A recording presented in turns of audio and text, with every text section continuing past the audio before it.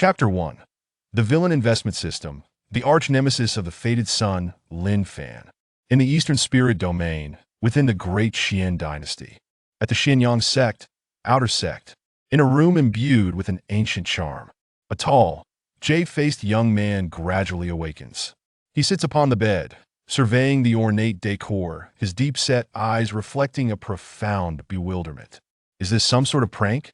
Or have I been foolishly placed on a film set by some treacherous friend? Zhou Qingyun muses within, eager to rise and venture outside for verification.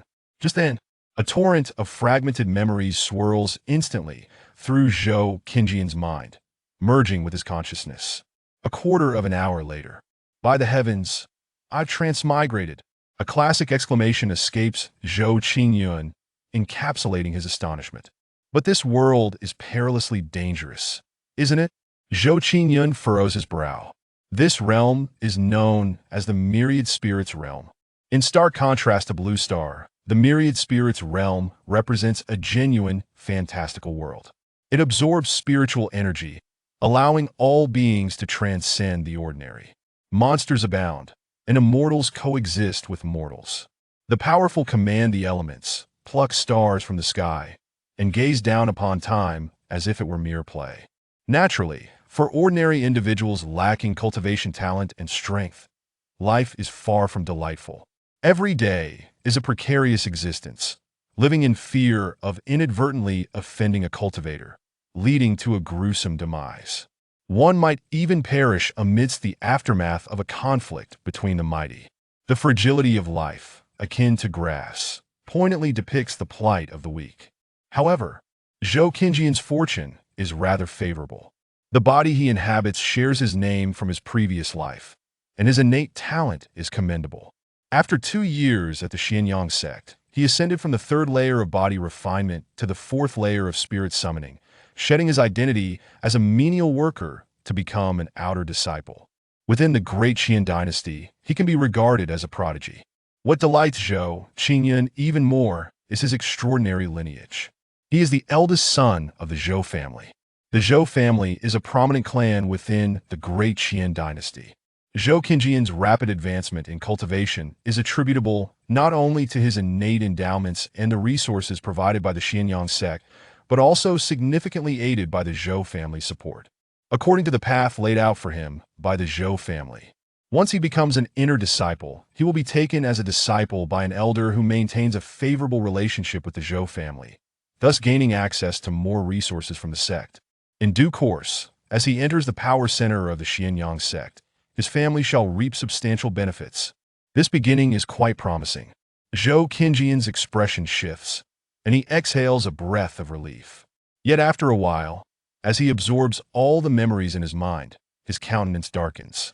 Lin Fan, a mere menial worker, was on the brink of being expelled by the sect due to stagnation when suddenly he awakens, cultivating at an astonishing pace, breaking through to the spirit summoning realm in mere months. Isn't this the classic protagonist template? Must it be this way? And according to these memories, it seems I am a minor antagonist? The death of my predecessor was allegedly orchestrated by Lin Fan's grandfather. At that moment, Zhou Qingyun is left in a state of despair. What he thought was a heavenly start turns out to be a descent into hell. Lin Fan and Zhou Qingyun joined the Xianyang sect as menial workers at the same time. During their tenure, a conflict arose over a menial task, leading to a rivalry. As time passed, Zhou Qingyun's talents began to emerge, and in just 2 years, he became an outer disciple. Conversely, Lin Fan's aptitude was abysmally poor, barely managing to break through 2 realms in 2 years. After Zhou Qingyun became an outer disciple, he subtly conspired to suppress Lin Fan. Believing that in 3 years, Lin Fan would be expelled from the sect, fading into obscurity. Yet this boy, as if struck by enlightenment, suddenly awakened, cultivating at an extraordinary speed, and soon broke through to the spirit summoning realm. After Lin Fan became an outer disciple yesterday, Zhou Qingyun orchestrated a humiliation for him. Lin Fan, unable to bear it, had his grandfather eliminate the previous incarnation last night. This is how he transmigrated. Zhou Qingyun rubbed his forehead, his thoughts racing. If Lin Fan sees that I'm alive, he might very well come after me. 3 paths lie before me. The first is to confess to the sect about Lin Fan's grandfather. The second is to seek protection from the elder friendly with my family. The third is to abandon the resources of the Xianyang sect and return to my family. After much contemplation, Zhou Qingyun finds the last option viable. After all, the grandfather of the fated son is not someone to be trifled with. Every one of them was formidable in life. The Xianyang sect might very well be complicit in any ensuing troubles. Zhou Qingyun continuously analyzes the myriad pros and cons in his mind. At this juncture, a crisp chime resonates within his consciousness. Ding! Detecting the host's identity as a villain, binding the villain investment system. Zhou Qingyun abruptly rises, his pupils constricting, disbelief etched across his handsome visage. I have a system as well? Huh. It seems the heavens do not forsake me. Villain investment system successfully bound. Ding! Initiating startup.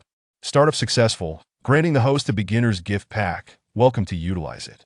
Villain investment. Zhou Qingyun's eyes gleam as he silently inquires. System. Please elucidate your functions. Ding! Esteemed host, as the name suggests, the primary function of this system is investment. By expending a certain amount of villain points, one may bind an investment target. After binding, the host can invest in the items needed by the target and receive a multiplied return. P.S. Investment targets are categorized by luck into black, white, blue, purple, red, and gold, with each category offering different return multiples. Black and white yield no return. Blue returns double, purple quadruples, red octuples, and gold 16-fold.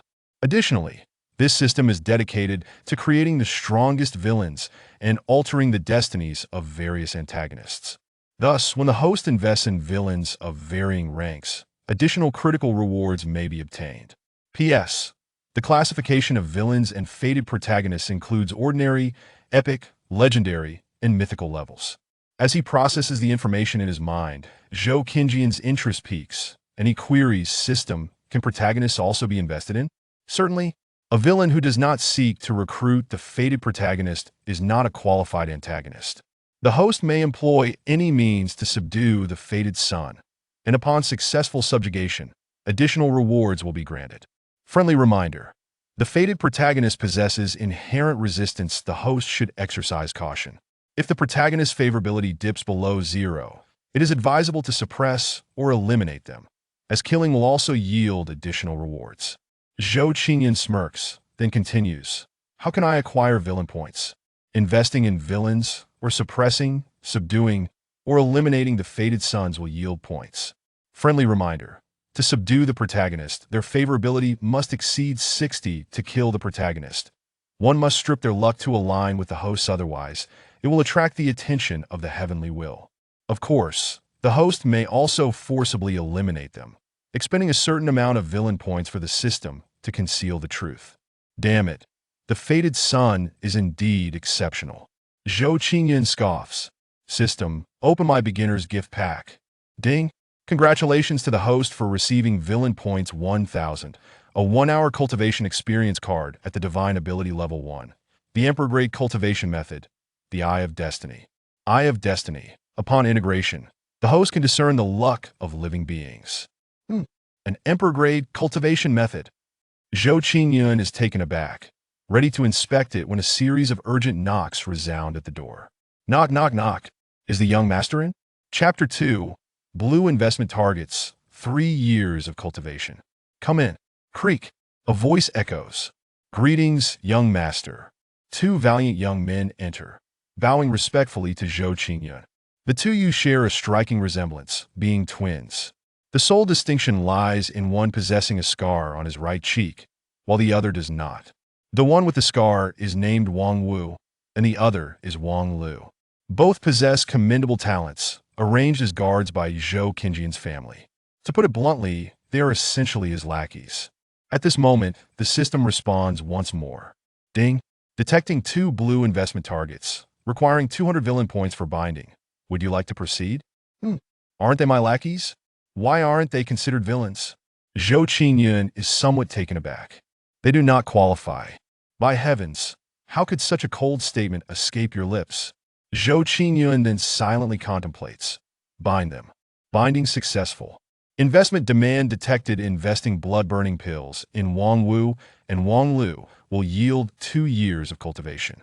This system seemingly triggers choices based on the items in the host's possession, combined with the challenges faced by the investor. Does it not? Given that Zhou Qingyun happens to possess 2 blood-burning pills, he surmises this. Somewhat puzzled, Zhou Qingyun does not immediately inquire further, but looks at Wang Wu and Wang Lu, raising an eyebrow. What brings you here? It's about yesterday afternoon when we sought trouble with that Lin Fan, the little wretch. We discovered he has already broken through to the first layer of spirit summoning and has become an outer disciple, currently rampantly challenging you on the dual platform. We came to report this to you. The two innocently scratched their bald heads, with Wang Wu speaking up. This dog surpasses the fated protagonist. Just days ago, he was at the 10th layer of body refinement, and now he's at the first layer of spirit summoning. What a tremendous leap. In an instant, Zhou Qing retrieved 2 blood-burning pills from his storage ring, addressing the 2 individuals before him. I shall grant each of you a blood-burning pill to enhance your chances in the duel against Lin Fan. Young master, that is not advisable. These pills are life-saving measures prepared by the family for you. It would be unthinkable to squander them on us. Besides, that lad has only reached the first level of spirit attraction, and we are confident in our ability to defeat him. Wang Wu and Wang Lu immediately knelt before him, expressing their trepidation. The blood-burning pill, a 3rd-tier elixir, can temporarily elevate a practitioner 3 minor realms below the spirit realm. Yet it exacts a significant toll, leaving the user weakened for a month. Despite its steep price, it remains highly sought after in the marketplace, for it possesses the potential to save one's life in critical moments. Both Wang Wu and Wang Lu had long since broken through to the first level of spirit attraction a year ago, and they now stood at the 2nd level, thus brimming with confidence to vanquish Lin Fan. Do you mean to say that my words carry no weight? Zhou Qing narrowed his eyes, irritation evident in his tone. Shaking his head, Zhou Qing understood the terrifying nature of the chosen one far beyond the comprehension of ordinary individuals. After a moment of hesitation, the 2 men cautiously accepted the pills, expressing their gratitude. Thank you, young master. We shall undoubtedly defeat Lin Fan. Investment successful. 2 years of cultivation acquired. The host may claim it at any time. Investment completed. The attribute panel is now accessible, allowing the host to view both the investment target and personal attribute data. Ding! Achievement. First investment detected. Rewards of 2 years of cultivation and 1 enlightenment pill granted. The host may claim it at any time. A smile graced Zhou Qing's face as excitement welled within him. Quickly suppressing his joy, he produced 2 vitality pills and handed them to the 2. The vitality pill, a 2nd-tier elixir, provides pure spiritual energy and accelerates the unblocking of spiritual meridians. Vitality pills? Young master, this.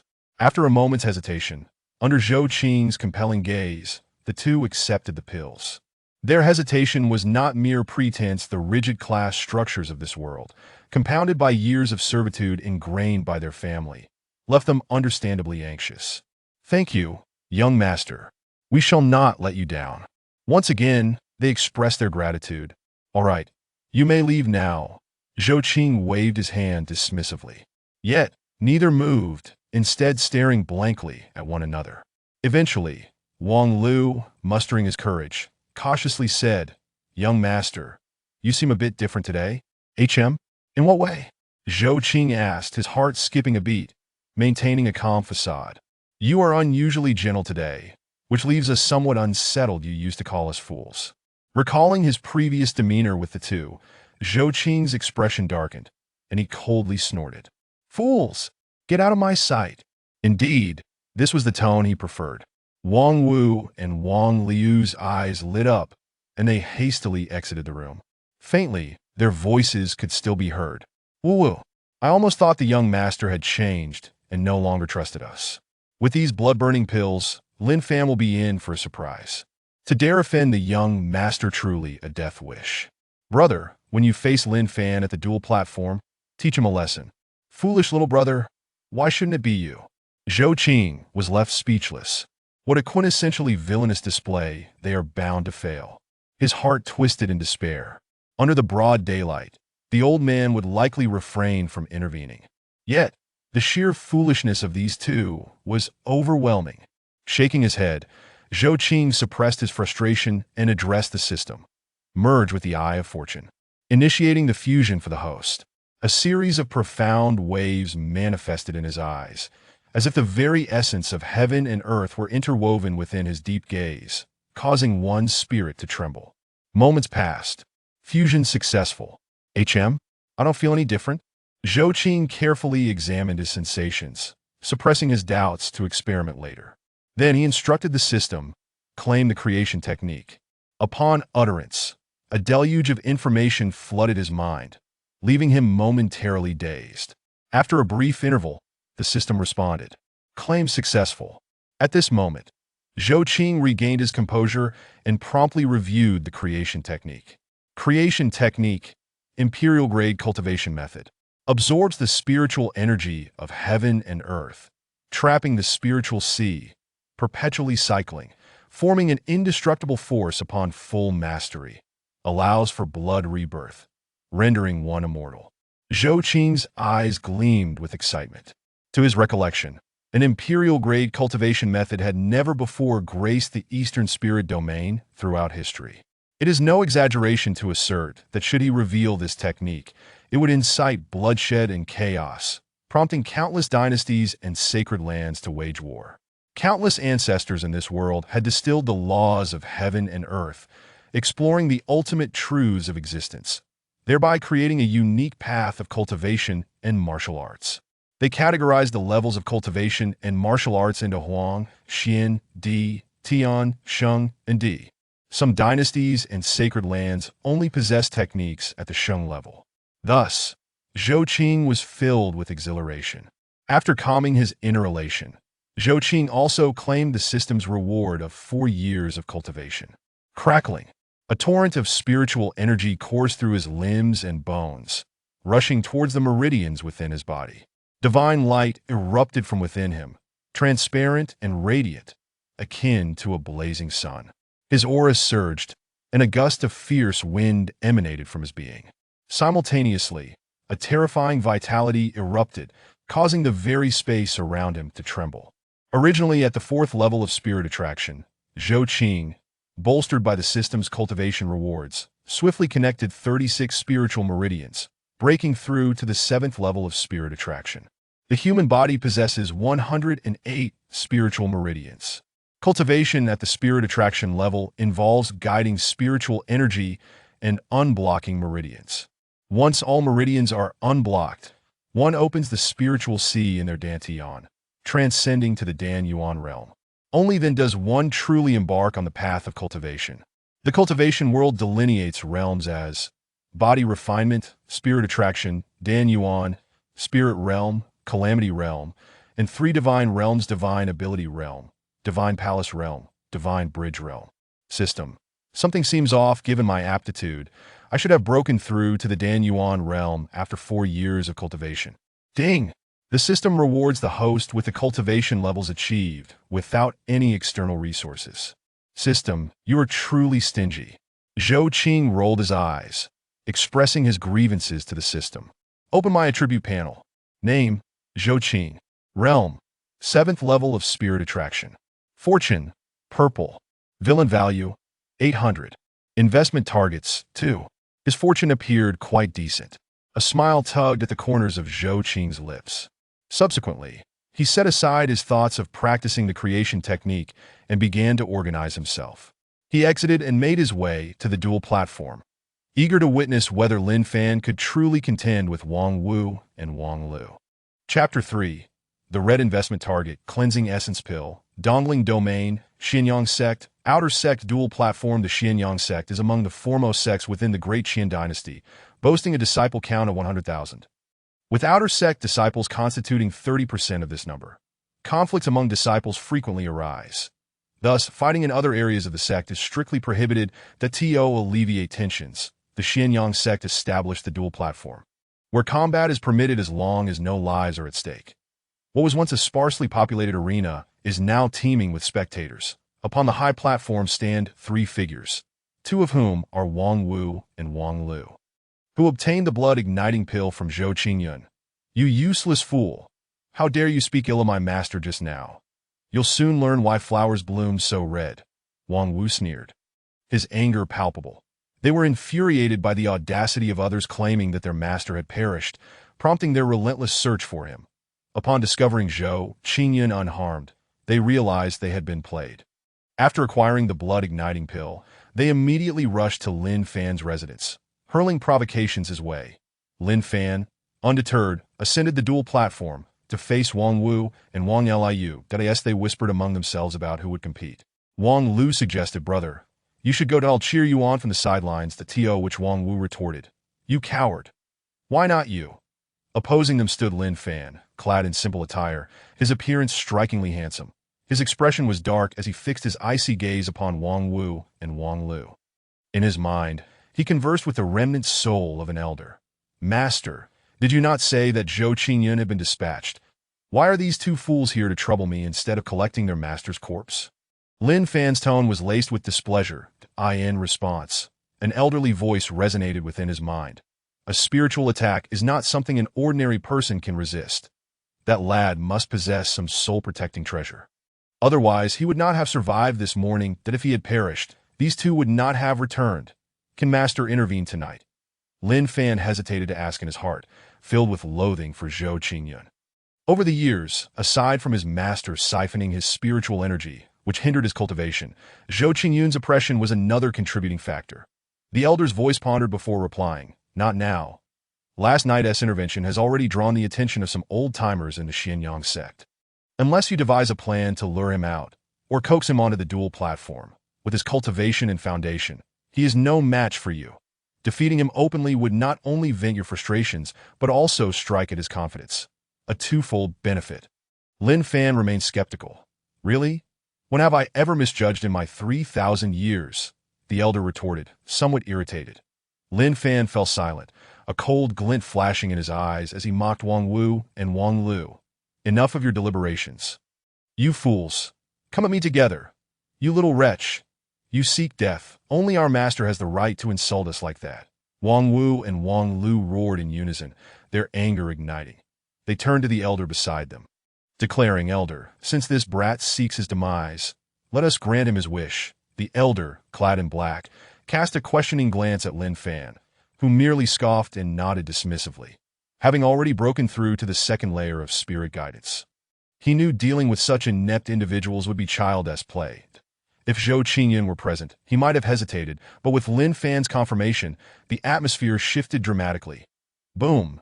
It was as if a stone had been cast into a tranquil lake, instantly igniting the excitement of the onlooking disciples. Lin Fan, truly seeking death. Despite being at the second layer of spirit guidance, he dares to challenge two opponents. Who does he think he is? By heavens, I've never seen someone so arrogant. Wang Wu, Wang Lu, finish him off. Unfazed by the jeers, Lin Fan steadily regarded Wang Wu and Wang Lu, a smile curling at the corners of his lips. "Come on, you two buffoons, I've tolerated you for far too long. Today, you'll learn that being a sycophant leads nowhere. Seeking death." Wang Wu and Wang Lu, eyes ablaze with fury, charged at Lin Fan with the ferocity of raging bulls. Their palms glimmered with jade-like spiritual energy, radiating lethal intent. This was the yellow-grade superior technique, mountain-splitting palm, capable of shattering stone when mastered. The two launched their assault. They expected to overpower Lin Fan effortlessly. However, as they reached for him, Lin Fan seemed to vanish, effortlessly evading their strikes, leaving only an afterimage. Instantly, he appeared behind them, his leg infused with spiritual energy. Bang bang! With a swift kick, Lin Fan sent Wang Wu and Wang Lu crashing to the ground. Boom! The disbelief in their eyes was palpable. They never anticipated Lin Fan to be this formidable. The surrounding outer sect disciples gaped in shock. How is this possible? Wang Wu and Wang Lu, both at the second layer of spirit guidance, have been defeated? Is this a trick?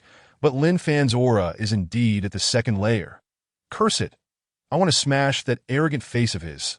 The elder in black, witnessing the spectacle, brightened at the sight. At such a young age, he has cultivated a Xian grade martial art to a minor success. His aptitude is commendable. Lin Fan wore a subtle smile, thinking to himself, an ant cannot fathom the abilities of a genius. He looked disdainfully at Wang Wu and Wang Lu and said, I was too lenient in my description of you as mere buffoons that go fetch your foolish master. Perhaps he can provide me with a challenge. Their faces contorted with rage. Wang Wu retorted coldly, Thank goodness our master is astute. Otherwise, you would have truly thought yourself impressive. A sense of foreboding crept into Lin Fan's heart that I end the next moment. The brothers flipped their palms, revealing a pill in their grasp, the blood-igniting pill. You're insane. Lin Fan's expression shifted dramatically. This foolish Zhou Qingyun is truly extravagant, willing to expend such a pill just to deal with me.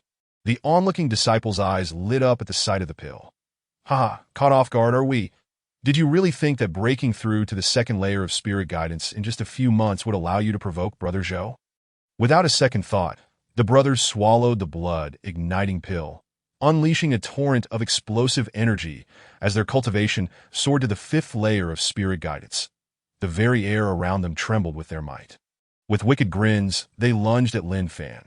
Lin Fan's face paled as he evaded their attacks, desperately attempting to exhaust the effects of their pills. Meanwhile, Zhou Qingyun appeared at the observation platform, observing the unfolding battle and thinking to himself, truly deserving of the title Child of Destiny. He can indeed escape that moment. His system chimed in. Ding, ordinary Child of Destiny detected. Would you like to view the data? View. Name. Lin Fan Cultivation. Second layer of Spirit Guidance Fortune. Red Favorability. -60 Destiny level. Ordinary Ding. The host's investment target is suppressing an ordinary level Child of Destiny. Gain 100 villain points. Ding. The host's investment target has successfully suppressed a Child of Destiny for the first time, achieving the feat and earning 20,000 villain points. Zhou Qingyun's eyes brightened as he activated his Eye of Fortune, directing it towards Lin Fan. Instantly, a radiant red aura, akin to the sun, manifested before him. Zhou Qingyun was momentarily taken aback, although he had anticipated Lin Fan's fortune to be significant. Witnessing it firsthand was still surprising. Upon his arrival, he had activated the Eye of Fortune and scanned the surroundings, noting that most individuals emitted white auras, with only a few displaying blue. Lin Fan's red aura was the most prominent. An hour passed. Though Lin Fan's agility was commendable, he sustained considerable injuries under the relentless pursuit of the brothers. He was now on the verge of collapse. Meanwhile, the effects of the blood-igniting pill had waned, leaving Wang Wu and Wang Lu weak and sprawled on the ground, their eyes filled with unwillingness as they gazed at Lin Fan. Lin Fan let out a sigh of relief, circulating his energy to restore his spiritual power while coldly remarking, Hell what? Still reluctant to concede. According to the rules of the dual platform, as long as lives were not endangered and no one conceded, the elder present could not intervene to AT that moment. Zhou Qingyun's system triggered another investment opportunity. Ding. Investment demand detected from Wang Wu. Invest a spirit recovery pill to gain 10,000 inferior spirit stones. Ding. Investment demand detected from Wang Lu. Invest a spirit recovery pill to gain 10,000 inferior spirit stones. Ding. Investment demand detected from the red investment target Lin Fan. Invest a spirit recovery pill to obtain the superior Xin grade martial art, mountain splitting seal, cleansing essence pill, and 5 years of cultivation. Would you like to bind this investment? Chapter 4. The modest gentleman Zhou Qingyun, the delivered chives, first bind Lin Fan. Zhou Qingyun's eyes brightened as he responded to the system. Ding. It has been detected that Lin Fan is the Child of Destiny. Do you confirm the expenditure of 10,000 villain points to bind the red investor Lin Fan? Zhou Qingyun's expression darkened, and he angrily questioned the system. Why does it cost 10,000 for a red investment target when the blue ones only cost 100? Binding investment targets of various levels incurs an exponentially increasing cost of villain points. Please do not be surprised, host. Surprised? What nonsense. If it increases tenfold, wouldn't binding a golden investment target cost 100,000? Zhou Qingyun was astounded by the system's greed. Taking a deep breath, he suppressed his frustration and turned his gaze back to the platform. Wang Wu and Wang Lu sat back to back, their faces still devoid of color, yet their eyes were fixed intently on Lin Fan, secretly channeling their energy to restore their vitality. They had not even considered Lin Fan's words of surrender. Meanwhile, Lin Fan had regained some color in his face after a few minutes of rest. Observing the two brothers' unwavering resolve, Lin Fan furrowed his brow and thought to himself, "This despicable Zhou Qingyun is truly unscrupulous in his efforts to suppress me, even resorting to using such a precious blood-burning pill. What a detestable clan!" Lin Fan harbored a secret delight at the Wang brothers' reckless behavior. The cultivation technique he practiced was a low-grade heaven-tier method bestowed upon him by his master. With astonishing recovery capabilities, just a few minutes had passed, and he could already sense a trickle of spiritual energy returning to his meridians that he believed that after a few more minutes, he would fully recover. At that point, he vowed to leave the Wang brothers incapacitated, unwilling to relent until he had done so. As Lin Fan reveled in his thoughts, a figure clad in white, handsome and graceful, flew onto the platform. "Young master?" Upon seeing the newcomer, Wang Wu and Wang Lu's eyes lit up, wanting to stand and bow, but were halted by Zhou Qingyun's gesture. The elder in black, observing this, furrowed his brows and swiftly approached Zhou Qingyun, expressionless, stating, "During the duel, no one is allowed to interfere." Zhou Qingyun clasped his hands and donned a warm smile, saying, "Disciple Zhou Qingyun, seeing that my fellow disciples are gravely injured, I have come to deliver recovery pills." The elder in black regarded him with suspicion. The watching disciples were equally perplexed, murmuring among themselves, "If I remember correctly, doesn't Zhou Qingyun have a grudge against Lin Fan? And isn't Wang Wu one of his own? When Zhou Qingyun just mentioned delivering recovery pills, does that include Lin Fan? Moreover, would he truly part with such a precious pill? The recovery pill, a third-tier elixir, could heal injuries and accelerate the recovery of spiritual energy. Zhou Qingyun's family had only prepared for him. Upon seeing the newcomer, Lin Fan thought, "As expected, he hasn't perished. How infuriating!" He then scoffed, "What? Young Master Zhou has come to gloat over my injuries." Unfazed by Lin Fan's derision, Zhou Qingyun maintained his congenial smile and replied, "I understand that Lin Shidi harbors resentment towards me. Today, as I reflect upon the teachings of our sect, I have decided to unite and assist my fellow disciples." With that, Zhou Qingyun produced 3 recovery pills from his storage ring, genuinely stating, "Seeing my fellow disciples in such dire straits, I hope the elder will distribute these recovery pills among them." How could such words escape your lips? Everyone knows that Zhou Qingyun is notorious for his vindictiveness. The elder in black was taken aback. Wang Wu and Wang Lu were equally stunned. The watching disciples were likewise bewildered. Yet, witnessing Zhou Qingyun's sincere demeanor, many began to waver. Only Lin Fan felt an unsettling anxiety, gritting his teeth as he spat. "You despicable scoundrel! Get out of here and stop pretending to be sympathetic." Zhou Qingyun was not angered. He continued to smile amiably. "It seems my misunderstanding with Shidi runs too deep. Perhaps the elder can examine these recovery pills. I assure you they pose no issues." Lin Fan fell silent, realizing that further protest would only paint him as petty. Observing this, the black-clad elder took the recovery pills, releasing his spiritual sense to examine them. After a moment, the elder declared, "There are indeed no issues." Now, even the black-clad elder was impressed by Zhou Qingyun's magnanimity, casting him a look of admiration. The onlookers were similarly captivated by Zhou Qingyun, praising Zhou Xiong's noble character. Zhou Qingyun then requested, "Elder Zhang, please distribute these recovery pills to my fellow disciples." The black-clad elder nodded in agreement. After receiving the recovery pills, Wang Wu and Wang Lu immediately consumed them, their color improving dramatically. Ding, blue investment successful too. Obtaining 2,000 low-grade spirit stones, available for the host to claim at any time. Zhou Qingyun nodded, turning his gaze towards Lin Fan. At this moment, Lin Fan did not immediately consume the pill. Instead, he communicated with the lingering soul in his mind. "Master, is there any issue with this recovery pill?" After a brief silence, the lingering soul replied, "There are indeed no problems." The lingering soul was also perplexed by Zhou Qingyun's actions. Could it be that this fellow is truly a gentleman? The lingering soul began to doubt its own judgment. With the recovery pill in hand, an idea sparked in Lin Fan's mind. He turned to Zhou Qingyun and said, "Since you wish to resolve our misunderstandings, I have a method." Zhou Qingyun showed interest, replying, "Oh, I await your elucidation." Lin Fan continued, "Once I consume the recovery pill and recover, let us engage in a duel that if you win, I shall be willing to set aside my grievances towards you."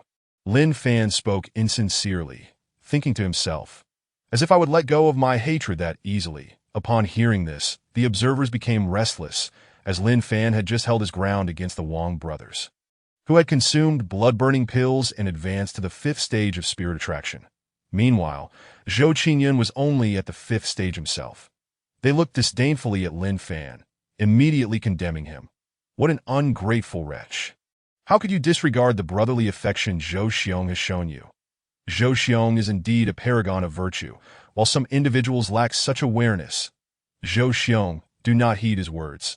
This fellow harbors ill intentions. Lin Fan, feeling utterly frustrated, wanted to scream, "Are you all blind? Or merely choosing to be willfully ignorant? When he oppressed me before, why did you not speak up?" Zhou Qingyun maintained his warm smile. Truly, it seems that in every world, people only believe the reality they see before them. Subsequently, Zhou Qingyun gestured for everyone to quiet down and then spoke to Lin Fan with a meaningful tone. "Very well. Let us proceed as you suggest. Did he truly think he had me at his mercy? I was just lamenting my lack of chives to test the system's bugs." Zhou Qingyun scoffed inwardly, choosing not to respond further. Seeing this, Lin Fan wasted no time and immediately consumed the recovery pill. Ding! Red investment successful, acquiring the high-grade, Shin-level martial art mountain-toppling seal, a cleansing pill, and 5 years of cultivation. Feeling elated, Zhou Qingyun found Lin Fan's predicament increasingly endearing that as the sun began to set, casting a golden hue over Xianyang sect. It resembled a heavenly realm. Hours passed, and Lin Fan's injuries finally healed. He confidently addressed Zhou Qingyun. "I am ready now. You may commence to be cautious. Lin Shidi." Zhou Qingyun stood with hands clasped behind his back, exuding an ethereal presence as he casually replied. Then, Zhou Qingyun moved. He took a step forward, akin to traversing vast distances in an instant, his speed surpassing the comprehension of the outer disciples present. In the blink of an eye, he was before Lin Fan. Before Lin Fan could react, the lingering soul within his mind suddenly shouted, "Be careful."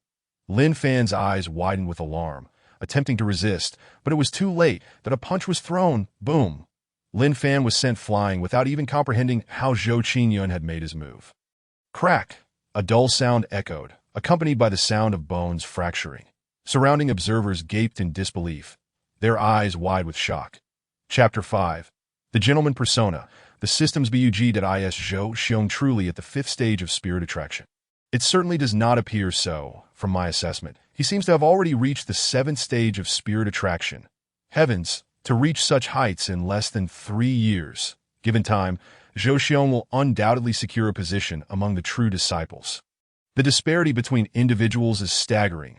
Countless outer disciples stood in astonishment, gazing at Zhou Qingyun, then shifting their attention to Lin Fan. At this moment, Lin Fan lay on the ground, his complexion ashen, spitting out a mouthful of blood. Trembling, he pointed a quivering finger at Zhou Qingyun, his breath uneven. "You despicable villain! Do you think others are fools just because they do not retaliate?" Lin Fan's fury surged, desperate for an outlet as he communicated with the lingering soul in his mind. "Master, is this what you consider talent? A mere foundation?" The lingering soul replied with discontent. "This fellow's talent and physique are indeed ordinary. His current breakthrough to the 7th stage of spirit attraction is likely due to fortuitous circumstances. Or perhaps his family has procured more valuable elixirs for him." The restless spirit was truly driven to madness this time, that he had sensed something amiss with Zhou Qingyun earlier and contemplated releasing his divine consciousness for investigation. Yet he feared detection by the elders of Xianyang sect. How infuriating! To think that a dignified spirit dual master, who had traversed the world for 3 millennia, would feel so constrained. He then consoled Lin Fan, saying, "Do not worry. Once your war god physique awakens and you cultivate for a year or so, you will easily suppress him." Ding!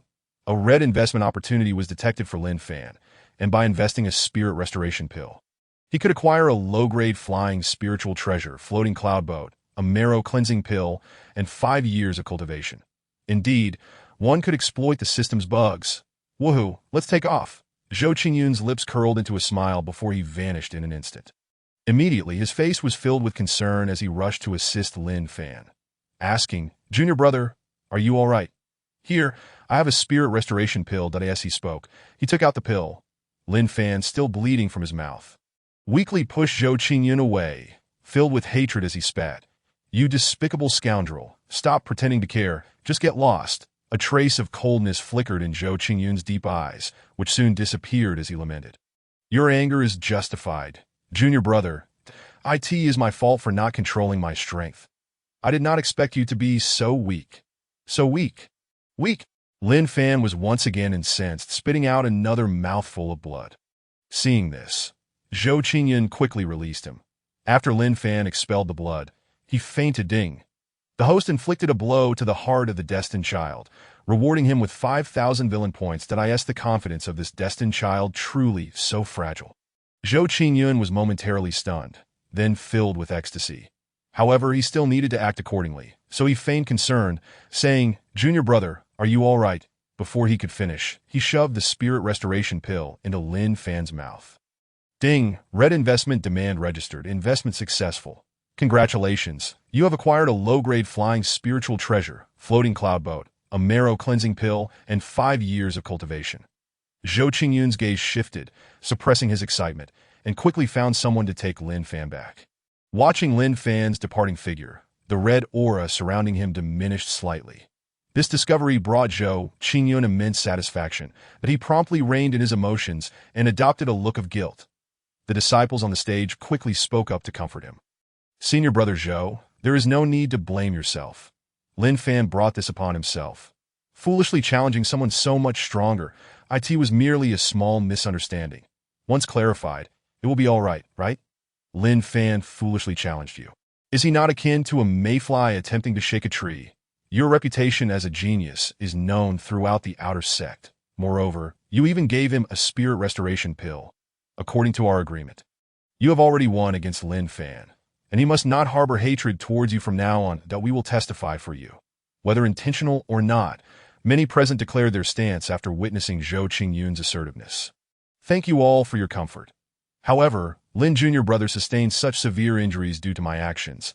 I must return and provide him with another spirit restoration pill as an apology, esteemed seniors. I shall take my leave." Zhou Qingyun clasped his hands. "Senior brother is truly noble. Senior brother is indeed a true gentleman." The crowd bowed in response. Seeing his persona established so successfully, Zhou Qingyun's spirit soared.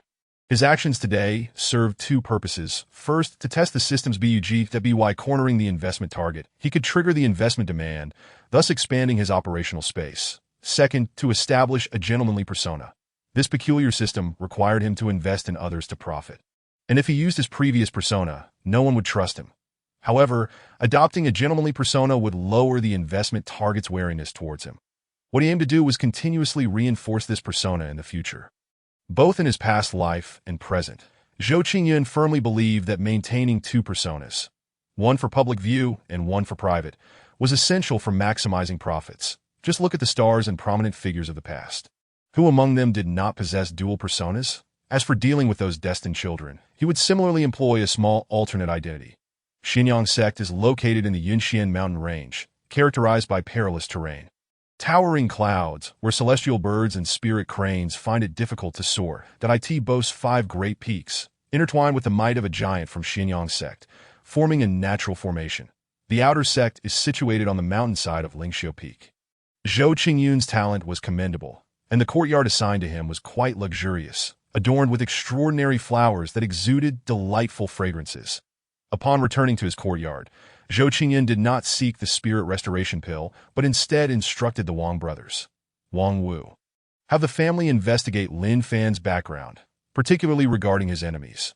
Wang Wu had a prominent scar on his face and sported a shaved head, which gave him a formidable presence.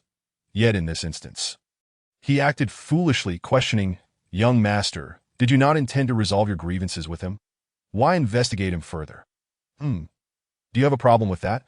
Zhou Qingyun looked at Wang Wu with a bemused smile. The chilling aura emanating from him caused Wang Wu to break into a cold sweat, and he quickly knelt down, trembling. It was my presumption. No wonder his previous self often referred to the two as fools. They truly lived up to that title. Zhou Qingyun felt a headache coming on, letting out a sigh. "Get up that I in the future. Ask less. Simply carry out my orders, or you may as well return to the family." "Yes."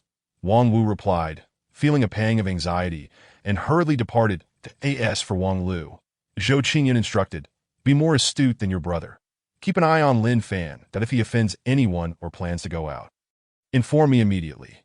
Yes, Wang Lu's face brightened at the praise from Zhou Qingyun, and he eagerly responded, "Then I shall take my leave." Zhou Qingyun nodded, watching Wang Lu's retreating figure, his eyes narrowing slightly. Their enemies could also be allies. The enemies of one might very well be the villains of another. Zhou Qingyun then began to review the harvest from today, his heart ablaze with excitement. System, claim the marrow cleansing pill. Chapter 6. The Book of Changes and the marrow cleansing pill night enveloped the land. The great demon roared, and strange beasts lurked. Tonight, the Yinxian mountain range was restless, with demonic beasts in turmoil, yet none dared to approach the several thousand peaks of Xianyang sect.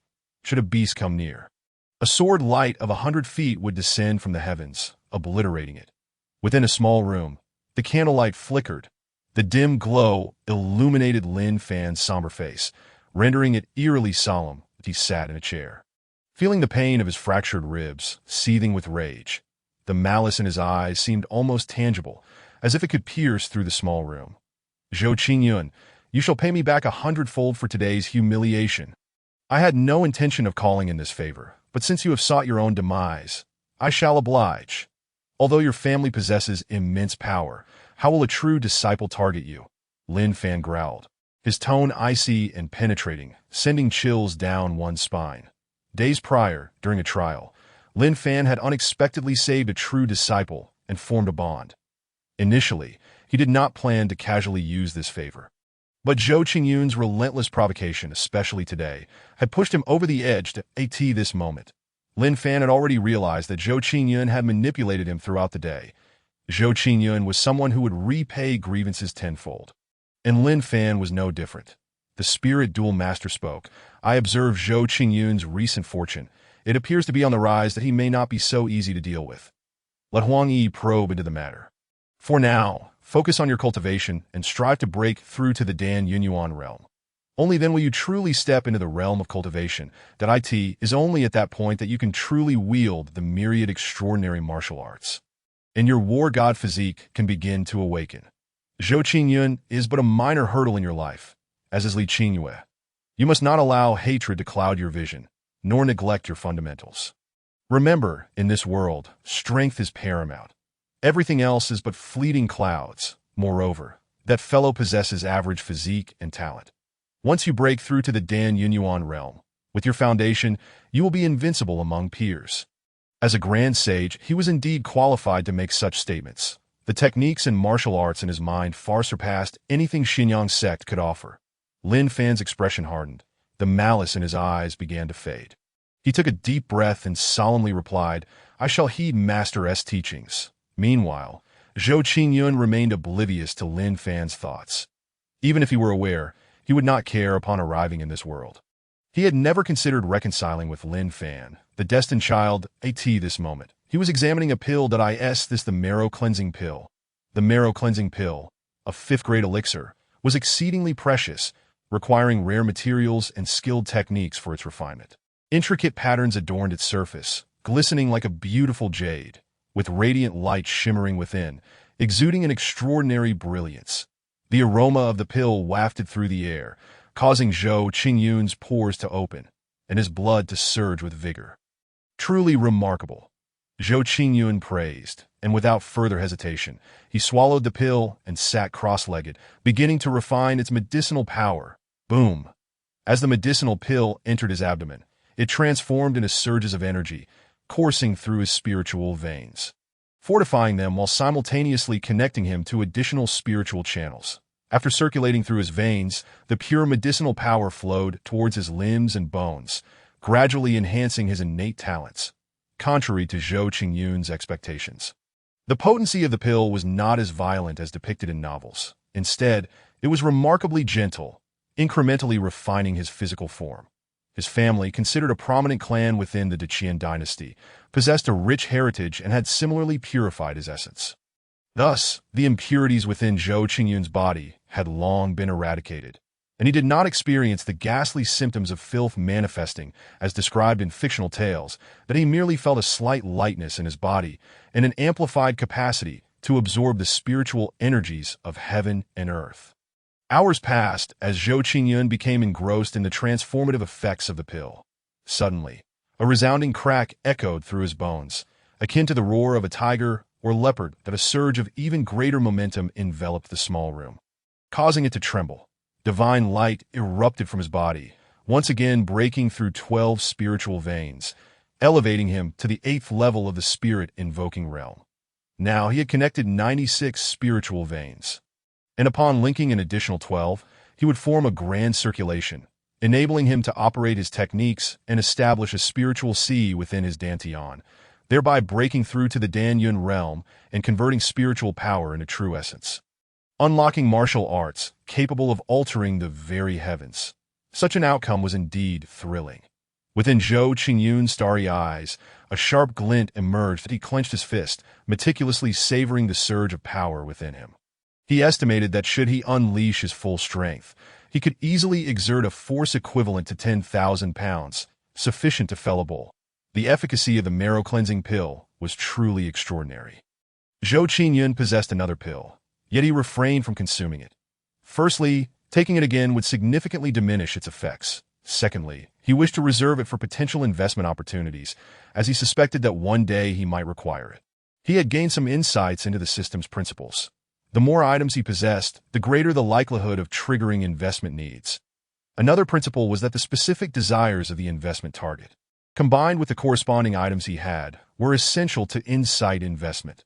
Shaking his head, Zhou Qingyun dismissed such thoughts and addressed the system. System: extract the lower-grade flying spiritual treasure, floating cloud boat. Extraction successful.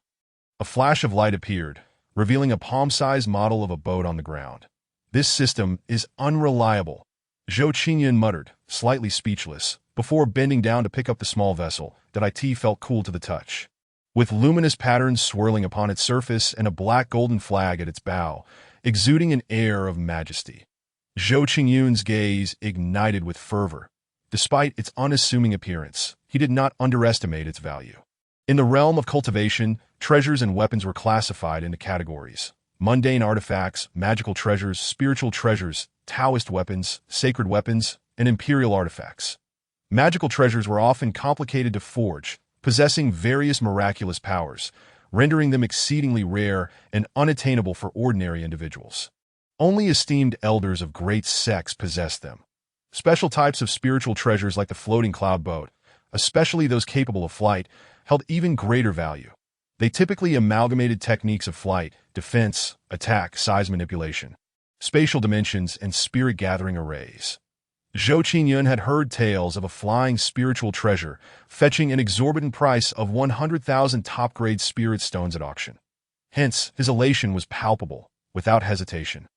He bit his finger, allowing a drop of his essence blood to fall upon the floating cloud boat, commencing its refinement. Moments passed, and a character symbolizing Zhou appeared upon the flag at the bow. Zhou Qingyun successfully refined it, breaking into a smile. Indeed, as he had anticipated, once refined, the floating cloud boat possessed the ability to adjust its size at will, capable of expanding to a length of 10 zhang or shrinking to the size of a palm. Zhou Qingyun's heart raced with excitement, yearning to test it out. However, he currently lacked the true essence to operate it. Reluctantly, he set aside his thoughts and stored the floating cloud boat within the spatial ring. Subsequently, he began preparing to cultivate the creation technique and extract the 10 years' worth of cultivation rewards from the system. The technique he had previously practiced, known as the I Ching Mu Hua Ju, was classified as mid-grade in the Xian tier and was in no way comparable to the creation technique. Once he mastered the creation technique, his cultivation speed and foundational strength would undoubtedly reach new heights. Chapter 7. Breaking through to the Danyun realm. A possible antagonist emerges the following day. The dawn broke, casting its golden rays, while the clouds billowed majestically, standing atop the mountain peak of the Yunyang sect. With its tiered pavilions and sprawling palaces, it resembled an ethereal paradise. After using the teleportation array, Lin Fan arrived at the true inheritance peak. Upon reaching the mountain gate, he gazed at the seemingly endless white jade staircase. swallowing hard before resolutely ascending. Today, he intended to seek out the true disciples for assistance against Zhou Qingyun. Before long, Lin Fan arrived outside a delicate pavilion, where a spirit peach exuded a fragrant aroma. Uplifting the spirits of those nearby, two maidservants stood guard at the entrance. Lin Fan halted outside, respectfully stating, "May I trouble the two young ladies to inform Sister Huang that Lin Fan has come to pay his respects?" The maidservants exchanged apologetic glances, and one replied, "The true disciple has gone out for training. Please come back another day." "When will she return?" The true disciple did not specify, but it is likely to be around half a month. "I see." Disappointment flickered across Lin Fan's face. How infuriating. He wished for that scoundrel Zhou Qingyun to remain arrogant for a few more days. Outside the main gates, within Zhou Qingyun's courtyard, Wang Lu knelt respectfully, saying, "Report, young master, Lin Fan has gone to the True Inheritance Peak. Ditto, well done, continue to keep an eye on him, but do not get too close." Zhou Qingyun praised him. Yesterday, Lin Fan's grandfather had failed to notice his cultivation level, leading Zhou Qingyun to conclude that the lingering spirit was hesitant to release its divine sense, seemingly fearful of attracting the attention of the sect's elders. This gave him the confidence to have Wang Lu monitor Lin Fan. "This is my subordinate's duty," Wang Lu replied with a hint of joy before exiting the small room. Watching Wang Lu depart, Zhou Qingyun contemplated. He went to the True Inheritance Peak. Is he seeking the true disciples to deal with me? In his view, Lin Fan's visit to the True Inheritance Peak was highly likely related to this matter. Yet, Zhou Qingyun was not overly concerned, as long as he did not leave the sect.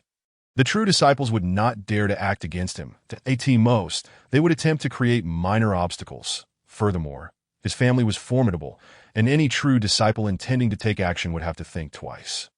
The pressing issue was to swiftly break through to the Danyun realm and become an inner sect disciple. After a night of cultivation, he found himself at a loss regarding the creation technique. Helpless, Zhou Qingyun retrieved a wisdom pill.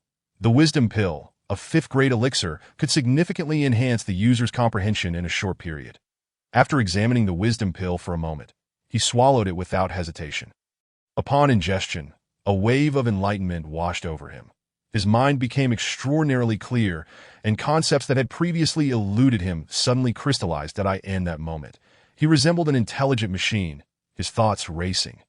Zhou Qingyun did not dare to delay and immediately began cultivating the creation technique. In this state, his comprehension was astonishing.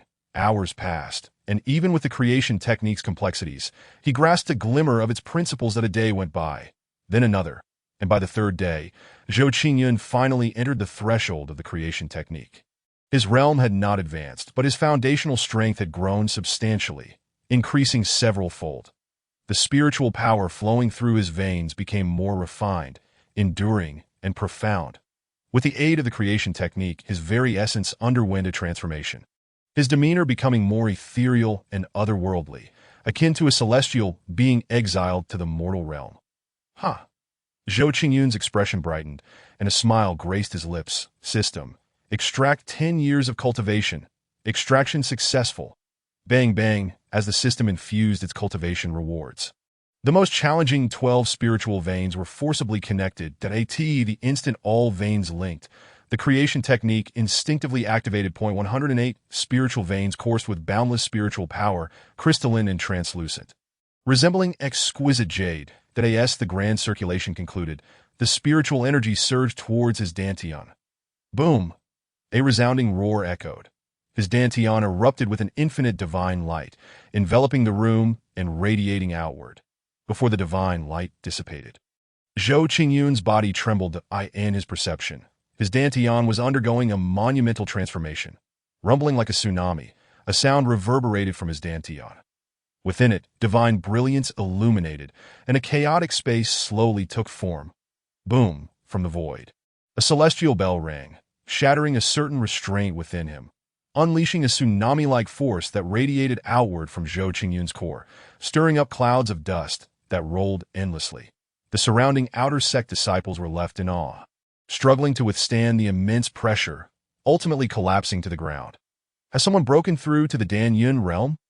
Looking in the direction, it appeared to be Brother Zhou. In less than 3 years, he has broken through to the Danyun realm. our Xianyang sect has indeed produced a true dragon. A quarter of an hour passed, and at last, Zhou Qingyun's spiritual sea was successfully opened. The immense spiritual power compressed to its utmost, intertwined with the rhythms of heaven and earth, transforming into strands of true essence.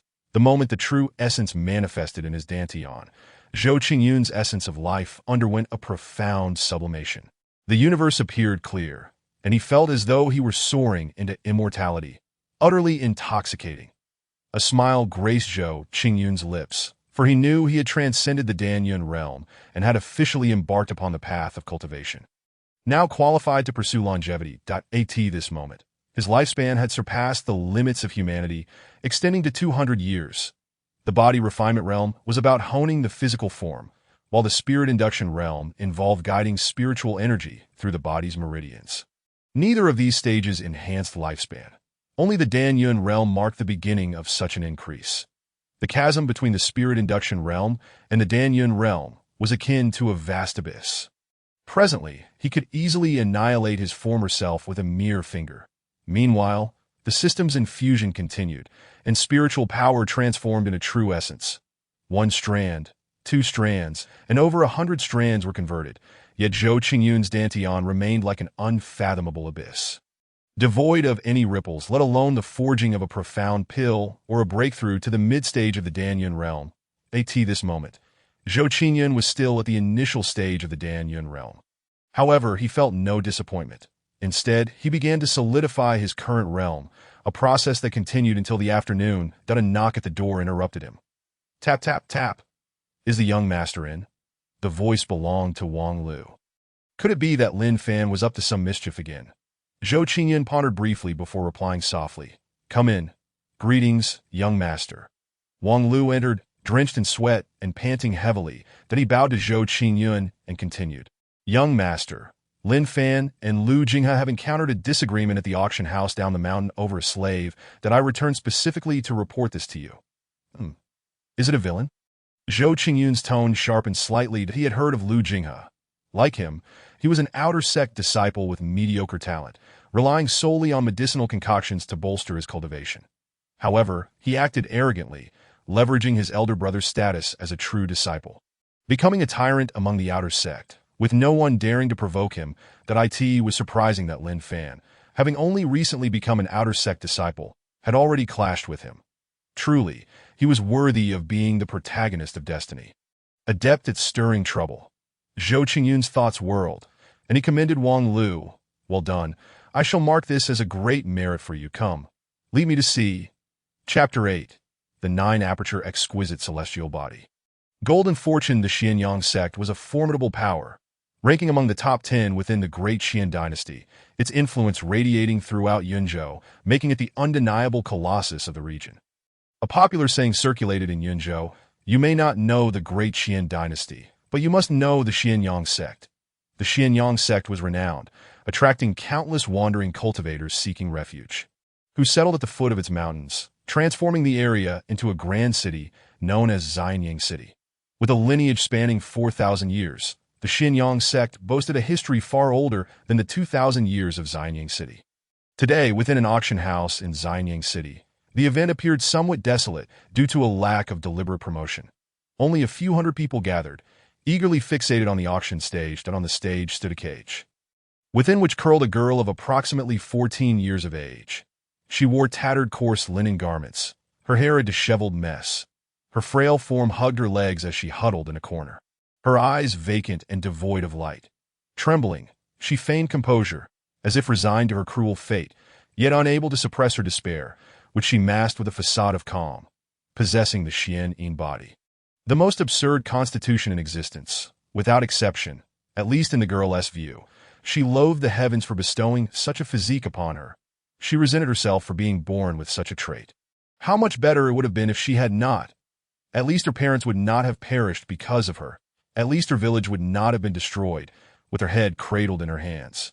Tears glistened in her eyes, reflecting the grotesque and greedy visages of every person below. She lifted her gaze to the stage and the crowd, as if etching in her heart the faces of those who treated her as mere merchandise. The auctioneer, however, paid no heed to the girl's despair. She merely needed to ensure the girl remained alive. Such was the nature of this world, where the weak possessed no voice and could only be at the mercy of others. Sometimes, even their own lives were not theirs to govern. I shall be direct. This girl possesses the Xianyin body, and she is still intact, that I trust you all are familiar with this type of constitution. So I shall not elaborate further. Let the auction commence, starting at 10,000 low-grade spirit stones, with each subsequent bid increasing by no less than 1,000 low-grade spirit stones. The auctioneer introduced the girl's background with enthusiasm and allure. As her words concluded, a hush fell over the crowd. Before the bidding began, 11,000 low-grade spirit stones, 12,000 low-grade spirit stones. The auction heated up that I in a corner on the second floor. Lin Fan donned a simple black robe.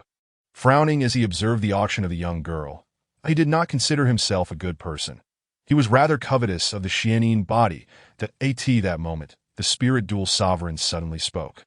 "Kid, bid for her." His tone, once calm, now carried a hint of urgency.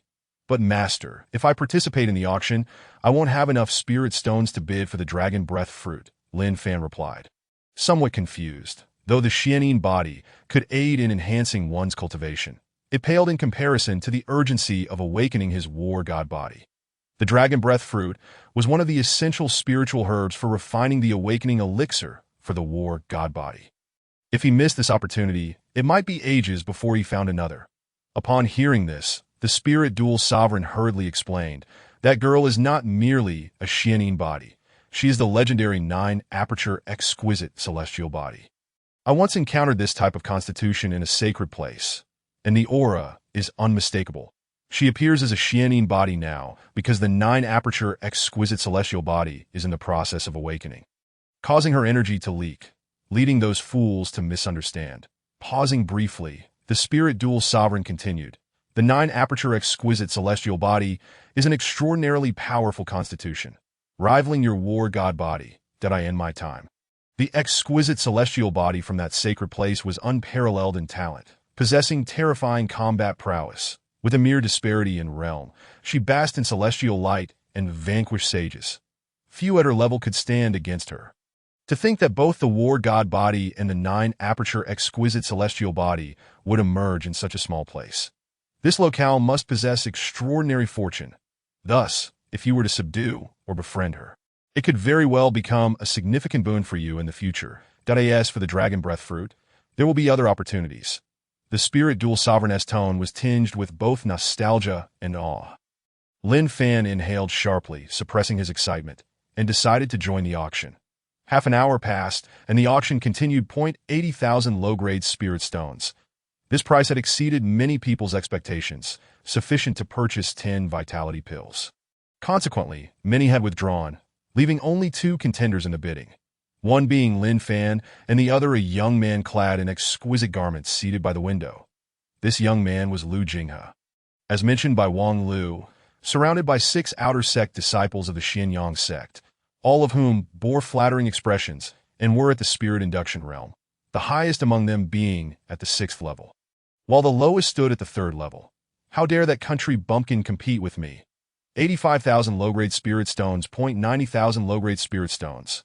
Lin Fan, growing impatient, raised his bid directly to 90,000, hoping to intimidate Lu Jinghe. Snap! Lu Jinghe's expression darkened as he broke the armrest of his chair, a clear sign that this price had exceeded his expectations. His gaze turned fierce as he glared at Lin Fan. Announcing a figure, 95,000. Through gritted teeth, he added, "I am an outer sect disciple of the Xianyang sect, with my elder brother being Lu Sun, that I hope you can give me some face. I see that your cultivation is not high either, so beware of attracting disaster." The threat was unmistakable to Ha. "Who do you think you are, expecting face from me?" Lin Fan scoffed, declaring 100 medium-grade spirit stones. The crowd gasped in shock, staring at Lin Fan's box, as if he were a fool that I end the cultivation world. A single medium-grade spirit stone equated to 1,000 low-grade spirit stones. 100 medium-grade spirit stones amounted to 100,000 low-grade spirit stones. Yet the value of medium-grade spirit stones far surpassed that of low-grade ones. Had this person lost his mind? Not only was he offering such an exorbitant price, but he also dared to offend Lu Jinghe. Although Lu Jinghe's cultivation was mediocre, he had the backing of a formidable older brother, Lu Sun. blessed with extraordinary talent, had broken through to the late spirit god realm within just 10 years of joining the Xianyang sect and was renowned for his exceptional swordsmanship. Having once slain a fully realized spirit god demon with a single stroke, renowned and illustrious, Lu Xun is one of the 10 heroes of the Deqian Empire.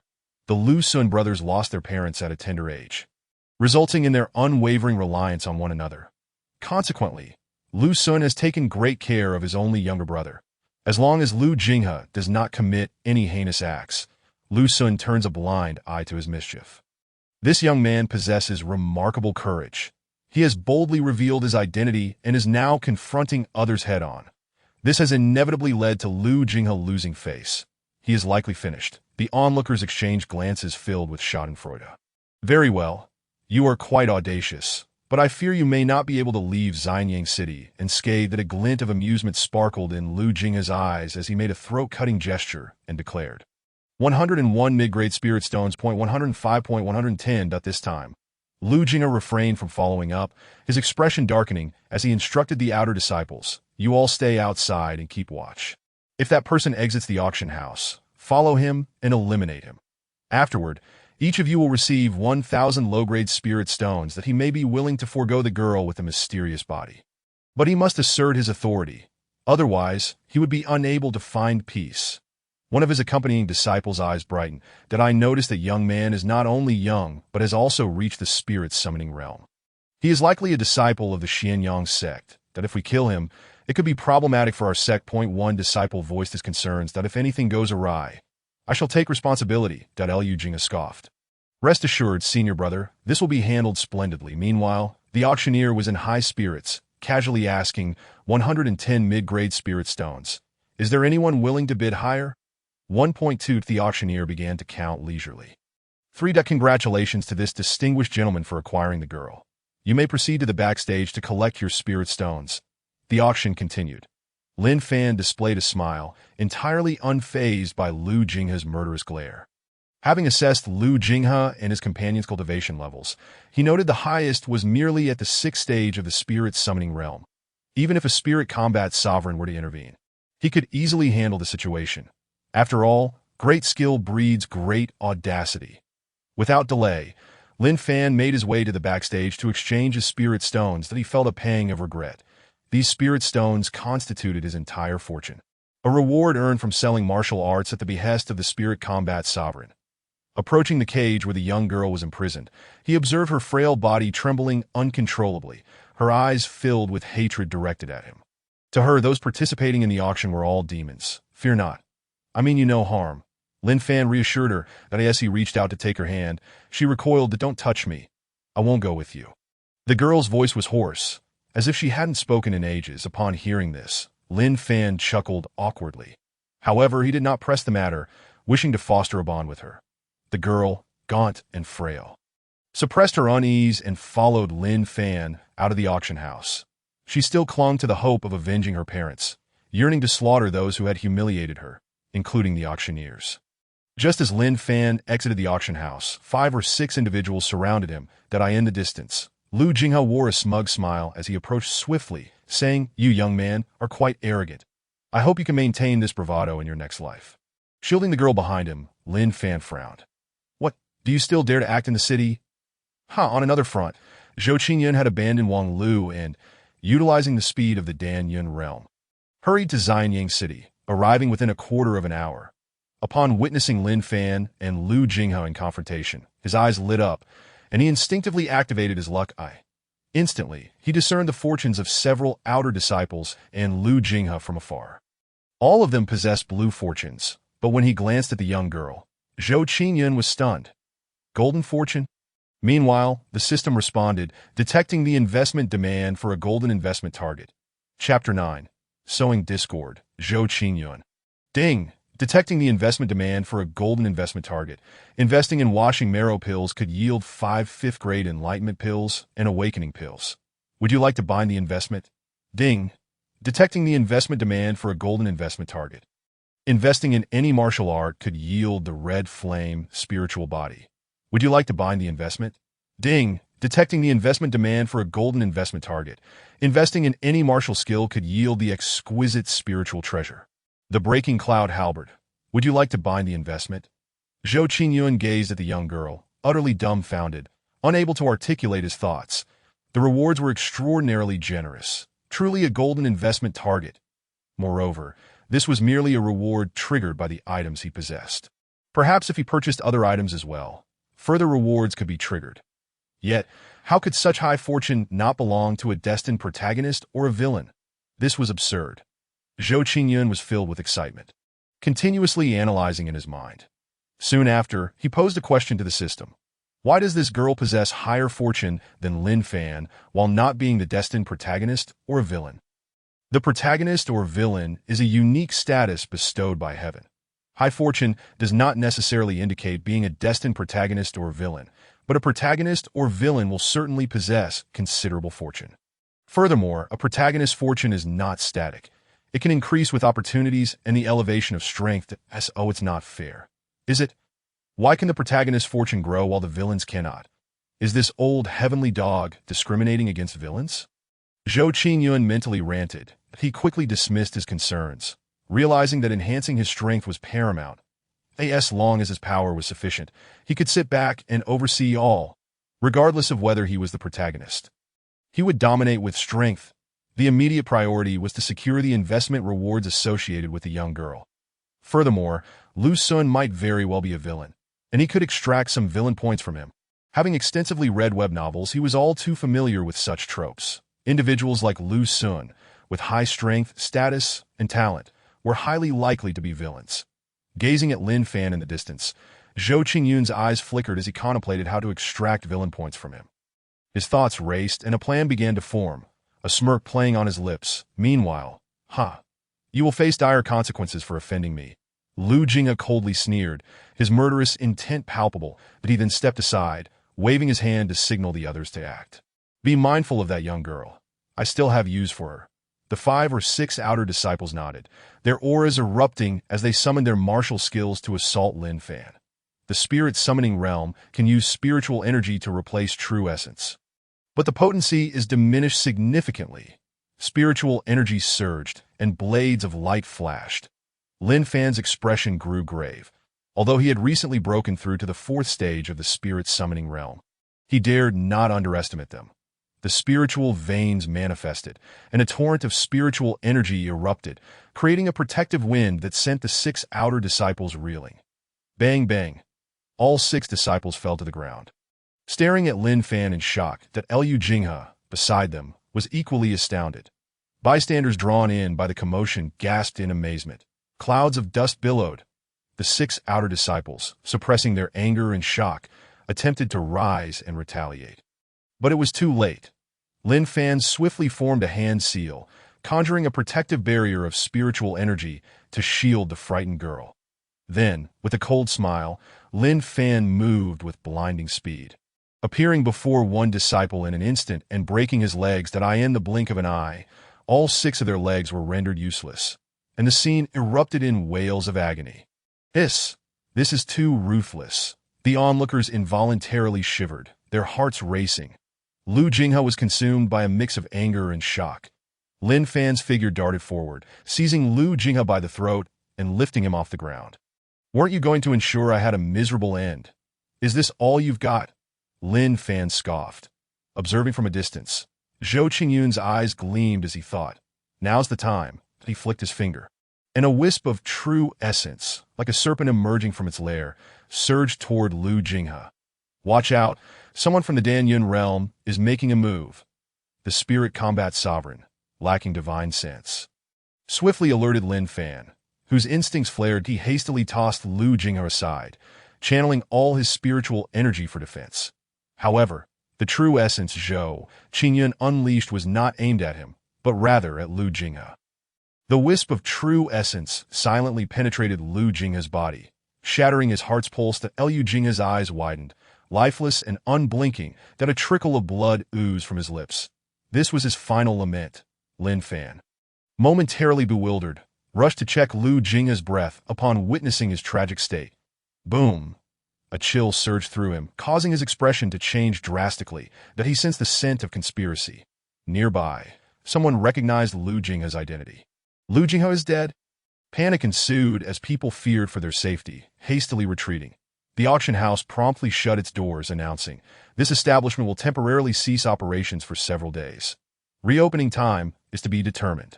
In the center of the street, a profound silence enveloped the scene, leaving only the trembling little girl, Lin Fan, and the 6 outer disciples who wailed in despair. Suddenly, a booming voice pierced the air. "Bold Lin Fan, how dare you commit such atrocities against your fellow disciples in broad daylight? Where do you place the laws of our sect? Where do you place the bonds of brotherhood? Today I shall eradicate you, the bane of our sect." The voice resonated like a mighty bell, echoing for thousands of miles. Accompanying it was an overwhelming aura, deep and vast as the ocean, which suddenly descended upon Lin Fan, binding him in place. Zhou Qingyun, clad in snow-white robes, descended from the heavens, standing majestically in the air. His hair danced in the wind, and his tall figure, coupled with a face as flawless as jade, was filled with fury. The onlookers stared in awe at Zhou Qingyun, captivated by his imposing presence. "Zhou Qingyun, don't you know?" As Lin Fan felt the pressure bearing down upon him, his countenance darkened, and he bellowed, "It was you! Were you the one behind this just now?" Ignoring Lin Fan, Zhou Qingyun surveyed the crowd, his anger palpable. "What a disgrace, Lin Fan! As a disciple of Xianyang sect, you disregard all sense of camaraderie. Inflicting such grievous harm upon your brethren. 6 of my junior brothers lie maimed. One has been slain, and you dare to cast blame upon me. Your ruthlessness rivals that of demonic disciples. Speak, are you a spy sent by the demonic sect?" Lin Fan's face turned ashen, and he retorted vehemently, "You lie. It was clearly you who murdered them." "Very well, still in denial. I see that it seems I must capture you for soul-searching today, for you will not confess otherwise." Zhou Qingyun sneered, the mere mention of soul-searching. Lin Fan's complexion darkened further. Before he could react, Zhou Qingyun unleashed a torrent of immense true essence, overwhelming Lin Fan completely. Bang! Lin Fan was struck down as if hit by a heavy blow, collapsing to the ground. The sound of shattering bones echoed as Lin Fan, both shocked and enraged, roared in defiance, attempting to rise. "You dare? If I do not take you to the law hall today, I shall disgrace the identity of a Xianyang sect disciple." Zhou Qingyun's brow furrowed slightly. Why did that old man not act? Truly remarkable patience. He then unleashed an even more formidable force, crashing down like a tidal wave, driving Lin Fan's head heavily into the ground and fracturing the stone beneath that moment. The spirit of the Ling Do master in Lin Fan's mind sighed softly. "Release yourself. Let me take over. After this strike, you may very well faint for an extended period. Take care of yourself." "No, master. If you act, my guilt will be undeniable." Lin Fan's spirit was shaken, and he hastily objected. In response, the Ling Do master countered, "If I do not intervene, do you truly believe you stand a chance of survival? Your current strength is feeble, and lacking support, regardless of your innocence. You shall be the first to be sacrificed. Furthermore, if you are captured and returned to the sect, I will have no opportunity to act again, and in that moment, I will also be exposed. Now is the time to strike while we still have a chance." Lin Fan fell silent. The Ling Do master was a remnant spirit, a powerful entity bearing various high-tier martial arts. Once exposed, who would not be tempted? Moreover, the most critical aspect was that the Ling Do master had formidable enemies outside. Exposure would spell his doom. Zhou Qingyun was acutely aware of this, that it was a blatant scheme, that in an instant. Lin Fan reached a decision. "I shall rely on you, master." The Ling Do master nodded. The next moment, a terrifying aura erupted from Lin Fan, shattering Zhou Qingyun's confinement, sweeping outward in all directions. The expressions of countless onlookers changed dramatically as they were forced to the ground. The winds and clouds shifted ominously, as if the heavens themselves were collapsing. Is this the tribulation realm? Someone gasped. "You are not Lin Fan. Who are you, to usurp the identity of a Xianyang sect disciple? You seek death?" Zhou Qingyun, unperturbed, inquired with a hint of excitement. Countless individuals were awed by Zhou Qingyun's bravery, silently praising him as a man of virtue, with iron-clad resolve. "Die." Lin Fan paid him no heed, issuing a low growl as he unleashed a colossal palm strike toward Zhou Qingyun. Then, with a swift motion, Lin Fan soared towards the horizon. Zhou Qingyun, drenched in cold sweat, felt as if his heart had momentarily stopped, just as he prepared to use a card from his divine realm. A thunderous voice rang out. Good courage. With a wave of energy, the suffocating hand dissipated instantly, and an elder with a bushy beard rushed in from the sky. This elder was a senior of Xianyang sect. Zhou Qingyun breathed a sigh of relief and quickly urged, Elder, Lin Fan has been possessed and has murdered my sect's disciples. Pursue him at once. Without needing further prompting, the bearded elder immediately took off in pursuit, joined by a continuous stream of elders from the sect, all chasing after Lin Fan. Ding! The host has dealt an unprecedented blow to the destined protagonist Lin Fan, earning a reward of 100,000 villain points. Ding! Detection indicates that the host has schemed to frame the destined protagonist, perfectly embodying the villain's motto of being despicable and hypocritical, triggering a super gift package. You have obtained the low-grade celestial technique Eternal Green with Secret, the top-grade earthly martial art Demon Suppression Fist, 1 5th-grade cleansing marrow pill, 1,000 villain points, and 10 mid-grade spirit stones. The system encourages the host to continue striving for excellence. Zhou Qingyun was displeased and cursed. No, system. Can you not articulate properly? What do you mean by despicable and hypocritical? I am merely aiding the destined protagonist in his growth. Look at how much his fortune has diminished. What are you pretending for? The system did not coddle him, responding with disdain. Zhou Qingyun fell silent. This time, he had indeed led Lin Fan into a severe predicament. The once translucent fortune had dimmed to a murky hue, tinged with red that he estimated that if he pressed down on Lin Fan once more, the latter's fortune would match his own, marking the beginning of Lin Fan's demise for relying on the sect to capture Lin Fan. He held no such hopes. Soon, Zhou Qingyun approached the little girl that moment. She appeared terrified, her frail body trembling uncontrollably, clearly traumatized by the earlier conflict. Seeing Zhou Qingyun draw near, she instinctively took a step back. Are you all right? Zhou Qingyun crouched down, his voice gentled. He did not overlook the little girl's plight. Wang Lu had already informed him of her circumstances. Possessing the so-called furnace body constitution, the Xianying body, she had been treated like merchandise, put up for auction. It was likely she had long since lost faith in this world. When Wang Lu returned to find him, Lin Fan and Lu Jinghe were still competing for the auction. But he had not anticipated that it would ultimately fall into Lin Fan's hands. Zhou Qingyun was somewhat taken aback that moment. A wisp of true essence emanated from his fingertip, entering the little girl's body to help stabilize her emotions. After a brief moment, the little girl calmed down, bowing her head in silence, seemingly deep in thought. Seeing this, Zhou Qingyun sighed inwardly and instructed the system, bind her to me, with a deduction of 100,000 villain points. The binding was successful. He focused his thoughts, commanding, display her attribute panel. Name, Guxie Realm, Mortal Fortune, Golden Affection, 10. Affection is surprisingly at 10. There is potential here. Zhou Qingyun's smile widened slightly, and he pressed his lips together, saying, You are free now. You may go wherever you wish. Zhou Qingyun felt a twinge of compassion for the little girl's plight that he recognized that she yearned to cultivate.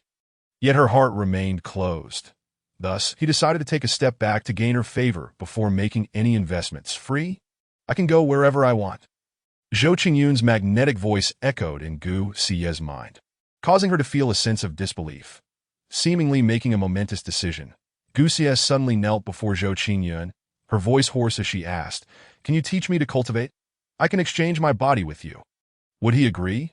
Yet, apart from her body, she had little else to offer. Cultivation methods were precious. She had heard of their value. Being of Xianying body, she knew well, but she was uncertain if it could equate to a cultivation method. Having pleaded with the auctioneer for 3 days and nights previously, she had met with no success. Would this time be different? Anxiously, Gu Xie lifted her gaze to Zhou Qingyun's ethereal face and gentle eyes. Her once vacant expression now ignited with a flicker of hope and no need for exchange, that if you wish to cultivate, from now on, just follow me, and I will teach you. Now, please rise. Zhou Qingyun smiled warmly. Attempting to assist Gu Xie to her feet, the Gu Xie's once vacant eyes now sparkled with vitality, resembling exquisite amber. She declined Zhou Qingyun's offer for assistance, bowing deeply before him, her cracked lips curling into a faint smile as she expressed, Thank you. Zhou Qingyun accepted her gratitude, knowing that if he did not reciprocate, the little girl would remain on her knees. "All right, you may rise now." Zhou Qingyun chuckled lightly, extending his delicate hand. This time, Gu Xie did not resist. After a moment's hesitation, she took Zhou Qingyun's hand and stood up. However, the instant Zhou Qingyun grasped her hand, he noticed that Gu Xie's small hand trembled slightly. That my name is Zhou Qingyun. From now on, you may call me by my name or refer to me as young master. Zhou Qingyun looked down at Gu Xie as he spoke. Zhou Qingyun? Gu Xie murmured the name Zhou Qingyun to herself, then raised her delicate head, timidly saying, "Young master, my name is Gu Xie. Thank you for saving me." Having said that, she quickly lowered her head again. Zhou Qingyun nodded, choosing not to elaborate further, but he glanced at the setting sun to the west, intending to leave with Gu Xie directly. However, upon noticing the few individuals on the ground still wailing in despair, a thought crossed Zhou Qingyun's mind. This was an excellent opportunity to reap some rewards. Consequently, he instructed the young girl to wait while he went to purchase a few revival pills. "Can you take me with you?" Gu Xie's eyes filled with despair, as if the sky had fallen upon her. She pleaded, fearing that Zhou Qingyun might abandon her. She could not comprehend why she placed such trust in him.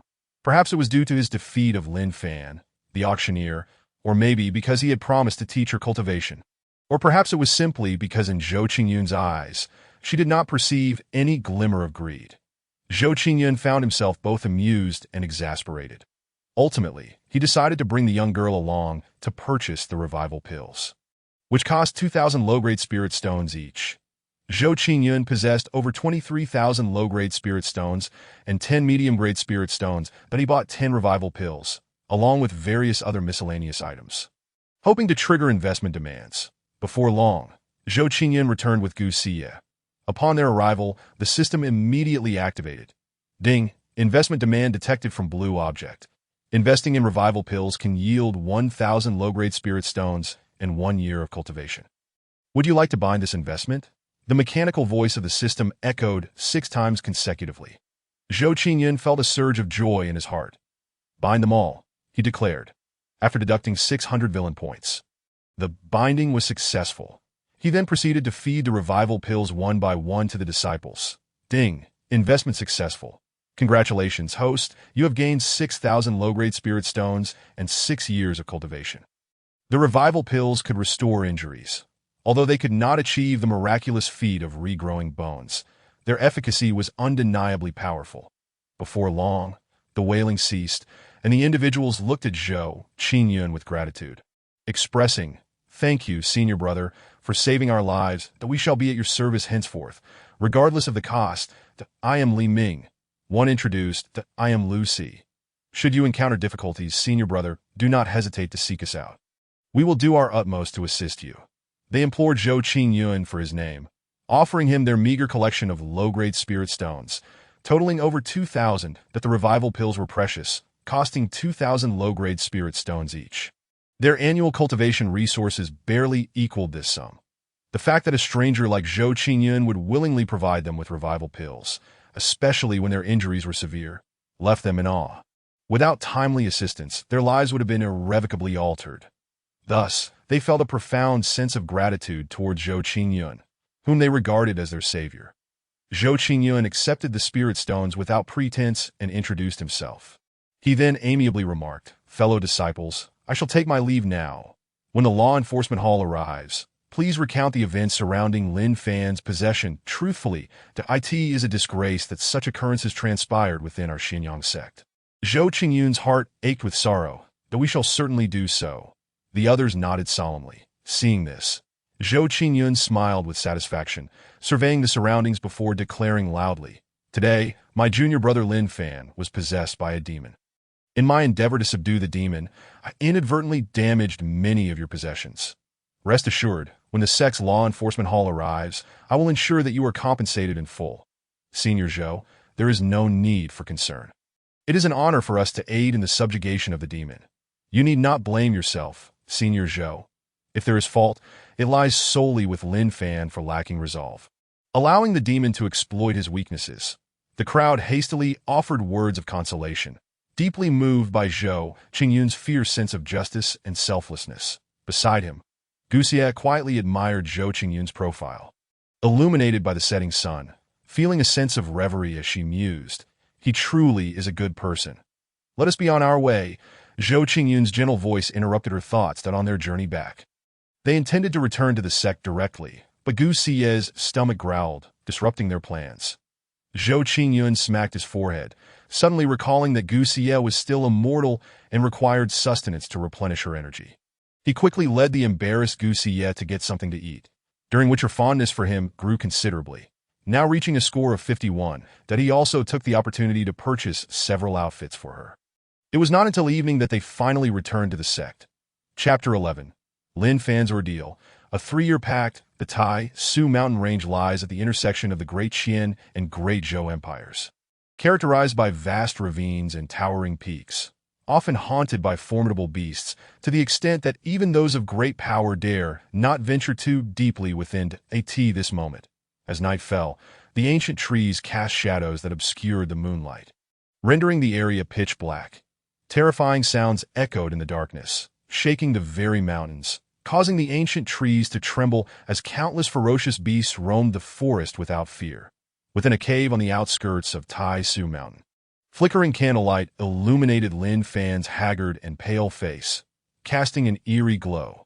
The fury in his eyes seemed almost tangible, as if it could ignite the heavens above. His clothing was tattered, his left arm appeared broken, hanging limply at his side, and a 3-inch-long wound marred his chest. Although the bleeding had ceased, the injury remained ghastly. This scar was inflicted by a supreme elder of the Xinjiang sect, who had wielded knife intent from 3,000 miles away, leaving his mark on Lin Fan. Had it not been for the spirit dual sovereign burning his soul to shield Lin Fan from most of the knife intent, he would have likely perished long ago.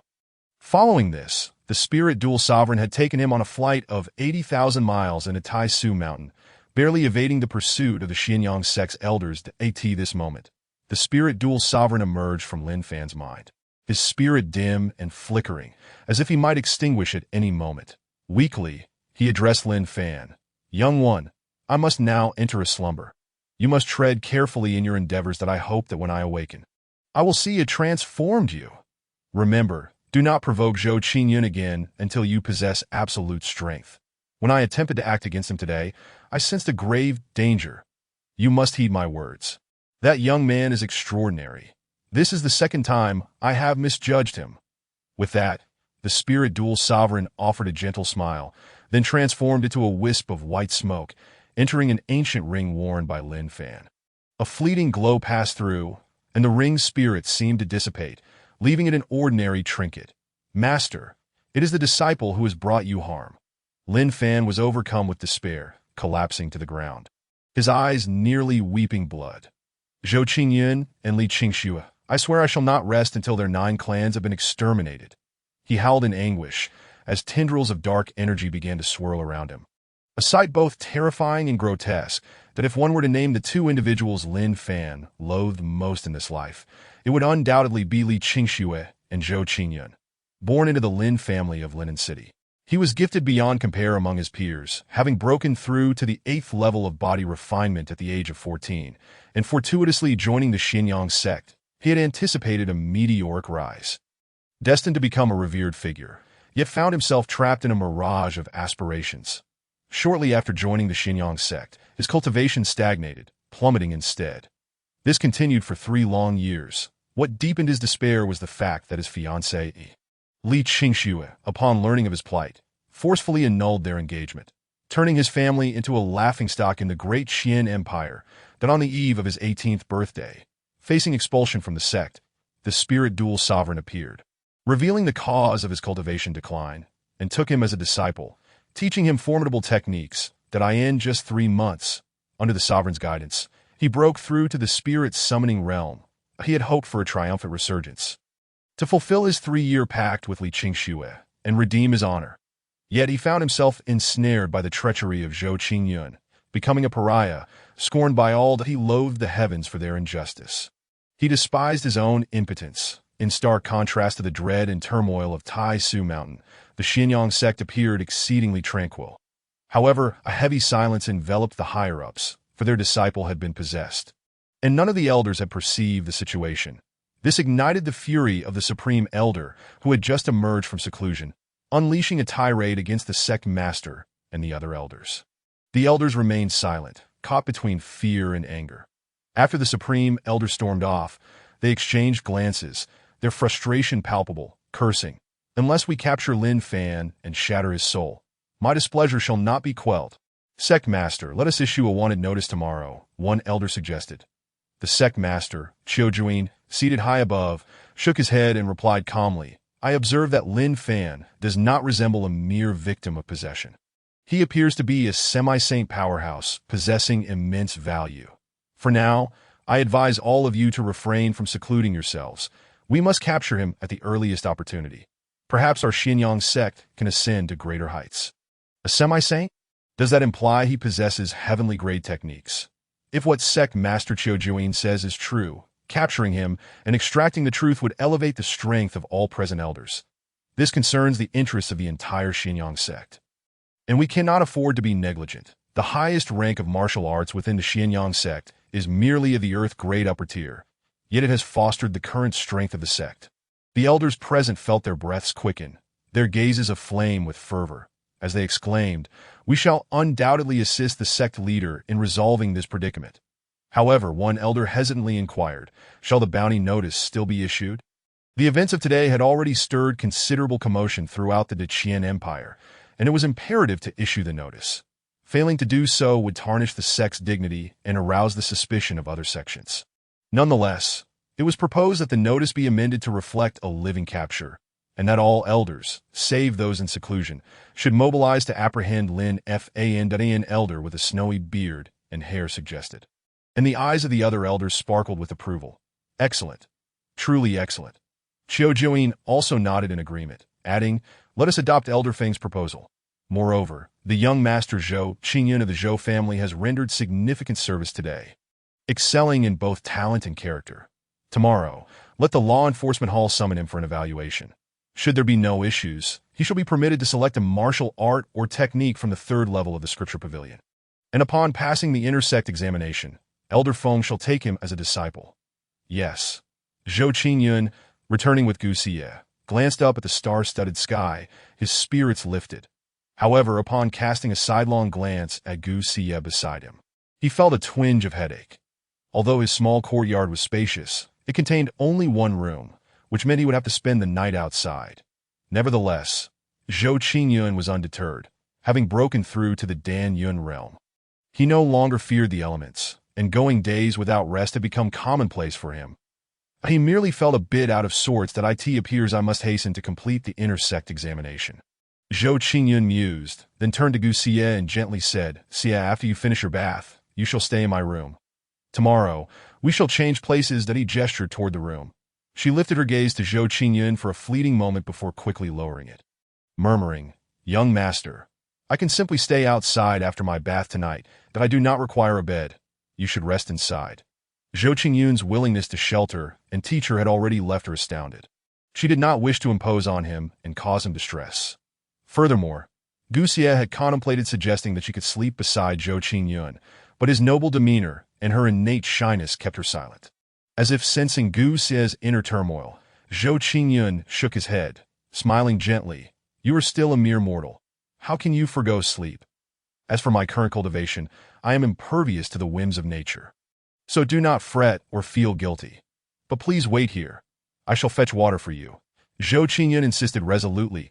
Gu Xie clutched her clothes, surreptitiously gazing at Zhou Qingyun's departing figure, her eyes shimmering with brilliance.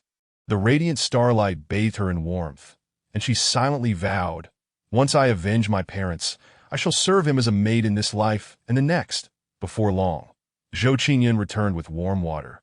Urging Gu Xie to bathe as he departed, he handed her a cleansing elixir. "This pill will enhance your aptitude. Take it before your bath, and I shall teach you cultivation tomorrow." Gu Xie accepted the pill with reddened eyes. Nodding earnestly, "Thank you, young master." Watching her retreating figure, Zhou Qingyun touched his nose, inwardly reflecting, "This girl is rather endearing." Ding! Investment successful. Congratulations to the host for obtaining 5 Grade 5 Enlightenment pills and 1 Grade 6 Awakening pill. Available for immediate collection. Zhou Qingyun was momentarily taken aback, then declared, "Collect." However, as soon as he did, the system's voice echoed again, causing Zhou Qingyun's eyes to widen in disbelief. Detected investment demand for a golden investment target. Investing in Awakening Pill can yield a middle-grade heavenly martial art, a Xian Finger, 5 years of cultivation, and 1 grade 5 enlightenment pill. At last, the system has shown some generosity, Zhou Qingyun murmured, his eyes misting with emotion. Before asking with curiosity, "System, what is the purpose of the Awakening Pill?" Despite having learned the basics of elixirs in his past life, his knowledge was limited to grade 5 and below. The distinction between grade 5 and grade 6 elixirs was significant, as the latter involved the creation of heaven and earth and were seldom encountered in the Qian Empire. Awakening Pill can forcibly awaken a latent constitution or compensate for the loss of life essence. Perfectly awakening a special constitution. Your implication is that Xie possesses a special constitution. Zhou Qingyun's breath quickened. She has the 9-aperture Linglong immortal body, which, due to a loss of essence, has led to a misperception of her as a Xian Yin body. The 9-aperture Linglong immortal body is one of the most powerful in existence, ranking among the top 100 special constitutions in the realms. Once awakened, it possesses a Linglong heart containing a fragment of the laws of immortality.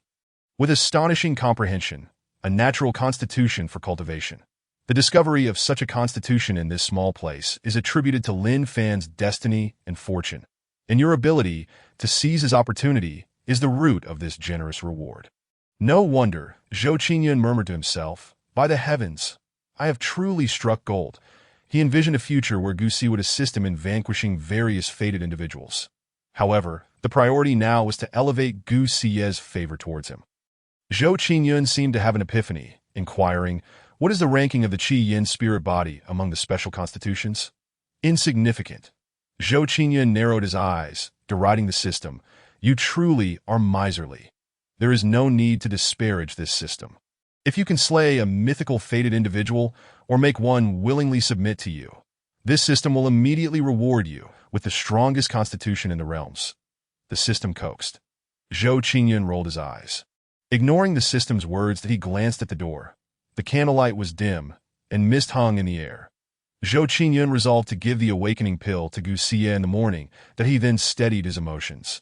Sitting cross-legged, extracting the 6 years of cultivation from his investment rewards that the 6 years of cultivation flowed in, his true essence did not adequately fill his dantian. Cultivating in the Dan Yun realm requires filling the dantian with true essence before forging the Xian Dan and breaking through to the mid-stage of the Dan Yun realm, after which one can inscribe divine patterns on the Xian Dan. Only after inscribing 9 divine patterns can one break through to the spirit god realm. Thus, the cultivation speed in the Dan Yun realm is slow, with 80% of practitioners spending their lives stagnating in this realm. Therefore, Zhou Qingyun understood well that the 6 years of cultivation did not stir any ripples. After fully converting the 6 years of cultivation into true essence, Zhou Qingyun began to practice the entry-level creation technique. The next day, the outer sect disciple Lin Fan, in pursuit of rapid advancement, possessed a frail mind and was seized by a demonic entity, resulting in the deaths of several disciples of our sect. Before fleeing, such atrocious behavior has incited the wrath of heaven and the ire of the people. Henceforth, his disciple's status shall be revoked, a bounty notice issued for his capture, and he shall face severe punishment in accordance with sect laws. Those providing clues about Lin Fan's whereabouts shall be rewarded with 20 middle-grade spirit stones. Those who capture him alive and deliver him to the sect shall receive 50 middle-grade spirit stones and a middle-grade Xian technique. The decree of the Xianyang sect spread throughout the Qian Empire. To obscure the truth, the bounty notice did not disclose how many disciples were injured or their identities. My heavens! Who exactly is Lin Fan to provoke such wrath from the Xianyang sect? Yet, the rewards are extraordinarily generous. Now you know, Lin Fan is the one who was rejected by Li Qingxue. Ah, that name sounds so familiar. So it was he. The Lin family of Linen City is in for a rough time. Actually, the current head of the Lin family is quite decisive. Upon hearing the news, he immediately expelled him from the family, causing his parents to turn gray overnight. Indeed, every member of these families is ruthless. Although I am unaware of his misdeeds, these rewards are too enticing. I must find him quickly. Countless individuals were invigorated, rolling up their sleeves, brandishing Lin Fan's portrait as they scoured for him. This was a windfall. Many coveted the prize, including smaller sections. Only a few major sects chose to observe from the sidelines, hoping Lin Fan would continue to trouble the Xianyang sect. Naturally, some sects detected the underlying strangeness and discreetly dispatched individuals to locate Lin Fan, the Xianyang sect, in Zhou Qingyun's residence. The radiant morning glow, akin to scattered gold, enveloped Zhou Qingyun, rendering him ethereal and transcendent. Creak. Gu Xiao opened the door, catching sight of this scene, momentarily spellbound, reluctant to disrupt this beautiful tableau. Hearing the sound, Zhou Qingyun opened his deep-set eyes and immediately beheld the graceful figure of Gu Xia. At that moment, Gu Xia was no longer the disheveled girl from the previous day. With the aid of the cleansing elixir, she appeared transformed, her figure no longer frail, but rather shapely and graceful. Exuding an ethereal presence, dressed in a flowing blue gown, her silky hair cascaded naturally, her demeanor serene, resembling a celestial being. Her exquisite visage seemed sculpted by the heavens. Although he had anticipated this transformation, Zhou Qingyun was still awestruck by the young woman's beauty. "Xia, come here." Zhou Qingyun smiled gently, beckoning her. Bang bang, the young girl, regaining her composure, met Zhou Qingyun's gaze, and a blush crept up her ears. She could still hear the rhythm of her own heartbeat. Hastily, she approached Zhou Qingyun, bowed respectfully, and softly murmured, "Xia pays her respects." Young master, Xia seemed to have fully embraced the role of a maid. "This girl." Zhou Qingyun shook his head with a smile and said, "Please have a seat, that I shall explain the fundamentals of cultivation to you." Nearby, there was a stone table and stone benches. "Thank you, young master. Your immense kindness is something Xia can never repay in this lifetime.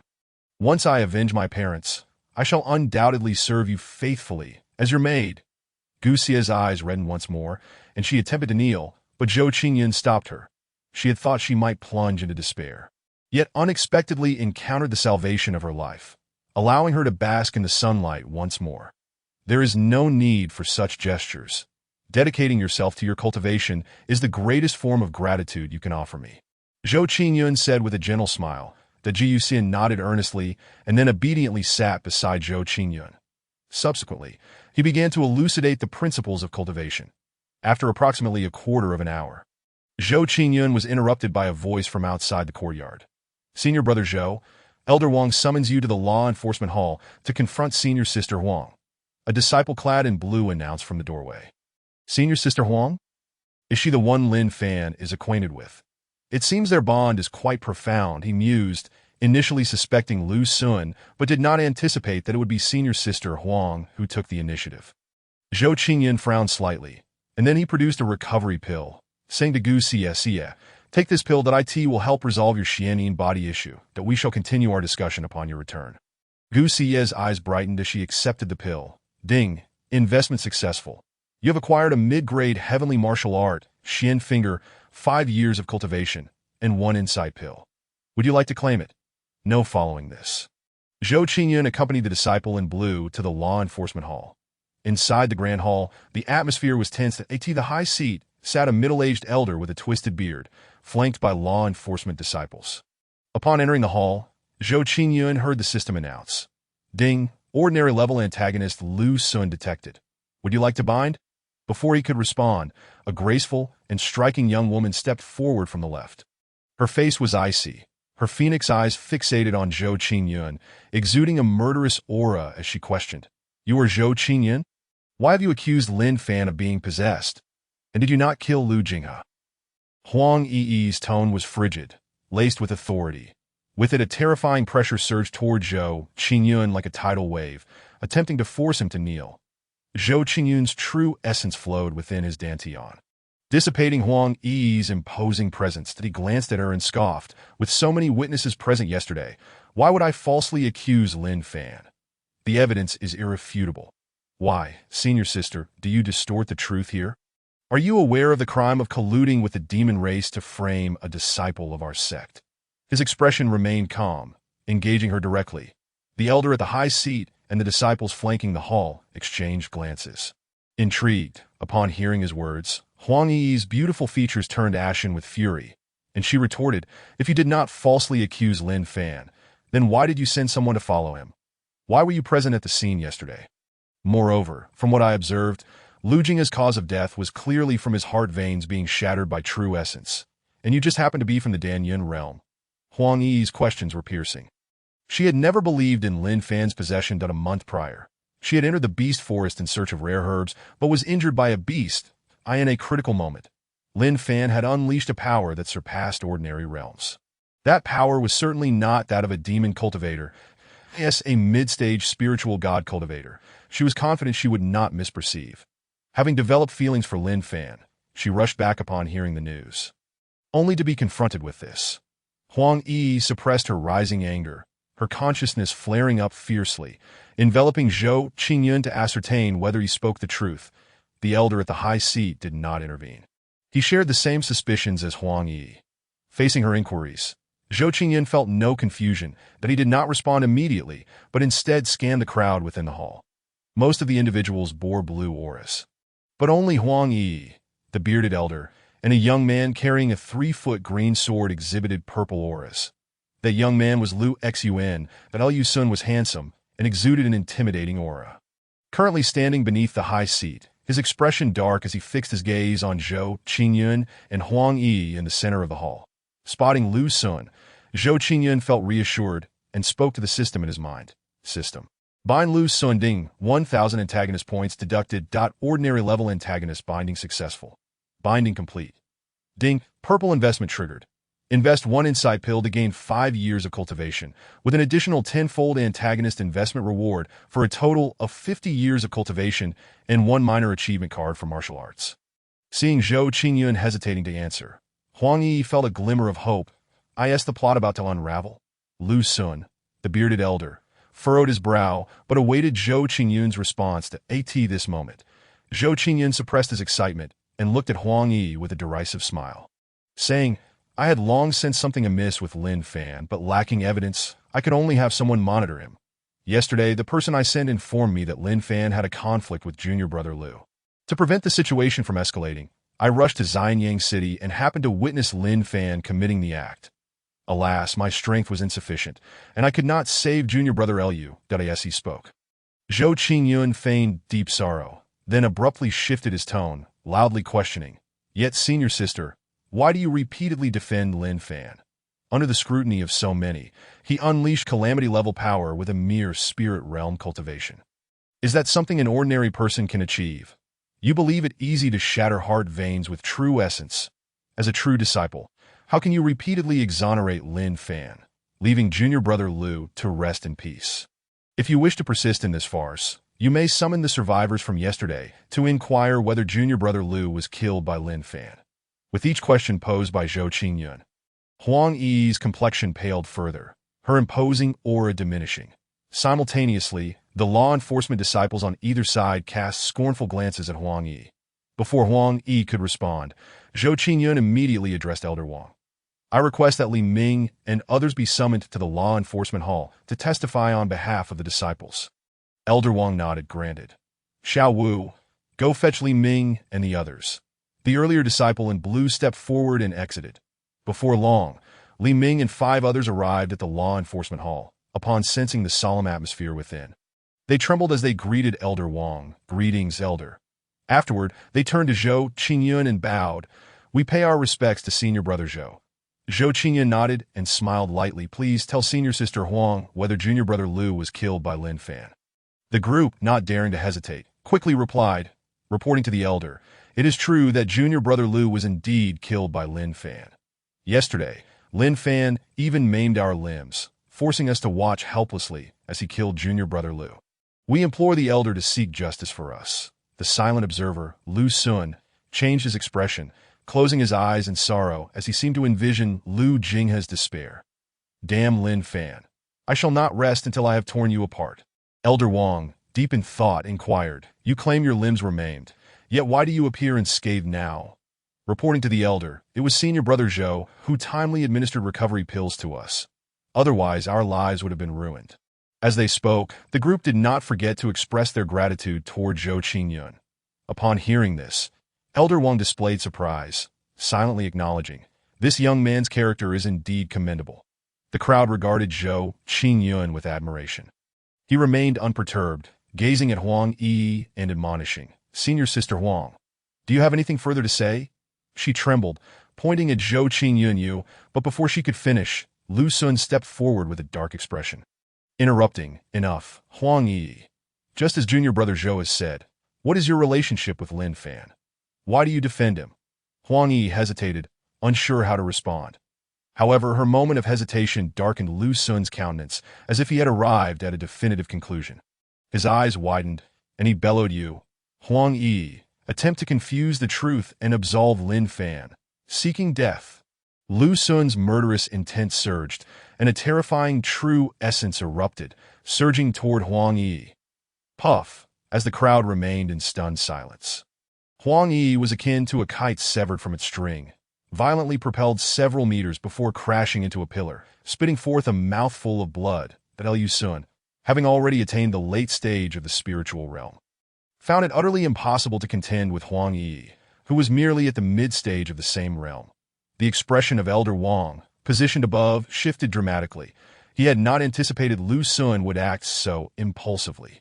He swiftly moved to stand before Lu Sun, interjecting, "Lu Sun, calm yourself. Even if Huang Yi is in the wrong, it is a matter for the sect to handle, that if you take her life now, you will bear the weight of harming a fellow disciple. What difference is there between you and that Lin Fan?" At these words, Lu Sun painfully shut his eyes. Nearby, Zhou Qingyun, witnessing the scene, hastened forward to offer counsel. As Elder Wang has articulated, while Huang Yi has indeed erred, she remains a true disciple of the Xianyang sect and must be dealt with by the sect. Our immediate concern should be apprehending the true instigator. Lin Fan, seated despondently on the ground, Huang Yi gazed at Zhou Qingyun with eyes brimming with resentment. Hearing this, Lu Sun suppressed his fury, opened his eyes, and spoke with remorse. "Thank you, junior brother, for your righteous words. Your character is noble and kind. While I nearly fell prey to the slander of a petty individual, misjudging you, he then revealed a storage pouch from his palm, adding, 'This is but a small token of gratitude. I hope you will accept it. Should you encounter any difficulties in the future, do not hesitate to seek me at the True Transmission Peak. Brother, you flatter me. Speaking up for Lu Sun is merely my duty.'" Zhou Qingyun replied, his demeanor somber as he pushed the storage pouch back. Huang Yi, witnessing Zhou Qingyun's hypocritical facade, was nearly sickened to the point of retching. She resolved that once she regained her freedom, she would confess to the sect that she had been manipulated by Lin Fan, and once liberated, she would ensure Zhou Qingyun face severe punishment to extract the truth and clear Lin Fan's name. "Junior brother need not be modest. This is rightfully yours," Lu Sun insisted, pushing the pouch back toward Zhou Qingyun.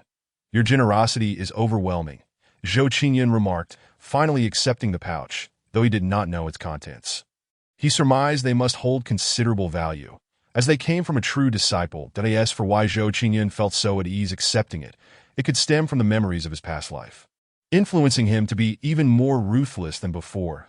In his previous existence, he had worked at a publicly listed company, and at the tender age of 25, had entered the corridors of power through sheer ruthlessness and unscrupulous means.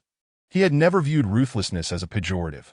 Naturally, it was also possible that Zhou Qingyun anticipated that Lu Jinghe would ultimately fall to Lin Fan, and that Lu Sun would then seek revenge, gaining experience from the ordeal. Thus, he felt no guilt in this transaction. "Then I shall take my leave, junior brother. Should you encounter trouble, do seek me out," Lu Sun said as he noticed Zhou Qingyun accepting the storage pouch. Forcing a smile, although he felt an uncomfortable twinge within, he dismissed it as sorrow over Lu Jinghe's death. Lu Sun turned to depart, but Zhou Qingyun quickly interrupted. "Brother, wait. Are you planning to confront Lin Fan?" "I cannot rest until that villain has been slain in memory of Jinghe," Lu Sun proclaimed with venom. "Lin Fan is possessed by a powerful demon with the strength of the Calamity Realm. It is far too perilous for you to confront him now," Zhou Qingyun cautioned. "Here, take this wisdom pill. It will aid in your cultivation," he said, presenting a wisdom pill with earnestness. "This is far too precious." "I cannot accept it." Lu Sun's expression shifted, hastily refusing that he had long stagnated at the late stage of the spiritual realm and yearned for such a boon. Yet he understood the pill's immense worth and the debt he would incur by accepting it. Wisdom?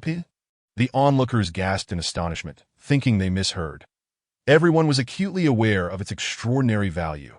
Truly priceless, often sought after with fierce competition. The last one on the market had been auctioned for 6,000 mid-grade spirit stones. This was a substance that could temporarily enhance one's comprehension to their shock. Zhou Qingyun had won and was willing to gift it away. Am I going mad? Or is the world insane? My goodness, Zhou Jr. brother is quite extravagant to give such a treasure away. The surrounding disciples and Elder Wang regarded Zhou Qingyun with incredulity, unable to fathom his actions. Only Huang Yi, pale and shaken, understood the implications. If Lu Sun accepted it, given his formidable potential, he could very well reach the pinnacle of the spiritual realm or even the calamity realm, making Lin Fan's fate truly dire. Damn you, Zhou Qingyun! Her hatred for him deepened further. Ignoring the bewildered gazes, Zhou Qingyun smiled. Brother, there is no need for concern. You have treated me with sincerity, and I shall reciprocate with the same. Moreover, the demon possessing Lin Fan is exceedingly formidable. With your current strength, you would stand no chance of avenging junior brother Lu. Such broad-mindedness nearly brought Lu Sun to tears. I am truly not a good person. I almost believed that wretched Huang Yi's deceitful words and doubted you. Junior brother, Lu Sun chastised himself internally, wishing he could strike himself for his folly, but the presence of so many kept him from doing so. Even the disciples of the enforcement hall and Elder Wang bowed their heads in shame. After a moment of contemplation, Lu Sun's eyes flickered with determination as he drew his 3-foot-long sword, addressing Zhou Qingyun. Since you insist, I shall not refuse. However, I must insist you accept this star-shattering sword. Otherwise, I would feel remiss. Star-shattering sword? Elder Wang's spirits lifted, astonished. Isn't this the lower-grade spiritual treasure that Lu Sun risked his life to acquire from a secret realm? He sighed inwardly, realizing he could no longer discern who had gained the upper hand in this exchange. While the wisdom pill was invaluable, in the long run, the star-shattering sword would yield greater benefits, being a lasting asset compared to the one-time use wisdom pill. Thank you for your generosity, brother, that I shall not be overly formal. Zhou Qingyun replied, his heart secretly elated as he accepted the star-shattering sword after confirming its status as a lower-grade spiritual treasure. Having received the wisdom pill, Lu Sun clasped his fists and declared, I shall take my leave now, junior brother. Once I have avenged the vile Lin Fan, I will return for a gathering. Congratulations to the host for a successful investment, gaining 55 years of cultivation and a minor achievement card for techniques. Would you like to claim it? Ignoring the system, Zhou Qingyun, with a knowing smile, said to Lu Sun, I wish you swift success. Without further delay, Lu Sun shot a fierce glance at Huang Yi before striding away. Watching Lu Sun's retreating figure, Zhou Qingyun knew he would likely fail, that he merely hoped Lu Sun would not fall victim to Lin Fan, or he would lose another asset. Soon after, Zhou Qingyun ceased lingering. Turning to Elder Wang, that I trust you will conduct a thorough investigation into Sister Huang to prevent a recurrence of Lin's predicament, which would bring shame upon our sect. With that, he cast a cold glance at the prostrate Huang Yi. The moment her gaze met Zhou Qingyun's indifferent eyes, she trembled, as if confronted by a primordial beast. Elder Wang lamented, the enforcement hall will certainly conduct a rigorous inquiry. Zhou Qingyun nodded, exiting the enforcement hall to gaze up at the sky. The azure expanse was clear, with the sun positioned high above, indicating it was now midday, and he proceeded directly to his quarters. Upon his return, Guxia's eyes sparkled with delight as she exclaimed, Young master, are you unharmed? As she circled him, seemingly checking for injuries. Zhou Qingyun shook his head and chuckled. Are you hungry? Guxia lowered her head shyly. Seeing this, Zhou Qingyun offered a warm smile. Come, let us find something to eat. Thank you, young master, the young girl replied, her voice barely above a whisper. On their way, sensing no change in Guxia's condition, Zhou Qingyun inquired with curiosity, Se, did you take the pill I gave you this morning? She nodded obediently. I did, young master. For a moment, Zhou Qingyun felt puzzled and scolded the system inwardly. System, did you give me a placebo? Rest assured, it is entirely genuine. She simply has yet to refine its potency within her mortal vessel. Zhou Qingyun found himself in a moment of realization. In Chapter 15. As he merged with the Crimson Flame's spirit body, the enigmatic Lin Fengqing accompanied Guxia for lunch. to aid her in her cultivation. Zhou Qingyun had thoughtfully purchased a bottle of fasting elixirs for Gu Xie. Upon their return, he continued to elucidate the fundamental principles of cultivation to her. After explaining for a while, he inquired, "Xie, can you read?" Gu Xie, feeling a twinge of inferiority, shook her head. Her impoverished upbringing had rendered it nearly impossible for her to attend school. Observing her discomfort, Zhou Qingyun offered a gentle smile, reassuring her. "It's all right. Once you commence your cultivation and enhance your memory, you will learn to read swiftly. At that time, you can find a teacher. For now, let me explain the techniques to you." That he then imparted the details of the creation formula and the one Xian finger to her. Gu Xie, with her innocent disposition, developed a fondness for Zhou Qingyun that soared to 80 within just 2 days. Reaching the threshold of a life-and-death friendship, it could be said that as long as Zhou Qingyun did not act foolishly, Gu Xie would likely remain loyal to him indefinitely. This was also the reason Zhou Qingyun felt comfortable sharing the creation formula with her. Perhaps due to possessing the 9 orifices exquisite immortal body, Gu Xie exhibited exceptional memory. She remembered the techniques after only a single explanation from Zhou Qingyun. "Ding, congratulations to the host for a successful investment, acquiring the exquisite spiritual treasure, the Breaking Cloud Halberd. Would you like to claim it?" "Ding, congratulations to the host for a successful investment, acquiring the Crimson Flame spirit body. Would you like to claim it?" "Ding, investment demand detected for golden investment objects. Investing any Qi Blood Dan will yield Revival Dan 10. Zhou Qingyun felt a jolt of surprise, pondering thoughtfully that investments could manifest in such a manner. If Gu Xie were to ascend to the spirit guidance realm, could he also invest in vitality pills?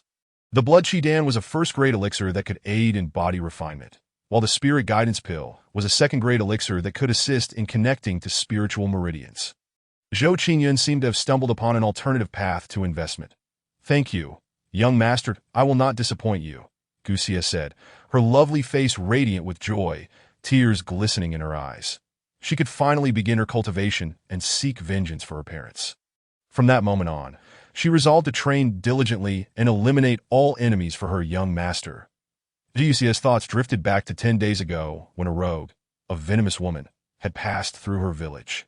Discovering her Xian body, with malicious intent, she slaughtered everyone in the village and took Gu Xie as a slave to be sold at an auction.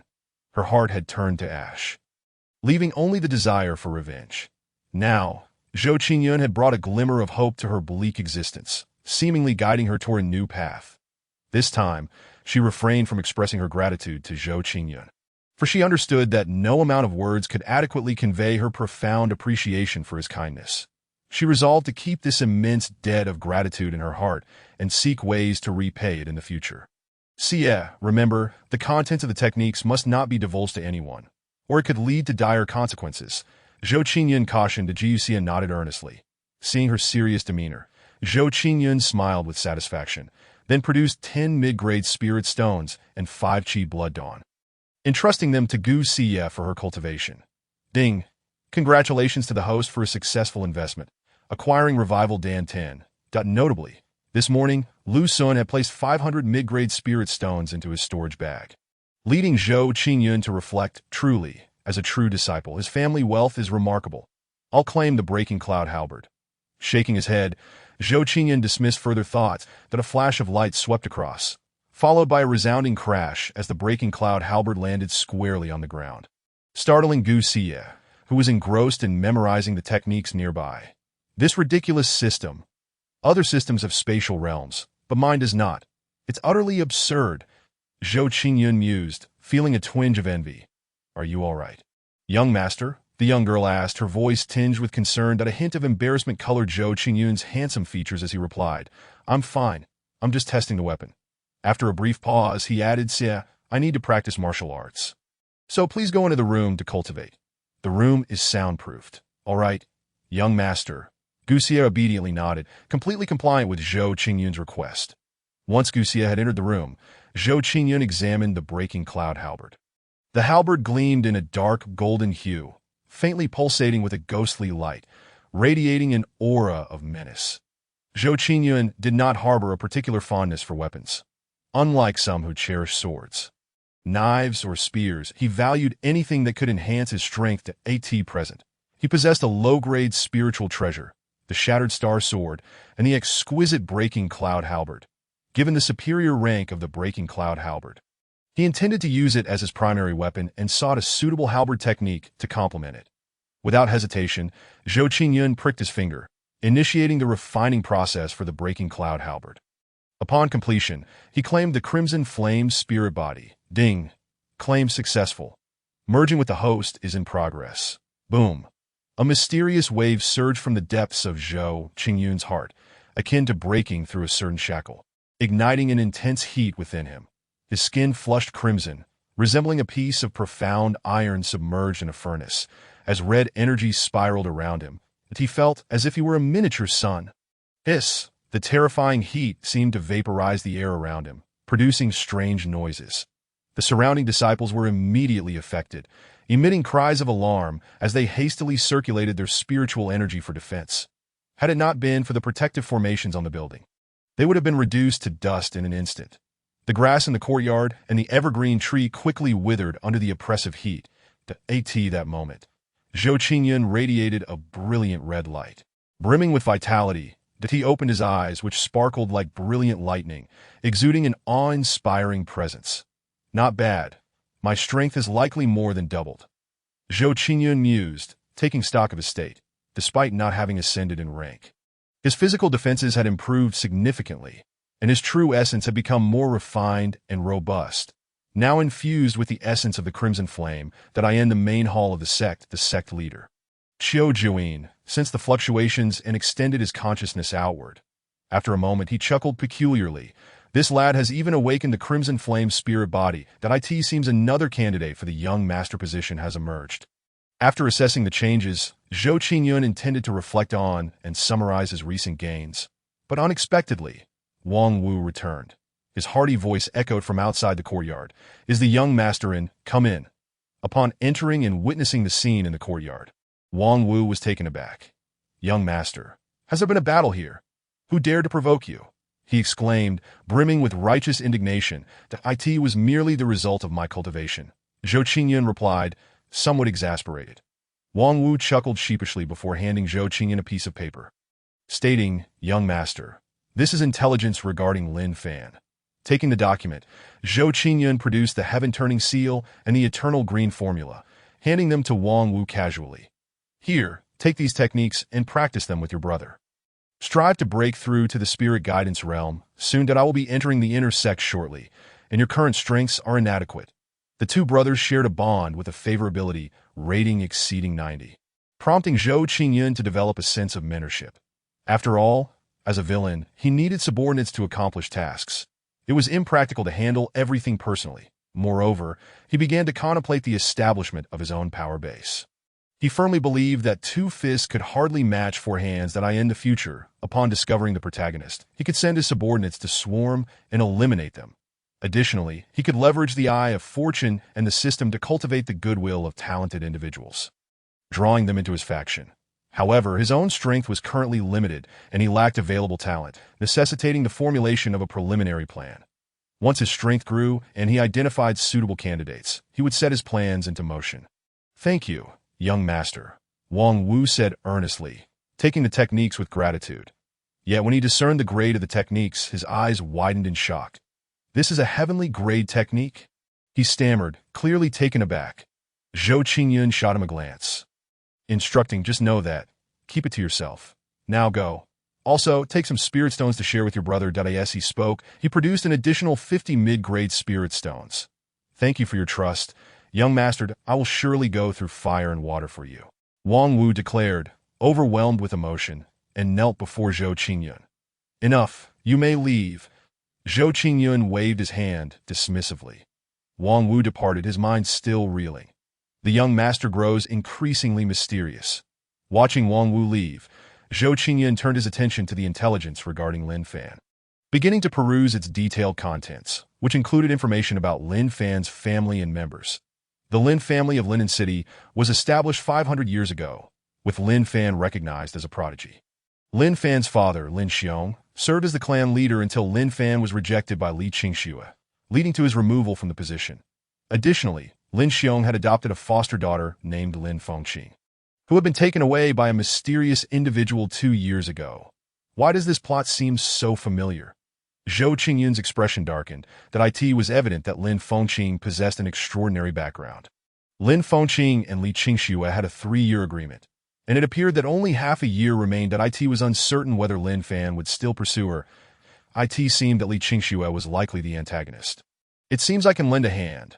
Upon glancing at the names of the two individuals in the intelligence report, Zhou Qingyun's expression turned grave. Chapter 16. Forging the profound pill and cultivating the one profound finger. What is the meaning of this? Zhou Qingyun rubbed his forehead, feeling a bit of a headache. One cannot deny the terrifying nature of the child of destiny. Subsequently, Zhou Qingyun stopped pondering further. After all, overthinking was futile, and strengthening one's own power was the true path. That he began to organize his recent gains. In martial arts, he possessed the profound grade supreme skill, the heaven-overturning seal, the earth-grade supreme skill, the demon-suppressing fist, and the heaven-grade medium skill, the one profound finger. As for techniques, he had the profound grade supreme method, the I Ching Wood transformation technique, the heaven-grade inferior method, the eternal greenwood technique, and the imperial grade technique. The creation technique. These techniques in martial arts could all be utilized for investment. Yet the creation technique involved immense complexities, warranting minimal investment unless one possessed extraordinary luck and talent like Gu Xie. His elixirs included 6 Qi blood pills, 5 vitality pills, 14 spirit recovery pills, and 5 enlightenment pills. That he also had 8,000 inferior spirit stones and 440 medium spirit stones. Other special items included 60 years of cultivation and 1 minor success card. Upon completion of his inventory, Zhou Qingyun revealed a smile. That he estimated that his current assets were likely more abundant than those of certain formidable beings in the Divine Bridge realm. After pondering for a moment, he spoke to the system in his mind. System, use the minor success card on me to enhance the creation technique. Countless insights regarding the creation technique flooded Zhou Qingyun's mind, as though he had practiced for decades. He instinctively began to operate the creation technique. Buzz, buzz, like a voracious beast consuming its prey. The surrounding spiritual energy was swiftly devoured and absorbed into Zhou Qingyun's dantian. This moment, the outer disciples who were practicing nearby were instantly bewildered, exclaiming, "Is that the infamous true disciple who has come to the outer sect?" The aura surrounding the true transmission peak was so dense, yet he dared to compete with the outer disciples. Was he not ashamed? In their view, such an efficient absorption of spiritual energy could only be achieved by those at the spirit god realm, not by anyone else. Hearing this, Zhou Qingyun chuckled softly, quickly ceasing his plunder of the heavenly and earthly spiritual energy. He hastily refined the energy into true essence. Following that, Zhou Qingyun began to test the recovery speed of the creation technique. That he pricked his finger, and the wound vanished instantaneously. The wound is too small for a proper test. Zhou Qingyun's expression darkened slightly. That a glimmer of determination flickered in his profound gaze. True essence emerged, transforming into a blade of light, and he sliced open a larger gash in the palm of his hand, blood gushing forth. Yet in the blink of an eye, the bleeding ceased. In just over 20 breaths, the wound formed a scab so powerful. Zhou Qingyun felt a surge of joy. The minor success of the creation technique had dramatically increased his healing speed.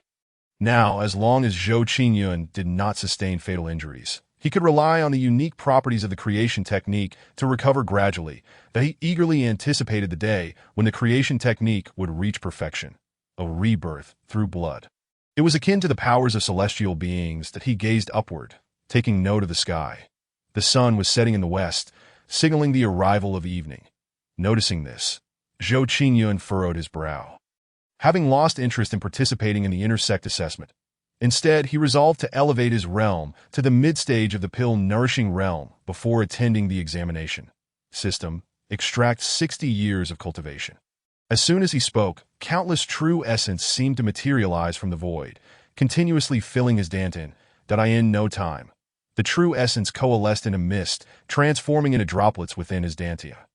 Zhou Qingyun's mind stirred as he swiftly operated his technique, compressing the true essence into the embryonic form of a pearl. Several hours later, A divine pill radiating brilliant light and exuding profound fluctuations took shape in Zhou Qingyun's Dantian. 60 years of cultivation had finally forged a profound pill, allowing him to break through to the mid-stage of the pill-nourishing realm. As Zhou Qingyun inspected himself, a hint of joy flickered across his face. This moment, the profound pill was the size of a quail egg, floating in the center of his Dantian, emitting a dazzling glow that illuminated the space. The next step was to inscribe the Tao patterns onto the profound pill. Generally, inscribing 9 Tao patterns would allow one to break through to the late stage of the pill-nourishing realm. Inscribing 18 Tao patterns would enable a breakthrough to the perfection of the pill realm, and 36 patterns would allow one to ascend to the spirit god realm. However, such breakthroughs would undoubtedly be the most rudimentary, significantly diminishing one's foundation and potential. This was the choice of ordinary individuals. The number of Tao patterns corresponded to the number of spiritual meridians. The ability to inscribe 108 patterns would lead to a stronger foundation and potential, benefiting future breakthroughs to higher realms. It was rumored that in ancient times, an emperor inscribed 108 Tao patterns, reigning supreme among peers and suppressing the passage of time for 100,000 years, transcending into immortality. Zhou Qingyun's thoughts whirled as his gaze flickered, that he harbored immense ambition, wishing to inscribe all the Tao patterns in pursuit of ultimate combat strength to dominate an entire generation. However, the more Tao patterns one inscribed, the greater the subsequent resistance became, akin to attempting to ascend to the heavens with bare hands, a feat only the extraordinary could achieve. Thus, if Zhou Qingyun wished to inscribe all the Tao patterns, given his current qualifications, it would likely be challenging to accomplish. Zhou Qingyun simply did not have the luxury of time to waste. For a moment, he was overwhelmed with frustration, when suddenly a flash of inspiration struck him. He queried the system. System, can the cultivation you rewarded me with be directly inscribed into Tao patterns? After a lengthy silence, the system answered in a low tone. Yes, however, 10 years of cultivation plus 1,000 villain points will inscribe 1 Tao pattern. Haha, system, you truly are unscrupulous. Zhou Qingyun retorted with a cold smile. Despite the complaints, he still needed to inscribe the Tao patterns. It seemed he needed to hasten his investments and search for the child of destiny. 1 Lin Fan was no longer sufficient for his endeavors, and besides, he had no idea where Lin Fan had run off to. After the assessment tomorrow, he could take his vitality pills and explore the outer sect. Perhaps he could trigger some investments. Additionally, what kind of elixirs could enhance true essence? He could purchase a few to wander around the inner sect, which might also lead to investment opportunities. Zhou Qingyun contemplated inwardly. As night enveloped the land, the sound of crickets filled the air. Seeing that it was still early, Zhou Qingyun consumed an enlightenment pill and began practicing the 1 profound finger. The following day, on the emerald leaves, morning dew rolled like pearls, reflecting the radiant glow of dawn. Like the Xianyang sect, Zhou Qingyun diligently practiced the 1 profound finger, following the meridian paths of the technique. Suddenly, a burst of ethereal light flickered on his index finger, and true essence within his Dantian surged violently, shattering the stone table placed in the courtyard. At last, he had grasped the fundamentals of the 1 profound finger. Zhou Qingyun exhaled a breath of turbid air, revealing a smile that he then activated his true essence. His hair, dark as ink, danced wildly, and his garments fluttered in the wind. His index finger glowed brilliantly, translucent and radiant, emanating terrifying fluctuations. Boom! Zhou Qingyun pointed at the ground, and instantly, an imprint appeared, creating a massive pit in the earth. Utilizing merely 10% of his true essence, he demonstrated such formidable power. It was impressive, and this was only the beginning. A gleam of delight flashed in his eyes. The 1 profound finger, a heaven-grade medium martial art, could pierce through a small mountain with minimal mastery, and at full mastery, it could breach the void, exuding immense terror that, of course, without the corresponding true essence to support it, it would be futile. Knock, knock. The sound of knocking interrupted Zhou Qingyun's thoughts. He opened the courtyard door to find 2 young men dressed in splendid garments standing at the entrance. Upon seeing Zhou Qingyun, one of the young men clad in black exclaimed with brightened eyes, "Are you Zhou Shidi?" Zhou Qingyun nodded in slight confusion. "Greetings, Shidi. We are from the Law Enforcement Hall. Your valiant words the day before in exposing Lin Fan's misdeeds earned you great merit." After discussions among the elders and the sect master, it has been decided to reward you with access to the third floor of the Scripture Pavilion, where you may select a technique or martial art. After passing the intersect assessment, you may directly apprentice under Elder Chung. The young man in black explained. Pausing, he produced a jade token, enviously stating, "This is your identification token for the Scripture Pavilion. Please take care of it." Upon seeing the identification token, both young men's eyes gleamed with envy. It should be noted that the third floor of the Scripture Pavilion housed profound-grade supreme martial arts and techniques, including inferior earth-grade martial arts. They had only visited twice after being promoted to true disciples and becoming law enforcement hall disciples. In Zhou Qingyun's eyes, the two young men's auras were blue and purple. Yet they did not trigger any investment opportunities. Was it because he lacked anything suitable for them? Zhou Qingyun pondered. Subsequently, he dismissed the thought, took the identification token, and clasped his fists, saying, "Thank you, brothers, that I would like to inquire about something."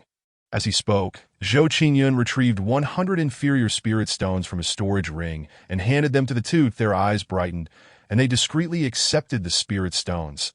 The young man in black asked softly, "What does Shidi wish to know? Has the sect found any trace of Lin Fan? And what punishment was meted out to Huang Yi?" I heard Elder Wang mention that Lin Fan is hidden within the Taishu mountain range.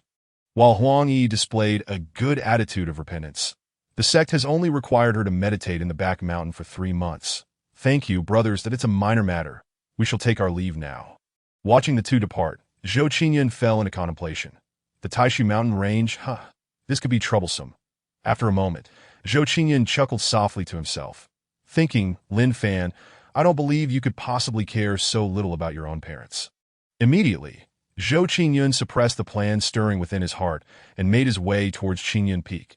This location served as the hub for managing disciple assessments, stipends, clan registrations, and task assignments.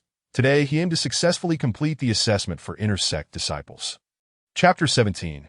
Intersect Assessment, Transformation Tower Xianyang Sect, Qingyun Peak, Intersect Assessment Hall. It seemed that due to the early hour, very few individuals had arrived at Qingyun Peak this morning. As Zhou Qingyun proceeded, his gaze swept over each disciple he encountered. The aura of the disciples present shimmered in shades of blue and white. Zhou Qingyun triggered an investment opportunity, one that was notably blue in hue. Investing a vitality pill to receive a reward of 1 year's worth of cultivation. This reward felt rather meager. It appeared that investing in talents with high luck or in antagonists or protagonists yielded far greater rewards. He mused. With a sigh, he shook his head.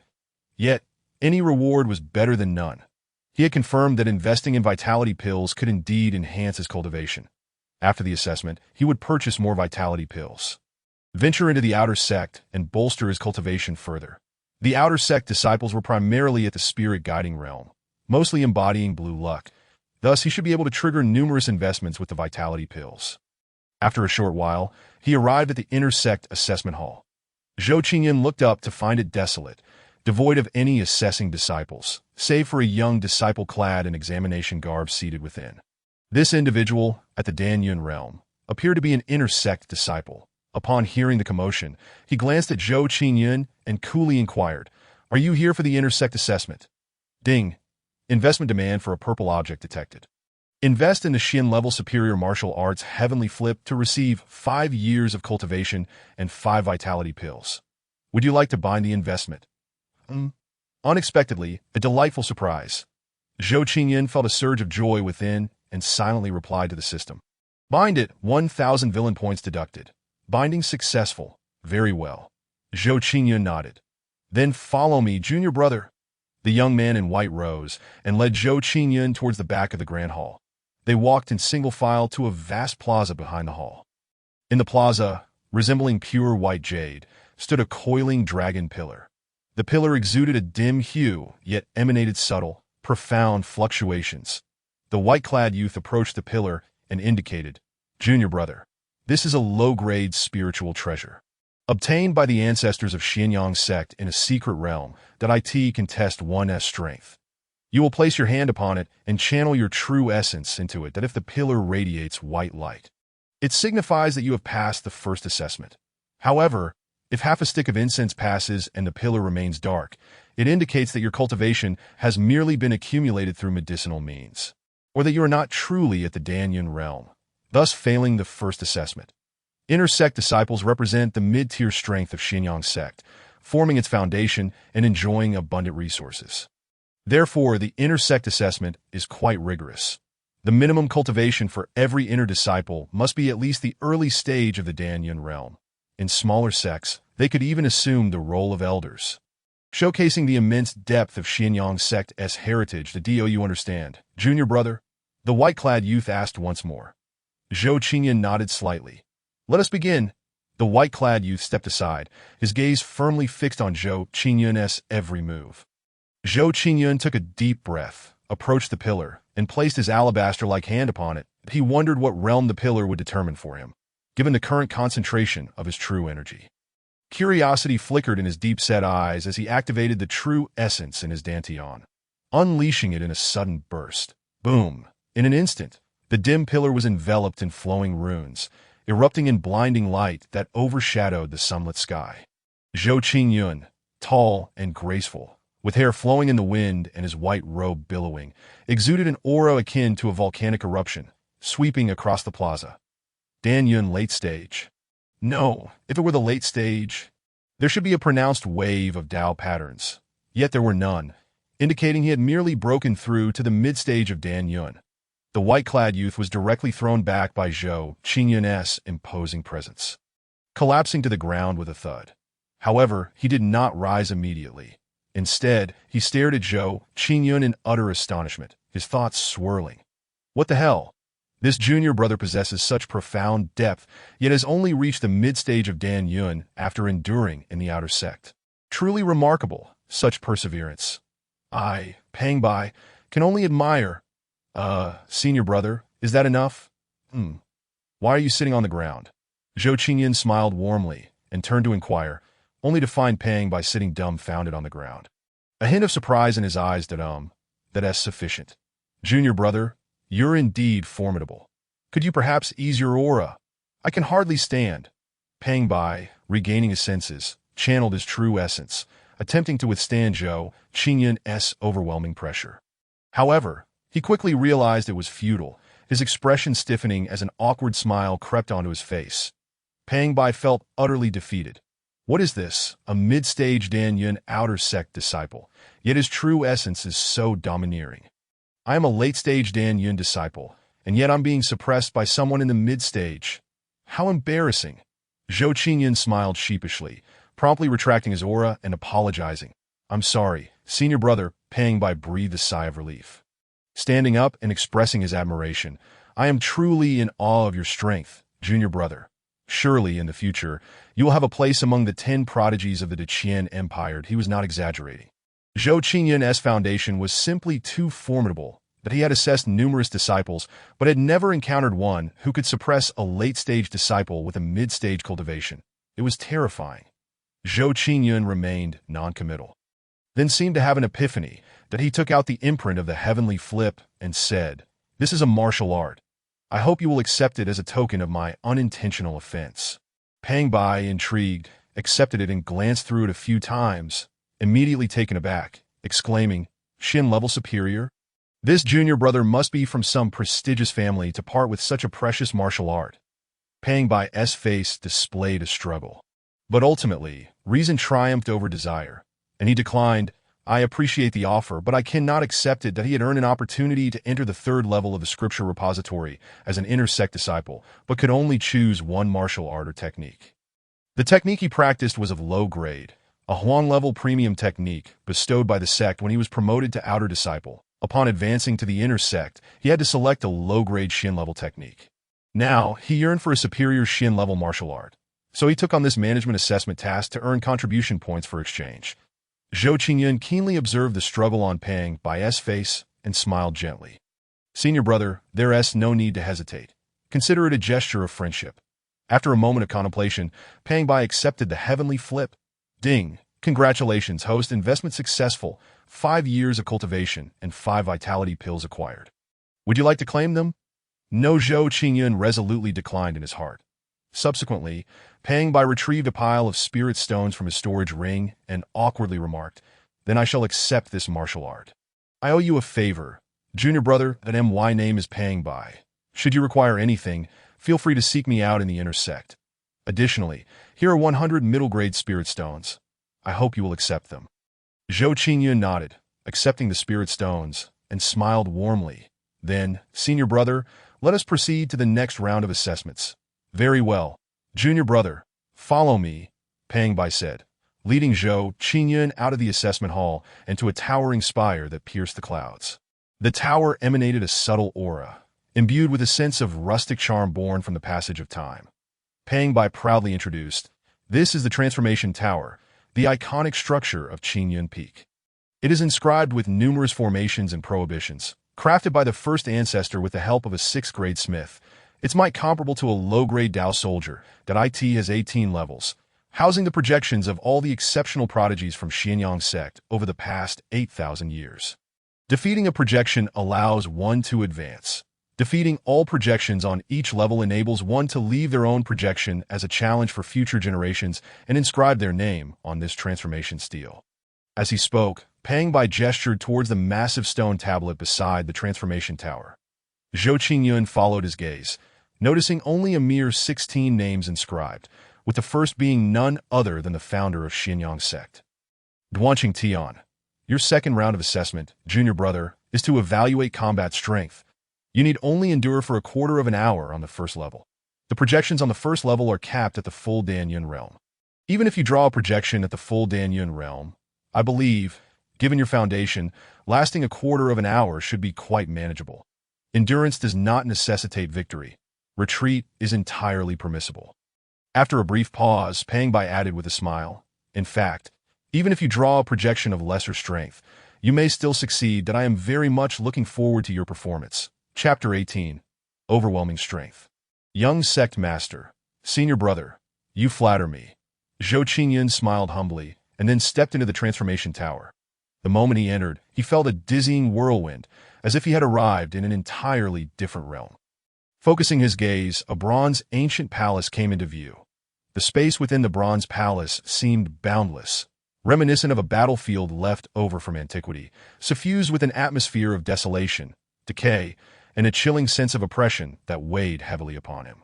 Zhou Qingyun felt as though he could hear the despairing whispers of a bygone era echoing in his mind, causing his spirit to tremble. That he circulated his true essence, his blood surging, and with a cold snort, he dispelled that oppressive sensation. That moment, a chilling voice rang out.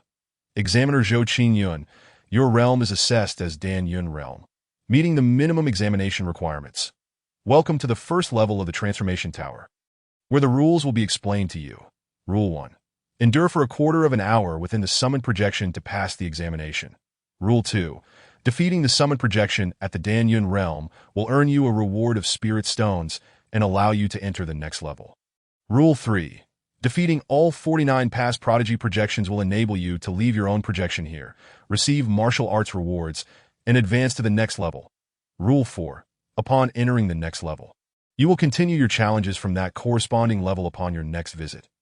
Now, I shall summon your projection." As the voice faded, runes began to swirl within the bronze palace, radiating brilliance that a striking figure holding a spear materialized. Exuding an aura of magnificence, seemingly solid as he hovered in the void, his presence imposing, his gaze disdainful. This transformation tower has some merit," Zhou Qingyun thought, taken aback by the mid-stage pressure of the Danyun realm emanating from the figure. Upon noticing Zhou Qingyun, the man's divine light shone brilliantly. Boom!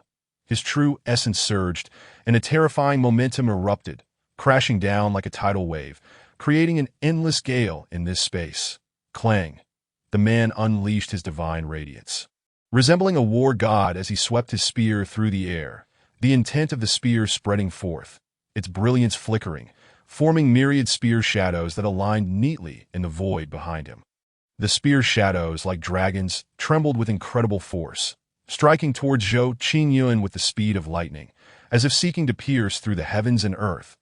The might was indeed terrifying, surely sufficient to deal with an ordinary adversary. However, how unfortunate for you to have encountered me. Zhou Qingyun's expression remained unperturbed as he chose not to evade, but instead pointed toward the void. Crimson true essence surged, the air sizzling with heat, creating a temperature so extreme it felt as if he stood upon the surface of a sun. Crack! The sound of shattering glass echoed as a colossal crimson finger imprint appeared out of thin air, piercing through the myriad spear shadows. Before the finger imprint could dissipate, it shattered the man's projection with overwhelming force. How foolish, wasting so much true essence. Zhou Qingyun thought, having assumed the projection would be formidable and thus had utilized 20% of his true essence, only to find it was nothing more than a hollow facade, that if the man were alive and aware of Zhou Qingyun's thoughts, he would surely be crushed by the revelation. Alas, Zhou Qingyun had the advantage of cultivating imperial-grade techniques and celestial-grade martial arts, bolstered further by his scarlet flame's spiritual body. The wonders of the universe birthed countless mysterious physiques, classified in immortal bodies, spiritual bodies, saintly bodies, and immortal bodies, divine bodies. At this moment, the earlier cold voice echoed once more. Congratulations, Examiner Zhou Qingyun, for defeating a projection and earning 100 low-grade spirit stones. Do you choose to continue the challenge or proceed to the next level? 100 low-grade spirit stones. How miserly. Zhou Qingyun inwardly scoffed, then calmly replied, I choose to continue the challenge. You may select the number of challengers. The icy voice continued to inquire. Bring forth all the remaining projections, Zhou Qingyun declared, having gained confidence in his strength after the earlier test. Although these figures were said to be the projections of the unparalleled prodigies of the Xianyang sect spanning 8,000 years, their abilities had undoubtedly diminished. Zhou Qingyun estimated that these projections possessed at most 40 to 50% of their original strength. Moreover, the transformation tower merely imitated the physical forms of these individuals, lacking their true essence, which was the basis for Zhou Qingyun's confidence. Examiner Zhou Qingyun, are you certain? The voice's owner exhibited a change in tone. No longer as cold, now imbued with a hint of skepticism. In its 8,000 years as the tower spirit, it had never encountered such an audacious individual. Zhou Qingyun was the first to utter such presumptuous words. It mused, has the Xianyang sect fallen so low as to produce such an ignorant disciple? Certainly. Zhou Qingyun responded, aware of the tower spirit's doubts, but unwilling to elaborate further. It was only natural for the first person to break convention to be met with skepticism. The tower spirit chose not to say more. Its duty was to maintain the operation of the transformation tower, and Zhou Qingyun's request was entirely within the rules. Furthermore, it was eager to witness Zhou Qingyun's potential regret. As you wish, the tower spirit declared with a chilling authority. With that, terrifying figures began to materialize. Each shadow bore the realm of Dan Yun, the weakest among them being at the initial stage, while the strongest had reached perfection in the Dan Yun realm. Yet the combat prowess of each figure far exceeded their realm. Each was among the most outstanding prodigies of the Xianyang sect from a bygone era.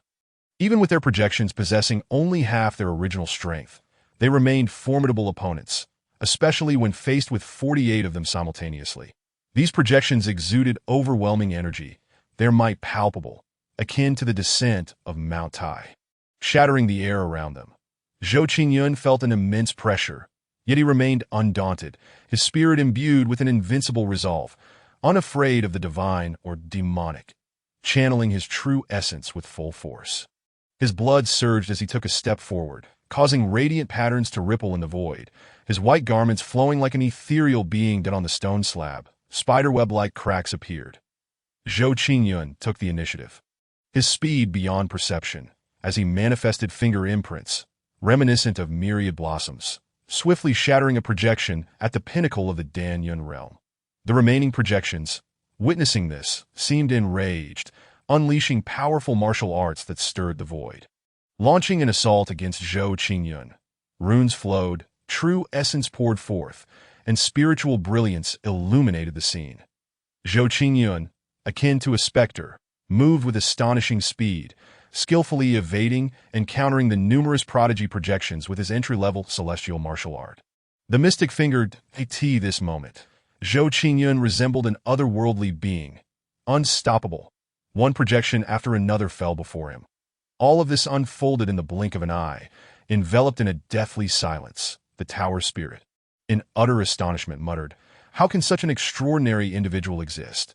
These are 48 prodigy projections, in just a handful of breaths." Over 20 have been defeated.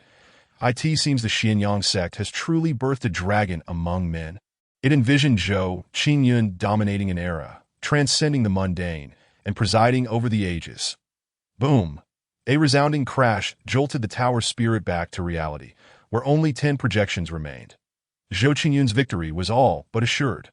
The tower spirit steadied its emotions, preparing to articulate words of commendation for Zhou Qingyun's path of invincibility, to bestow upon him the first ceremonial accolade. Outside, Pang Bai remained composed, quietly awaiting Zhou Qingyun's completion of the examination. In his view, with Zhou Qingyun's prowess, passing the second round of evaluations and becoming an inner sect disciple was a foregone conclusion. The thought of befriending such a prodigy filled him with excitement. As the quarter hour approached, Pang Bai's earlier calmness dissipated. He began to pace, drafting flattering remarks in his mind for Zhou Qingyun. Then, suddenly, dong dong, 3 ancient bell tolls resonated, as the last echo faded. A voice of formidable authority emerged. Akin to divine pronouncements, reverberating throughout the Xianyang sect and extending outward for 3,000 miles. With the power of heaven and earth, the fate of our sect manifests. Our disciple Zhou Qingyun, possessing mid-stage Dan Yun cultivation, has forcefully shattered all projections of our sect's ancient prodigies in the first level of the Transformation Tower, breaking records and elevating him to the status of true disciple. He has also conferred the title of Young Sect Master. Once his realm reaches the required level, he shall ascend directly to the position of sect leader. There must be no mistake regarding this generation's sect leader. Pang Bai's expression instantly froze. I knew he was strong, but I never anticipated such overwhelming strength. He turned to look, and indeed, the transformation monument prominently displayed Zhou Qingyun's name. Chapter 19. Undercurrents Surge, Xiao Fan's Life Script. The authoritative voice seemed to linger in the air. Countless members of the Xianyang sect paused, their expressions a mixture of shock and disbelief as they stared in the direction of the voice. Who is this Zhou Qingyun? How did he suddenly become a true disciple and young sect master? An inner sect disciple raised a question. It appears he was merely an outer sect disciple who came to participate in the inner sect examination today, and then defeated all the prodigy projections of the first level, being directly appointed by the tower spirit ancestor. Another inner disciple speculated, isn't Zhou Qingyun the outer sect disciple who exposed the demon-esque possession just a few days ago? How terrifying! Indeed, to become a true disciple with Dan Yun cultivation is unprecedented in our sect's history. This rate of advancement is simply outrageous, almost rivaling my own speed of entering the sage realm. You, my friend, have truly impressed me. Such audacity. Unbelievable. How did the conversation shift so dramatically? In a martial arts plaza within the inner gate, a group of individuals directed scornful glances towards a lean man. Although the outer disciples were unfamiliar with the concept of the Transformation Tower, they were well aware of the identities of the true disciples and the young sect master. They held a considerable admiration for Zhou Qingyun, whose name was relatively well known among them. Why, they wondered, was senior brother Zhou so extraordinarily exceptional? On the other hand, the 6 individuals, including Li Ming, who had been outsmarted by Zhou Qingyun, pondered secretly how they could become his sycophants. No, rather, his devoted followers that in stark contrast to the relaxed atmosphere among the outer and inner disciples. The true disciples bore grim expressions.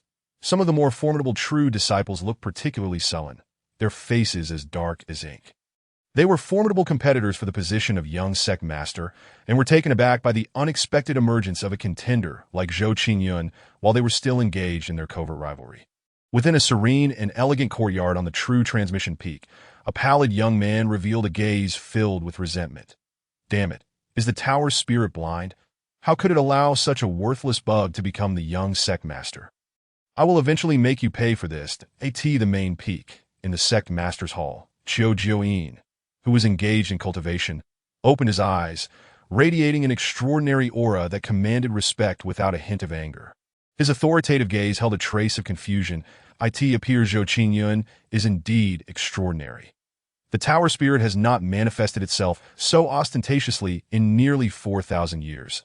I did not expect it to personally intervene for this young man today. At that moment, a voice echoed in Qiu Jiuyin's mind.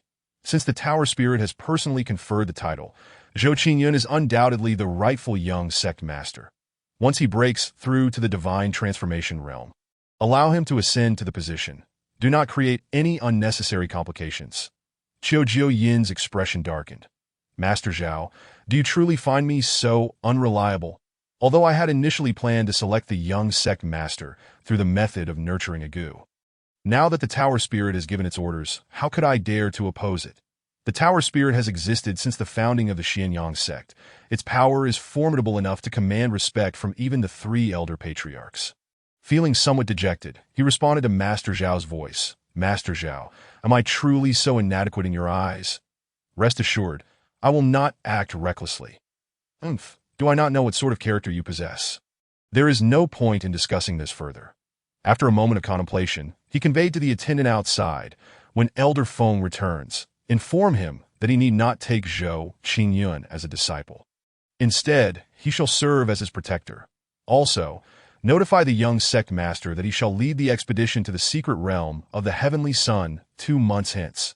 The attendant outside respectfully responded. Understood, sect master.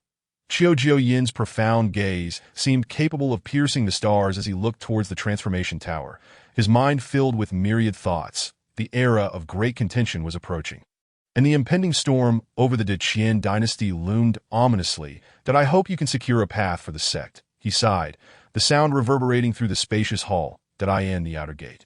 Within Zhou Qingyun's small courtyard, Gu Xie, who was diligently cultivating inside, fluttered her eyelashes, awakening her autumn-like eyes, her beautiful face alight with joy. Young master, you are truly impressive. However, her expression quickly soured as she bit her rosy lip in disappointment. I am so foolish. I have only grasped a mere fraction of the technique in an entire day. I wonder if I will ever be able to catch up to young master.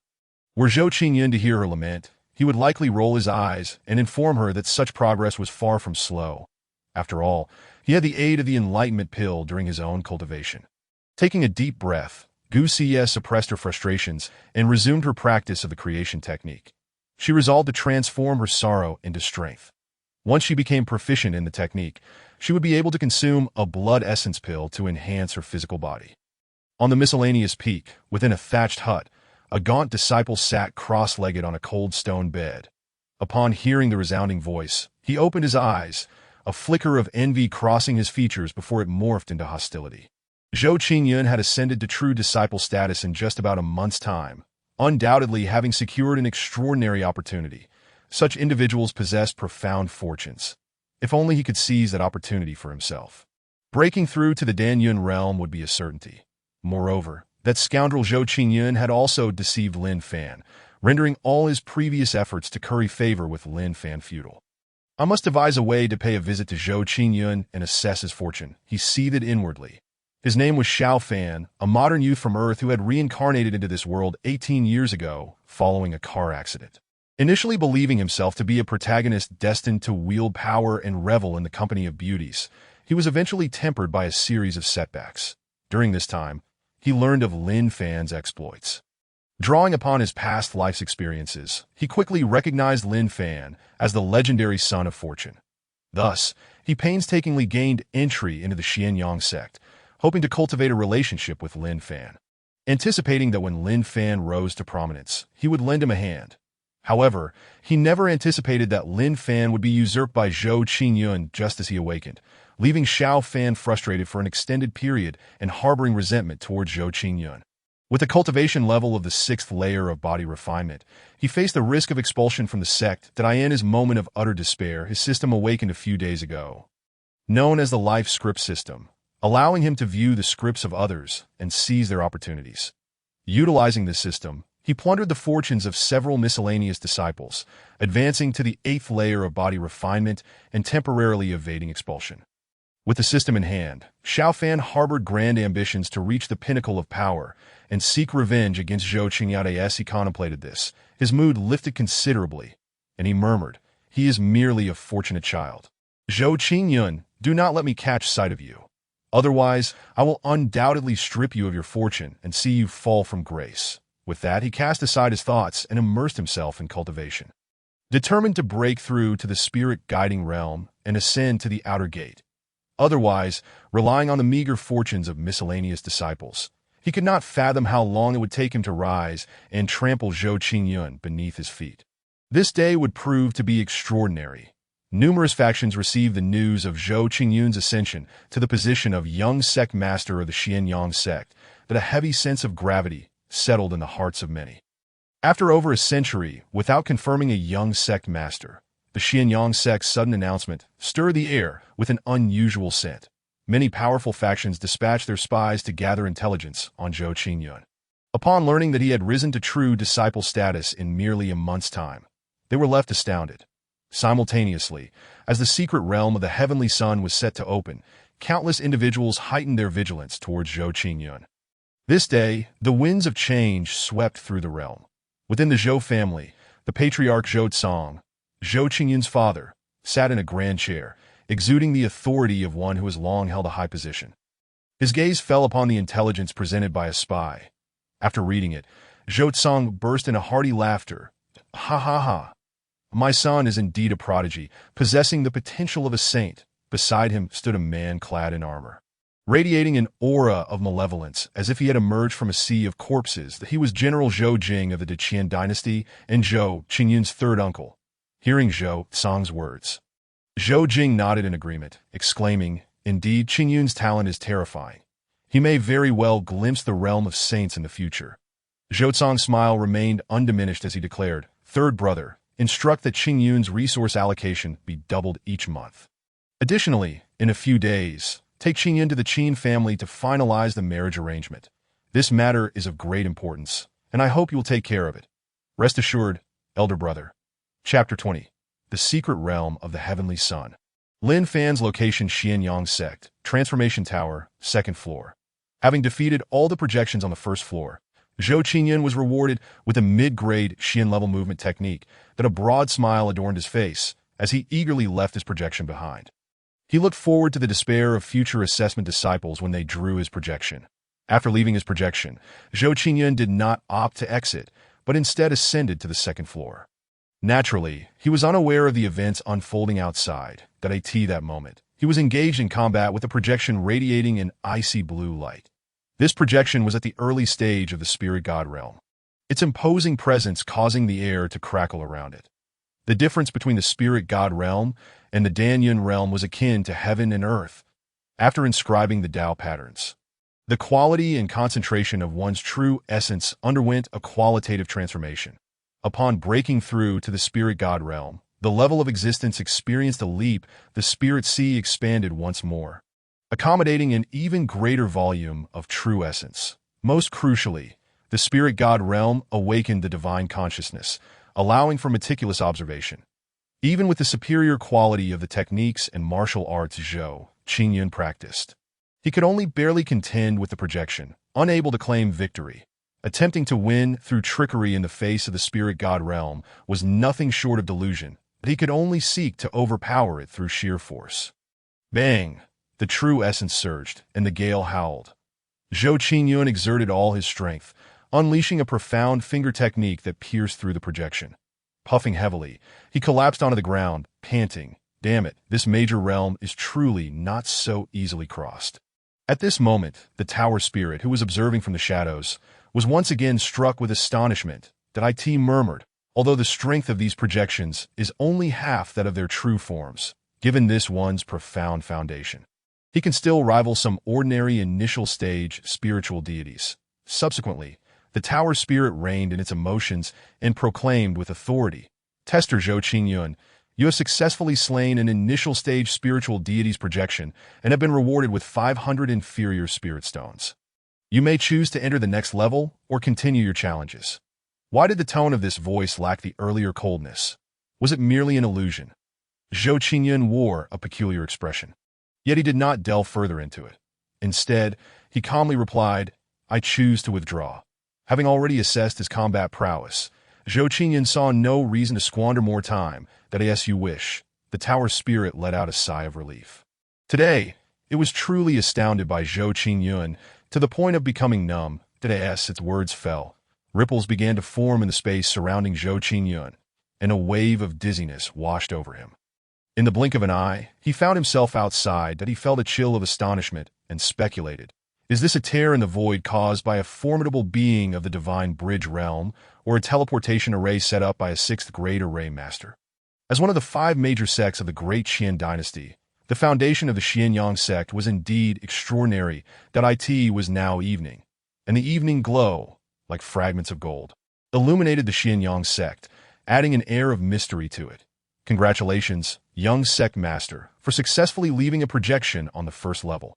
Upon seeing Zhou Qingyan appear, Pang Bai's eyes brightened, and he immediately stepped forward to flatter him. Zhou Qingyan, momentarily taken aback, asked with slight confusion, "Young sect master? Brother, are you referring to me? Please do not call me brother any longer. Just now, after you swept through the first level, you have already exceeded the standard to become a true disciple. And the Tower Spirit has designated you as the young sect master," Pang Bai explained, his expression shifting immediately. "Is that so? Young sect master? That title isn't too shabby. I might as well use it for now. I can renounce it once I establish my own influence later." Zhou Qingyan pondered thoughtfully before smiling warmly at Pang Bai. "Thank you for the clarification, brother. As for the title, you need not concern yourself with it." Hearing this, Pang Bai awkwardly chuckled. "Young sect master, please do not belittle me further. You are now a true disciple with the title of young sect master. Continuing to call me brother would be a breach of etiquette. From now on, you may refer to me as junior brother or simply as Xiao Pang or Xiao Bai." Agreed. Zhou Qingyan did not dwell on the matter. He had never been one to care much for formalities. His previous words were merely a polite gesture to maintain his persona at that moment. A man clad in dark armor flew over and respectfully bowed before Zhou Qingyan, saying, "I pay my respects to the young sect master. Here is your identity jade token. With this token, the young sect master may receive 100 middle-grade spirit stones each month and may freely enter the scripture pavilion. Furthermore, the sect master has instructed me to inform you that the secret realm of Tianzi Mountain will open in 2 months, and you are to lead the expedition. Please prepare accordingly." "Thank you." Zhou Qingyan accepted the identity jade token with a warm smile. Then, using his eye of fortune, he observed the man's fortune. Seeing it was of a blue hue and noting that the system had not triggered any investment demands, Zhou Qingyan paid him little further attention. The man bowed once more before departing. "Junior brother, do you know the situation regarding the secret realm of Tianzi Mountain?" Zhou Qingyan inquired, as he had some relevant memories from his previous life, but was not entirely familiar with the details. After a moment of contemplation, Pang Bai explained, "The secret realm of Tianzi Mountain is believed to be the remnant of an ancient holy land that was destroyed, transformed into a small world.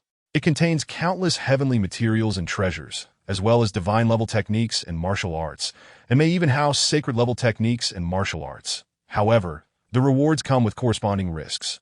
High rewards naturally imply high risks. This small world once witnessed a catastrophic war in ancient times, filled with malevolent energy that breeds resentment and forms spirits, capable of influencing one's mind that a moment's carelessness can lead to the loss of one's Tao heart and a descent into the demonic path. Moreover, there are countless demon beasts within, some of which may even be ancient remnants. Most terrifying of all, the essence and will left behind by powerful beings endure through time, and any ordinary person who touches it will surely perish. Body and spirit obliterated. The secret realm opens once every 20 years, and entry requirements are strict. Firstly, one must be under 30 years of age. Secondly, the number of participants is limited. At most 5,000 may enter at a time. To prevent conflicts, the quotas are distributed by the Great Qian dynasty, with each of the 5 major sects receiving 300 slots. Zhou Qingyan's eyes sparkled with brilliance, as if a light had been ignited within them. Is this not tailored for the children of destiny? If this secret realm opens, the children of destiny from the Great Qian dynasty will undoubtedly seek to enter. And where, in such a realm, would battles not ensue? I should prepare ample healing elixirs to avoid triggering any investment demands. Most crucially, everyone entering will be a prodigy. Their fortunes cannot be LOW. It seems I must seize this opportunity." Zhou Qingyan felt a surge of joy within and turned to Pang Bai, saying, "Thank you for your enlightening words, junior brother, that I shall not disturb you any longer. Young sect master, take care," Pang Bai replied respectfully. The Great Qian dynasty encompasses 28 states. each comparable in size to Zhou Qingyun's former Blue Star. The Xianyang sect is situated in Yunzhou, a small town several 100,000 miles away in Liangzhou. Lin Fan, clad in a black robe, sat in a tavern at that moment. 4 or 5 individuals were gathered around him, whispering amongst themselves. Who would have thought that after centuries without appointing a young sect master, the Xianyang sect would establish one today? This person's talent must be extraordinary. What you may not know is that this young sect master is Zhou Qingyun, the eldest son of the Zhou family. It is said that he broke through to the mid-stage of the Danyun realm within just 3 years of joining the Xianyang sect. His talent is truly terrifying. Indeed impressive, Lin Fan, sitting nearby, had keen hearing and caught every word of their conversation. His expression darkened, and with a loud slap, he struck the table, causing it to collapse with a thunderous crash. The young attendant nearby, seeing this, approached Lin Fan to demand compensation, but immediately retreated upon meeting Lin Fan's fierce gaze. The others seated around, startled, heard someone mutter, "What a lunatic!" Lin Fan, upon hearing this, approached the speaker with a grim expression, lifting him off the ground and narrowing his eyes. "What did you just say?" The others, witnessing this, turned pale and attempted to intervene, only to be sent flying in an instant. "Please spare me." The man's face turned a shade of deep purple as he begged for mercy. Tell me, is the news you spoke of true?" "It is indeed true." After confirming the information, Lin Fan threw the man aside, leaving behind a silver ingot as he exited the tavern. Damn Zhou Qingyun. Lin Fan recalled how he had been hiding in the east of the Tai Su mountain range, narrowly escaping discovery by an elder of the Yunyang sect, only to be saved at a critical moment by a mysterious individual. Yet, barely having emerged, he heard the news of Zhou Qingyun thriving. Rage boiled within him, nearly causing him to spit blood. "Despicable Zhou Qingyun, if you dare to act first, then I shall retaliate, that if I cannot obtain the 9-aperture Linglong body, neither shall you." He plotted revenge, intending to reveal the fact that Gu Xie possessed the 9-aperture Linglong celestial body to the Yaoqi Holy Land. The spiritual combat sovereign had once divulged to him that 3,000 years ago, the saintess of the Yaoqi Holy Land also bore the 9-aperture Linglong celestial body, that if he could share this information, he might gain certain benefits. With his mind made up, Lin Fan made his way toward the Wanbao Pavilion. The Wanbao Pavilion holds a unique status, an enormous force that spans the entirety of the myriad spirit realm, selling a variety of items, including elixirs, martial arts, weapons, and intelligence. As night enveloped the land, the moonlight, like fine jade, spread over the Yunxian mountain range, dispelling the desolation and restlessness, calming the agitated demon beast, the Xianyang sect's outer gate. Zhou Qingyun had just returned to his small courtyard when he spotted Gu Xie standing gracefully in the courtyard. Dressed in a blue embroidered dress, her figure was exquisite, and under the glow of the setting sun, she exuded an ethereal charm. Upon seeing Zhou Qingyun, Gu Xie broke into a radiant smile and approached him. "Young master, you have returned." Zhou Qingyun nodded and replied gently, "How is your cultivation of the technique progressing?" "I am sorry, young master. I fear I have disappointed you, that I have only grasped the barest fundamentals." Gu Xie said, biting her lip, a hint of dejection in her voice, "that I suspect you are being modest." Zhou Qingyun thought to himself, though he did not voice it. Instead, he affectionately patted the girl's head and said with a warm smile, "No worries. Let me explain it to you." Gu Xie nodded with a face full of joy. Subsequently, Zhou Qingyun began to explain to Gu Xie that his current progress in cultivating the creation method was at a minor accomplishment, more than sufficient to guide her, that in the realm of cultivation, the mastery of techniques and martial arts is classified into stages: entry level, minor accomplishment, major accomplishment, perfection, and returning to simplicity. Several hours passed, and Zhou Qingyun finished his explanation. Yet he did not hear any sound from the young girl. Thus, he lowered his gaze and saw her eyelashes trembling slightly, appearing dazed, as if she had fallen into a state of profound realization. Is she truly that extraordinary? Zhou Qingyun was utterly astonished and quietly awaited her response. Half an hour later, the girl's delicate figure trembled slightly, and an ethereal aura emerged. Instantly, an intense gravitational pull surrounded her, akin to a miniature black hole, as it began to siphon the spiritual energy from the surroundings. Hiss! Zhou Qingyun felt a tingling sensation, realizing that this was merely the awakening of her celestial body. What would it be like once she fully awakened? The corners of his mouth lifted as he retrieved several medium-grade spirit stones from his storage ring, crushed them, and offered them for her absorption.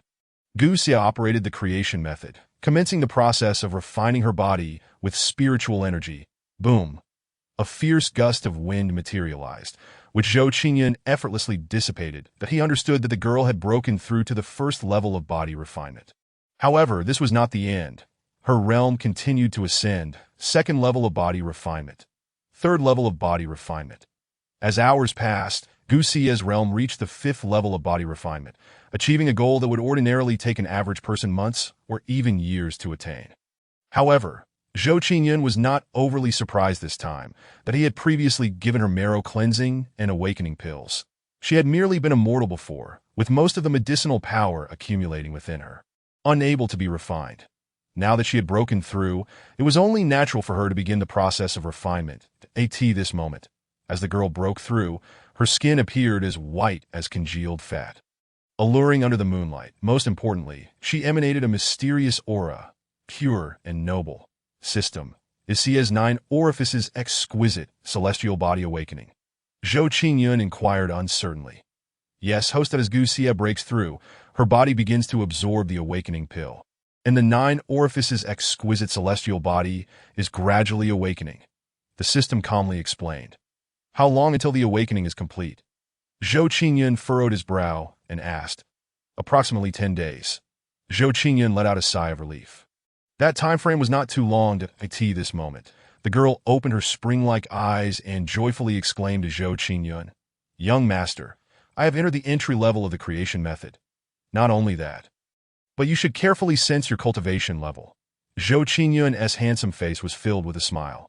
Upon hearing this, Gu Xia carefully sensed her condition, and delight immediately radiated from her, causing her to dance with joy. Young master, I can finally take revenge for my parents. Zhou Qingyun hesitated to shatter the girl's fantasy, but still inquired. Do you know what realm the rogue cultivator who captured you is at? And do you know where she is now? Upon hearing this, the girl calmed down and said, That person seems to be from Xianyang City, but I do not know her realm, that I only know she can fly and can shatter a giant tree from a distance. With my current strength, it seems impossible that Ji Yu's gaze dimmed. Hearing her description, Zhou Qingyun's heart found answers, and he comforted her. That person is at the Dan Yun realm. Your aptitude is extremely strong. Relax and cultivate for a few months, and you will be able to take your revenge. The Dan Yun realm possesses true essence enhancement, which is extraordinary. It can condense the air briefly and split mountains and stones with ease. As for helping the girl take revenge, he had never considered it. Such matters must be accomplished by her own hand for her to release her pent-up frustrations. Really? Hope rekindled in Gu Xia's spring-like eyes. I would not deceive you. Your physique is special. Zhou Qingyun nodded affirmatively, but he then informed Gu Xia about the 9 orifices exquisite celestial body, causing her to become exceedingly excited. That I in her heart, she whispered, with such a physique. Can I keep pace with the young master? Noting the girl in contemplation, Zhou Qingyun chose not to interrupt her, but he gifted her a Tao enlightenment pill and then resumed his own cultivation. The following day, as the first rays of dawn began to shine, a disciple in green attire arrived to assist Zhou Qingyun with his relocation. Now that he was a true disciple and a young master, it was naturally impossible for him to remain in his previous dwelling. His possessions were few, and soon he had finished packing. Under the guidance of the green-clad disciple, Zhou Qingyun and Gu Xia arrived at the true inheritance peak. The disciple led Zhou Qingyun to a luxurious courtyard. The courtyard was vast, with numerous pavilions, artificial mountains, and gazebos, resembling a mountain villa. Nestled by the mountains and beside water, it was serene and elegant. Behind the courtyard flowed a crystal-clear spring. Its sound akin to beautiful melodies. In the center of the courtyard stood a massive heavenly heart peach tree, adorned with vibrant blossoms that a gentle breeze blew, causing petals to fall like raindrops, releasing a faint fragrance that was refreshing. Walking 100 meters past the grand entrance of the courtyard led to a cliff's edge, where one could behold the undulating sea of clouds. Most importantly, the courtyard contained a gathering spirit array, rich in spiritual energy, making it exceedingly suitable for cultivation. After a brief tour, Zhou Qingyun was very satisfied, and Gu Xia beside him wore a radiant smile. Seeing this, Zhou Qingyun gently smiled and ruffled the little girl's hair, saying, "Xie, this will be your home from now on. Feel free to choose a pavilion." Home? Guxia was momentarily taken aback, her eyes glistening with tears, unable to resist embracing Zhou Qingyun. "Thank you, young master." As she regained her composure, Guxia immediately felt flustered and quickly explained, "I'm sorry, young master. I didn't mean to. I was just too excited." She cautiously gauged Zhou Qingyun's reaction, fearing he would be upset. There's no need for such concern. Remember, your aptitude is remarkable. There is no need to feel inferior. I have never regarded you as a servant," Zhou Qingyun replied with a wry smile. Guxia nodded earnestly and began to select a pavilion. After moving, Zhou Qingyun could select disciples from the outer sect and the servant quarters to serve as attendants and manage the courtyard. However, he chose not to search for attendants, but instead summoned Wang Wu and Wang Lu. Then, Zhou Qingyun, with vitality pills in hand, began to stroll through the outer sect. Before long, he received an investment notification from the system. Ding! Detecting investment needs from blue objects. Would you like to invest any number of vitality pills to gain 1 year of cultivation? Would you like to bind this investment? Zhou Qingyun's expression brightened with joy as he immediately knocked on the disciple's door. "Greetings, young master. How may I serve you?" Without waiting for the disciple to finish speaking, Zhou Qingyun left a vitality pill and gracefully departed. "That I see my junior brother requires vitality pills urgently. I hope this pill can assist him in breaking through soon." The disciple was left in a state of confusion. Investment successful. Gained 1 year of cultivation. Zhou Qingyun did not linger and proceeded to the next. Ding! Detecting investment needs after investing all the vitality pills he possessed. Zhou Qingyun purchased over 120 vitality pills. With the vitality pills in hand, Zhou Qingyun continued to reap benefits. For 6 consecutive days, he engaged in investments that on this day, as evening approached, he received another notification. Ding! Detecting investment needs from blue objects. Would you like to invest any number of vitality pills to gain 3 months of cultivation? Would you like to bind this investment? System, what is going on? Why is the reward only 3 months of cultivation? For the same type of investment, after investing over 100 times, the reward is only a quarter of the original amount. After 150 times, this type of resource investment will no longer be available. In simpler terms, any future investments in second-grade pills will not trigger investment needs, regardless of the investment target. Damn it! Refund! Why didn't you mention this sooner, system? Zhou Qingyun's expression darkened as he suppressed his anger and questioned. Not to mention the numerous pills he had purchased, he had invested in blue objects today. But the returns were minimal, failing to maximize his benefits. This left Zhou Qingyun feeling immensely frustrated. What a colossal loss. The host did not consult regarding related issues. This burden, the system shall not bear.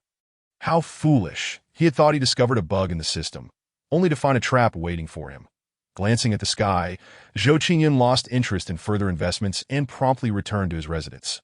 Today's outcome was an investment of 100 vitality pills, yielding 1,000 years of cultivation, which provided him a modicum of comfort. He pondered. It seems I must seek out the antagonist for profitable investments. The only confirmed antagonist is Li Qingwei. I must approach her beforehand. As for Lin Fan. Once Guxia completes her awakening, I will return to the family and capture Lin Fan's parents, forcing him to appear. Chapter 22. Encountering the antagonist again, Xiao Fan. Eavesdropping on the wall system. Check my attribute panel. Zhou Qingyun instructed the system upon returning to the True Inheritance Peak as soon as he spoke. A virtual panel resembling a game screen unfolded before his eyes. Name. Zhou Qingyun Realm. Mid-Dan Yin Fortune. Purple antagonist value. 3,200 investment objects. 108. The antagonist value had unexpectedly dropped to 3,200. Zhou Qingyun gazed into the void, his brow furrowed. After pondering for a long while, he addressed the system. System, extract 10 years of cultivation and engrave a pattern, with a deduction of 1,000 villain points. A mystical rune radiating a golden glow suddenly manifested within Zhou Qingyun's dantian. The rune exuded a vast, mysterious, and ethereal aura, akin to an ancient script, and was abruptly inscribed onto Zhou Qingyun's in that instant. Zhou Qingyun's aura intensified, and the space of his spiritual sea expanded once more, now approximately the size of a basketball court that as the creation technique circulated, the surrounding spiritual energy flowed into Zhou Qingyun's body like a torrent, being refined into true essence. This phenomenon was indeed miraculous. Zhou Qingyun mused. He then resumed his practice. The following day, as the first rays of dawn appeared, the pearl-like dew began to hastily retreat. That it was the beginning of the month. And the Xianyang sect was far from tranquil. Countless disciples began to collect their stipends. Zhou Qingyun did not partake, as a stipend had already been collected by the Wang brothers on his behalf, amounting to 50 medium-grade spiritual stones. Typically, a true disciple would receive only 25 medium-grade spiritual stones, but as the junior sect master, Zhou Qingyun enjoyed double that amount. Not one to remain idle, Zhou Qingyun made his way to the scripture pavilion. Upon his arrival, he noticed an elderly man reclining on a chair at the entrance. The old man glanced at Zhou Qingyun and languidly remarked, "You may observe memories at any level of the scripture pavilion, but you must not remove any martial arts or techniques, nor impart them to others that I understand, esteemed elder," Zhou Qingyun respectfully replied. The scripture pavilion consisted of 4 levels, each housing different grades of martial arts and techniques. The 4th level contained a total of 13 high-grade earth-level techniques, representing the foundation of the Yunyang sect, and was accessible only to true disciples. Each level was protected by arrays, and after presenting his identity jade token, Zhou Qingyun proceeded directly to the 3rd and 4th levels in search of a specific spear technique. However, just as he reached the 3rd floor, the system chimed, "Ding, ordinary level villain detected. Invest 1 insight pill to receive 5 cleansing pills. 5 insight pills and 50 years of cultivation. Do you wish to bind the investment? Bind." Zhou Qingyun was momentarily taken aback, but then his eyes sparkled with excitement, but he was profoundly relieved that he had not used his last insight pill. Binding successful. Checking this individual's data panel. Name: Zhao Wenjue. Realm: complete spirit drawing. Fortune: purple. Favorability: 10. Having obtained this information, he hastily activated his Eye of Fortune to locate this individual. Most people around him exhibited blue fortunes, with only a few possessing purple. Zhou Qingyun quickly spotted Zhao Wenjue, a robust figure clad in blue, standing in a corner, anxiously perusing a scroll of martial arts. Zhou Qingyun strode confidently toward Zhao Wenjue. Upon hearing the commotion, Zhao Wenjue looked up with irritation and asked, "Who are you to disturb me? Shouldn't you be searching for martial arts instead?" "My dear friend," Zhou Qingyun replied warmly, "I noticed your troubled expression. Have you encountered a challenge in your cultivation? Perhaps I can offer assistance." "Who do you think you are? Get lost and stop bothering me," Zhao Wenjue retorted, his aura surging with agitation. Truly befitting of a villain, such a fiery temper. Zhou Qingyun thought, suspecting that if they were outside, this fellow might very well attempt to unleash a flurry of attacks on him. Zhou Qingyun then introduced himself with a gentle demeanor. "I am Zhou Qingyun. Who cares if you're the junior sect master? I pay my respects, junior sect master. My earlier offense was unintentional. I hope you do not take it to heart." Zhao Wenjue, initially furious, quickly realized his folly, awkwardly offering a bow. "You are quite the realist." Zhou Qingyun raised an eyebrow, bemused at no harm done. "I merely approached to inquire whether you are facing difficulties that I hope you will forgive my intrusion." This junior sect master indeed lived up to the legends, humble and courteous. Zhao Wenjue, flabbergasted, replied with a rueful smile, "To be honest, junior sect master, I am attempting to cultivate a martial art, but I have been unable to grasp the key, which has left me somewhat disheartened and frustrated."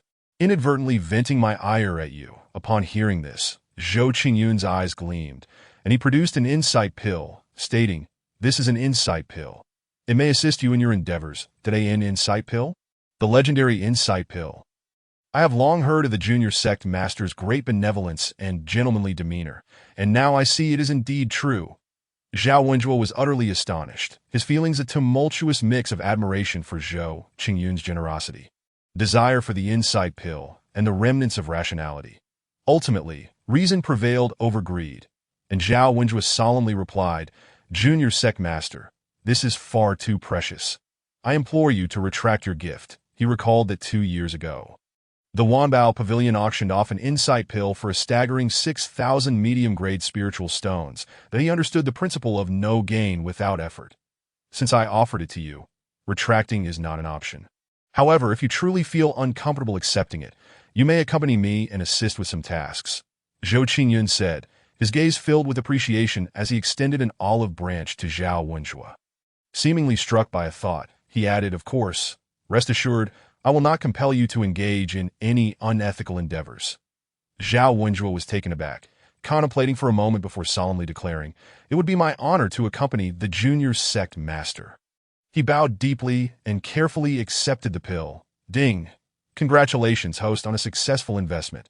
You have received 5 cleansing pills, 5 insight pills, and 50 years of cultivation. Would you like to collect them? In that same instant, Zhao Wenjue's favorability also surged to 60, that Zhou Qingyun's smile deepened as he remarked, no need for excessive formalities. You need not adhere to such rituals in our interactions. Zhao Wenjue nodded in agreement. Then Zhou Qingyun inquired, by the way, my friend, have you offended any particularly noteworthy individuals? Perhaps those who have rapidly advanced in their realms or transformed from a waste into a genius overnight? Not at all, junior sect master. Zhao Wenjue replied, somewhat puzzled but shaking his head gently. Very well. Unable to glean any information regarding the destined child, Zhou Qingyun felt a tinge of disappointment. He swiftly changed the subject. Since you've chosen to accompany me, you may move into my courtyard tonight. The courtyard assigned to him was exceedingly spacious, capable of housing over 100 individuals. Moreover, having Zhao Wenjue nearby would aid in identifying the destined child. Certainly, young master, Zhao Wenjue replied, excitement evident in his voice. The spiritual energy concentration at the true transmission peak was far superior to that of the inner sect. Subsequently, Zhou Qingyun resumed his search for martial arts. Meanwhile, in the outer sect, after several days of cultivation, Xiao Fan had broken through to the spirit-drawing realm and completed his assessment. He stood in his small courtyard, brimming with confidence, unable to suppress a laugh. Foolish Zhou Qingyun. I shall one day drag you down from your pedestal. At that moment, a disciple happened to pass by and overheard Xiao Fan's mutterings. Instantly incensed, he shouted in outrage, how dare you curse the junior sect master behind his back? He couldn't fathom how someone with Zhou Qingyun's commendable character could have a petty person cursing him. This disciple, named Zhang San, had previously received an investment from Zhou Qingyun. Now seething with anger, Zhang San unleashed his spiritual energy, shattering the wooden door. Upon discovering that Xiao Fan was merely at the first level of spirit drawing, Zhang San's fury intensified. His eyes widened as he admonished. What audacity to curse the junior sect master! Xiao Fan was momentarily taken aback, but his expression quickly shifted to one of disdain. Who the hell are you? What's wrong with me cursing that hypocrite Zhou Qingyun? I shall continue to do so. Hypocrite scoundrel.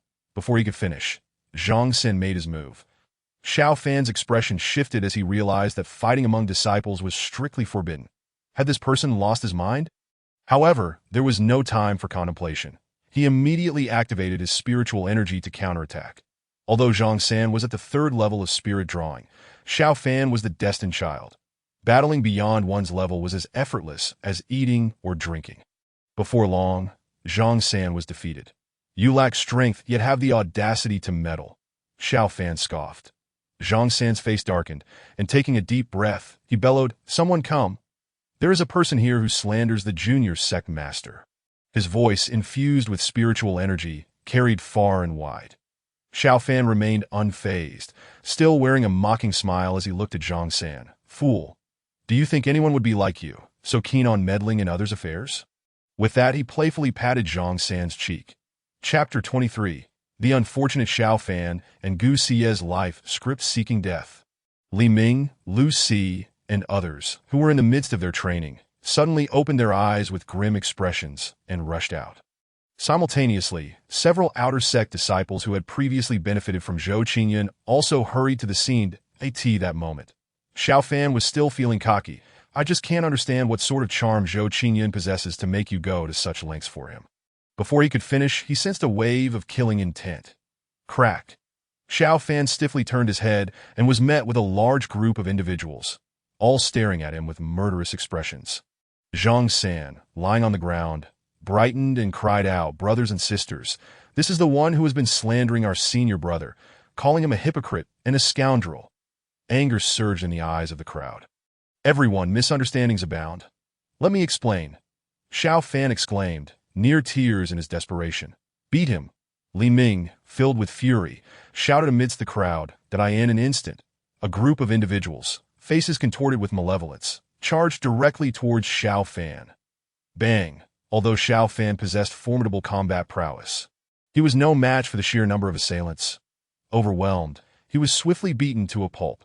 How dare you slander the young master? He is courteous and humble. How could he possibly be the hypocrite you claim? One person indignantly exclaimed that I've been stuck at the 5th level of spirit guidance for ages, and only a few days ago, thanks to the young master's generous gift of a chi pill, I managed to break through. Are you disparaging him simply because he hasn't bestowed any favors upon you? Another added, Woo, I too have benefited from the young master's assistance. Have you gone mute? Speak up. The crowd, growing increasingly agitated, unleashed a flurry of punches and kicks, leaving Xiao Fan barely recognizable. At that moment, Xiao Fan wished to weep in despair, unable to utter a word due to some petty wretch stepping on his mouth. Hearing someone demand he speak nearly drove him to the brink of madness, but he could not comprehend why these people were so fiercely protective of Zhou Qingyun. He was entirely oblivious to Zhou Qingyun's influence among the outer disciples. In their eyes, Zhou Qingyun was humble, generous, and never condescending. How could such a person be a hypocrite? Even those who had not received favors from Zhou Qingyun held him in high regard, with some having become his loyal admirers. At that moment, someone noticed that Xiao Fan was unable to speak and exclaimed, Hey, this brother seems to have his mouth stepped on, rendering him mute. Xiao Fan was nearly moved to tears and hurriedly blurted out, Gai Chui you, why, Qo wrong, Rao forgive, Ming life, hi still you can be you not and then can be you not. Hit my face. No one paid him any heed, and what awaited him was another barrage of combined strikes. After a while, Xiao Fan, on the brink of collapse, bore the marks of his pummeling. Seeing this, the crowd finally halted, smirking, We thought he would be tough, but he turns out to be so easy to beat. Let that be a lesson for your insolence. What should we do now? Someone inquired. Zhang Sen pondered for a moment and suggested, Why not tie him up and present him to the young master for his judgment? Li Ming's eyes lit up. What a splendid idea! Without hesitation, the crowd commenced their actions. Xiao Fan, barely conscious, was nearly driven to despair. In the scripture pavilion, a notification chimed, Your investment target is currently suppressing the child of destiny. You have gained 200 villain points, ding. Your investment target is currently suppressing the child of destiny. You have gained 200 villain points, ding. What the heck, has Lu Sun found Lin Fan? No way. Is Lu Sun really that formidable? Has Lin Fengqing not received the news yet? Zhou Qingyun was utterly bewildered. He had just finished exploring the 3rd floor of the scripture pavilion when the system notifications began pouring in. Continuing for nearly half an hour, growing weary of the incessant alerts, Zhou Qingyun finally opted to silence the system. Once the notification ceased, he immediately summoned his attributes panel. Name: Zhou Qingyun Realm. Midstage Dan Yun Fortune. Purple Villain Points. 24200 Investment Target. 109 His. 24,200 villain points. Who is this little darling causing such a ruckus, managing to suppress the child of destiny so fiercely? Truly a worthy heir of my legacy. Overwhelmed by sudden joy, he felt dizzy. He incessantly speculated about the identity of this individual. This moment. Zhou Qingyun's mind raced, and he lost interest in further searches, promptly exiting the scripture pavilion. The true inheritance peak. Zhou Qingyun's courtyard. A group of individuals brought Xiao Fan to the entrance. Hearing the commotion, the brothers Wang Wu and Wang Lu burst through the door, their demeanor aggressive. What is all this ruckus? Do you not know this is the young master's residence? Seeking death, are we? Wang Wu's eyes widened as he barked, his scarred face radiating an intimidating aura. Silencing the chaotic scene, Dalai Ming stepped forward, clasping his fists. Brother Wang Wu, this individual has been slandering the young master, and we have brought him here to await the young master's judgment. Wang Wu's expression shifted, and he immediately inquired, in what manner has he slandered the young master? Before Li Ming could respond, Zhang San interjected angrily. This person has called the young master a fool, a hypocrite, and a scoundrel. Boom! Wang Wu's face darkened, his aura flaring as he stepped forward and delivered a resounding slap to Xiao Fan. How dare you insult the young master? Seeking death, are we? Even the Lord has never been insulted in such a manner. You, a mere wretch, dare to speak so? Do you wish to die sooner? Wang Lu. equally displeased, stepped up to deliver a slap of his own. Having grown up alongside Zhou Qingyun, the two brothers, infused with a servant-master mentality, would not tolerate anyone insulting Zhou Qingyun, except, of course, for the clan leader and the matriarch. Xiao Fan, having just recovered slightly from his injuries, was once again sent reeling into a dazed AT that moment. Gu Xie, who had been cultivating, was awakened. Frowning, she stepped outside. The crowd, upon seeing Gu Xie, was struck with awe and quickly lowered their heads. Garbed in a flowing white dress, her figure was graceful, and her aura ethereal, resembling a snow lotus upon a mountain, untouched by the dust of the earth. Wang Wu, noticing the unusual atmosphere, turned to see Gu Xie and quickly called out, "Sister Se." Initially, the brothers intended to address Gu Xie as the young mistress, for they believed Zhou Qingyun harbored feelings for her. Otherwise, why would he treat her so well? It was known that he had never shown such kindness to any woman before. She was the first. Thus, they held Gu Xie in the highest regard. However, Gu Xie, inherently self-effacing, felt unworthy of such a title and requested they address her differently. "Wang Wu, what is happening?" Gu Xie inquired softly, her expression frigid, having endured a series of setbacks. Her demeanor was notably cold. Aside from her rare smiles directed at Zhou Qingyun, she had not smiled at anyone else. The brothers were accustomed to her demeanor, and Wang Wu promptly recounted the earlier events to her. Instantly, Gu Xie's delicate features darkened, her face filled with fury. Without uttering a word, she stepped forward and delivered a slap to Xiao Fan. Dazed, Xiao Fan instinctively activated his life script system, the name. Gu Xie Cultivation. 10th level of Body Refinement Fate. Lu Huang Emperor's Fortune. Reversal of Fate Gold. 9 Orifices Exquisite Gold. Reversal to Immortality Gold. Beauty that topples nations Gold. Talent that lasts through the ages Gold. Prosperous Husband Gold. Recent turn of events. Captured by a venomous woman for sale. Later rescued by Zhou Qingyun, who gifted her awakening pills and cleansing pills, purging her impurities and awakening her 9 Orifices Exquisite Immortal Body tonight, being crowned as a saintess by Yao Qi, embarking on a legendary journey. Life Script. Chapter 24. Investment Triggered Again. Life Script. A troubled early life marked by the loss of both parents, experiencing great ups and downs, fortunate to be rescued by Zhou Qingyun, reversing her misfortunes and soaring to the heavens, earning the title of Lu Huang Emperor. Subsequently, Zhou Qingyun was pinned down in the chaos sea by the ruler of the Daqin celestial court. His true spirit shattered. The Lu Huang Empress, heartbroken, forcibly reversed her existence through 9 lifetimes, achieving the rank of immortal emperor, sacrificing herself to sever the ancient passage, annihilating the Daqin celestial court. Afterward, she traversed the river of time, across the universe, seeking to resurrect those of the past, ultimately in vain, perishing in the chaos sea. That little scoundrel Zhou Qingyun is worthy of such a girl's devotion. No, I must find a way to rescue her and free her from this inferno. Xiao Fan's eyes widened in fury as he silently screamed. Seeing Xiao Fan staring blankly at her, Gu Xie grew even more disdainful. Turning to Wang Wu and his brother, she quietly instructed, "Wang Wu, take this person away. Await the young master's return for judgment. Please do not, miss, I can tell you some things. Zhou Qingyun saved you with ulterior motives. Do not trust him. Moreover, you will awaken your immortal body tonight and be taken by the saintess of Yao Qi." Xiao Fan, with his swollen face, forced a smile, attempting to gain Gu Xie's trust. His words elicited raucous laughter from the surrounding crowd, who regarded him as a fool. Did I ask this lad out of his mind?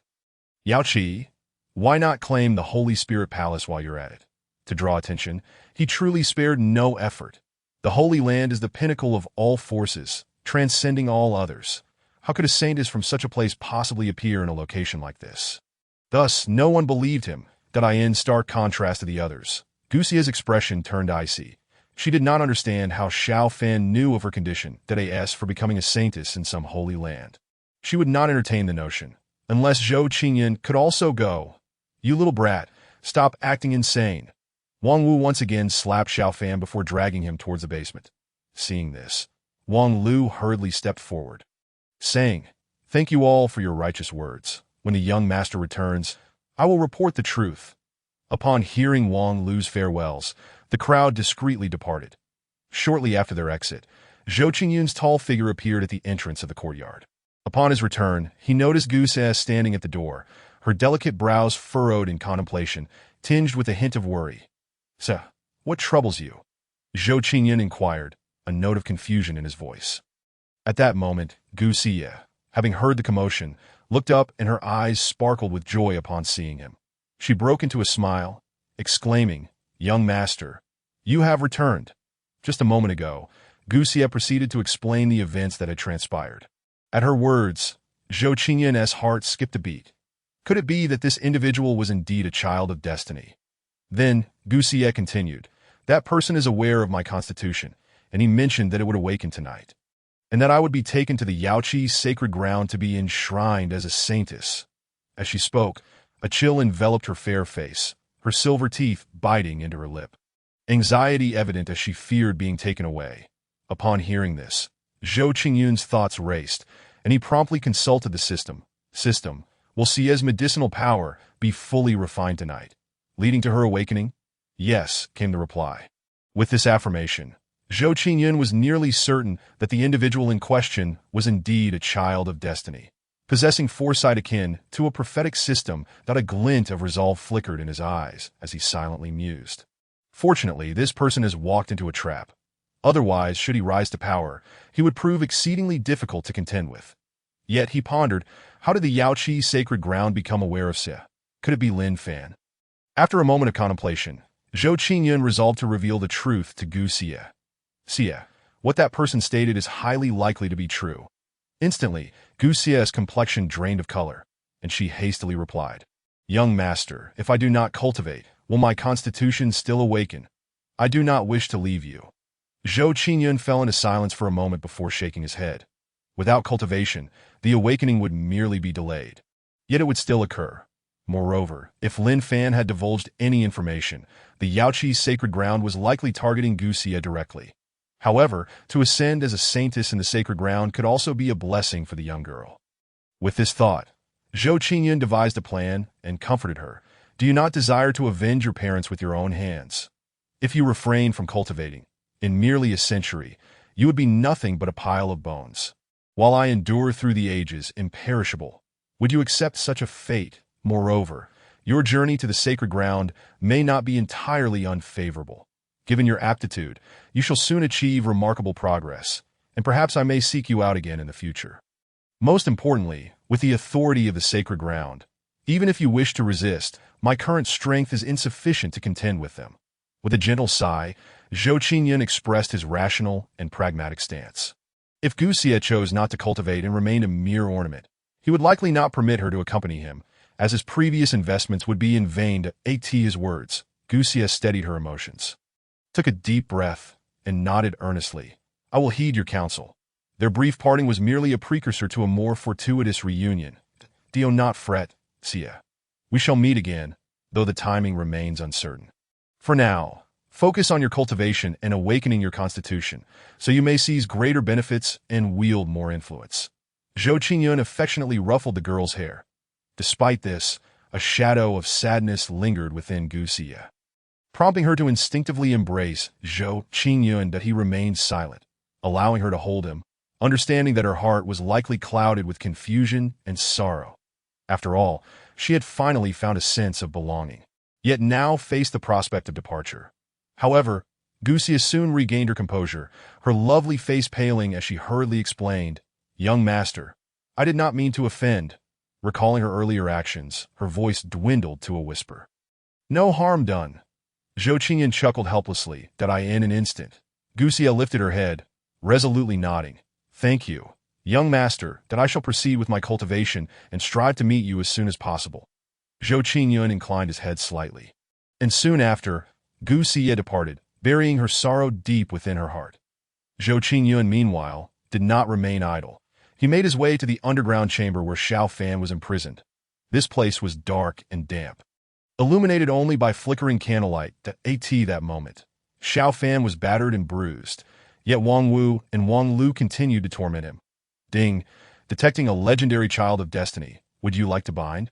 Ding, detecting investment needs for a golden investment target. By investing one revitalizing pill. You may acquire the low-grade Celestial Dragon Spear technique, a high-grade spirit treasure, and 50 years of cultivation. Would you like to bind this investment? Upon seeing Zhou Qingyun, the two brothers immediately bowed, saying, "We pay our respects to the young master. This peasant just insulted you." Wang Wu, being impulsive, spoke up without delay. Zhou Qingyun nodded and waved his hand, signaling them to leave. Xiao Fan's eyes burned with hatred upon seeing Zhou Qingyun, yet he understood that small grievances must not jeopardize grand plans. He quickly pleaded, "Young master, I was wronged and I beg you. Show mercy, dream on. How could I let a gift like you go?"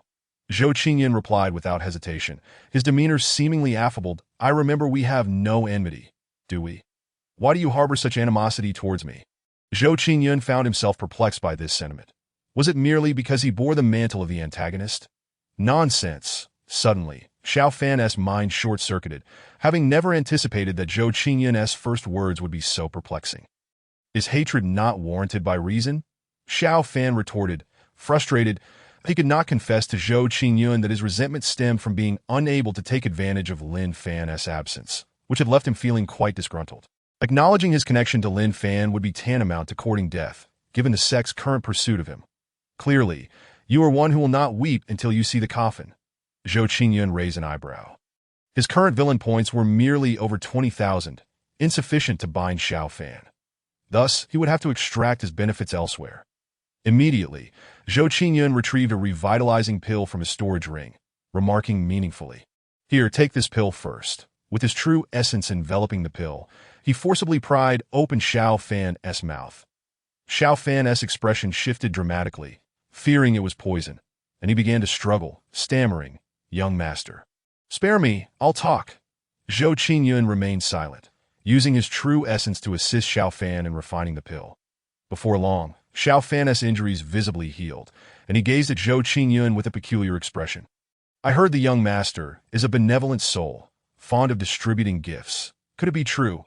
Have I misjudged him? Is Lin Fan truly not a pawn of Zhou Qingyun? And that old man is indeed a malevolent being?" "Are you healed?" Zhou Qingyun inquired with a friendly smile. That yes, he had not bound Xiao Fan. The system's investment needs vanished. However, Zhou Qingyun was unfazed.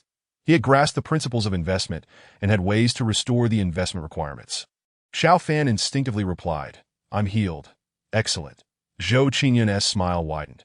Before Xiao Fan could react, Zhou Qingyun unleashed a flurry of punches upon him.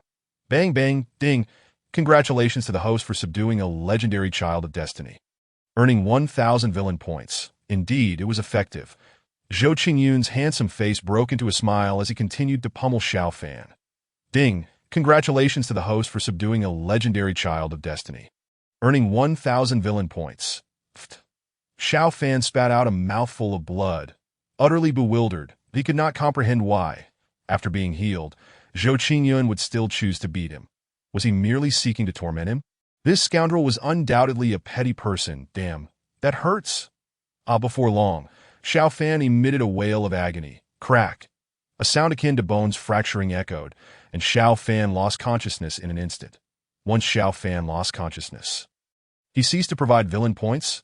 Zhou Qingyun was filled with confusion and inquired of the system, "Why does this child of destiny stop granting villain points upon fainting?" The host's physical torment of the child of destiny undermines his confidence, beliefs, dignity, and the invincible spirit, among other latent factors. This weakens his resolve to grow stronger, plunging him into despair and suffocation, thus granting villain points.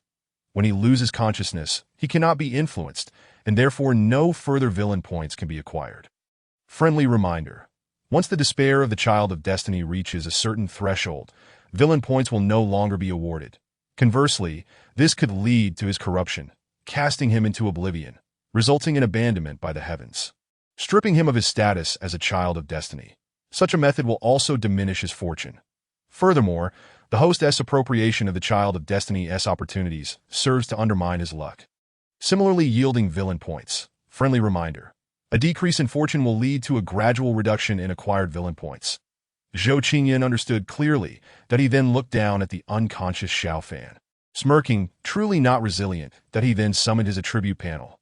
Name: Zhou Qingyun Realm. Mid-stage Dan Yun Fortune. Purple villain points. 54,200 investment targets, 109 having accumulated 30,000 villain points. Not too shabby. Zhou Qingyun's eyes shimmered with brilliance, a smile gracing his lips. This moment, Xiao Fan's fortune had dimmed only slightly, suggesting that he could still extract a few more gains from him. However, the question remained, how high was the threshold of despair for this destined child? If the position of the destined child were to be mishandled, the consequences would be dire. Thus, Zhou Qingyun cautioned himself to tread lightly. Subsequently, Zhou Qingyun administered another recovery pill to Xiao Fan, continuing to torment him that he once again acquired 30,000 villain points. During the third round, Xiao Fan seemed to have grown numb, the increments of villain points dwindling. Zhou Qingyun raised an eyebrow and directly channeled his true essence into Xiao Fan's meridians. The surging true essence coursed chaotically through Xiao Fan's channels, akin to countless ants gnawing at his flesh. Inflicting excruciating pain, despair enveloped Xiao Fan completely as he pleaded, "Young master, I was wrong. Did I beg you? Spare me. That my hatred stems from your taking Lin Fan away. Do you possess something that can predict the future? Or perhaps see the life trajectories of others?" Zhou Qingyun inquired with a benevolent smile. Boom! Xiao Fan's mind roared as he stared incredulously at Zhou Qingyun, instinctively opening his mouth to justify himself. Ding! Congratulations, host. You have instilled deep-seated fear in the first destined child, achieving the special accomplishment of Fear Inducer. You have received a reward, Martial Arts Proficiency Card 1, that would you like to claim and use it? Think carefully before proceeding. Observing Xiao Fan's expression, Zhou Qingyun immediately grasped that he was unwilling to speak the truth and regarded him with a frosty gaze. Simultaneously, the true essence in his meridians stirred once more. Yes, young master, I beg you for a swift end. Xiao Fan shuddered in despair. He now deeply regretted harboring resentment against Zhou Qingyun. Why had he spoken so recklessly? Denouncing this devil? And worse yet, someone had overheard him that he was not a fool. Yet having divulged the secret of his system, he had truly surrendered his fate, still somewhat perceptive. Are you a visitor from another realm? And what is the name and function of that item? Zhou Qingyun inquired, a smile both mocking and enigmatic as he regarded Xiao Fan. How could he possibly know? Could he also be a transmigrator? Xiao Fan's eyes widened, a chill racing up his spine. The coldness pierced through him, providing no warmth even on the hottest of days. He instinctively opened his system to name. Zhou Qingyun Cultivation. Mid-stage Dan Yunyuan Fate. Fate. Dual-phase Sovereign Recent Turn. Life Script. How could this be? System. What is happening? Xiao Fan shouted in his mind. But as usual, his system appeared to be merely a program, ignoring him entirely. Xiao Fan forced a wretched smile. Closing his eyes, rasping, "That thing is called the Life Script System, capable of viewing others' life trajectories. That I truly am a visitor from another realm." That he recounted his origins and the system in full detail to Zhou Qingyun. He was not a transmigrator, but had undergone reincarnation. The world before his reincarnation was called Haixing, a parallel realm to Zhou Qingyun's world, seemingly akin to Blue Star. System. If I slay Xiao Fan, can I seize the functions of his system? Zhou Qingyun pondered thoughtfully. Currently, the function does not support such an action. Only for now? A glimmer of brilliance flashed in Zhou Qingyun's eyes. After listening to Xiao Fan's tale, Zhou Qingyun remarked with interest, "Then show me my life script." "You cannot view your life script." Xiao Fan lowered his gaze, then swiftly changed the subject, saying, "Although I cannot see your life script, I gleaned some information from your maid. If you agree to cease tormenting me, I shall share it." "Cannot see it." Zhou Qingyun's eyes narrowed, arriving at an answer, then coldly chuckled. "It seems you are unaware of the current situation. Who is truly the lamb here? Attempting to bargain? However, if your information proves valuable, I might let you off the hook for now. In the future, you will be pinned in the Chaos E by the Lord of the Great Qin Heavenly Court." A chill ran down Zhou Qingyun's spine as he regarded Xiao Fan, assessing the veracity of the information. After a long pause, Zhou Qingyun reached a conclusion. Then the Great Qin Heavenly Court must be a destined child. How intriguing! Zhou Qingyun chuckled lightly.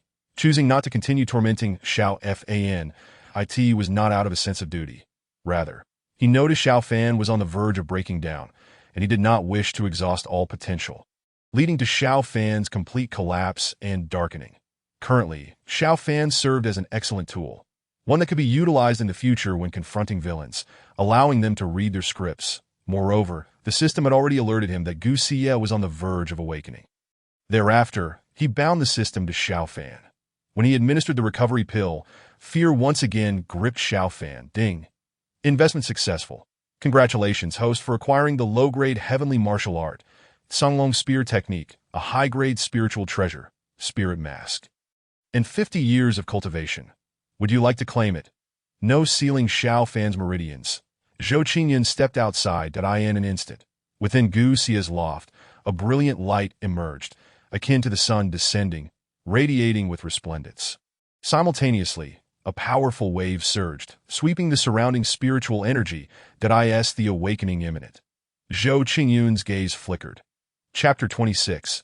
The Awakening of the Nine-Aperture Linglong Celestial Body, Visitors from the Holy Land. Moonlight, as pure as jade, leisurely adorned the world, casting a silvery sheen upon the earth. Within Gu Xie's loft, a vast divine light radiated, harmonizing with the moonlight. Feeling the transformation within her body, Gu Xie's emotions were exceedingly complex. Part of her wish for the awakening of the Nine-Aperture Linglong celestial body to occur slowly, allowing her to remain with Zhou Qingyun a while longer, while another part yearned for a swift awakening. To cultivate, vanquish her enemies, achieve eternal life, and remain by Zhou Qingyun's side through every season. She envisioned the fleeting beauty of spring blossoms and the eternal snow of the snow spirit domain. The endless tides of the vast seas. It seemed that due to the awakening of her physique, the girl had become much more confident and began to entertain grand visions. Her master had said that brief separations were merely to facilitate better reunions. Thus, her current departure was a chance to become more exceptional, to forge a brand new self. In preparation for a future reunion, the Gu Xie resolved within herself, murmuring softly. She had once been an ugly duckling. How could she now face Zhou Qingyun? She began to fully circulate the transformation technique, refining the remaining medicinal potency. Buzz! In an instant, a resonating sound erupted as a beam of celestial light manifested from the void. Merging into Gu Xie's being, the Gu Xie trembled, feeling a pure, sacred aura surge from the depths of her soul, resonating with her body, as if something was about to break free. Mysterious runes unexpectedly emerged, intertwining between reality and illusion, swirling around Gu Xie's form. What is this? Gu Xie was momentarily taken aback. Before she could fully comprehend, the runes enveloped her, lifting her into the sky the next moment. The winds and clouds shifted. Boundless purple chi materialized, sweeping across 30,000 miles of heaven and earth, converging within Gu Xie's body. Countless individuals looked up in astonishment saying about to attain enlightenment. In an instant, a dazzling light shone above the Xianyang sect, akin to an endless cascade of celestial brilliance, blinding and captivating all who beheld it. The multitude within the sect was stirred. Even the venerable ancestors of the three great divine bridge realms were astonished, gazing incredulously at Gu Xie in the skies. This disciple truly from our sect? Qiu Jiuyin murmured to himself, seemingly overwhelmed with emotion. Damn it, the Yunyang sect appears to have a celestial body awakening. The emperor of the great Qian dynasty stood upon the star observation platform, his expression grave, his gaze penetrating through infinite time and space. Witnessing everything unfolding at the Xianyang sect, his countenance darkened.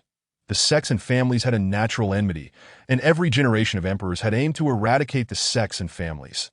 However, the roots of these sects and families ran deeper than they had imagined. Now, with the emergence of an unparalleled celestial body from the Xianyang sect, his mood was naturally at its lowest. Countless factions within the great Qian dynasty were equally disheartened. The pie of the great Qian dynasty was limited, and if the Xianyang sect grew stronger, their interests would inevitably be encroached upon. They contemplated uniting to expel the Xianyang sect from the stage, yet considering the delicate relationship between the current dynasty and the sects, they hesitated. They understood the principle that a single action could provoke a chain reaction. The borders of the great Qian dynasty, two dignified, beautiful women transformed into divine rainbows, racing through the heavens. Upon witnessing the extraordinary phenomenon, joy blossomed on their faces. Senior sister, it seems the news was indeed accurate. The Great Qin dynasty will truly witness the emergence of a 9-aperture Ling-Long celestial body. It appears that our Yaoqi will thrive for another 1,000 years, remarked a girl clad in a pink dress, her tone fervent. The Yaoqi Holy Land had been established by women, yet since its founding by the ancestral master, it had remained lukewarm, even showing signs of decline. Until 3,000 years later, when the 9-aperture Ling-Long celestial body emerged, dominating the contemporary realm, attaining sainthood in a millennium, solidifying Yaoqi's might, and establishing it as one of the strongest forces in existence. With the celestial body awakened, other holy lands will likely take notice and may cause trouble, though we must hasten to retrieve the celestial body, declared a girl in white, her expression grave. He understood, senior sister, Liangzhou, nestled within a majestic mountain range, bore witness to a sight that obscured the heavens. Lin Fan was engulfed in a torrent of resentment. This woman, who rightfully belonged to him, had fallen prey to that despicable Zhou Qingyun. Yet the impending arrival of the Yaoqi sacred land brought a gleam of delight to his countenance, coupled with a tantalizing sense of revenge. Zhou Qingyun, you vile wretch, mark my words. One day you shall rue the moment you cross me. He cackled with malevolent glee. This moment, the Xianyang sect was awash in a rich tapestry of Taoist essence, intertwining with the profound truths of heaven and earth, forming chains of order that enveloped Gu Xie. Akin to a silken cocoon, a terrifying wave of energy erupted, centered around Gu Xie, spreading across vast landscapes for thousands of miles. An ancient, enigmatic aura surged within her, resonating throughout the cosmos. Countless individuals of meager realms began to gain enlightenment, grasping once elusive martial arts and techniques, while some demonic beasts awakened their intellect. Unperturbed by the tumult, throngs of people promptly settled into meditative postures, embracing this fortuitous event. Even Zhou Qingyun felt the effects. His mystical finger technique reached a minor breakthrough. That moment, the chains of order that shrouded Gu Xie began to shatter. Layer by layer, an ethereal figure of a woman, adorned with a crown and exuding an aura of majestic authority, materialized, radiating a grandeur that resembled an immortal descending from the heavens, suppressing the ages with her unparalleled elegance. The entire Dongling domain erupted into fervent discussions. The interwoven Taoist essences and soaring purple qi signaled the emergence of an immortal body. Yet it remained uncertain which sacred land would claim her. Several transcendent sacred lands converged, directing their attention towards the Dacian dynasty, their ranks filled with formidable figures, all astounded and mesmerized. "What is happening? I have unexpectedly broken through a minor realm," exclaimed a disciple, overwhelmed by the sheer terror of the Taoist essences. "The techniques I previously could not comprehend have suddenly unveiled themselves to me. Who is this person? It seems to be a true disciple from the true transmission peak." "Not quite. She is merely a maidservant of the young sect master." "What? A maidservant? You must be jesting. How can such a prodigious talent willingly serve as a servant?" The disciples and elders, bewildered by the revelation, were left speechless. Time slipped away, and finally, the aura surrounding Gu Xie began to subside. As the celestial phenomena gradually faded as she slowly opened her eyes, a glimmer of ethereal wisdom seemed to flow within them. Enveloped in mysterious spiritual light, surrounded by swirling Taoist principles, her presence was both elusive and otherworldly, exuding an aura of transcendent grace. "Have I awakened?" Gu Xie felt clarity within her universe. Her innate wisdom soared, allowing her to intuitively perceive the intricate interplay of cosmic truths. Her physical essence elevated, as if countless strands of spiritual energy had come to life, joyously surging into her being. With a hint of delight, Gu Xie began to search for Zhou Qingyun's figure.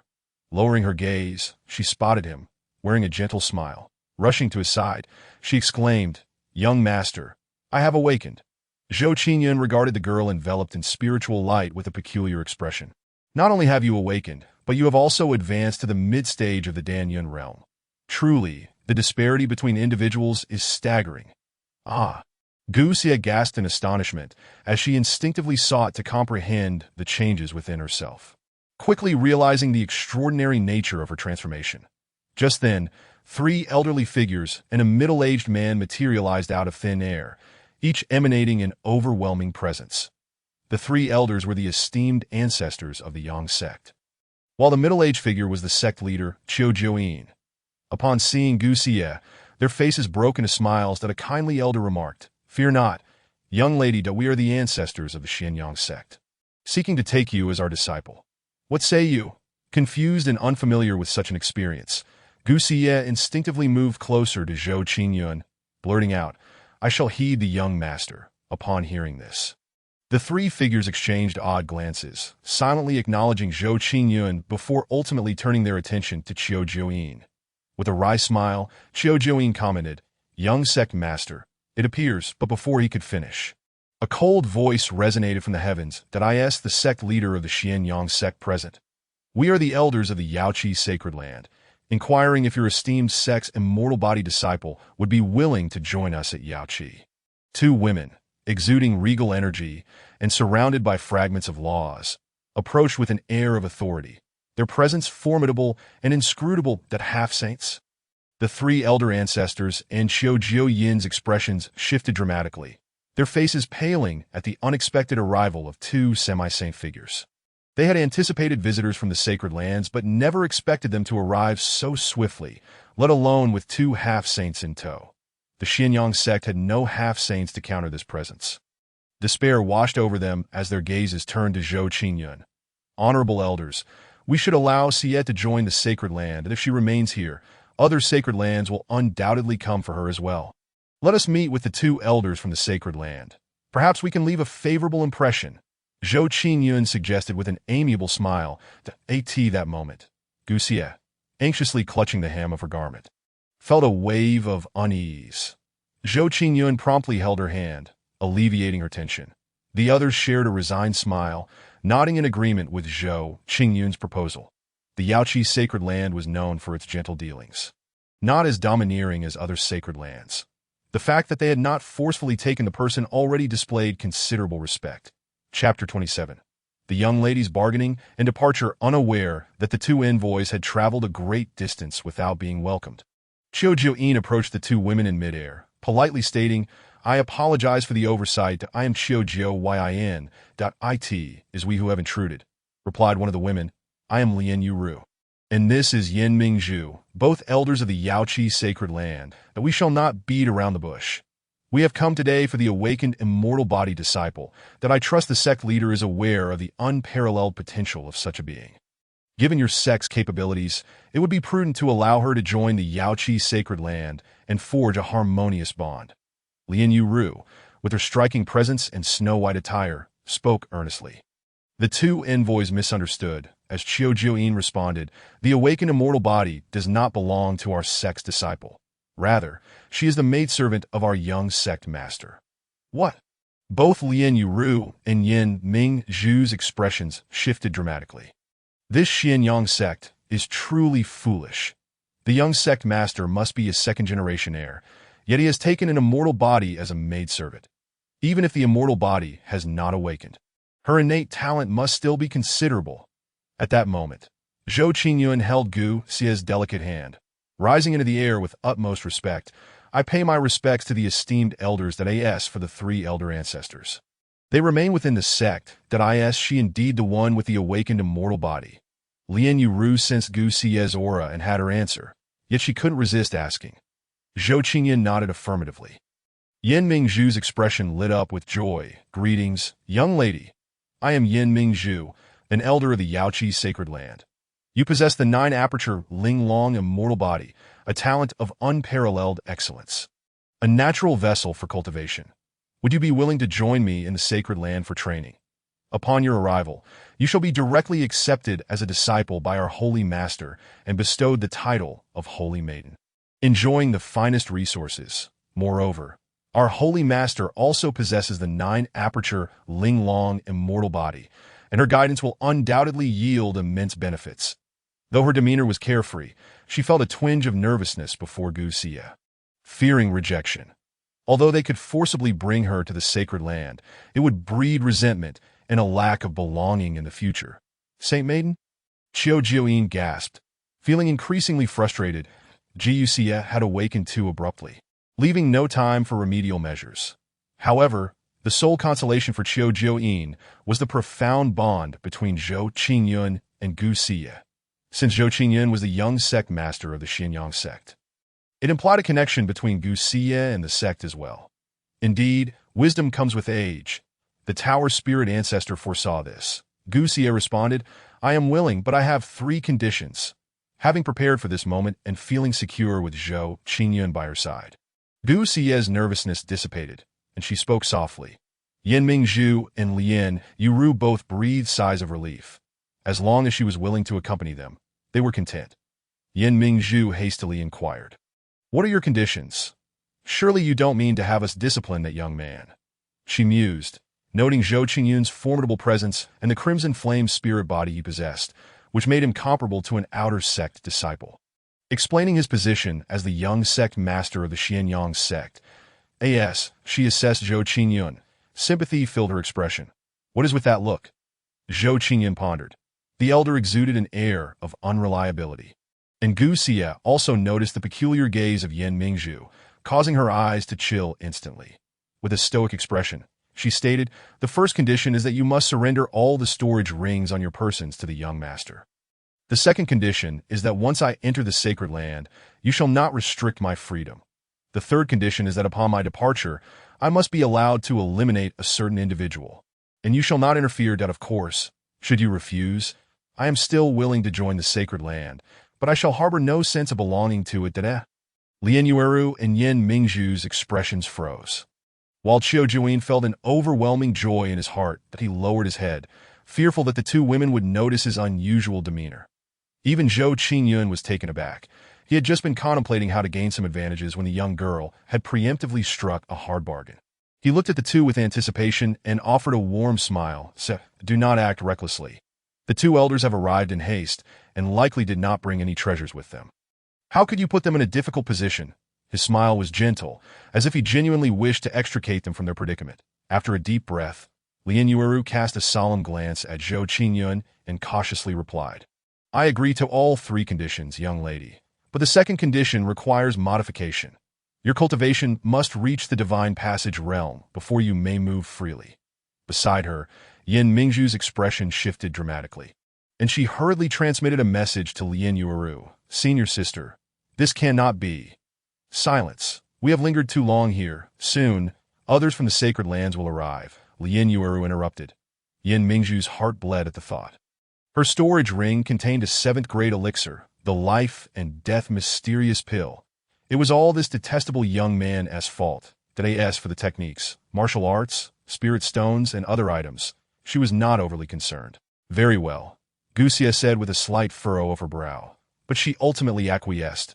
Subsequently, Lian Yueru removed her storage ring and seized the hesitating Yan Mingzhu's ring, erasing its spiritual imprint before handing it to Zhou Qingyun. The 2 elders are being overly courteous, so I shall not stand on ceremony. Zhou Qingyun chuckled, accepting the rings and swiftly placing them into his own storage space. May we leave now? Without acknowledging Zhou Qingyun, Lian Ruxue addressed Gu Xie and nodded, then embraced Zhou Qingyun once more, softly saying, Young master, take care that I will diligently cultivate and come to find you soon. Zhou Qingyun touched his nose, inhaling the delicate fragrance emanating from the young girl, and sighed lightly, giving a slight nod in response. Witnessing this, Yan Mingzhu glared at Zhou Qingyun in anger, but refrained from intervening. Although Gu Xie held a special affection for this somewhat handsome young man, she would surely forget him once she encountered those truly remarkable young talents. After a brief moment, the young girl departed alongside the expressionless Lian Yueru and the amiable Yan Mingzhu, heading towards Xianyang City. Zhou Qingyun understood that Gu Xie was now powerful enough to seek revenge herself. The moonlight, like jade, elongated the shadows of the 3 as they faded from view. Suppressing his own melancholy, Zhou Qingyun intended to leave when he noticed Qiu Jiuyin beside him, who awkwardly remarked, Young master, could you check whether the rings given by the 2 envoys contain any heavenly grade techniques? If so, could you make a copy for the sect? The sect would be willing to reward the young master with 50 superior grade spirit stones. 50 superior grade spirit stones equated to 50,000 mid-grade spirit stones, which was nearly 1/10 of the annual income of the Xianyang sect, the AS for other items. Qiu Jiuyin wisely chose not to mention them. The sect master is being too kind that I will take a look shortly, and if there are any, I will naturally present them to the sect. Zhou Qingyan replied with a bright smile. Qiu Jiuyin expressed his gratitude and then departed to announce the news of Gu Siyez joining the Yaoqi sacred land. Aimed at dispelling some ambitions from other sacred lands. Chapter 28. The Reversal Against the Heavens. Zhou Jing arrives upon landing. Zhou Qingyan spotted the Wang brothers, and Zhao Wenjue was sneaking around in the courtyard. Upon seeing Zhou Qingyun, the three hurriedly approached to pay their respects. Greetings, young master. Zhou Qingyun nodded slightly to AT that moment. The impatient Wang Wu could no longer contain himself, and inquired, Young master, has Sister Xia gone to the Yaoqi sacred land? The other two displayed curious expressions as well. Zhou Qingyun nodded indeed. Upon hearing Zhou Qingyun's confirmation, the three widened their eyes in shock, taking some time to recover.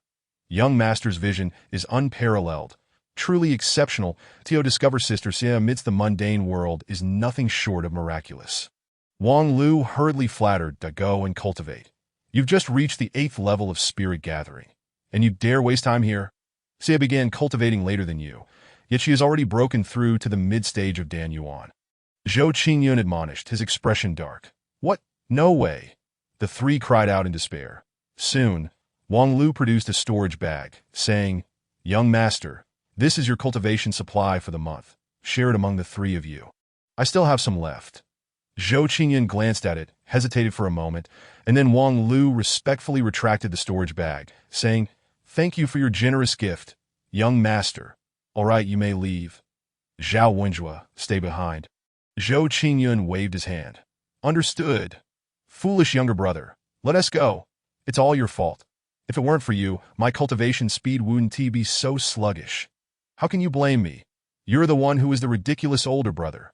If you hadn't been born and split my talent in half, would I be cultivating this slowly? Zhou Qingyun and Zhao Wenjue thought, what kind of logic is that? Once left alone, Zhao Wenjue, feeling somewhat bewildered, asked, Young master, is there something you want to discuss with me? Follow me. Zhou Qingyun replied without explanation, leading him to where Xiao Fan was imprisoned. Upon seeing the newcomer, Xiao Fan turned pale with fear. Young master, spare me. I was momentarily blinded by foolishness, but I now realize my mistake. I am willing to go through fire and water for you. Zhou Qingyun narrowed his eyes and asked, Am I truly that fearsome? Zhao Wenjue answered earnestly, Young master is humble and gentle. You are not fearsome. Zhou Qingyun nodded in satisfaction, then coughed lightly and transmitted to Xiao Fan, show him his life script. At this, Xiao Fan's eyes filled with dread. He wasted no time and promptly activated his system. Name. Zhao Wenjue Cultivation. Mid-stage Dan Yuan Fate. Slightly accomplished 9 Radiance Emperor. Pseudo-transformation. Destiny. Villainous potential. Purple. Occasional fortune. Purple. Recent turning point. Received a comprehension pill from Zhou Qingyun as a reward, allowing his cultivation technique to reach minor success, breaking through to the spiritual god realm, that he will participate in the Tianzi Mountains Lost Secret Realm in 2 months and acquire a heavenly grade martial art. Life script. A supporting character in the Reversal Against the Heavens. In 6 months, he will go to Fenglin City to recruit disciples, offend the Son of Destiny, and subsequently be slain. Xiao Fan's eyes widened in astonishment. Eager to speak, but Zhou Qingyun interrupted. Zhao Wenjue, you may leave now. Here, take this technique and martial art to cultivate. The technique was naturally the Eternal Greenwood technique, and the martial art was the Demon-Suppressing Fist. As Zhao Wenjue's affinity had reached 70, Zhou Qingyun decided to bestow upon him the technique and martial art. Thank you, young master. Zhao Wenjue expressed his gratitude, albeit perplexed. Once Zhao Wenjue had departed, Zhou Qingyun smiled kindly, saying, Now, let us discuss his script. Xiao Fan shivered and hurriedly replied, His script is that of a supporting character in the Reversal Against the Heavens. After a moment's pause, Zhou Qingyun appeared contemplative. A reversal against the heavens. Is it? I wonder how high his fortune truly is. Zhou Qingyun felt a sense of anticipation swelling within him.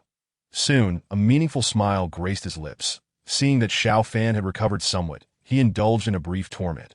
Acquiring 2,000 villain points before returning to his chamber, as Zhou Qingyun departed, Xiao Fan's eyes brimmed with resentment, his teeth grinding audibly.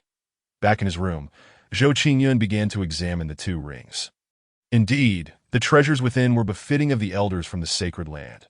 Upon inspecting the first storage ring, he was astonished by the wealth of resources contained within. 100 superior-grade spirit stones. A middle-grade heavenly martial art, the Frostblade Manual, 6 fourth-grade elixirs, the Segment Spirit Pill, a low-grade Tao weapon, and various lower-grade elixirs and miscellaneous items. The Segment Spirit Pill could enhance one's spiritual awareness and was essentially priceless.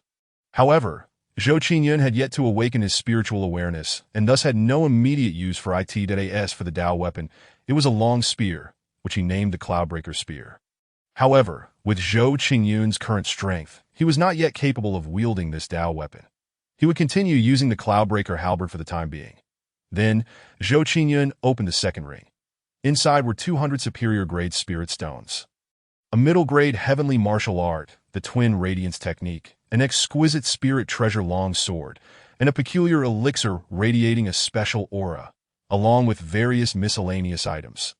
Zhou Qingyun's mind stirred, and he retrieved the elixir to inquire with the system.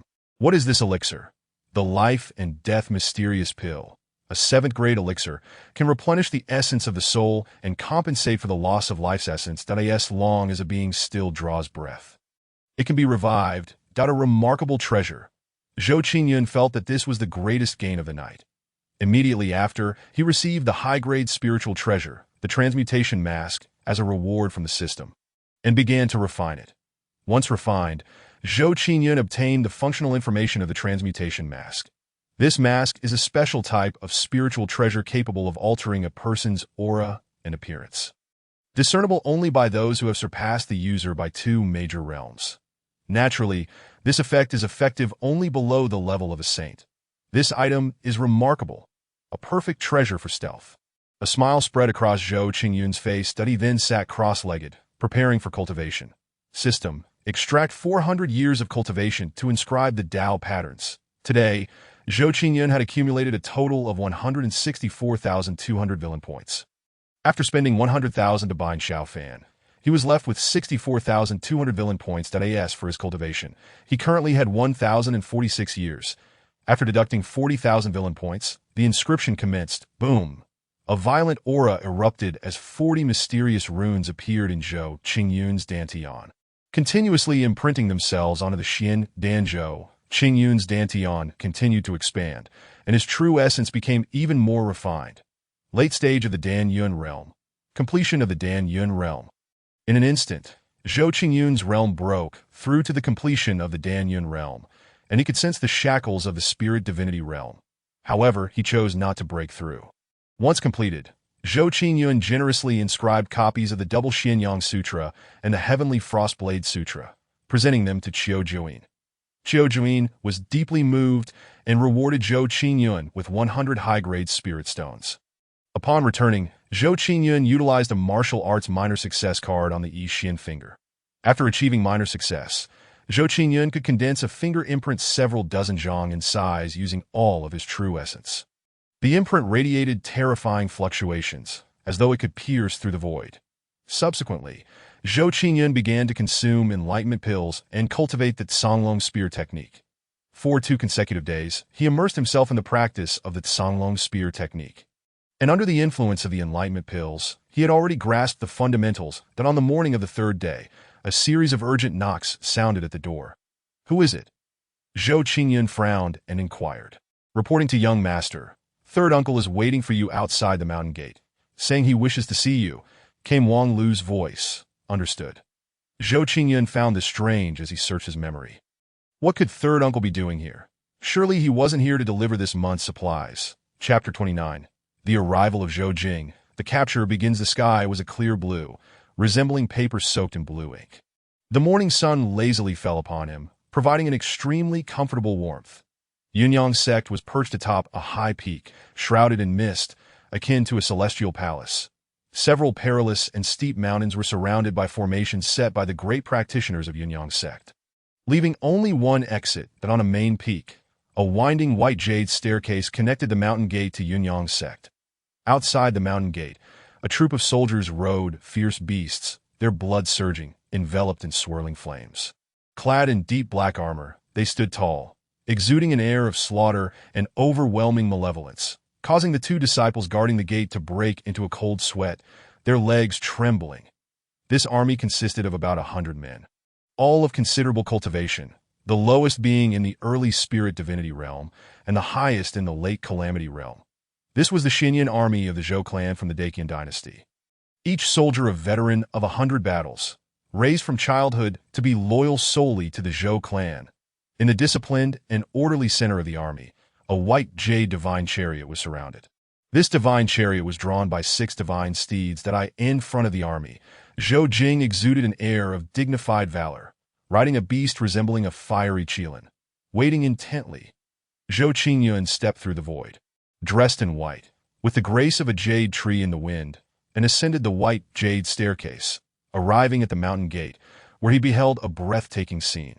The 2 guarding disciples, upon seeing Zhou Qingyun, immediately bowed and greeted him. "Greetings, young sect master." Zhou Qingyun nodded slightly. "Are we going to confront that force?" Zhou Qingyun pondered, somewhat puzzled, and quickly greeted, "Third uncle, it has been a long time." Dink detected a red investment target. Investing in any heavenly grade martial art will yield a martial arts mastery card 1, an array, Dao True Understanding 1, and 50 years of cultivation. Would you like to bind the investment? Zhou Qingyun's expression turned serious. Yet he said nothing to AT that moment. Zhou Jing also noticed Zhou Qingyun, his expression a mix of astonishment and scrutiny. "That my nephew, how has it been only half a year since we last met? And yet you have changed so much, especially your demeanor, which is vastly different from half a year ago. Just like your elder brother back in the day. Such flamboyance," after scrutinizing for a while. Zhou Jing jokingly chided, "You little rascal, how could you be so heartless as to not come home to visit us? I nearly failed to recognize you." Zhou Qingyun chuckled awkwardly. "I've just been busy."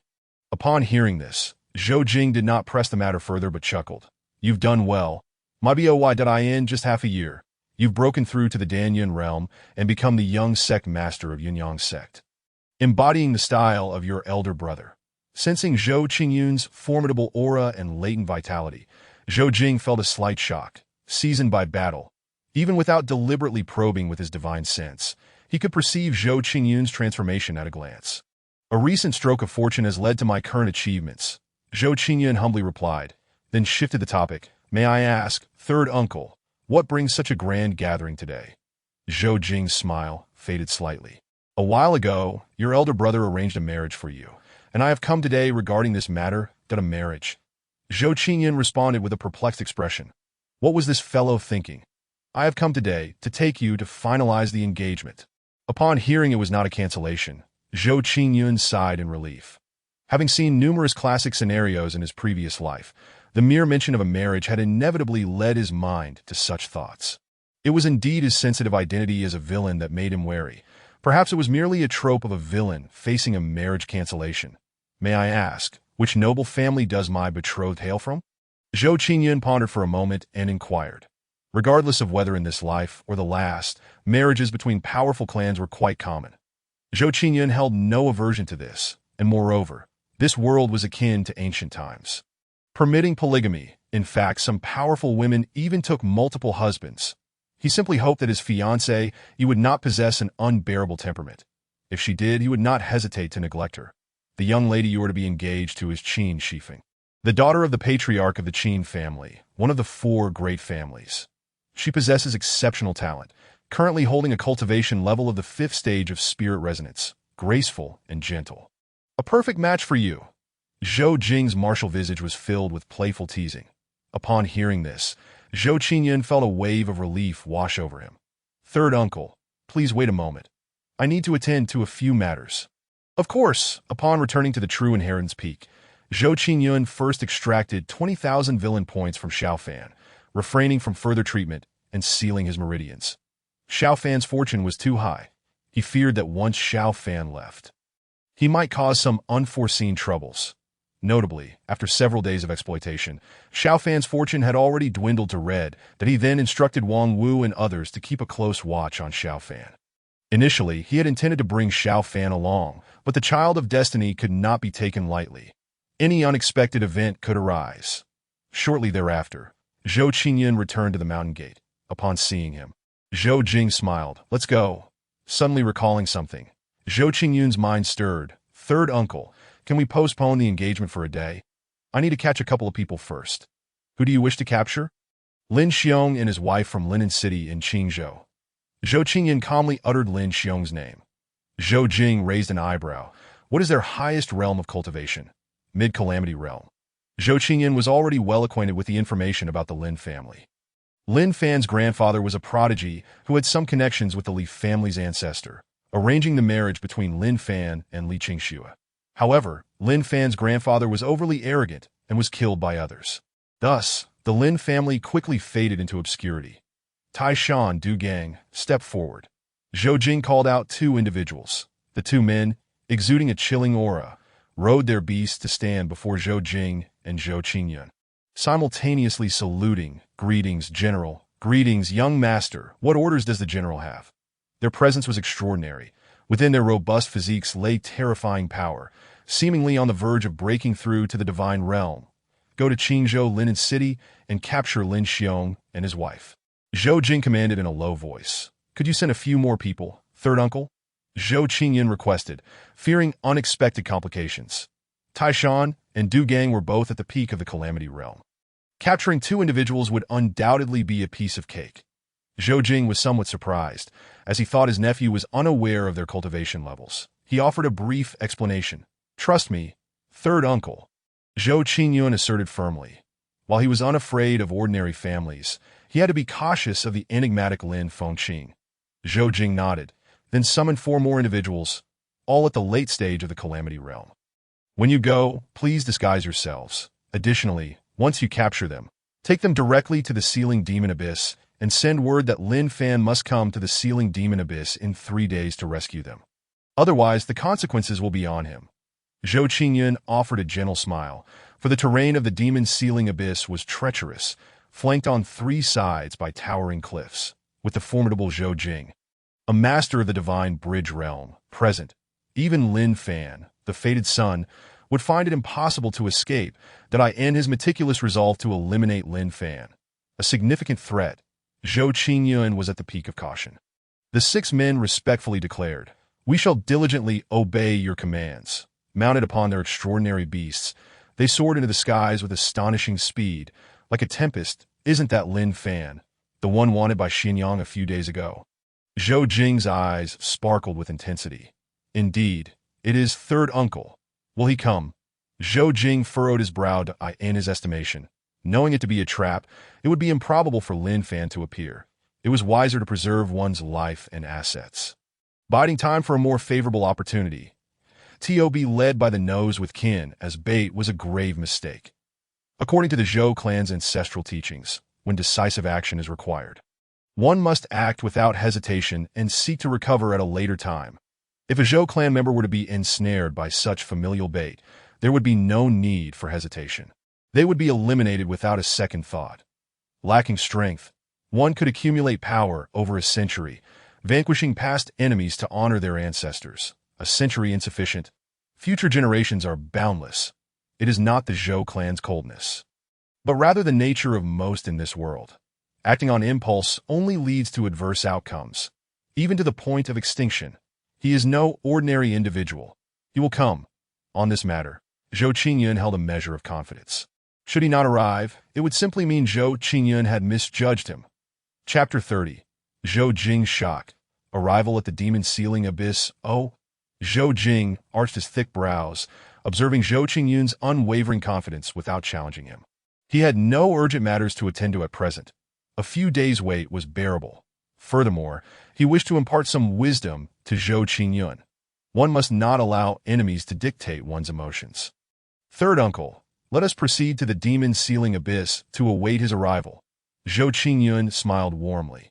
Zhou Jing nodded, turning to gesture for Zhou Qingyun to board the white jade divine palanquin. Please, young master, take your seat. The operators of the divine palanquin intoned respectfully. However, Zhou Qingyun shook his head in refusal, retrieving the floating cloud boat. Since acquiring this treasure from the system, he had yet to truly utilize it. Today was the perfect opportunity to test its might. Go. Zhou Qingyun softly commanded, tossing the floating cloud boat into the air. Instantly, It expanded in the wind, transforming into a vessel the size of a football field. At its bow fluttered a black-gold banner, exuding an air of grandeur, a flying spiritual treasure. The onlookers were astounded.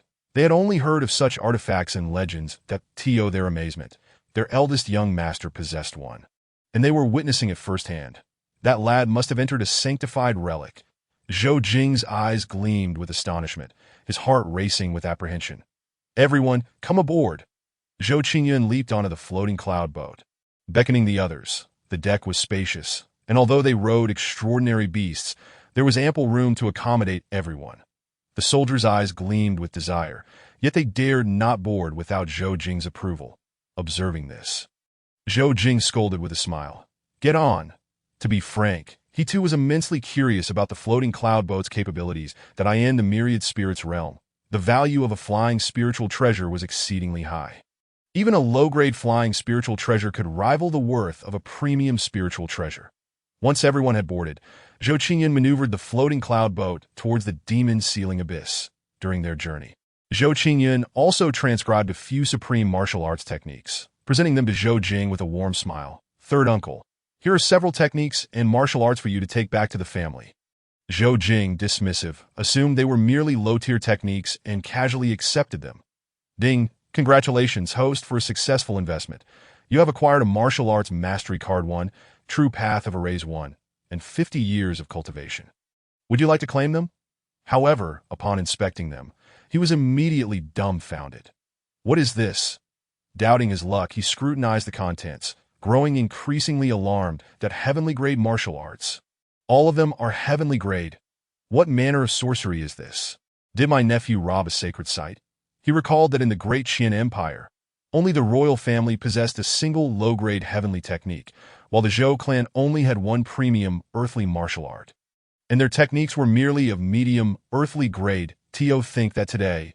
Zhou Jing's eyes widened in disbelief, and his emotions surged, causing an overwhelming pressure to sweep across the floating cloud boat, leaving the soldiers drenched in cold sweat. Had they not possessed strong wills, they would have likely knelt in submission. The pressure dissipated swiftly, and Zhou Jing quickly regained his composure, hastily retracting his aura. "The general has detected an enemy attack," a centurion inquired, while others readied themselves, circulating their true essence and forming battle arrays, prepared for confrontation. "Nothing to worry about." Zhou Jing waved his hand, then turned to Zhou Qingyun with an apologetic expression. "Qingyun, are you all right? Your surprise has overwhelmed me. I was momentarily too excited." Yet, as he gazed at the still calm Zhou Qingyun, he was once again taken aback. "Did I just unleash a trace of my aura? And Qingyun is merely at the Dan Yuan realm. What is going on?" For the first time, Zhou Jing questioned his own strength. He had never lost his composure in centuries, even when facing a tide of beasts. He had maintained his composure, with only a minor surge of blood energy, nothing more. Zhou Qingyun shook his head. Initially, he had indeed been caught off guard, but with the creation technique and Zhou Jing only releasing a mere trace of his aura, he had managed to withstand it. Zhou Jing studied Zhou Qingyun deeply for a moment before carefully stowing away the techniques and martial arts into his storage ring. Now he could scarcely contain his eagerness to return to the family and secure these techniques within the ancestral shrine. After calming himself, Zhou Jing spoke solemnly. "With these treasures, the family's rise is assured. That my dear nephew, you have truly bestowed upon me an extraordinary surprise. In the future, your name shall be etched at the forefront of the ancestral shrine. Speak, Qingyun, what is it that you desire? I shall grant it." "Oh, does what third uncle say truly count? Must it not be approved by father?" Zhou Qingyun teased with an air of significance that if memory served, his third uncle was particularly fearful of his father. "You little rascal, are you trying to challenge your third uncle?" It seemed the remark struck a nerve, as Zhou Jing's expression stiffened. Zhou Qingyun's heart skipped a beat, hastily shifting the topic. "Then, third uncle, please provide me with 100 revival pills and 100 true essence pills." The True Essence Pill, a third-grade elixir, accelerates the recovery of true essence and holds greater value than the Revival Pill, requiring 4,000 low-grade spiritual stones. Nevertheless, both types of pills were relatively easy to procure and would not strain the family. Only fourth-grade pills and above were exceedingly scarce. often priced beyond reach. With items like the Divine Segment Pill fetching 2,000 medium-grade spiritual stones at auction. Very well. Zhou Jing responded with a hearty laugh. This request was not unreasonable, and he could authorize it. Then Zhou Jing added, Qingyun, you proceed to the demon-sealing abyss. I will return these items to the family. The value of these items was incalculable, and he could not rest easy with them in his possession. Moreover, with his strength, he was confident he could make the round trip within 2 days. Agreed. Zhou Qingyun nodded. Buzz. No sooner had Zhou Qingyun's words left his mouth than a sound of air being sliced through echoed. And in the blink of an eye, Zhou Jing's figure vanished from sight. By the afternoon, Zhou Qingyun arrived at the demon-sealing abyss, while Du Gang and his companions reached Linen City. They did not strike immediately. Instead, they first gathered intelligence to ensure absolute certainty that as night fell. The group donned stealth attire and infiltrated the quarters of Lin Xiong and his wife. Lin Xiong, a former clan leader with late-stage spirit god cultivation, was instantly awakened. Yet before the Calamity Realm could muster any resistance, he was subdued without a fight. Subsequently, Du Gang instructed the other 5 to escort Lin Xiong and his wife to the demon-sealing abyss while he remained behind to cover their retreat. Once the figures of the others had disappeared, he unleashed his formidable aura, soaring into the sky like a vengeful deity, releasing his oppressive presence unabashedly. Who dares to wreak havoc in the Lin family? The elder of the Lin clan, furious, immediately retaliated, summoning a massive hand that surged toward Du Gang. The aura was tumultuous, startling countless onlookers. Humph. Du Gang sneered, effortlessly dispelling the massive hand before employing his martial arts to injure the Lin clan's elder. Seeing the commotion he had stirred in Linen City, he altered his voice, rasping, Lin Xiong and his wife have been taken by me. Inform Lin Fan to come to the demon-sealing abyss to rescue them. Should he fail to appear, he shall bear the consequences. Furthermore, he advised the Lin clan members to find a way to disseminate this message, praying for Lin Fan's arrival. Otherwise, he would not hesitate to eradicate the Lin clan. His intent was to compel the Lin clan to cooperate and spread the news so that Lin Fan would be informed that, of course, he did not expect the Lin clan to disseminate this information throughout the Great Qian Empire within a single day. Later, he intended to leverage certain hidden powers of the Zhou clan to execute his plans. Swish. Upon hearing Du Gang's declarations, the faces of all Lin clan members turned ashen. Some even collapsed to the ground. Cursing, it's over. All because of that damned disaster bringer, Lin Fan. Chapter 31. Lin Fan's despair. Mobilizing troops, you are mistaken. All of you are mistaken. Should Lin Fan refrain from intervening, the enigmatic powerhouse will obliterate all kin associated with the Lin family. I have heard that this mysterious figure has attained perfection in the Calamity Realm. Why then would they brazenly lay a trap to capture Lin Fan? Such a formidable being would hardly covet such trifling rewards. Would they? Is it true? Has Lin Fan already been possessed? How could he possibly come to the rescue? Is this mysterious powerhouse out of their wits, expecting a demon to save someone with whom they share no connection? I am certain that Lin Fan will categorically refuse to assist. Do you think there might be an issue with Lin Fan? Or perhaps he possesses some treasure. Otherwise, why would such a powerful entity go to such lengths? Moreover, the Xianyang sect merely issued a feeble warrant before lapsing into silence, quietly dispatching their elders to apprehend him. How chillingly terrifying upon reflection. In the early morning, propelled by the machinations of those with ulterior motives. News of Lin Fan's parents being captured reverberated throughout the streets and alleys of the Deqian dynasty. Countless individuals were bewildered, yet still chose to partake in this spectacle. Some even began to discern Lin Fan's extraordinary nature, clandestinely sending operatives to intercept him on the road to the demon-sealing abyss, eager to reap the rewards. They further dispatched numerous agents to hunt Lin Fan down, in light of the Xianyang sect's peculiar demeanor in recent days. Along with the appearance of the mysterious powerhouse last night, even the most obtuse had begun to recognize that Lin Fan was embroiled in significant troubles in the capital of the Deqian dynasty. A report reached His Majesty. The clandestine organization known as the Dawn had resurfaced last night, spreading a singular message throughout the entirety of the Deqian dynasty overnight, manipulating public sentiment. An elderly eunuch knelt on the ground, fear etched across his face as he relayed this information. Crash. The ruler of the Deqian dynasty, upon receiving such news, was consumed by rage, shattering a golden goblet upon the floor. Damnable clans, he seethed, unable to tolerate the existence of a force capable of so swiftly swaying public opinion. An occurrence that had exceeded the dynasty's control, that it appeared that this organization harbored connections to the aristocracy, further inciting the ruler's fury. Yet, following the cataclysmic upheaval a millennium ago, the delicate balance between the royal family and the noble houses had been shattered, leading to a gradual decline in imperial authority. With restrictions on the various clans becoming increasingly ineffectual, this left the sovereign of the Qian in a state of despair, hoping fervently for the success of his ancestors' breakthrough. Hatred and helplessness flickered in his eyes. He was likely the most beleaguered emperor in the annals of the Qian's history, without exception that he loathed his father for taking such audacious strides, leaving him with a multitude of messes to untangle. Now, it was a malady long past the point of cure. Was there any news from the Yan dynasty? Suppressing his inner fury, the emperor inquired calmly. Your Majesty, the Yan dynasty has not made any response as of yet. The elderly eunuch replied, still keeping his head bowed. The emperor's expression remained impassive, his gaze deep and inscrutable, lost in thought. The Xianyang sect, a mysterious powerhouse, gazing at the information enveloped within the consciousness in his palm. Qiu Jiuyin's eyes flickered with realization as he sighed. Very well. Inform the other elders to return. Lin Fan need not be pursued. I end the Qian dynasty. There were few forces capable of disseminating information so widely overnight. With the heavenly level technique now in his possession, he wished to avoid unnecessary troubles, especially amidst the turbulent currents of the present. In Liangzhou, at the Alchemist Guild, Lin Fan, recently certified as an alchemist, donned a black robe. His spirits lifted. However, as he prepared to return to the inn, he overheard a group of travelers in a nearby tavern sharing tales of their experiences. How did the Lin Xiong couple end up with such a calamity in their son Lin Fan?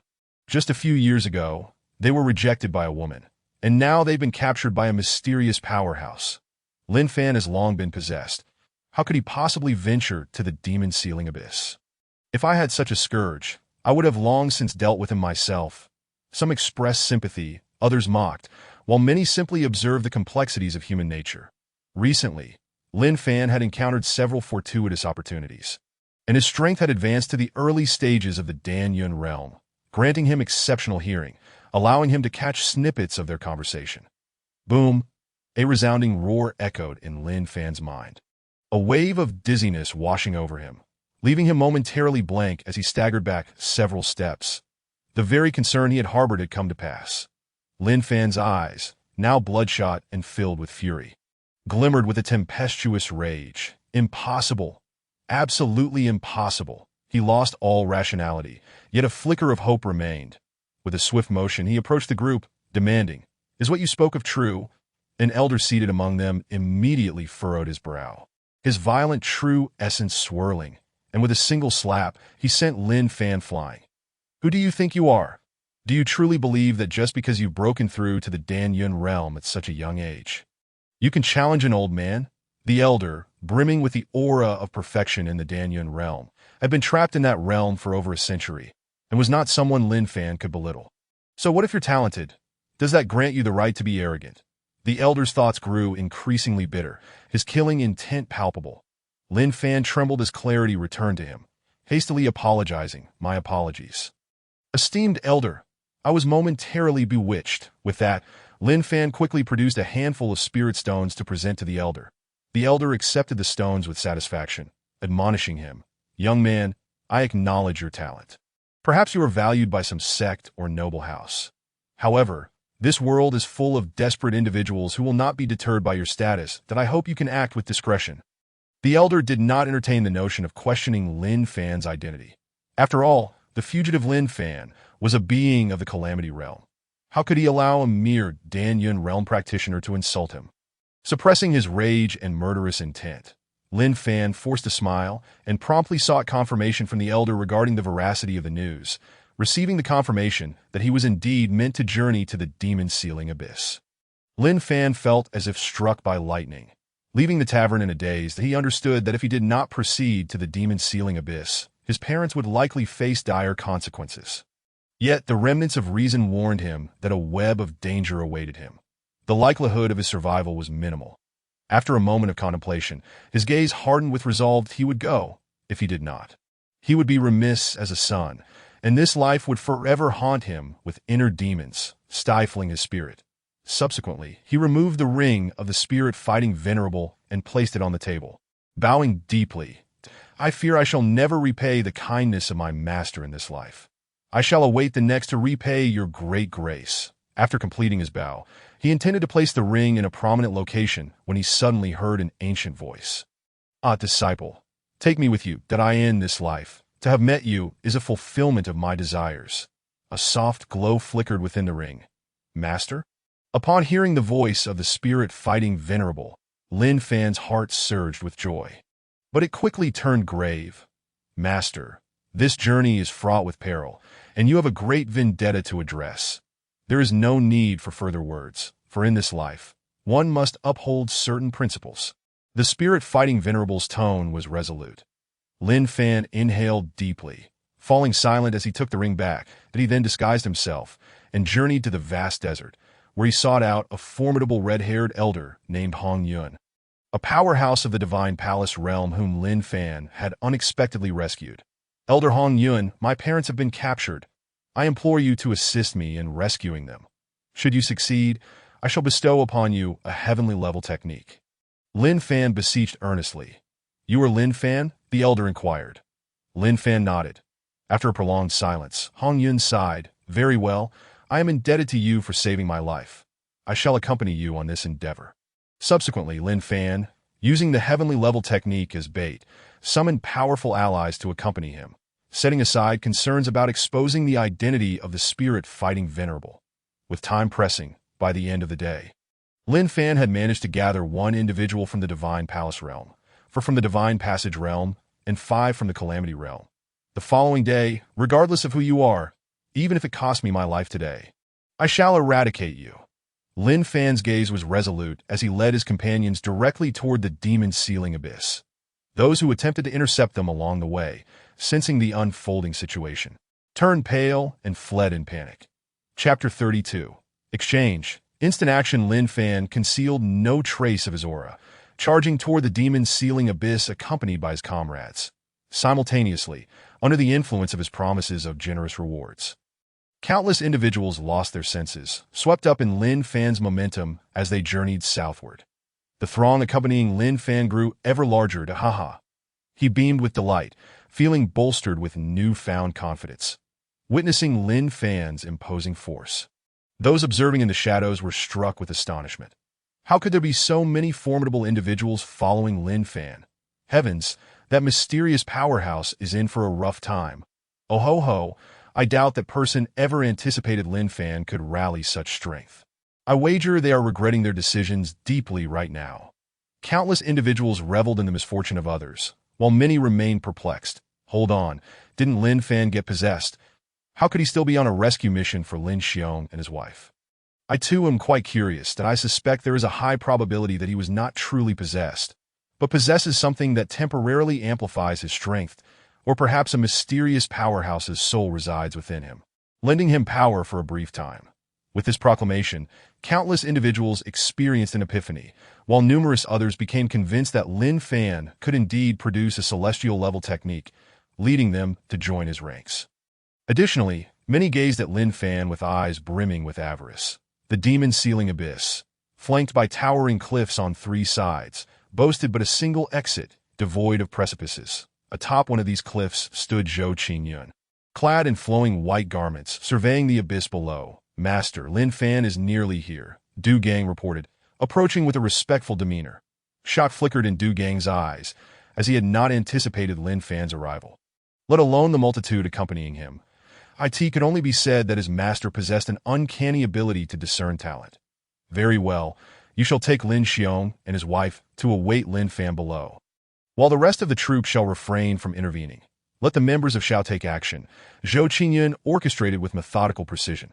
Xiao was a clandestine organization of assassination and intelligence established by the Zhou family, wielding immense power.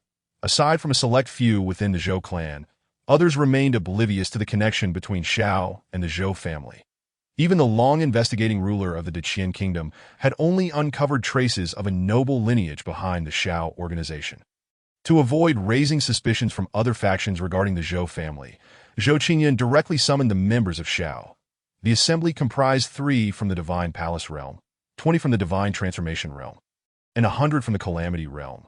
Understood, Master, Du Gang affirmed before withdrawing. Suddenly, Zhou Jing appeared beside Zhou Qingyun, scrutinizing him with evident satisfaction. You, my nephew, are becoming increasingly inscrutable. That a saintly talent resides within you. The emergence of a saint from our Zhou family is imminent. Zhou Qingyun smiled faintly, but refrained from elaborating, instead expressing curiosity. Third uncle, if a being from the Divine Bridge realm intervenes, do you have the confidence to subdue them? What? The Divine Bridge realm? Qingyun, are you certain? Zhou Jing's voice rose in intensity. I possess an 80% certainty that do you believe you can suppress them. If not, I may need to contact second uncle, he replied, wary of Lin Fan's grandfather, who had once attained saintly cultivation. Given the passage of time, even without his saintly body, he could potentially unleash divine bridge-level power through certain means, compounded by the enigmatic Lin Fengqin. Preparations must be thorough. Qingyun, you underestimate your third uncle, Zhou Jing retorted, his eyes gleaming with unwavering confidence. Very well, I shall take action shortly. Ensure Lin Fan is left alive. Zhou Qingyun chuckled warmly. You impudent lad, you truly lack decorum. I am your third uncle, and yet you command me so. Zhou Jing did not refuse, merely scolding him in jest, but then expressed concern. If I intervene, my identity may be compromised. Many factions have already begun to suspect the Zhou family. Should I take action, it may provide others with leverage. Here, third uncle, take this. It will alter your aura and appearance, but remember not to utilize the family's renowned martial arts, Zhou Qingyun said, presenting a mask of transformation. Although the mask had been claimed by him, it could still serve others' purposes. An upper-grade spiritual treasure. Zhou Jing's expression shifted. Yet that was not all. Zhou Qingyun produced a spear, stating, Third uncle, consider this as remuneration for your assistance today. Qingyun, this is far too extravagant. Why should you be so courteous to your third uncle? Simply instruct me as needed. There is no need for payment. Zhou Jing quickly declined. Weapons are not like martial techniques. Once gifted, they are irrevocably lost. Fear not, third uncle. I possess more. Zhou Qingyun replied enigmatically, showcasing his own cloud-breaking spear. My word, Qingyun, are you being supported by some saintly maiden? Zhou Jing's expression grew complex, recognizing the sacrifices Qingyun had made for the family. Zhou Qingyun's lips twitched, yet he offered no reply, his gaze turning toward the abyss below. That moment, as dusk settled, Lin Fan finally arrived. Release my parents, and I shall comply with any condition. Upon entering the demon-sealing abyss, Lin Fan immediately spotted Du Gang, holding Lin Xiong and his wife captive. Seeing them unharmed, Lin Fan breathed a sigh of relief, suppressing his murderous intent as he tentatively declared. Behind Lin Fan stood over 100 formidable warriors, 2 from the Divine Palace realm, 15 from the Divine Transformation realm, and the rest from the Calamity realm. This assembly rivaled that of many first-rate families. Unfazed by such numbers, Du Gang sneered. If you wish for their release, then you must seal your spiritual veins in exchange. Lin Xiong and his wife, unable to speak, could only fervently shake their heads, beseeching Lin Fan with their eyes. Pain surged within Lin Fan as he felt his resolve waver. Unwilling? Are we? Then I shall not hold back. Witnessing this, Du Gang's eyes glinted with malice as he transformed his essence into a sword, severing Lin Xiong's left arm with a swift strike. Stop! Lin Fan's vision turned crimson as he roared in fury. At that moment, the spiritual combat elder interjected, agree to his terms. Once your parents are exchanged, I shall use your body to escape. Lin Fan's eyes brightened at the words, taking a deep breath. I accept your terms. Upon hearing this, the expressions of those following him changed dramatically, urging him, no, young Master Lin, by doing this, you will become a mere lamb for slaughter. Rest assured, everyone, I know what I am doing. Lin Fan shook his head dismissively. Know what you are doing. They care not for your well-being. Their only concern is what will become of their reward if you are captured. Then be quick about it. Du Gang urged, astonished, from the cliff's summit. Zhou Qingyun's eyes narrowed as he anticipated Lin Fan's next move, turning to Zhou Jing with a smile. Third uncle. The moment Lin Fan seals his spiritual veins, you must act swiftly to subdue him.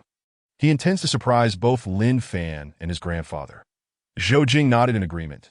As Du Gang finished speaking, Lin Fan, a man of resolve, took a deep breath and began to seal his spiritual veins.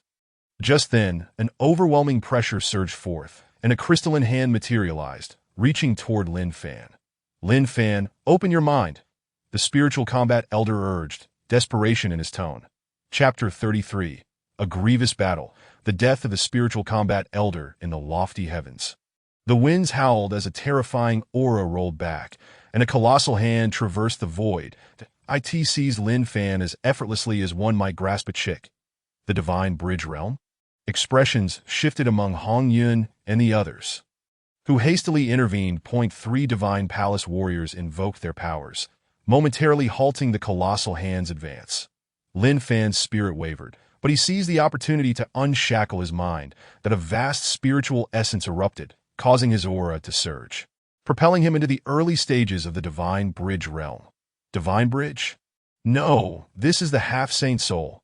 Zhou Jing's eyes sparkled with intrigue. That moment, adorned with the mask of transformation, his aura completely altered, rendering him unrecognizable even to acquaintances. As he beheld the spiritual combat elder, Zhou Jing's interest peaked.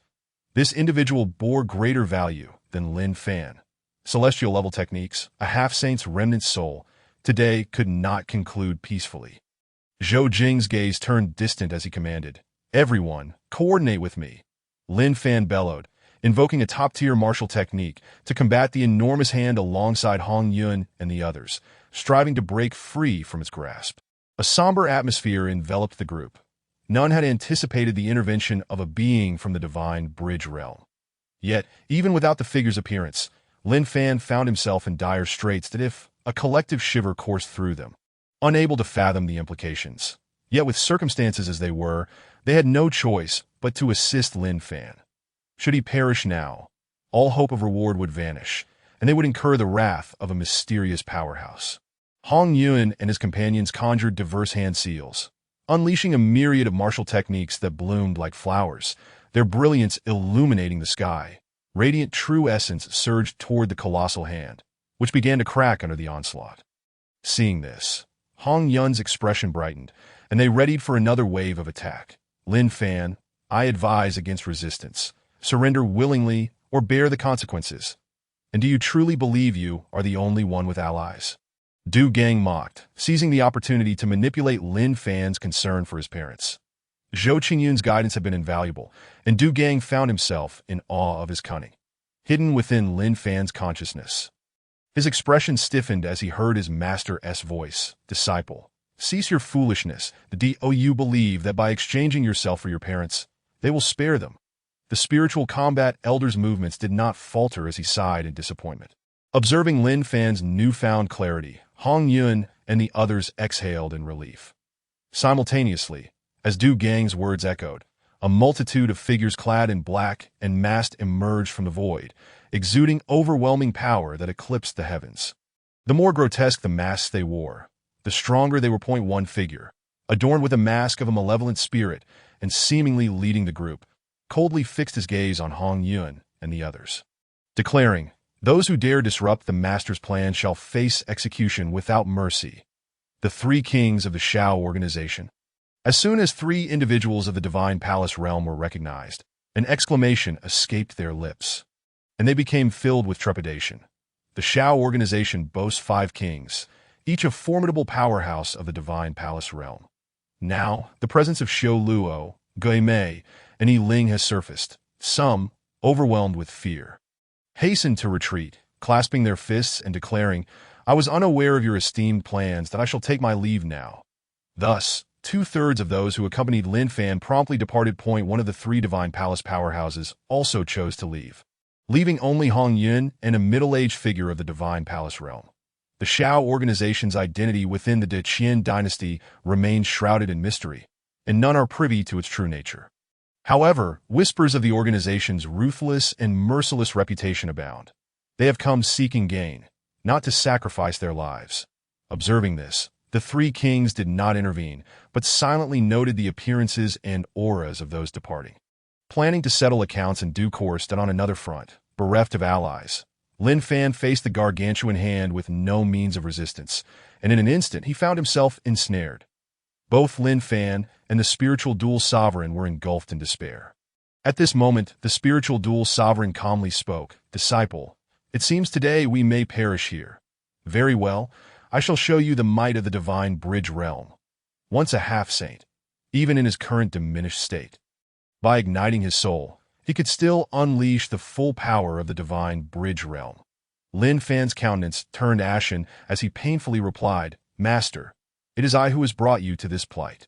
With that, the already weakened soul of the spiritual dual sovereign ignited in a frenzy that as he burned his essence, an unparalleled aura emanated from him, and mysterious runes swirled around him, exuding an overwhelming presence. A punch was unleashed, resembling a tidal wave, effortlessly dispersing the colossal hand. "Why do you still hide in the shadows?" Lin Fan stood tall in the skies, his voice resonating with vigor. Zhou Qingyun, witnessing this, revealed a smile. Realizing that Lin Fan's grandfather was not as formidable as he had anticipated, he turned to Zhou Jing with a grin, saying, "Third uncle, go down and play with him. It is time to end this." Zhou Jing nodded, his form shifting to appear directly before Lin Fan.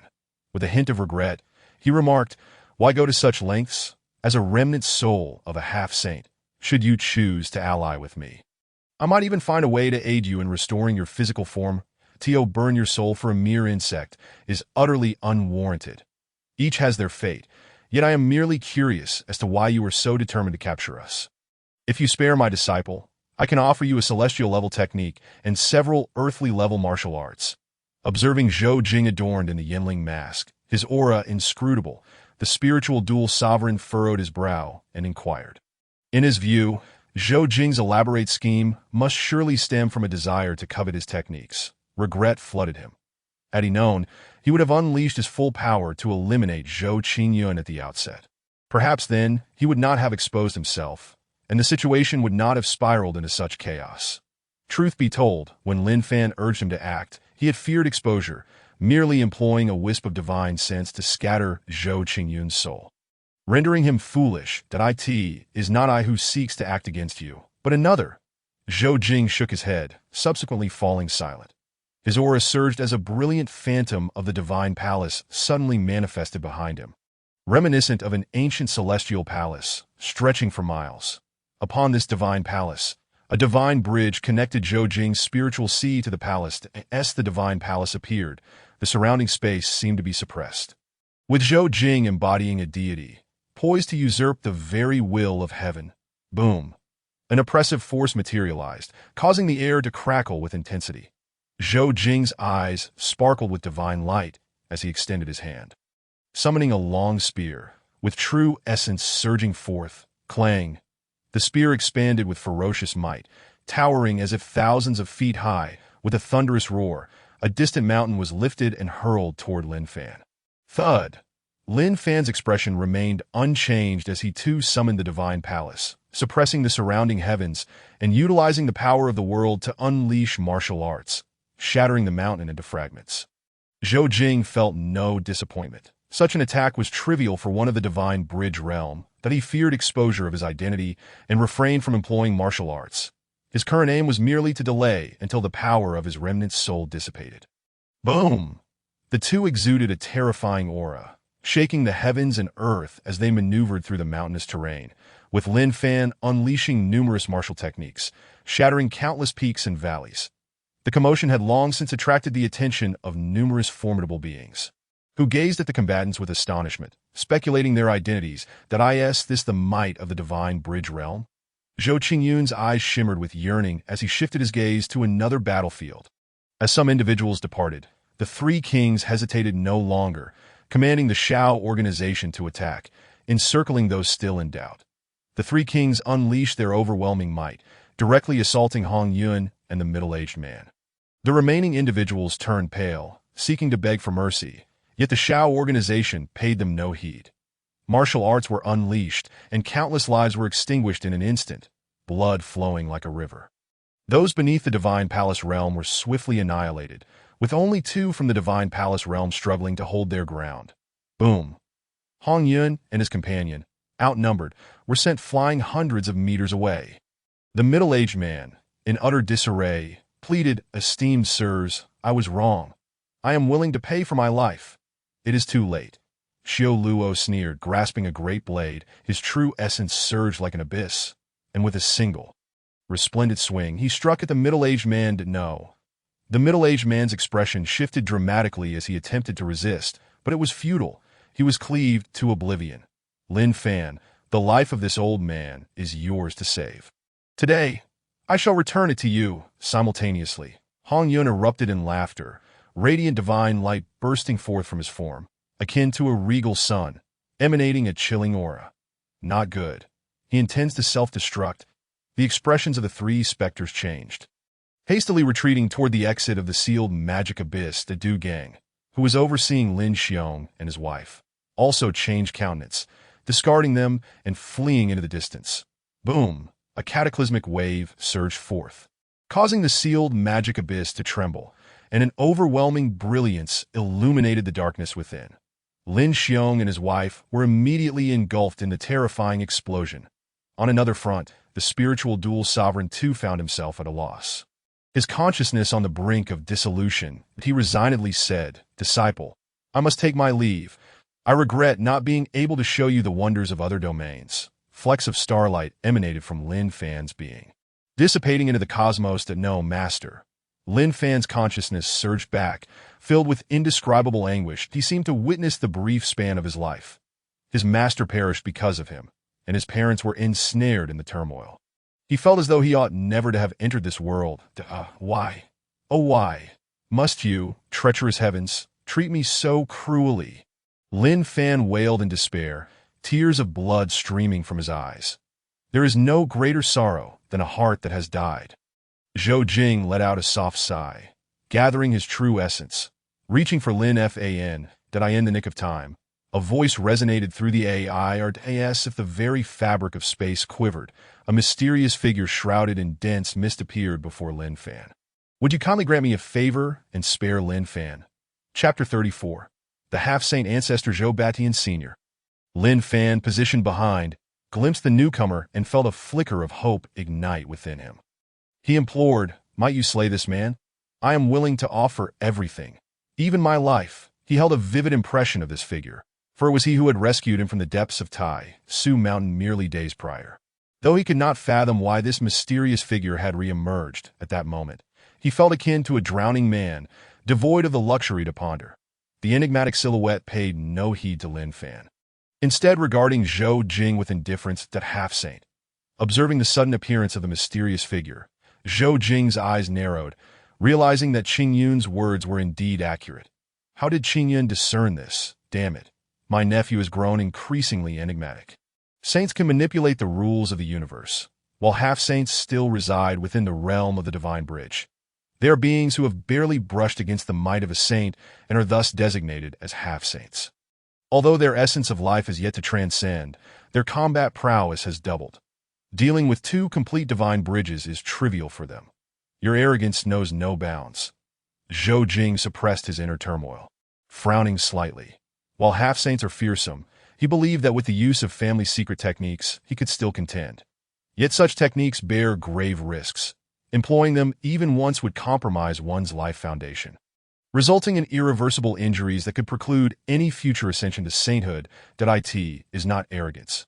Rather, this individual is under the protection of my family's young lady. I am merely carrying out orders and hope you might show leniency. The mysterious elder shook his head, sensing an overwhelming threat in the surroundings, contemplating whether to wade into these murky waters. However, realizing Lin Fan's life was in jeopardy, he felt compelled to intervene. "Young lady?" Lin Fan's expression shifted dramatically, but he quickly connected the dots and coldly inquired, "You were sent by Feng Qing." "Indeed. Then why did you not act to protect my parents and master when they were in danger?" "Why?" The color drained from Lin Fan's face as he pressed. The mysterious elder's demeanor turned icy. "Firstly, I am not your subordinate. I merely follow the young lady's orders. She instructed me to protect you, but did not command me to safeguard others. Furthermore, those insignificant ants merely impede your path to strength. It would be far more reasonable to allow them to perish." You must understand, given the pace of your cultivation. It is a burden upon the young lady, is it not? Were it not for the desire to adhere to Lin Fengqing's command, he would not hesitate to see Lin Fan meet his demise here. What status does the young lady hold, and what is Lin Fan's standing? How audacious to covet her, such a delusion! Coldness, utter coldness. It enveloped Lin Fan like a descent into an icy abyss, as he bitterly chuckled. What a Lin Fengqing! Indeed, merely 2 years apart, and she has become so indifferent. Get away from me. From this moment forth, I sever all ties with her, as if we were strangers. Whether I live or die is no concern of hers. He pointed at the mysterious elder, cursing vehemently at that moment.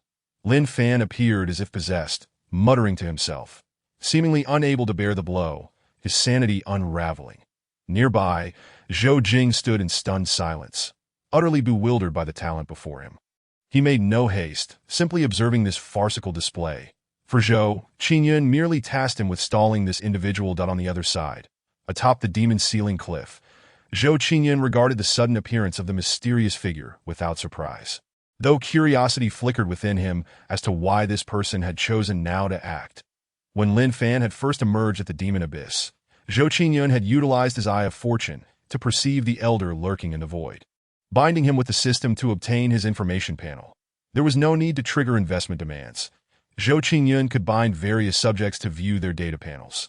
This individual was named Lan Shun, a semi-saint with red fortune. Upon learning of Lan Chen's details, Zhou Qingyun's previously anxious heart settled. At that moment, a figure abruptly appeared beside Zhou Qingyun. This individual wore a mask similar to that of Shura and his companions. Upon seeing the newcomer, Zhou Qingyun's expression shifted, and he quickly bowed, saying, "Junior pays respects to Uncle San." The newcomer was Zhou Qingyun's uncle, Zhou Batian, who had broken through to the pinnacle of the Divine Bridge 2,000 years ago and then feigned death a millennium ago to establish the Shao family. The Zhou family possessed 2 semi-saints. One remained in seclusion, while the other was the supposedly deceased Zhou Batian. "Ha, Qingyun, why so formal with me? I recall you were quite attached to me as a child. Why have you grown distant?" Zhou Batian laughed heartily, then began to scrutinize Zhou Qingyun that a true prodigy had emerged from the family. He sensed that the family would ascend to even greater heights due to Zhou Qingyun.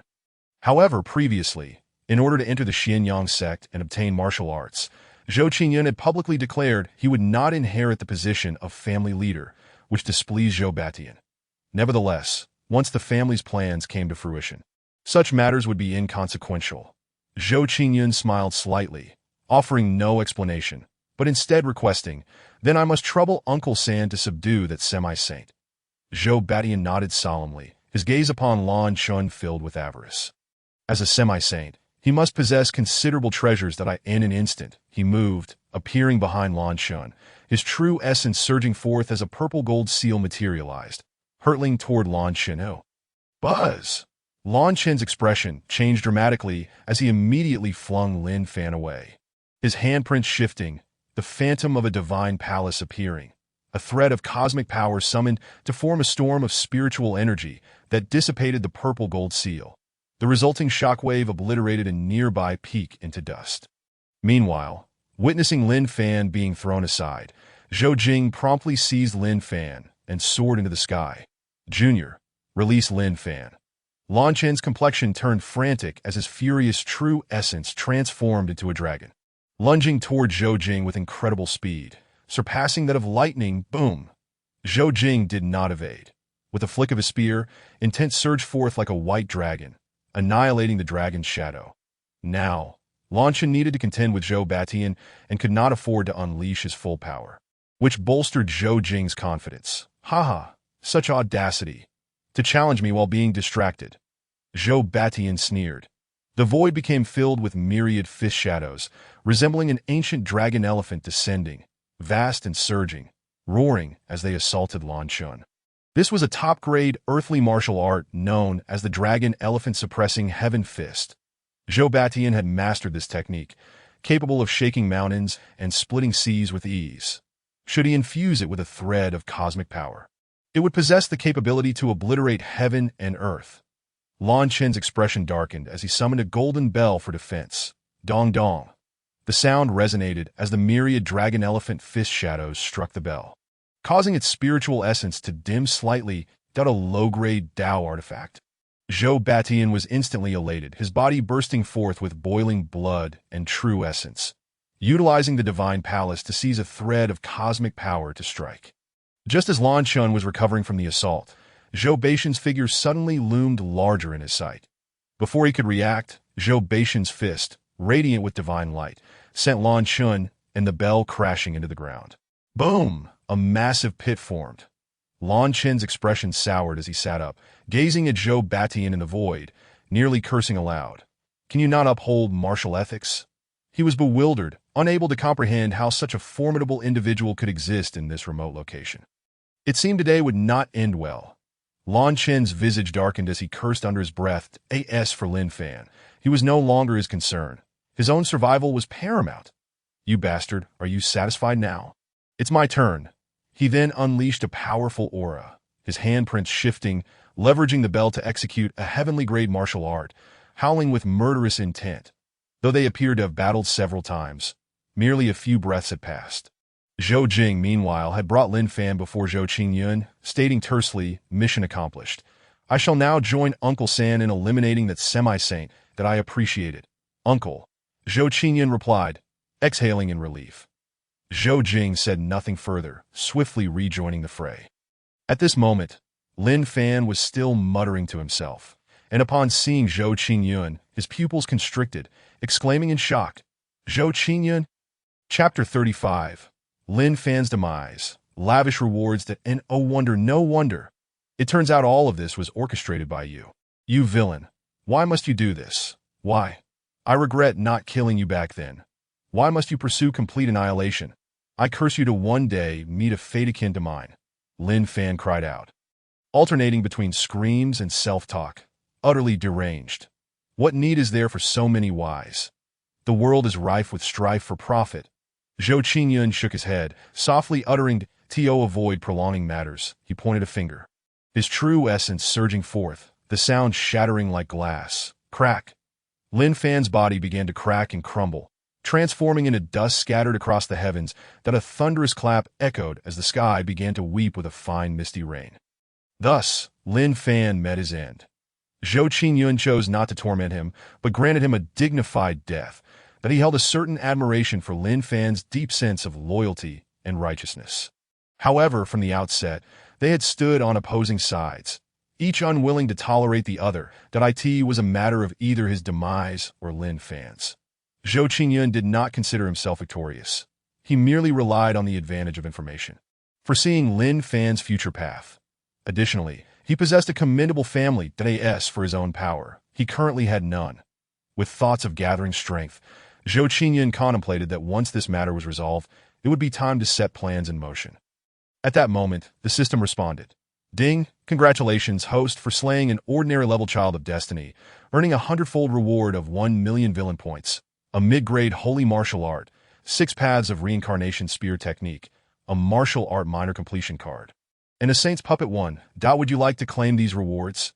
"Ding! Congratulations, host, for your first kill of a child of destiny, achieving the milestone of first kill of destiny, earning rewards of a special secret technique.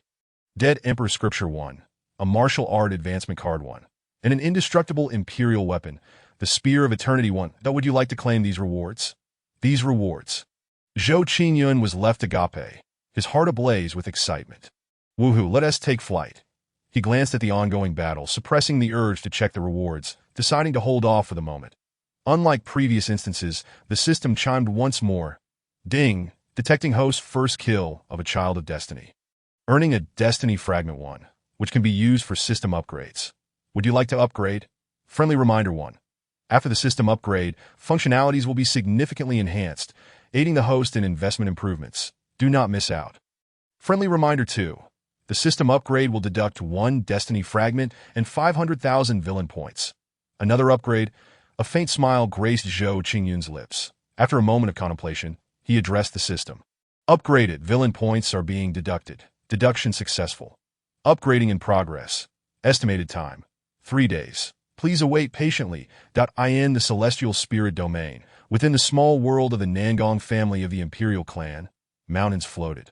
Palaces scattered, and mist enveloped the surroundings, resembling a celestial paradise. In one of the palaces, a young woman sat cross-legged, her form graceful and her beauty exquisite, her skin akin to white jade, as if she were an ethereal being untouched by the mortal realm.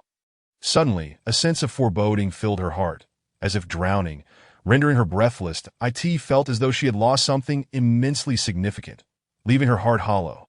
What is happening? The young maiden suddenly opened her eyes, murmuring to herself, "From whence does this sorrow arise?" She appeared lost in thought until a realization struck her. Someone is coming. No sooner had she uttered those words than a maidservant from the divine palace entered the grand hall, respectfully greeting the imperial daughter, unaware of her commands. The maid bowed with utmost reverence. The young maiden, suppressing the grief within her heart, instructed, "Please check if Elder Lan Chen's life token has shattered. Additionally, send 3 semi-saint elders to the Eastern Spirit domains the Qian dynasty to inquire about Lin Fan in Linen City and ascertain his well-being." Understood, the maidservant replied with a bow before vanishing from the hall. The maiden gazed into the distance, her thoughts fluttering. "Brother Lin Fan, you must wait for me, Qing, once the inheritance concludes. I shall seek you out. Surely you will be safe, won't you?" Lin Fengqing repeated her silent prayers. Before long, the maid returned, reporting, "Imperial daughter, Elder Lan Chen's life token remains intact." Upon hearing this, Lin Fengqing's heart felt somewhat reassured. She maintained her directives for the semi-saint elders dispatched to the Qian dynasty, instructing one elder to return with news while the others remained to protect Lin Fan. Though she was the imperial daughter, she still could not freely command the saint elders, especially for the sake of an outsider like Lin Fan. Yet, as far as she knew, the highest power within the Qian dynasty was merely semi-saint. With 3 semi-saints protecting him, there should be no issues. Understood. Watching the maidservant depart, Lin Fengqing cast aside her inner turmoil and began her cultivation. She aimed to complete her inheritance swiftly, so she could rightfully pursue Lin Fan. The mere thought of reuniting with him filled her heart with anticipation. In the Eastern Spirit domain, at the Demon Sealing Abyss, an explosive clash resounded. With Zhou Jing's assistance, Lan Chen was being relentlessly pushed back. Mysterious and vast, 2 divine palaces suddenly emerged, descending upon Lan Chen as the forces of heaven and earth raged uncontrollably. The brilliance of various martial arts illuminated the void, seemingly poised to annihilate all. Lan Chen's countenance darkened. Despite his advanced martial skills, he could not withstand the combined might of a semi-saint and one nearing that threshold. "Come." Lan Chen's aura became inscrutable, runes swirling around him as he bellowed like a roaring demon. He seized a massive boulder from the earth, hurling it toward Zhou Batian and his companion. Unfazed, Lan Chen maintained his momentum, summoning a resplendent ancient bell that expanded dramatically, descending upon the 2 adversaries. Zhou Batian and his companion remained composed, channeling the powers of their divine palaces to shatter the forces of nature. However, the ancient bell that followed caused their expressions to shift, compelling them to summon their own treasures to counter it. The terrifying aftermath unleashed a harrowing sound, akin to rending eardrums. The shockwaves radiated outward, obliterating nearby peaks and reducing onlookers to mere dust before they could react. Those fortunate enough to escape bore ashen faces, muttering curses of despair. "Cursed be it! Where did this semi-saint emerge from, to contend against the Lord of Dawn and an unidentified perfect divine bridge?" Even Zhou Qingyun was affected, hastily summoning his floating cloud vessel for protection. As the dust settled, Zhou Baishan's cold laughter echoed. "Did you think you could escape?" It turned out that Lan Chen, finding himself outmatched, had abandoned his weapon to buy himself a fleeting opportunity for escape. Utterly decisive. By now, Lan Chen had fled several thousand miles, his expression arrogant as he shouted, "You have meddled with the wrong individuals. I shall return to settle the score." Yet as soon as the words left his lips, Zhou Batian coldly retorted, "Spirit Binding Array, activate." A towering luminescent barrier abruptly appeared, enveloping the surrounding space. The laws of heaven and earth became chaotic, momentarily stalling Lan Chen's form. "When did you set up the Spirit Binding Array?" Lan Chen gasped in horror. Zhou Batian would not divulge that the array had been prepared before he even revealed himself. Even Zhou Jing appeared exceedingly surprised. They understood the principle of striking while the iron was hot.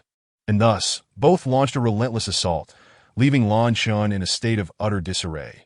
His aura diminished as he shouted, "How dare you? I am of the heavenly Xian domain." Silence before Lan Xun could finish.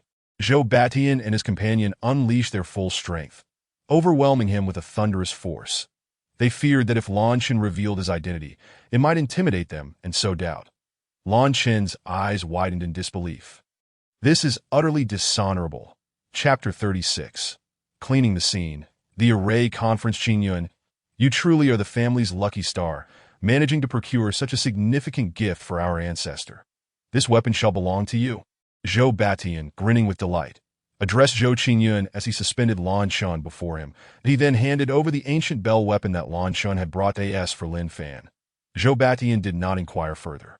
Zhou Qingyun shook his head, declining, and replied with a warm smile. "Uncle, you are too kind that I must express my gratitude for your timely assistance. As for this weapon, it would be best handled by you, for my current strength cannot fully utilize it. Only you can bring out its maximum potential." Given Zhou Qingyun's stance, the elder accepted graciously, stating, "I shall take this individual back for questioning." Zhou Batian laughed heartily, ready to carry Lan Xun away. "But I must request that you refrain from killing him for now, and publicly announce that Lin Fan has rescued his parents tonight and fled to another dynasty." Zhou Qingyun's mind stirred, his expression becoming slightly grave. The reason for sparing Lan Xun's life was to prevent Lin Fengqing from discovering his predicament too soon, which would provoke her to send formidable forces to retaliate.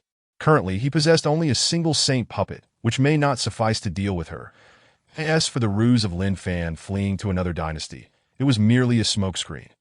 Although he knew it wouldn't hold for long, it would serve its purpose for the moment.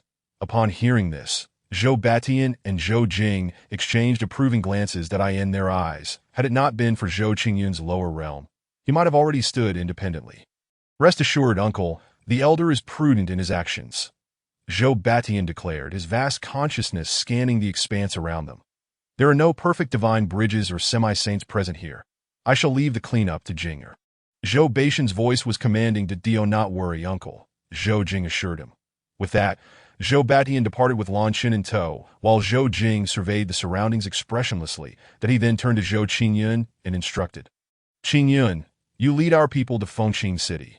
The fabricated trail I set up indicates we shall linger there for a few days to attend the annual Array Conference. Indeed, dealing with intelligent individuals is a pleasure. Everything is executed flawlessly." Zhou Qingyun smiled. "I appreciate it." Third uncle. As he finished speaking, Zhou Qingyun summoned the floating cloud vessel and departed with the Zhou clan's warriors. Just as Zhou Qingyun left, a resounding crash echoed behind him. He turned to see Zhou Jing erupting with an overwhelming force that spread in all directions, further solidifying the space enveloped by the spirit-binding array. Some weaker scouts were instantly crushed to blood mist, dissipating into the ether. The more robust scouts, while not reduced to mist, found themselves in dire straits, struggling to endure. That a trace of mockery flickered across Zhou Jing's heroic visage beneath his mask. Curiosity can indeed be fatal. He then communicated with the members of the Dawn organization, instructing them to hunt down the isolated scouts. With Zhou Jing's sweeping presence, the three kings led the Dawn organization in a relentless pursuit of the scouts. Some rogue cultivators who had come to watch met a similar fate. In an instant, the demon-sealing abyss was filled with despair, as countless individuals bore expressions of hopelessness, pleading for mercy. "Esteemed sir, please spare our lives. We swear we will never disclose what happened today." Zhou Jing hovered in the air, remaining silent. He firmly believed that only the dead could keep secrets. Although he did not know the formidable force behind Lin Fan, it was undoubtedly terrifying that if his negligence led to the family's ruin, even his death would not absolve him of blame. Zhou Jing remained silent. Some individuals grew frantic, shouting, "If these beasts grant us no mercy, then we shall fight them to the death," determined to take a piece of their flesh. Bang! Before the words had fully escaped his lips, he was instantly crushed by Zhou Jing's grip. Many, consumed by fear, still exhibited a wild frenzy, charging towards the members of the Dawn organization under the leadership of two perfect divine bridges. However, as they appeared, Zhou Jing swiftly struck them down from afar. Zhou Jing continued to sweep, directing the members of the Dawn organization to proceed with the cleanup. That an hour later, the scene was finally cleared. Subsequently, Zhou Jing channeled his true essence, demolishing the demon's sealing abyss. The cliffs on either side of the abyss began to collapse, filling the chasm entirely. Since then, the abyss of sealing has faded into the annals of history. Yangzhou, adjacent to Qingzhou, is a realm where the civilization of formations thrives exceptionally, with Fengqing City standing as the most prominent among them. Each year, on the 15th day of the 8th month, Fengqing City hosts a grand assembly of formations, setting up arenas to invite formation masters under the age of 50 from the Great Qian dynasty to engage in discourse. The foremost among them is rewarded with a 5th-grade formation, a prize of considerable wealth that attracts countless formation masters from across the realm. Thus, today, Fengqing City is bustling with activity, a continuous stream of carriages and people. The bright moon hangs in the sky like a jade plate, draping the world in a silver sheen. Fengqing City lies not far from the abyss of sealing, merely 90,000 li away. With the floating cloud boat, Zhou Qingyun and his soldiers arrived in Fengqing City the following night. Under the moonlight, Zhou Qingyun stood atop the floating cloud boat, gazing out. Fengqing City resembled a colossal dragon, majestically sprawling across the land, winding and vibrant. That is one of the most prosperous cities in the Great Qian dynasty. Fengqing City boasts a rich history spanning thousands of years. After landing the floating cloud boat outside the city, they disguised themselves and ventured into Fengqing City. They did not linger within the city, but made their way directly to the city lord's mansion. Inside the city lord's mansion, City Lord Wang Qianchong, adorned in splendid attire, paced restlessly. That moment, a guard rushed in anxiously, exclaiming, "My lord, there are a group of peculiar individuals outside seeking an audience with you." "What do they wish to say?" Wang Qianchong's expression brightened as he inquired earnestly. "They request your presence," the guard replied. Have they finally arrived? Wang Qianchong breathed a sigh of relief and hurriedly followed the guard outside. Upon exiting, he beheld Zhou Qingyun and his entourage at this moment. Zhou Qingyun, having undergone a simple disguise, appeared ordinary, yet his ethereal aura could not be concealed. Wang Qianchong harbored suspicions but refrained from voicing them, instead leading Zhou Qingyun and the others to the courtyard. Dismissing the attendants, that he then respectfully bowed, stating, "I pay my respects to the young master. It is my negligence for not welcoming you sooner. I hope for your leniency in this matter." Wang Qianchong belonged to the Zhou family, and he was one of the few privy to the disguise, thus able to recognize Zhou Qingyun immediately. "And oh harm done," Zhou Qingyun replied, his tone warm, "that I have prepared a banquet to welcome you. Please allow me to lead you." Wang Qianchong sighed with relief before responding, "No need, simply arrange a guest room for me, and let us await tomorrow's assembly." "Understood." The next day, news regarding the abyss of sealing spread rapidly throughout the Great Qian dynasty.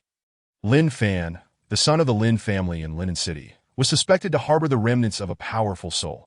Members of the Shao organization discovered clues and devised a plan to capture his parents to lure Lin Fan out. Utilizing a heavenly-grade technique, Lin Fan summoned numerous formidable beings, engaging in a fierce battle with the Shao organization, resulting in a stalemate. Subsequently, a semi-saint appeared, ambushing the Shao organization and rescuing Lin Fan's parents, leading them to escape to another dynasty. The Shao organization, having failed in their scheme, suffered heavy casualties and issued a blood-kill order against Lin Fan, vowing to pursue him relentlessly as a shadowy force.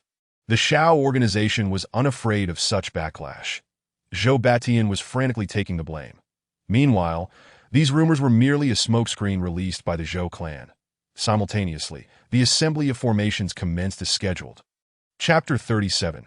The Heavenly Formation Tower. Once again witnessing golden fortune as the sun rose, the dawn was resplendent. Countless cultivators rode on mythical beasts or soared on swords, wielding treasures like stars scattered across the sky. Converging upon Fengqing City, the trial grounds for the discourse on formations were suspended in the air, layered and overlapping, suppressed by numerous terrifying and intricate formations, presenting a funnel shape, broad at the top and tapering to a point. A sight of immense grandeur, that in the center of the discourse square stood a towering edifice, exuding an ancient aura. Surrounding this tower were floating stone platforms forged from Xintian silver or resembling steps. with each tier serving as a viewing area, accommodating an exponentially increasing number of spectators, estimated to hold hundreds of thousands. Atop the highest stone platform, countless pavilions were erected. Looking down, one could not only see everything within the trial grounds, but also glimpse the entirety of Fengqing City. At this moment, aside from the highest viewing area, the other spectator platforms were already filled to capacity, buzzing with excitement. They eagerly watched the formation prodigies beneath the tower, engaging in fervent discussions. This year's rewards are considerably more substantial than last year's. I wonder which formation prodigy will seize the top spot and claim that fifth-grade formation. That Devo even need to speculate. It must be that young patriarch of the Nanyang family, Nanyang Fu. At merely 30 years of age, he has already become a third-grade formation master and is currently striving to break into the fourth grade. The title is undoubtedly his. Well, that's not a foregone conclusion. This year's generous rewards have attracted countless talents from all corners. Just look at the rising star, the commoner prodigy Yi Tian, who has ascended to third-grade formation master within 2 years at just 19 years old. He is certainly a strong contender for the top spot. Moreover, according to some whispers, a significant figure is set to attend this year's assembly. Numerous noble families have sprung into action, sending their own formation prodigies to participate, hoping to gain the favor of this esteemed individual and forge connections, making this year's competition exceptionally fierce. Who is this significant figure, if I may ask? Some were astonished, inquiring with curiosity that I heard it's Zhou Qingyun, the eldest son of one of the 4 great families, along with General Zhou Jing. Really? Is that true? Why would young Master Qingyun and General Zhou take an interest in attending this year? It seems that young Master Qingyun is traveling to Sichuan Prefecture to finalize an engagement with the Qin family. Upon passing through here, he decided to linger for a few days to witness the assembly of formations and oh wonder. Among those of notable standing on the top tier, they were already well aware of Zhou Qingyun and Zhou Jing's impending arrival in Fengqing City. Eagerly anticipating their presence, the dong dong dong. 3 resonant chimes of an ancient bell echoed, startling the multitude present, causing them to collectively glance skyward. 2 ornate palanquins, shimmering with divine light, sped toward the horizon. Within the 2 palanquins were 2 figures. One was tall and imposing, with a heroic visage radiating an aura of authority. That was Zhou Jing, while beside him stood the city lord, Wang Qianchong, in respectful attendance. After dispatching the spies from the abyss of ceiling, Zhou Jing hurried over without delay. The other palanquin was Zhou Qingyun, clad in white, his tall frame and ethereal demeanor reminiscent of an immortal descended to the mortal realm. The crowd gasped in astonishment. Hastily rising to pay their respects, we pay our respects to the general. We pay our respects to the young master. Their eyes gleamed with reverence, their hearts filled with disbelief at the unexpected arrival of Zhou Jing and Zhou Qingyun. The formation prodigies waiting before the tower, their eyes ablaze with fervor, rolled up their sleeves, prepared to exert their utmost in hopes of leaving a favorable impression on Zhou Qingyun and Zhou Jing. Should they gain their favor and be taken under their wing, it would undoubtedly lead them to great heights. In a corner of the square, Yi Tian, clad in a green robe and possessing a handsome visage, gazed up at Zhou Qingyun and Zhou Jing. Determination etched in his clear eyes, he silently vowed, "A true man, born amidst heaven and earth, must be like this." Though his origins were humble, since acquiring the legacy of a 5th-grade formation master 2 years ago, his horizons have broadened, and the ambitions within him burned fiercely, yearning to ascend to the throne and achieve longevity, leaving a profound mark in the river of time that, if given the opportunity, who would willingly settle for a mundane existence. Thus, he resolved to seize every chance to grow stronger. The arrival of Zhou Qingyun and Zhou Jing undoubtedly opened a door to broader horizons for him, and he felt that the top position was within his grasp. "You need not be overly courteous," Zhou Jing said with a faint smile. Zhou Qingyun also nodded slightly. The leaders of various factions did not take their politeness to heart. To ordinary people, the great Qian dynasty might seem like the pinnacle. Yet to some of these leaders, the power of the 4 great families was equally formidable. In this time of imperial decline, the influence of the 4 great families was subtly rivaling that of the royal family, with the Zhou clan being the most intimidating of all. Naturally, no one dared to be complacent under the esteemed leadership of Lord Wang Qianzhou. The 2 individuals arrived at the highest pavilion. where Zhou Jing took his seat at the main position, while Zhou Qingyun remained by his side. Subsequently, Wang Qinzhong respectfully bowed and soared into the air, addressing the multitude of talented individuals gathered in the square with an imposing voice. You all are the elite from various regions. And it is indeed a fortunate event for you to attend this grand assembly of formations in Fengqing City that I hope each of you can achieve your desired rankings and enhance your understanding of formations during this discourse. I shall now announce the rules for this year's discussion. Wang Qinzhong's voice resonated powerfully, akin to thunder, echoing throughout the debate square. After surveying the surroundings, he continued, the towering structure before you is the renowned Tianjin Tower, an iconic edifice of Fengqing City, a treasure left behind by a 7th-tier formation master who emerged from Fengqing 5,000 years ago. It boasts 49 levels, within which the cosmos is ever present, inscribed with various formations from the 1st to the 6th tier. You, the distinguished heroes, shall enter the Tianjin Tower and commence your challenges from the 1st level. Each tier will present corresponding formations drawn by the tower spirit, and by deciphering the selected formation, you shall advance through that level. The higher the levels you conquer, the greater your ranking in this assembly of formations. Those ranking within the top 1,000 shall receive a reward of 1,000 low-grade spirit stones. Those within the top 100 shall receive a 2nd-tier formation reward. Those within the top 10 shall receive a 3rd-tier reward. The top 5 shall receive a 4th-tier formation reward, and the ultimate victor shall be granted a 5th-tier formation. Rewards do not accumulate. Only the highest ranking reward shall be bestowed. Additionally, the top 10 shall gain direct entry into the Tianlu Academy. Upon hearing Wang Qinzhong's final words, countless individuals were left astounded, utterly unprepared for the revelation that this year's top 10 could gain direct admission to the prestigious Tianlu Academy, established by the founding ancestor of the great Qian dynasty, a place renowned for nurturing talent from various schools of thought. Each year, the number of spots was limited and subject to rigorous evaluation. This opportunity, of course, had been promised by Zhou Jing. Meanwhile, Zhou Qingyun was not idle. He activated his eye of fortune, meticulously observing the fortunes of those present. The quality of the fortunes among the crowd was evidently inferior to that of the Xianyang sect, with white fortunes comprising 80% and the majority of the rest being blue. To his surprise, there was even a presence of black fortune. Zhou Qingyun scoffed. Since acquiring the system, it was his first encounter with such a fortune, leaving him somewhat astonished. Such individuals were akin to harbingers of misfortune, portents of calamity. Just as he thought he had found nothing of significance, his gaze fell upon a strikingly handsome young man, and Zhou Qingyun's eyes widened. Golden Fortune? Chapter 38. The Reappearance of the Fate Template Golden Fortune. Gazing at the young man, Zhou Qingyun's eyes sparkled with intrigue, but he began to speculate incessantly. Is he the child of destiny, or perhaps a villain destined to oppose fate, or simply an individual of extraordinary fortune? Seeking confirmation from the system, he inquired, System, is this individual the child of destiny? System upgrading, relevant functionality not currently available, the system replied. Zhou Qingyun's lips twitched. The tone was eerily reminiscent of a certain company from his past life. He promptly committed the young man's visage to memory and summoned his attendant, instructing, inquire about this individual's information. Of course, young master, the attendant replied respectfully before departing. Noticing this, Zhou Jing raised an eyebrow and asked, Qingyun, does this individual possess some extraordinary traits? This person is indeed remarkable. If nothing unexpected occurs, he is likely to emerge as the champion of this formation assembly, Zhou Qingyun asserted with keen insight.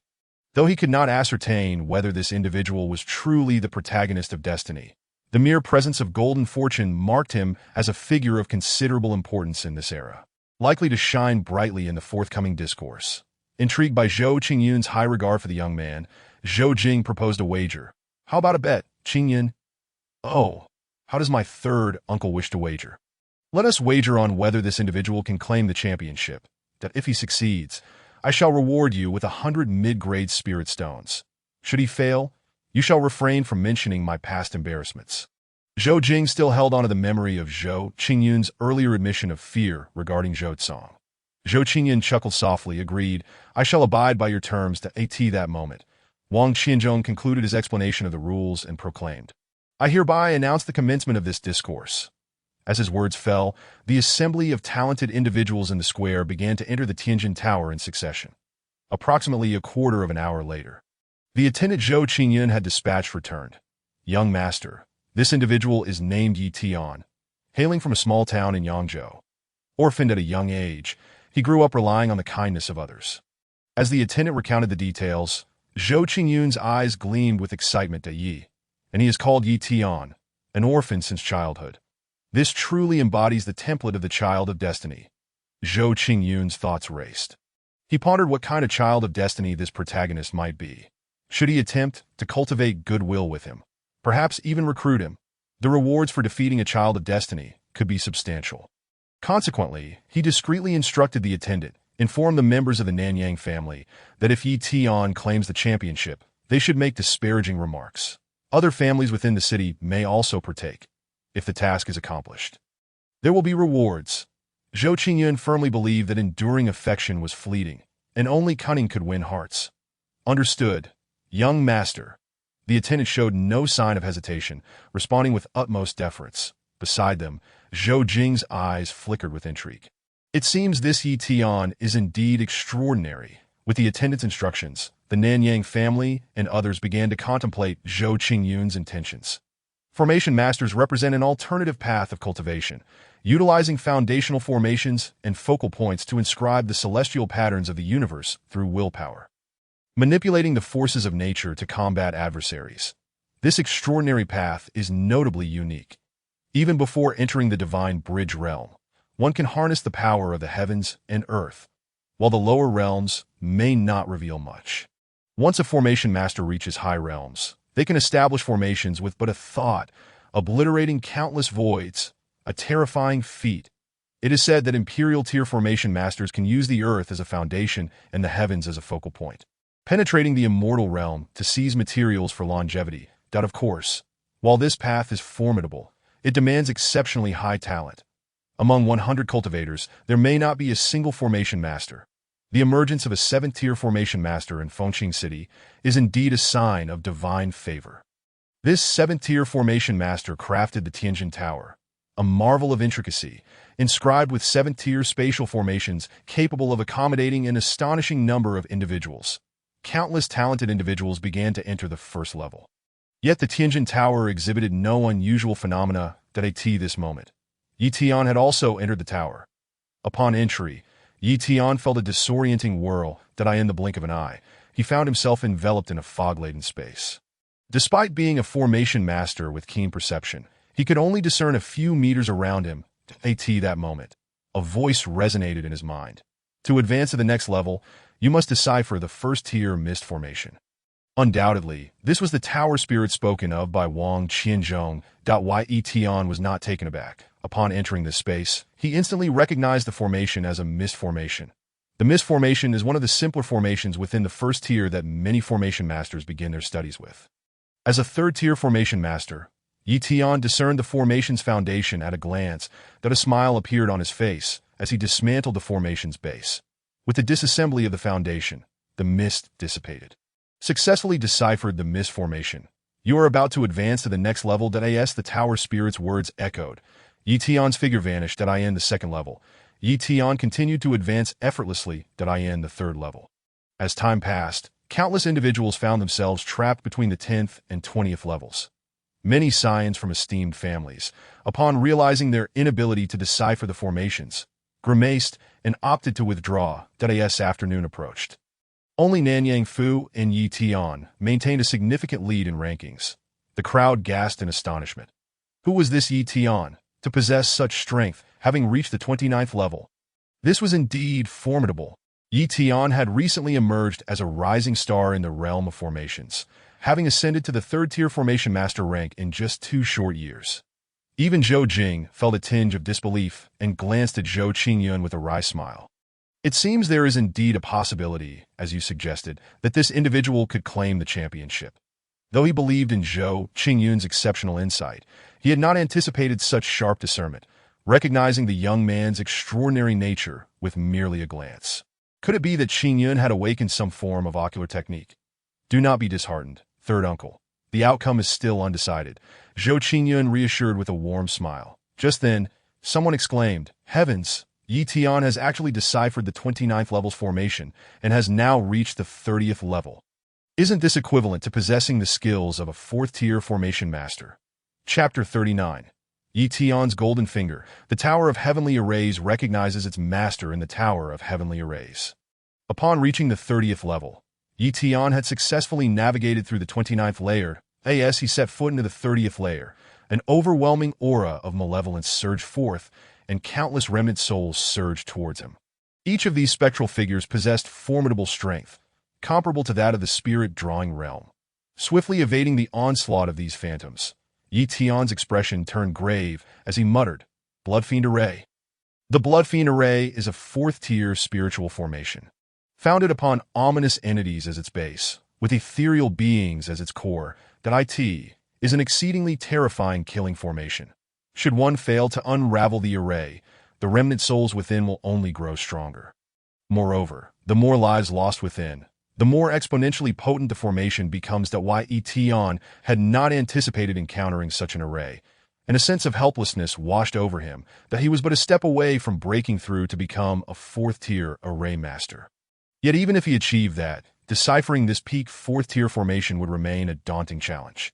Despite his despair, he refused to concede, for he was uncertain whether others had reached the 30th layer.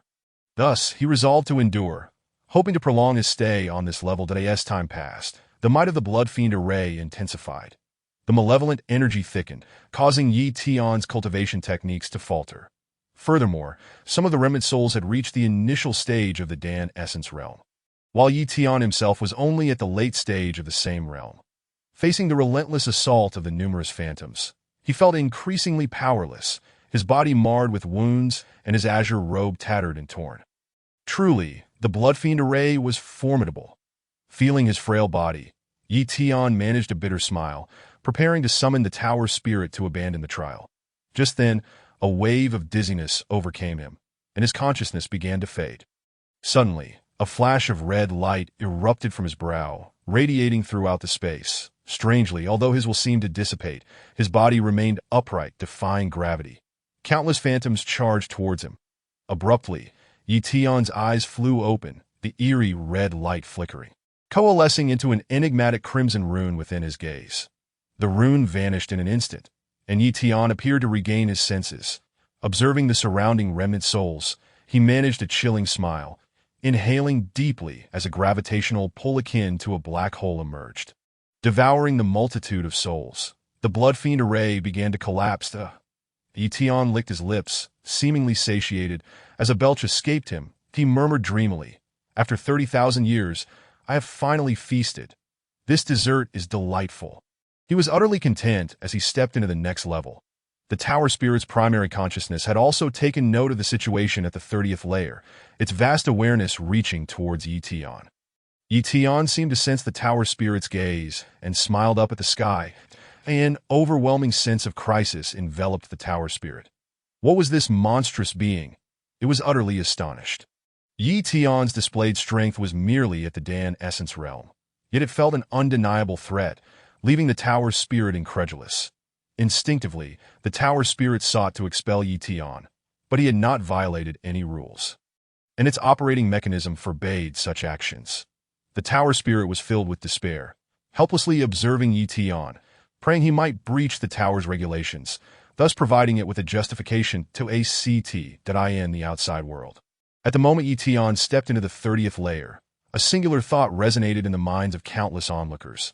The title of champion undoubtedly belonged to Yi Tian, for shortly after Yi Tian entered, the highly regarded Nanyang Fu had failed to unravel the array of the 29th layer and had opted to withdraw from the tower. Nanyang Fu felt somewhat dejected, yet remained confident, believing that no one else could possibly reach the 29th layer. The title of champion was surely his alone. However, upon exiting and witnessing another presence at the 30th layer, his expression shifted dramatically, darkening as he muttered, "Impossible! I refuse to believe that anyone among the younger generation could surpass my mastery of formations. He must have cheated. Yes, that is undoubtedly the case." Unable to accept such a result, Nanyang Fu cast a resentful glare at the figure on the 30th layer. From a young age, his exceptional aptitude for array techniques had been recognized. and his family had placed great hopes upon him, and he had never anticipated such an outcome in this year's array debate.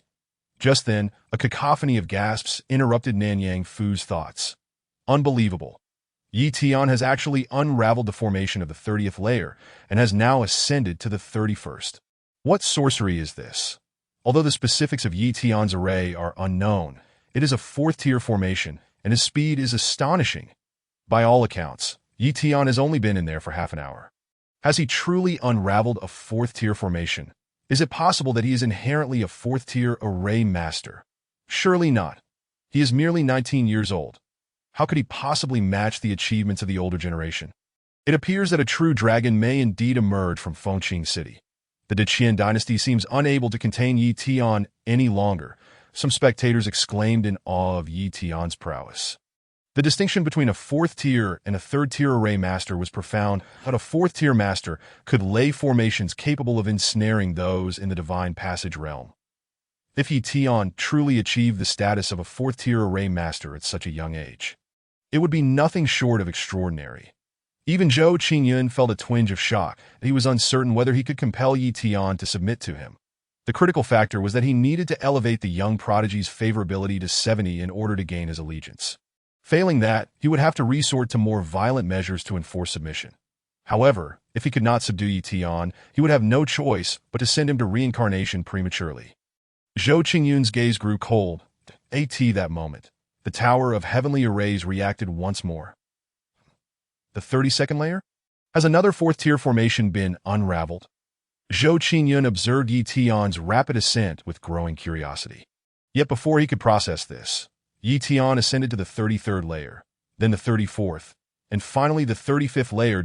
Yi Tian's speed of ascent was astonishing, as if he were a master of sacred formations whose presence rendered all barriers impotent.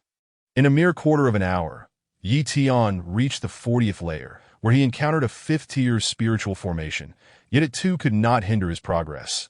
The eyes of the onlookers widened in disbelief, as though they had witnessed a prodigy defy the laws of nature. Nanyang Fu stared blankly, repeating, "Impossible. How can this be? Absolutely impossible."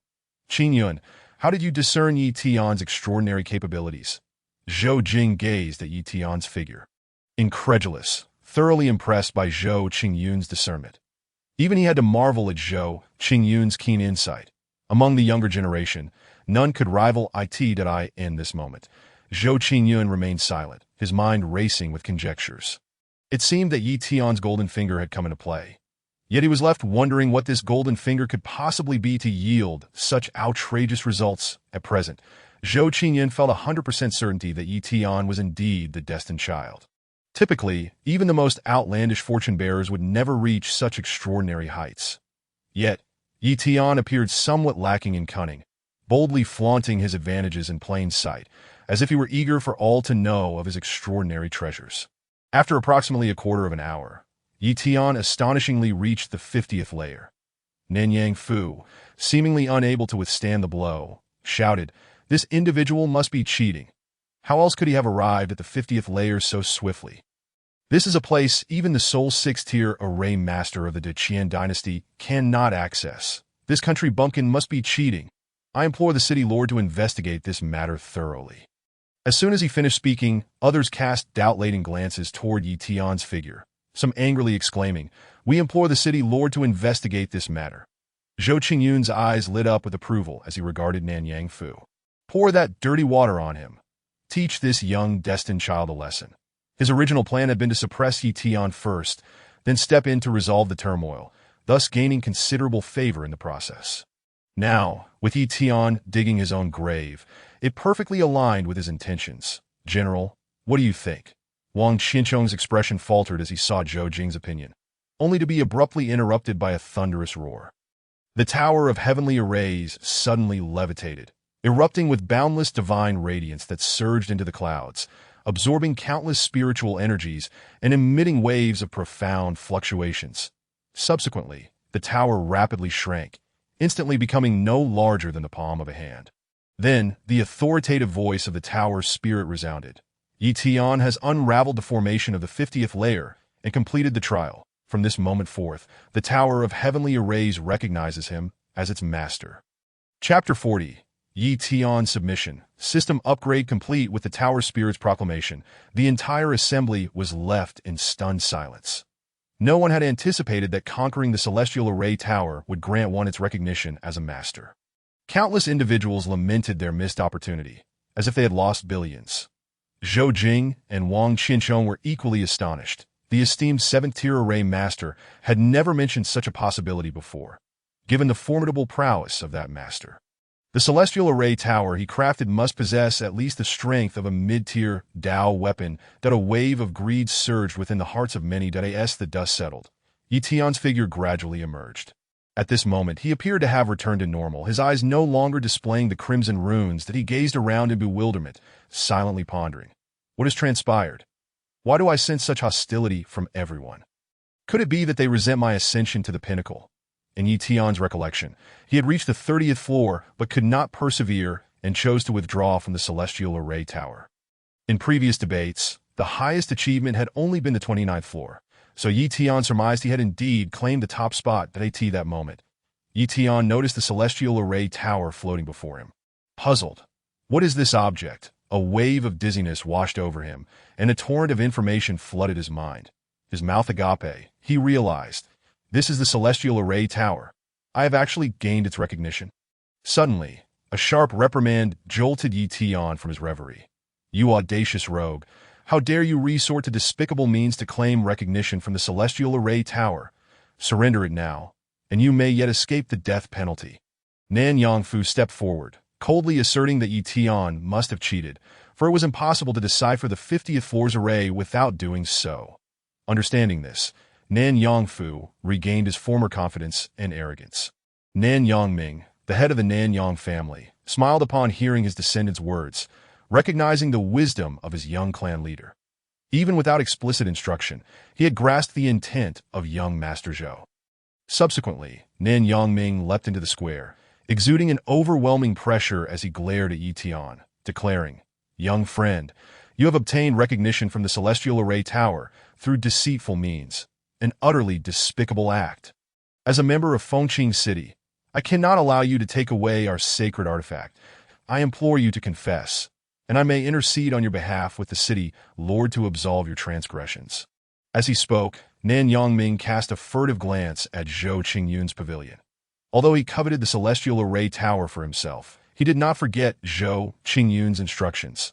The tower had previously been immovable, and while he had entertained thoughts of acquiring it, it was no longer within his reach now that it could be moved. His primary concern was to curry favor with Zhou Qingyun.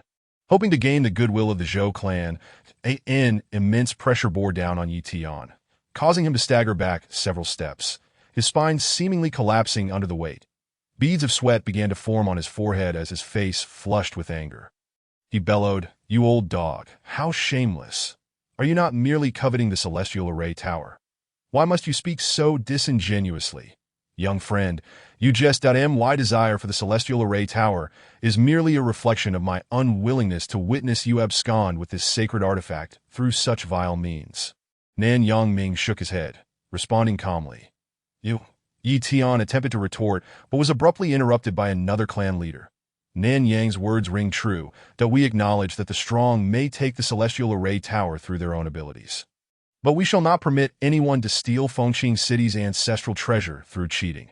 Others from prominent families echoed their agreement that I propose we conduct a soul search to uncover the method of his deception. A splendid idea. We implore the city lord to allow it. The crowd, swayed by the Nanyang family's orchestrations, erupted in righteous indignation. Indeed, some were genuinely enraged, while others coveted the treasures Yi Tian possessed. Particularly the artifacts capable of deciphering 6th-tier arrays, that in an instant, Yi Tian became the target of collective disdain. His expression darkened as he cursed. To fabricate charges, what words are lacking? A mere assembly of hypocrites. Did the array master from 5,000 years ago ever specify that one could not gain recognition from the Celestial Array Tower through other means? Did he? I beseech you to enlighten me. He hoped the city lord would see through the malice of these slanderous claims. Although Yi Tian was unaware of how he had unraveled the various arrays, he was resolute in not relinquishing such a treasure without a fight. Furthermore, he was acutely aware of the implications of a soul search. mild damage to his spirit, or worse, total loss of sanity, rendering him a mindless fool. Thus, he would never consent to such an examination. Now, he could only place his hopes in Wang Qiancheng's integrity. The crowd's expressions turned cold as they shouted, "Preposterous! How dare you speak so boldly here? Someone seize this scoundrel!"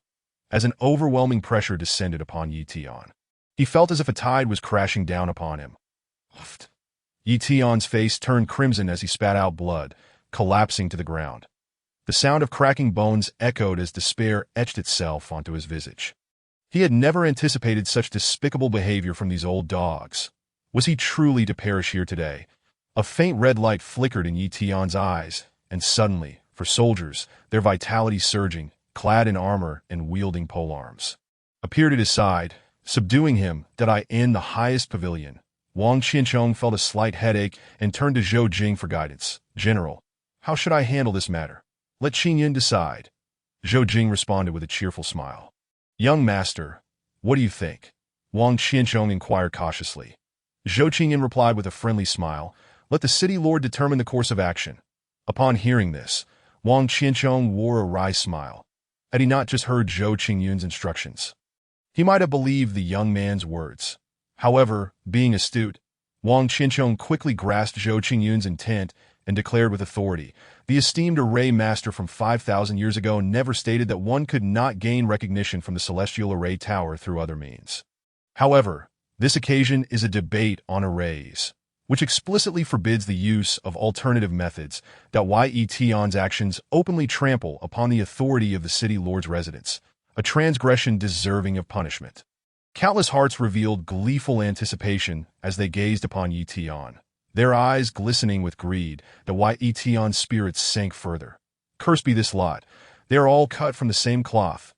Yet upon hearing Wang Qiancheng's next words, a flicker of hope reignited within him. However, young Master Zhou possesses a kind heart and a talent for recognizing potential, wishing to recruit Yi Tian as his aide. "I, the city lord, am not an unreasonable man. If Yi Tian agrees to serve as young Master Zhou's aide, I shall overlook his previous transgressions." As the words left his lips, the crowd fell into stunned silence, some lamenting in despair. This was no punishment. It was patently a reward. Yi Tian had fortuitously encountered such a genial young master. Had he been faced with a scion from another prominent family, he might have already met his demise. Desperate, Yi Tian grasped at this lifeline, exclaiming, "I am willing." "Thank you, young master, for your intercession." Consequently, the four soldiers released Yi Tian and escorted him before Zhou Qingyun. Observing this, some of the crowd displayed expressions of regret, while others scoffed at Wang Qiancheng's words, recognizing the transparent greed for the celestial array tower behind his grandiloquent rhetoric. Of course, now that Yi Tian had aligned himself with Zhou Qingyun, many were compelled to suppress their ulterior motives. Those who had previously spoken against Yi Tian fell silent, adopting a demeanor of indifference as if nothing had transpired. Many gazed at Zhou Qingyun with a mix of reverence and apprehension. Thus, the debate concluded successfully. With Zhou Qingyun's support, Yi Tian faced no further difficulties. Once he had recuperated from his injuries, he hastened to visit Zhou Qingyun. "I am eternally grateful for your life-saving assistance today. Young master, Yi Tian, shall never forget. I possess nothing else to offer, save for this celestial array tower, which I hope you will accept." Yi Tian refrained from mentioning his new role as Zhou Qingyun's subordinate, indicating that he still harbored some reservations. Nevertheless, he reluctantly produced the celestial array tower and extended it to Zhou Qingyun. Zhou Qingyun did not accept it, but instead smiled warmly, saying, "It is but a trifling matter. There is no need for you to concern yourself with it. I recognize your profound understanding of arrays, which has sparked my desire to recruit you as an aide. You need not feel burdened by this. As for the celestial array tower, it is your fortuitous gain. How could I deprive you of what you cherish?" Upon hearing this, Yi Tian's expression changed, and he sincerely expressed his gratitude. "Thank you for your understanding. Young master, I shall henceforth follow your lead." Having been solitary for so long, aligning with Zhou Qingyun was not an issue for him. Zhou Qingyun nodded with a gentle smile. "I perceive that your injuries have yet to fully heal. You should return and recuperate. Then, I shall take my leave in the dead of night. While Zhou Qingyun was engrossed in his cultivation, the system abruptly awakened him. Ding, system upgrade successful. Ding, congratulations, host. The system upgrade is complete. All functions of the upgraded system have been transmitted to the host, who can now review them at will. Chapter 41. The Immortal Sutra of Life and Death, inscribing all Tao patterns. Ding. Upon detecting the epic-level investment demand from the fated sun, one may invest in the profound understanding of array formations to receive a loyal semi-saint, 100 high-grade spirit stones, and 1 world seed. Shall the investment be bound? Indeed, this Yi is truly the destined child, and his level is not to be underestimated. A semi-saint? A world seed? Truly, the investment in a destined child is remarkable. Although it was anticipated, Zhou Qingyun still felt a thrill of excitement that he then inquired of the system. Is the rewarded semi-saint a real person? Indeed, it is a real person, and once the host claims it, a suitable identity will be randomly assigned, ensuring absolute loyalty to the host, with no possibility of betrayal. Remarkably, such an investment can yield this? Zhou Qingyun pondered in disbelief. The host need not be astonished.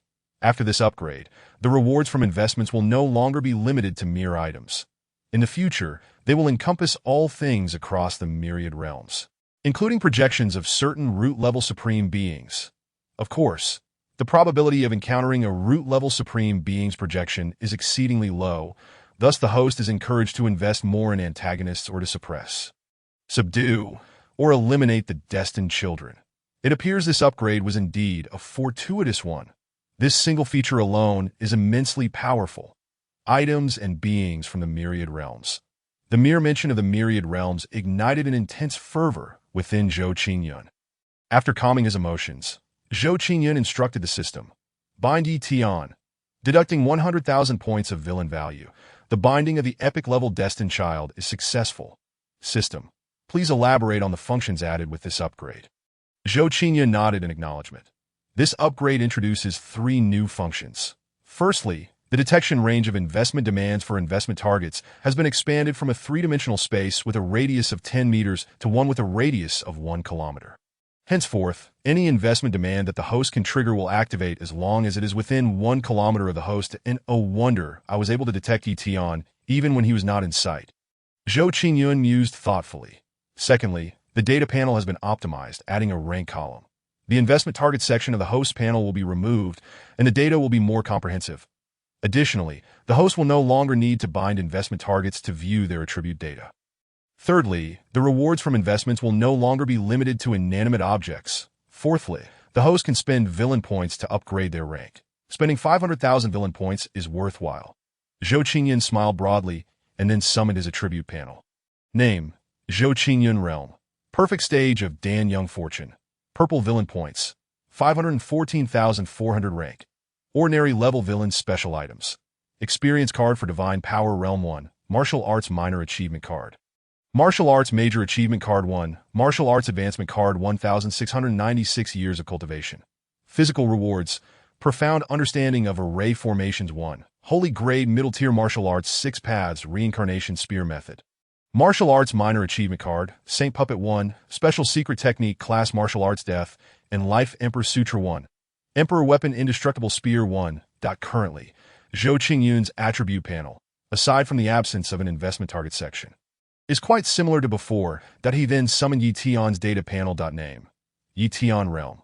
Late stage of Dan Young Fortune. Golden Favorability. 40 rank. Epic level Destined Child, a favorability of 40? Quite commendable. With a few more interactions, I could subdue a destined child. Zhou Qingyun's smile deepened. System, claim all physical rewards. As the words fell, radiant lights flickered, and all the items materialized before Zhou Qingyun. He began to examine the array of high-level items obtained from the recent defeat of Lin Fan. Among the most precious were the Saint Puppet, the Indestructible Emperor Weapon, and the Death and Life Emperor Sutra. The first 2 need no elaboration, but the real surprise for Zhou Qingyun is the Death and Life Emperor Sutra. This secret technique is a special class of martial arts. Upon reaching minor completion, it can condense life and death talismans to control the life and death of others. That be why implanting a death talisman into another's body, regardless of where that person is, one can, with a mere thought, seize their life. The most terrifying aspect is that upon perfect mastery of the life talisman, as long as the true spirit of the being is not extinguished, it can forcibly extend their lifespan. Of course, there are limitations. The first limitation states that a minor completion death talisman can only control beings one small realm below the wielder. Major completion can control beings of the same realm. Perfection can control beings exceeding one major realm.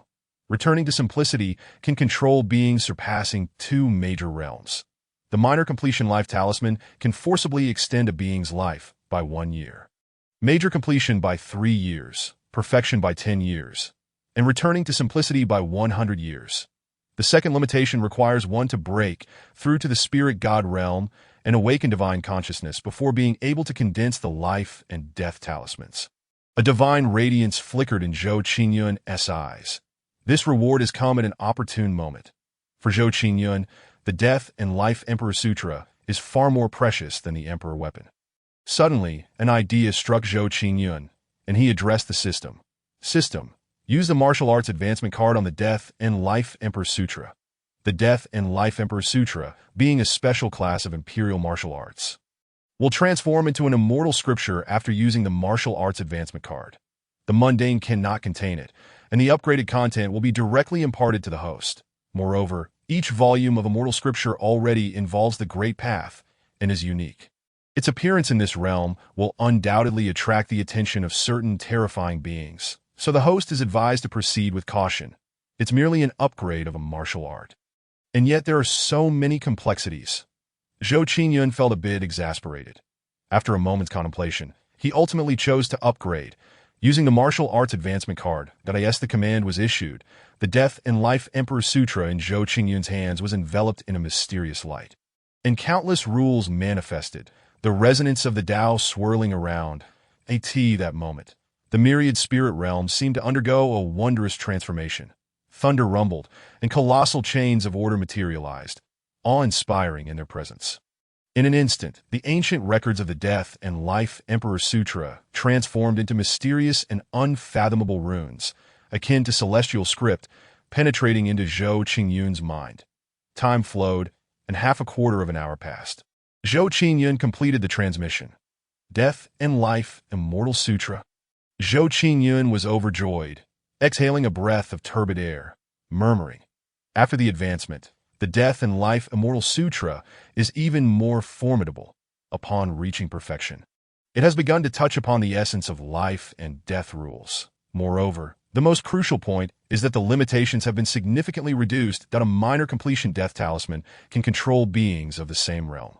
Major completion can transcend 2 major realms. Perfection can surpass 4 major realms.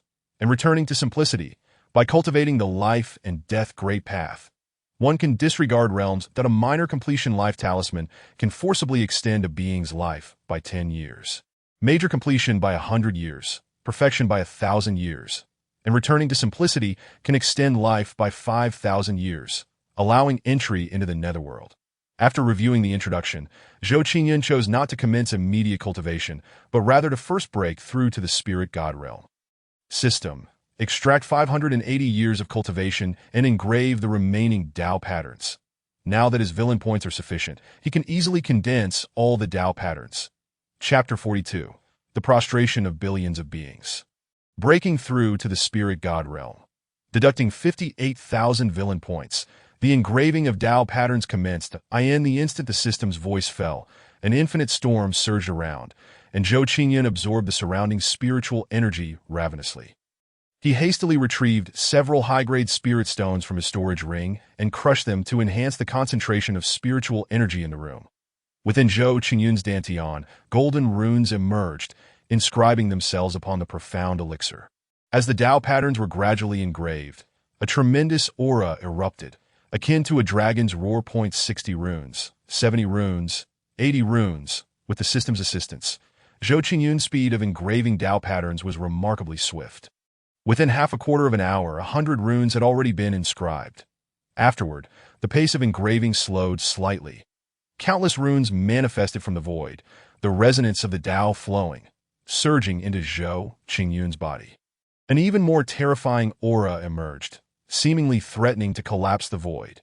With each rune inscribed, Zhou Qingyun's aura grew increasingly powerful. When the final rune was inscribed, a radiant divine light erupted from within Zhou Qingyun, stirring the night. The darkened skies above Fengqing City were suddenly illuminated, resembling broad daylight. Countless denizens of Fengqing City were blinded and gasped in exclamation. What has transpired? This celestial radiance resembles a sun in the night. As the only one with a fully realized divine bridge in Fengqing City, Zhou Jing sensed the source of the anomaly that is Qiyun about to break through to the spirit god realm.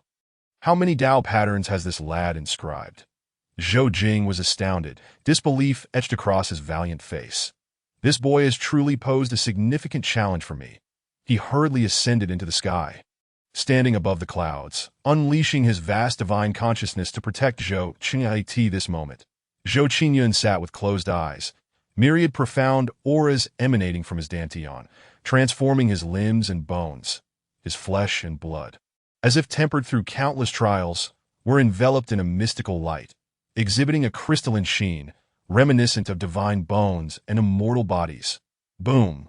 Within the dantian of Zhou Qingyun, a thunderous roar reverberated, reminiscent of the primordial act of creation. As the chaotic sea of spirit began to clarify, the spiritual sea expanded relentlessly, swiftly extending to several dozen miles in mere moments, eventually reaching a size comparable to that of a county. As the spiritual sea ceased its expansion, the profound dark elixir erupted with countless mysterious auras, soaring high above the spiritual sea, seemingly endowing it with a form of sentience, breathing life into it.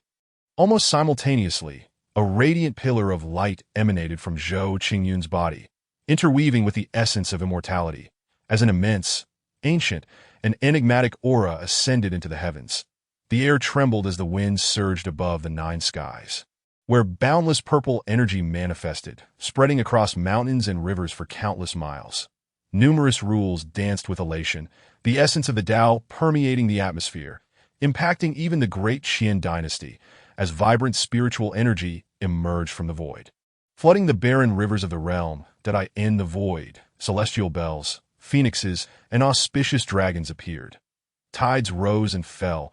Chaos gave birth to the azure lotus. Countless terrifying phenomena materialized. Simultaneously, the purple energy in the horizon suddenly coalesced, slowly revealing a towering, ethereal figure. This apparition bore resemblance to Zhou Qingyun, akin to an immortal king descending from the heavens, exuding an unparalleled might. This aura felt as if the heavens were collapsing and the earth was caving in, instilling a sense of submission in countless souls, as if it were a suppression emanating from the very essence of life itself. An irresistible force, some began to kneel, worshipping the ethereal figure of the immortal king. Yi Tian gazed at the apparition in shock, feeling the overwhelming pressure, his expression shifting dramatically, but he refused to bow, shouting defiantly, "No one can force me to kneel. No one." Beads of sweat the size of soybeans formed on Yi Tian's forehead as he struggled against the overwhelming will to resist. Nearly everyone in Fengcheng had already bowed, with only Zhou Jing and Yi Tian still silently resisting. The pressure continued to spread outward for countless miles. Only a handful within the great Qian dynasty remained standing. Soon, it began to extend to other dynasties and greater regions that as time passed, billions of lives bowed in homage, a scene both terrifying and surreal that moment. Yi Tian's complexion turned pale, on the brink of collapse. His will began to blur, and crimson Tao patterns seemed to flicker in his eyes. Just as they were about to manifest, the ethereal figure cast a glance in his direction.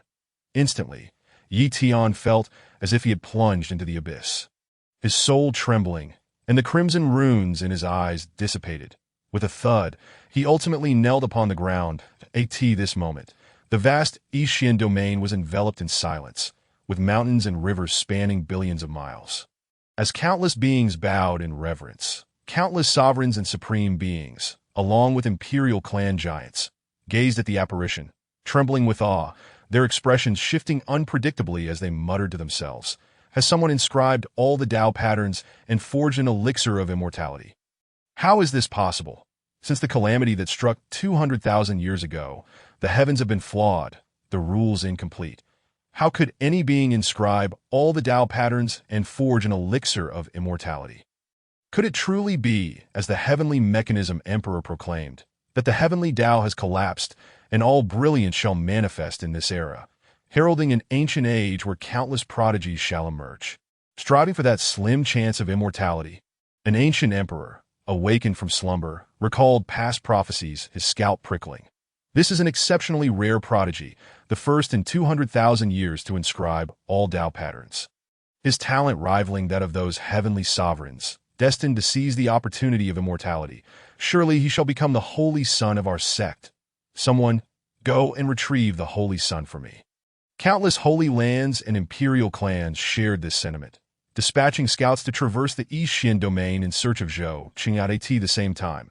Innumerable prodigies gazed upon the towering, ethereal figure, bolstering their resolve to inscribe 100 Tao patterns, striving for transcendence. In the West Xian prefecture, within an elegant pavilion, a slender and extraordinary young woman lay upon a bed, resembling a celestial maiden of unparalleled beauty. Her eyelashes fluttered, and she suddenly opened her eyes, a divine radiance flickering within. The light faded almost as quickly as it appeared, replaced by a sense of ancient weariness as she surveyed her surroundings. A slight frown creasing her brow, that wasn't I undergoing the tribulation of the immortal emperor? Where is this place? As she continued to observe, memories long buried in her mind began to resurface. Isn't this my childhood boudoir? Could it be that I have already transcended the true spirit tribulation? Are these all remnants of my past tribulations? A tidal wave of emotion surged within her heart. That moment, a mysterious ethereal figure manifested in the heavens, accompanied by an overwhelming pressure akin to the collapse of the heavens. This the phenomenon of forging an elixir of immortality. The young woman's expression changed slightly, instinctively attempting to harness her celestial power to resist. However, upon sensing the familiar spiritual energy within her body, she froze. What is this? A profound aura radiated from her, instinctively shielding her from the pressure. The ethereal phenomenon in the heavens began to dissipate. The inscrutable runes encircling Zhou Qingyun flowed from his dantian into his mind. Boom! A thunderous sound echoed in his consciousness, audible only to Zhou Qingyun. The next moment, a vast, illusory, chaotic space was birthed within his perception. This marked the emergence of the spirit god realm's consciousness sea. The instant the consciousness sea was born, Zhou Qingyun felt an unparalleled clarity, his senses acute to an extraordinary degree, as if he could perceive everything around him without even opening his eyes. As this thought emerged, he gained a godlike perspective, able to see everything within a 1,000-meter radius in intricate detail. That a smile spread across Zhou Qingyun's face. The consciousness sea has manifested, and my divine sense has emerged. The spirit god realm has been established. Chapter 43. Cultivating the immortal life and death scripture, refining the death talisman. The celestial phenomena gradually dissipated, the world returning to tranquility, as the night once again enveloped the sky. Yet, from this day forth, countless beings would find it impossible to remain calm. The extraordinary phenomena triggered by Zhou Qingyun's breakthrough unfolded. It appeared to set off a chain reaction. That night, some witnessed a demon beast transcending to the spirit god realm, shedding its beastly form to reveal an astonishing intelligence as it vanished into the mortal realm.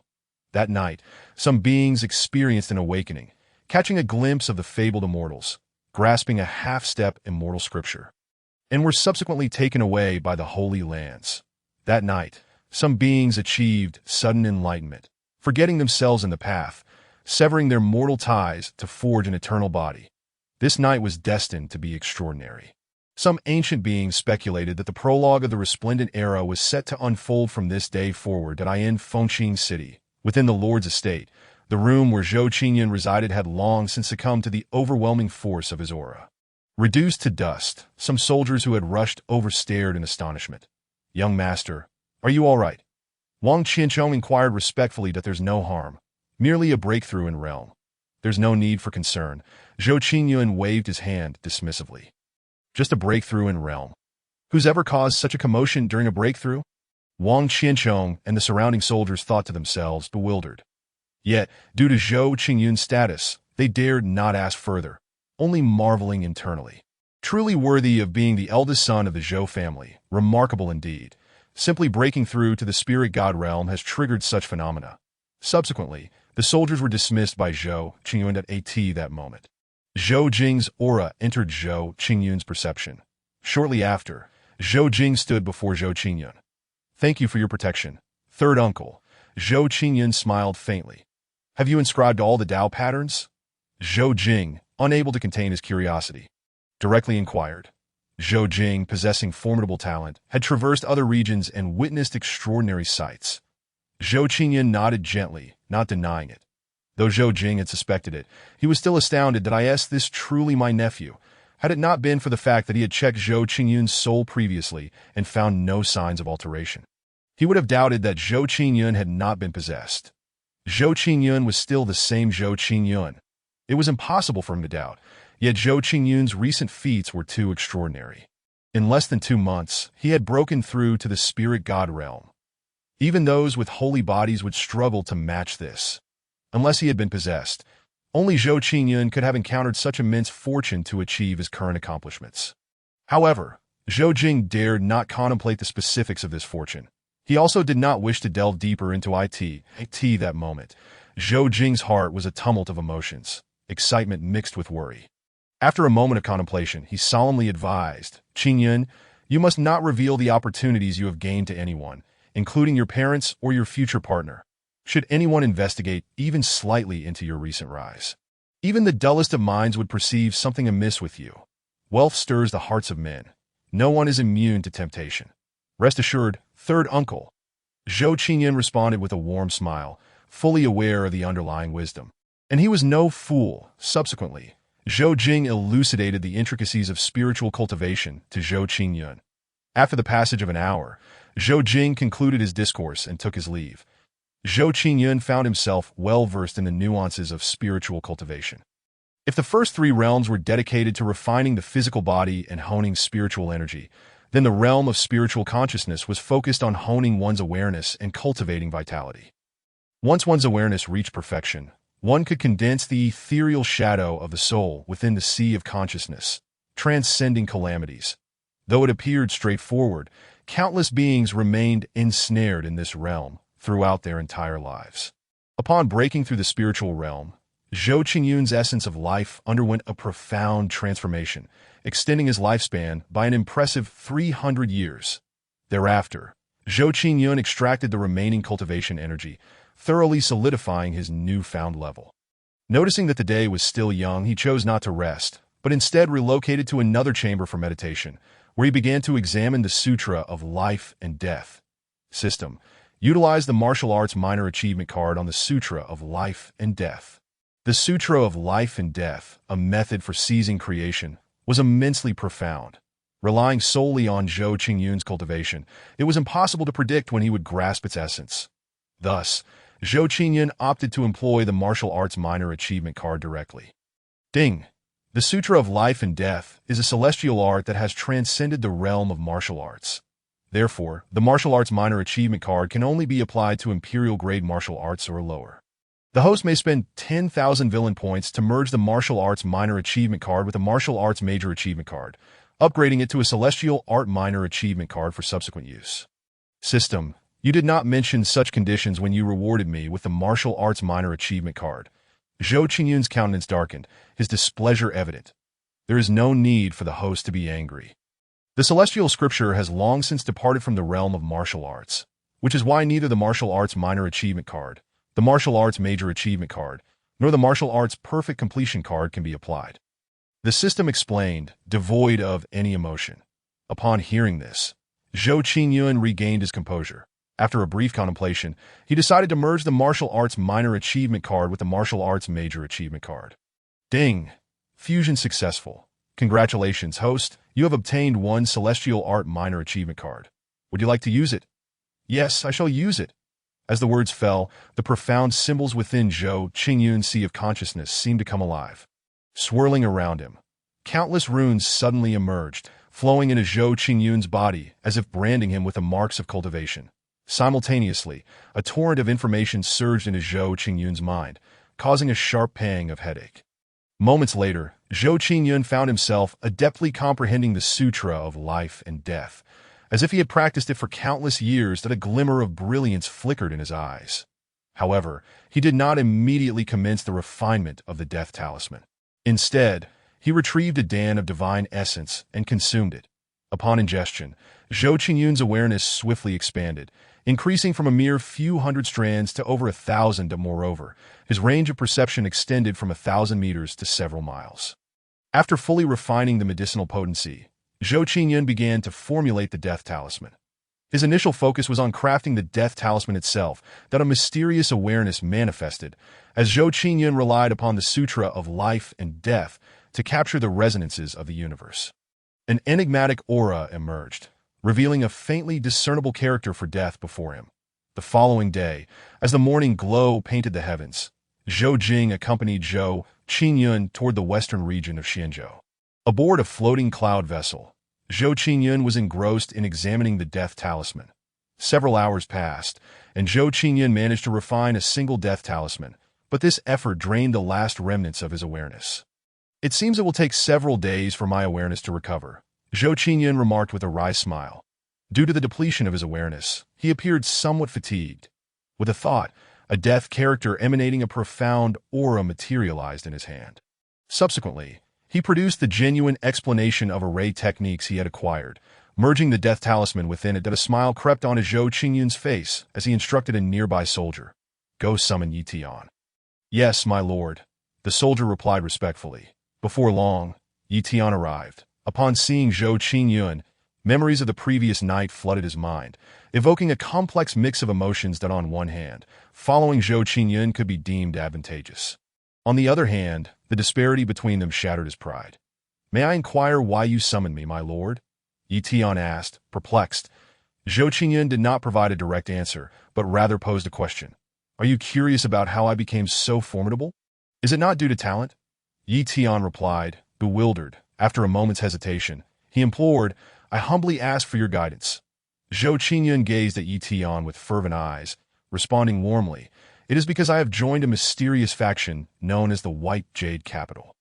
This faction stretches across the annals of history, its depths unfathomable, with each member being a paragon of extraordinary prowess, beyond the reach of ordinary mortals. Within it, I acquired remarkable techniques, leading to my present accomplishments. To join this faction, one must be an extraordinary talent, a prodigy, and I perceive such potential in you, Brother Yi. Hence, I wish to recommend you." He possessed the eye of fortune and an investment system.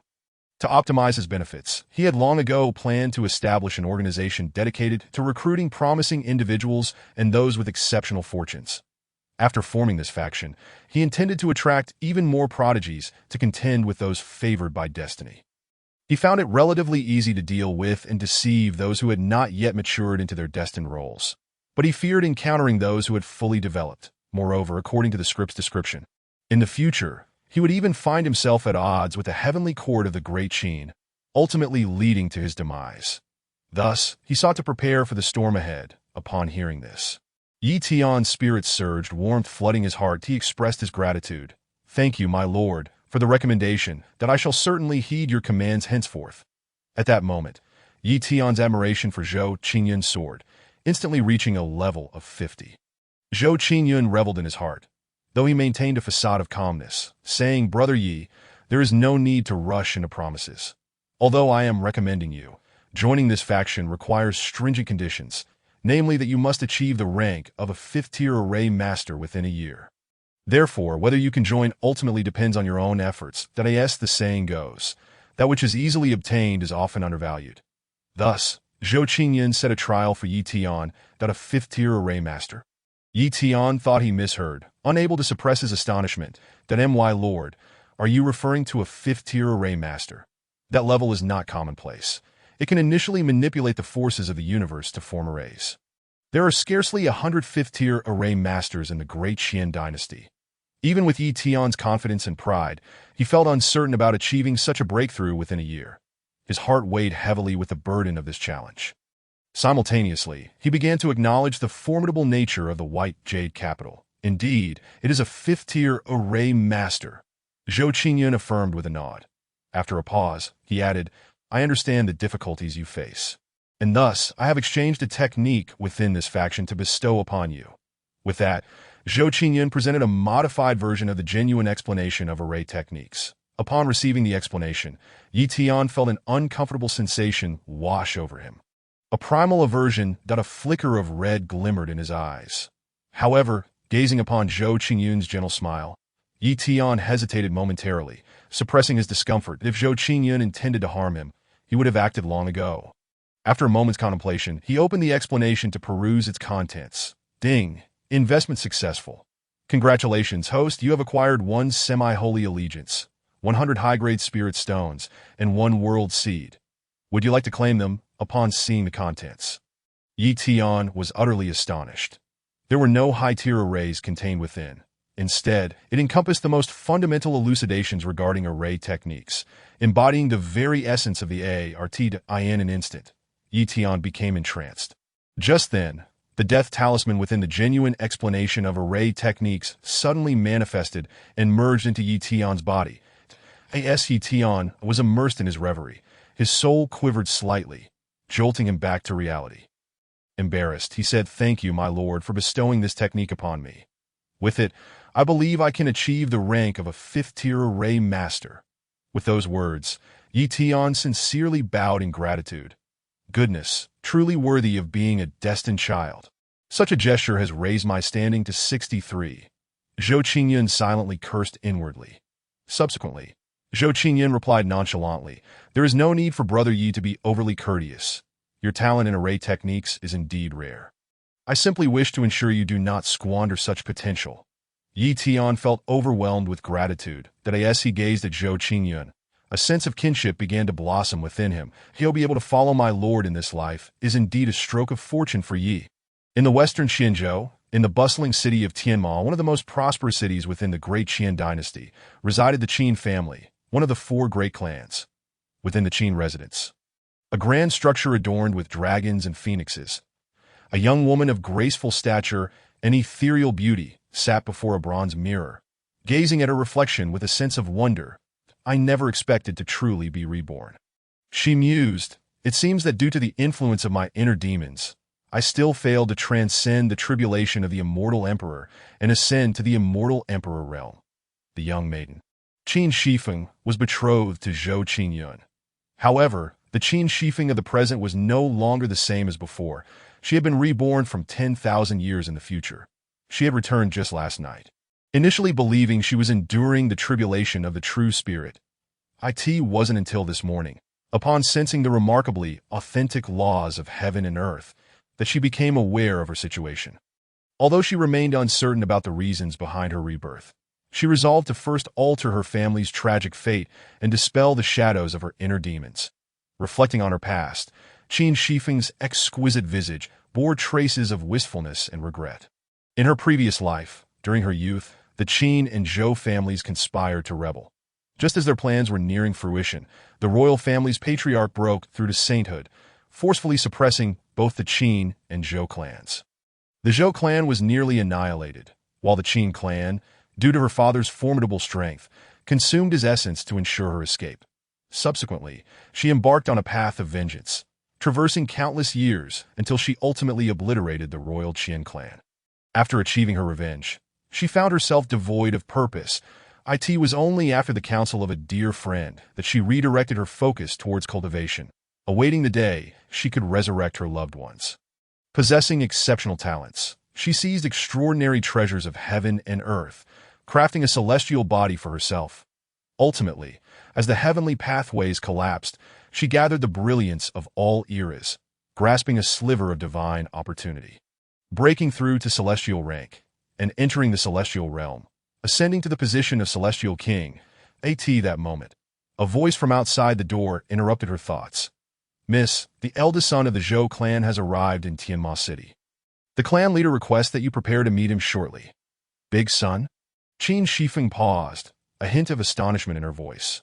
"Are you referring to Zhou Qingyun?" If memory served her correctly, Zhou Qingyun should currently be in a state of foolishness. Why, then, had he come so soon in this lifetime? Wasn't it said that the Zhou clan would not be able to heal him for another month? Could it be a result of the butterfly effect? A sense of confusion settled in Qin Shifeng's heart, that it appeared she needed to reclaim those opportunities sooner rather than later. Yes, Mississippi, the maid Xiaoxue outside the door wore an expression of intrigue. What is the matter, miss? Why does your tone seem so surprised? Is it that you are overly thrilled to hear that the eldest son has come personally?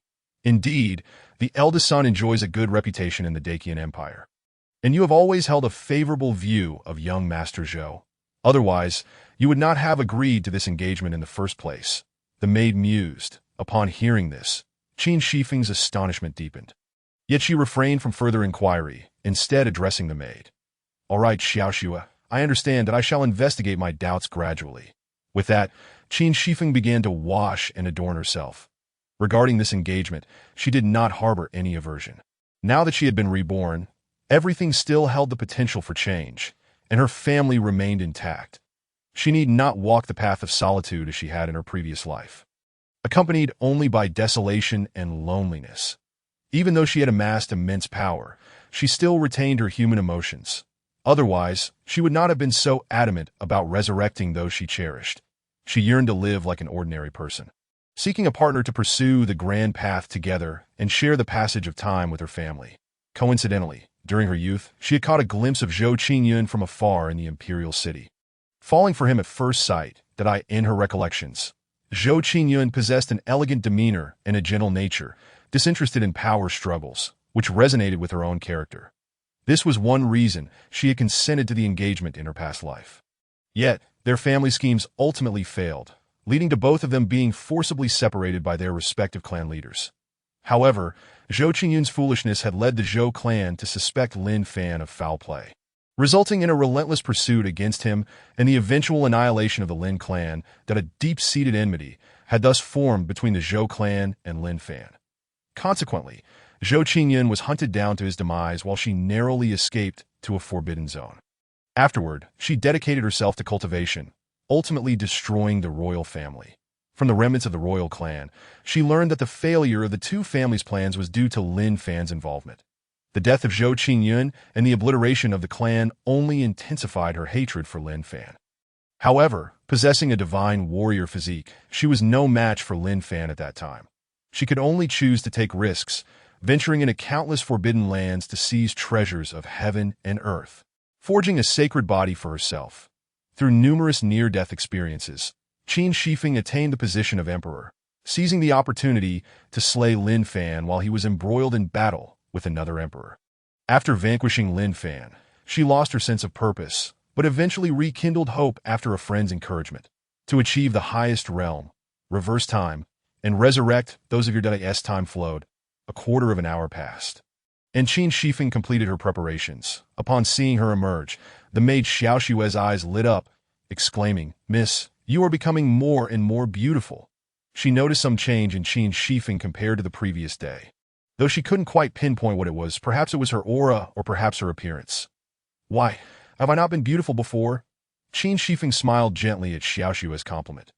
"Miss, you misunderstand. You are always beautiful. It's just that today, something feels different. In any case, miss, you are always stunning." Xiaoxue stammered, scratching her head in embarrassment as she hurried to explain. "All right, I understand what you mean." Qin Shifeng found warmth in Xiaoxue's anxious explanations. After all, she had indeed returned from rebirth, and some changes in her aura and spirit were only natural. Yes, in any case, you are incredibly beautiful. I have heard that you hold the title of the most beautiful woman in Tiamat City. And the young master is as handsome as a celestial being. You two are simply a match made in heaven." Xiaoxue chattered on, directly referring to Zhou Qingyun as her future husband, in her heart. Even though Zhou Qingyun and Qin Shifeng had yet to wed, the matter was already set in stone. Not only Xiaoxue, but many servants of the Qin family had begun to call Zhou Qingyun husband privately ever since Qin Wuxian announced the engagement. Upon hearing this, Qin Shifeng did not refute, but led Xiaoxue toward the main hall, the Qin Estates Hall. Several formidable figures sat on either side, the central seat. A dignified middle-aged man sat upright, exuding an awe-inspiring presence. This man was none other than Qin Wuxian, the current patriarch of the Qin clan and Qin Shifeng's father. Renowned throughout the Dacian Empire, Qin Wuxian was exceptionally talented and had achieved the divine bridge 2,000 years ago. Now, 2 millennia later, he had perfected it. His cultivation aptitude had been unparalleled in his era, leaving few who could compare. However, what was even more formidable was his administrative acumen. 2,000 years prior, the Qin clan was merely a second-rate family. But under Qin Wushan's stewardship, it had gradually risen to become the fourth family of the Dacian Empire. Yet, compared to the other three venerable families, the Qin clan's foundation appeared somewhat lacking to elevate the family further. The Qin clan sought an alliance with the Zhou clan, aiming to overturn the existing order. Upon learning of his daughter's affection for Zhou Qingyun, Qin Wushan was overjoyed and proposed the marriage alliance. The Zhou clan, eager to solidify the partnership, readily agreed to that moment. As Qin Shifeng entered with Xiaoxue, she caught sight of Qin Wushan sipping tea, her heart aching with emotion. "Father," she called out, having returned from rebirth. Although she had anticipated this moment, seeing Qin Wushan alive before her stirred an uncontrollable excitement within her. "Shifeng, you have come." Qin Wushan smiled slightly, but upon noticing her unusual demeanor, he furrowed his brow and asked, "Shifeng, what is the matter? Do you not wish to marry into the Zhou clan? If you regret it, I can discuss canceling the engagement with the Zhou clan." Qin Wushan deeply loved his wife and, having not prioritized offspring in his early years, found it exceedingly challenging to have children after reaching a higher realm that it was only 19 years ago that he had Qin Shifeng. Thus, he cherished her dearly. As his words fell, the atmosphere grew tense, and the elders present exchanged anxious glances, mentally admonishing, "Patriarch, do you realize what you are saying?" Hearing Qin Wushan's authoritative words, Qin Shifeng's emotions settled, and she replied with a wry smile, "No, it is not that. I simply miss you too much, miss." Qin Wushan was somewhat bewildered by her statement. Just then, a servant rushed in from outside the Qin estate, reporting to the patriarch, "General Zhou and the eldest son have arrived." The assembly of elders in the hall suddenly rose, overwhelmed with excitement. The Zhou family possessed formidable strength, subtly holding the reputation of the foremost family that a union with the Zhou clan would undoubtedly elevate the Qin family's power to new heights. Little did these elders know, Qin Wushan had already resolved to conspire with the Zhou family for rebellion. Had they been privy to this plan, they might have been struck with terror.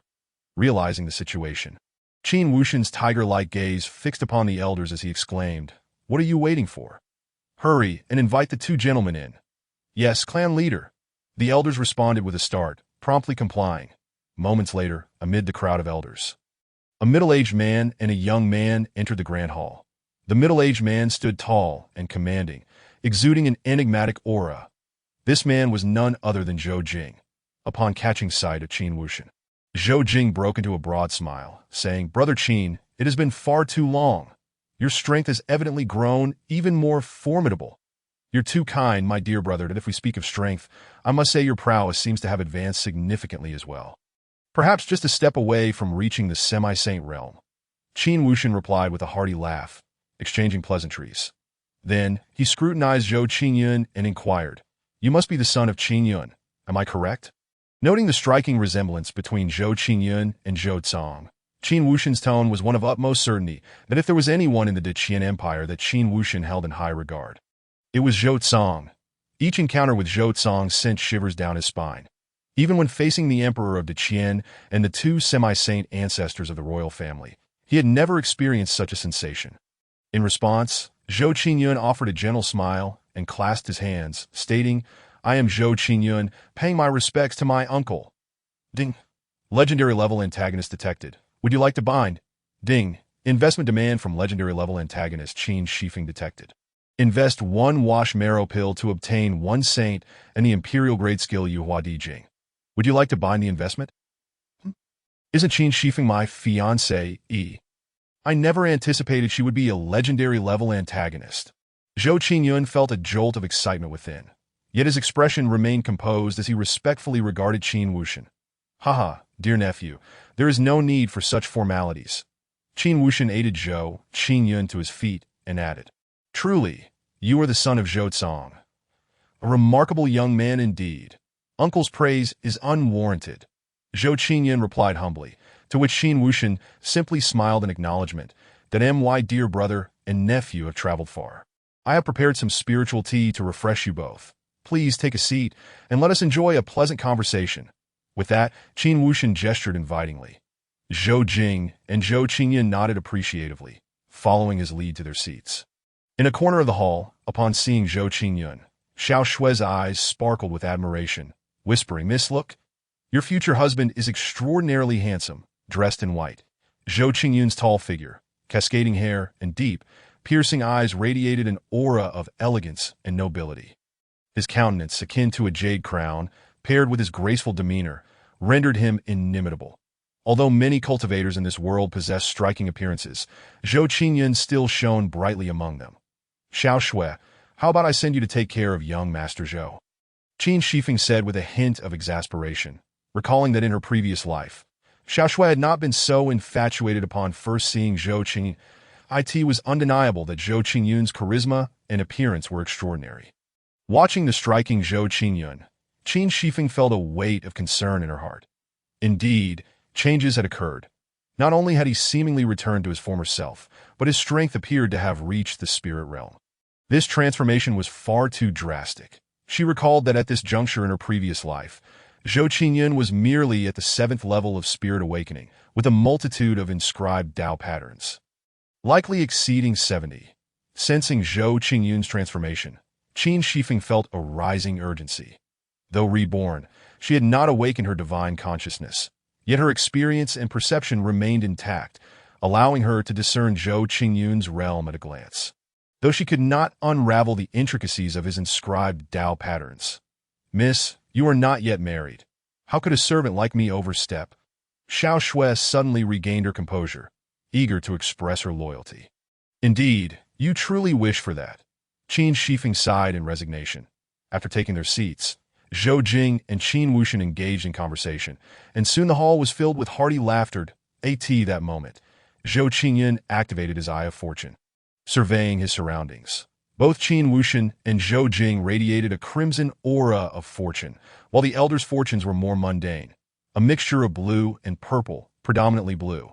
When Zhou Qingyun's gaze fell upon a young woman in the corner, he paused momentarily. Dressed in a white gown, her figure was exquisitely graceful, with cascading hair that fell to her waist. Her demeanor was ethereal, and her eyes seemed to harbor countless stars, evoking a dreamlike quality, as if she could soar away at any moment. The young woman's beauty was unparalleled, yet what astonished Zhou Qingyun most was her golden aura of fortune. Could she be Qin Shifeng? He pondered, somewhat surprised and puzzled that I never anticipated my fiancé. He would also be an antagonist, and of a higher caliber than myself. It seemed true that not all families were alike, despite sharing the same identity. Zhou Qingyun felt a sense of kinship with Qin Shifeng, simultaneously acknowledging her status as his fiancé, that he then addressed the system in his mind. "System, let us bind with Qin Shifeng first." 10,000 antagonist points deducted. Legendary antagonist binding successful. AS for investment opportunities. Those could be explored gradually later. The timing was not right now. Speaking of which, his recent fortune had been quite remarkable.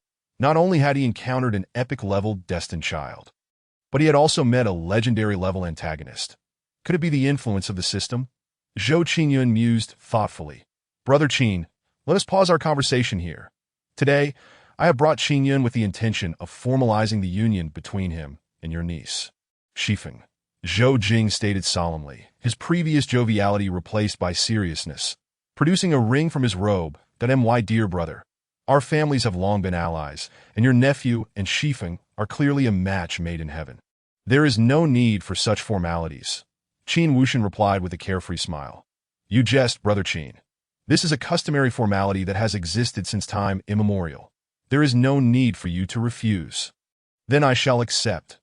After receiving the storage ring, Qin Wuxian called out towards the corner, "Shifeng, come forth and greet your Uncle Zhou and your future husband," with a radiant smile that resembled a blooming flower. Qin Shifeng approached the hall, offering a graceful bow. "I am honored to meet you, Uncle Zhou. Dear niece, there is no need for such formalities." Zhou Jing responded with satisfaction. Next, Qin Shifeng turned to Zhou Qingyun, performing another bow. "Greetings, young Master Zhou. You need not be so formal, Miss Qin." Zhou Qingyun replied warmly. Just then, formidable auras suddenly descended from the heavens, altering the expressions of everyone present. That a sharp voice rang out. "The imperial decree has arrived.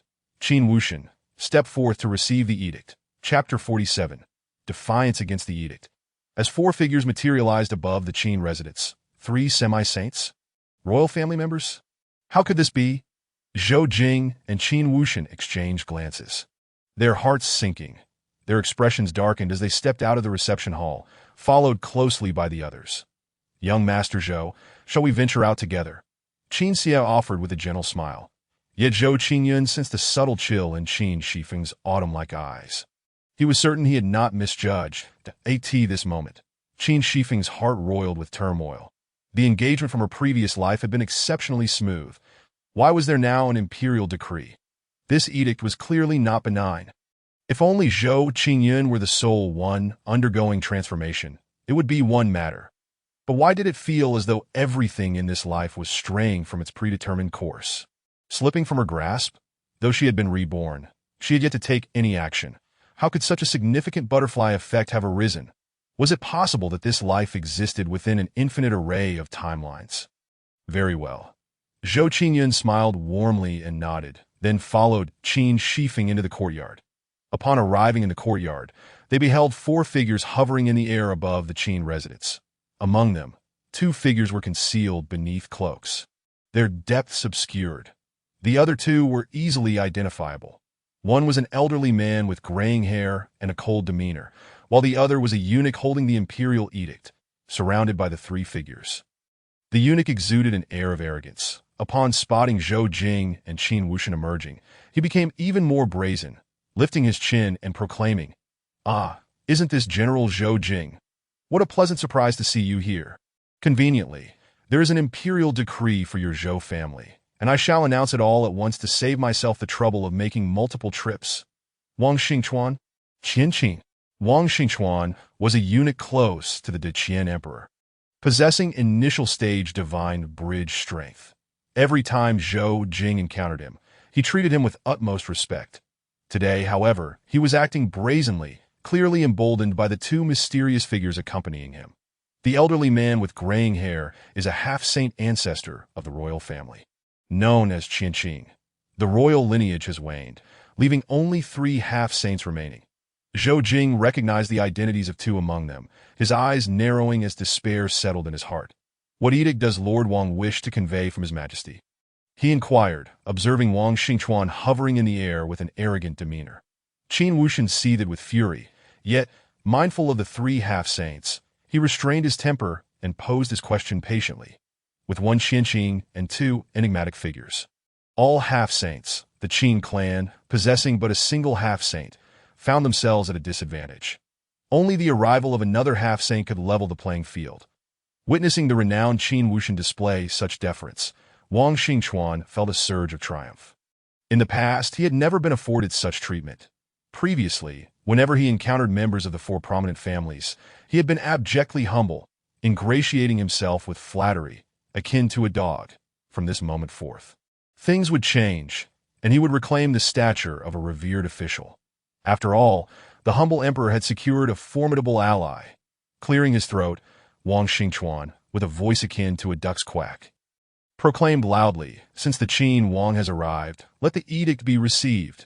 The Deqian dynasty, reminiscent of the feudal system known as Zhou Qingyun in his past life, had once thrived with its flaws less apparent. However, now that the royal family was in decline, the various lords had begun to harbor ulterior motives. Qin Wushan, being powerful and the patriarch of one of the 4 great families, had been conferred the title of Qin Wang. Is the Qin Wang unable to hear the imperial decree? Why has he not knelt? Wang Xingchuan bellowed, his anger ignited as he surveyed the assembly, noting their reluctance to bow. The great ancestor of Deqian once stated that when lords receive the imperial edict, there is no need for the act of kneeling. Does Lord Wang intend to contravene the rules established by our forebear? Qin Wushan sneered, "If the Qin Wang may remain standing, why must others kneel?"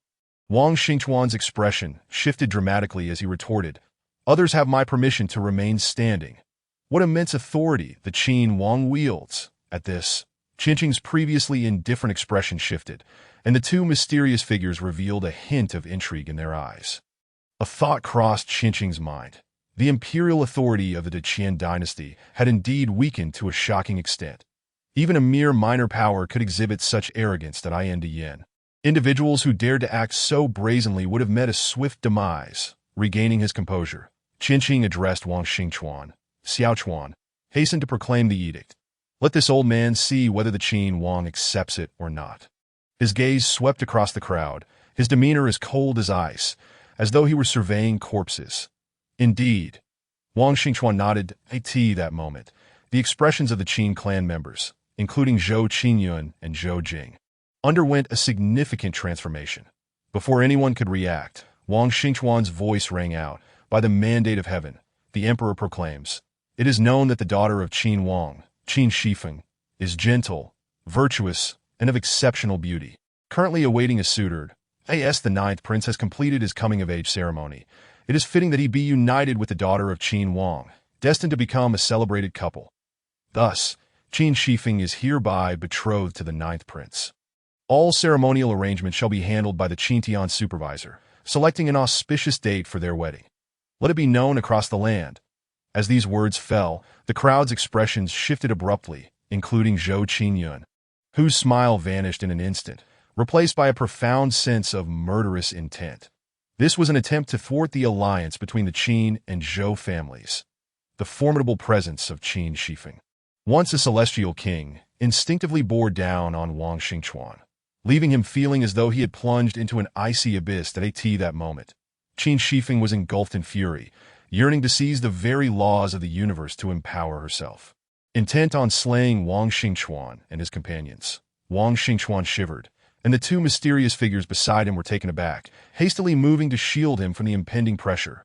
Qin Wang, why do you stand there in a daze? Accept the edict, Wang Xingchuan scoffed. Before Qin Wuxian could respond, Zhou Jing stepped forward, his expression impassive. Lord Wang, you have arrived too late.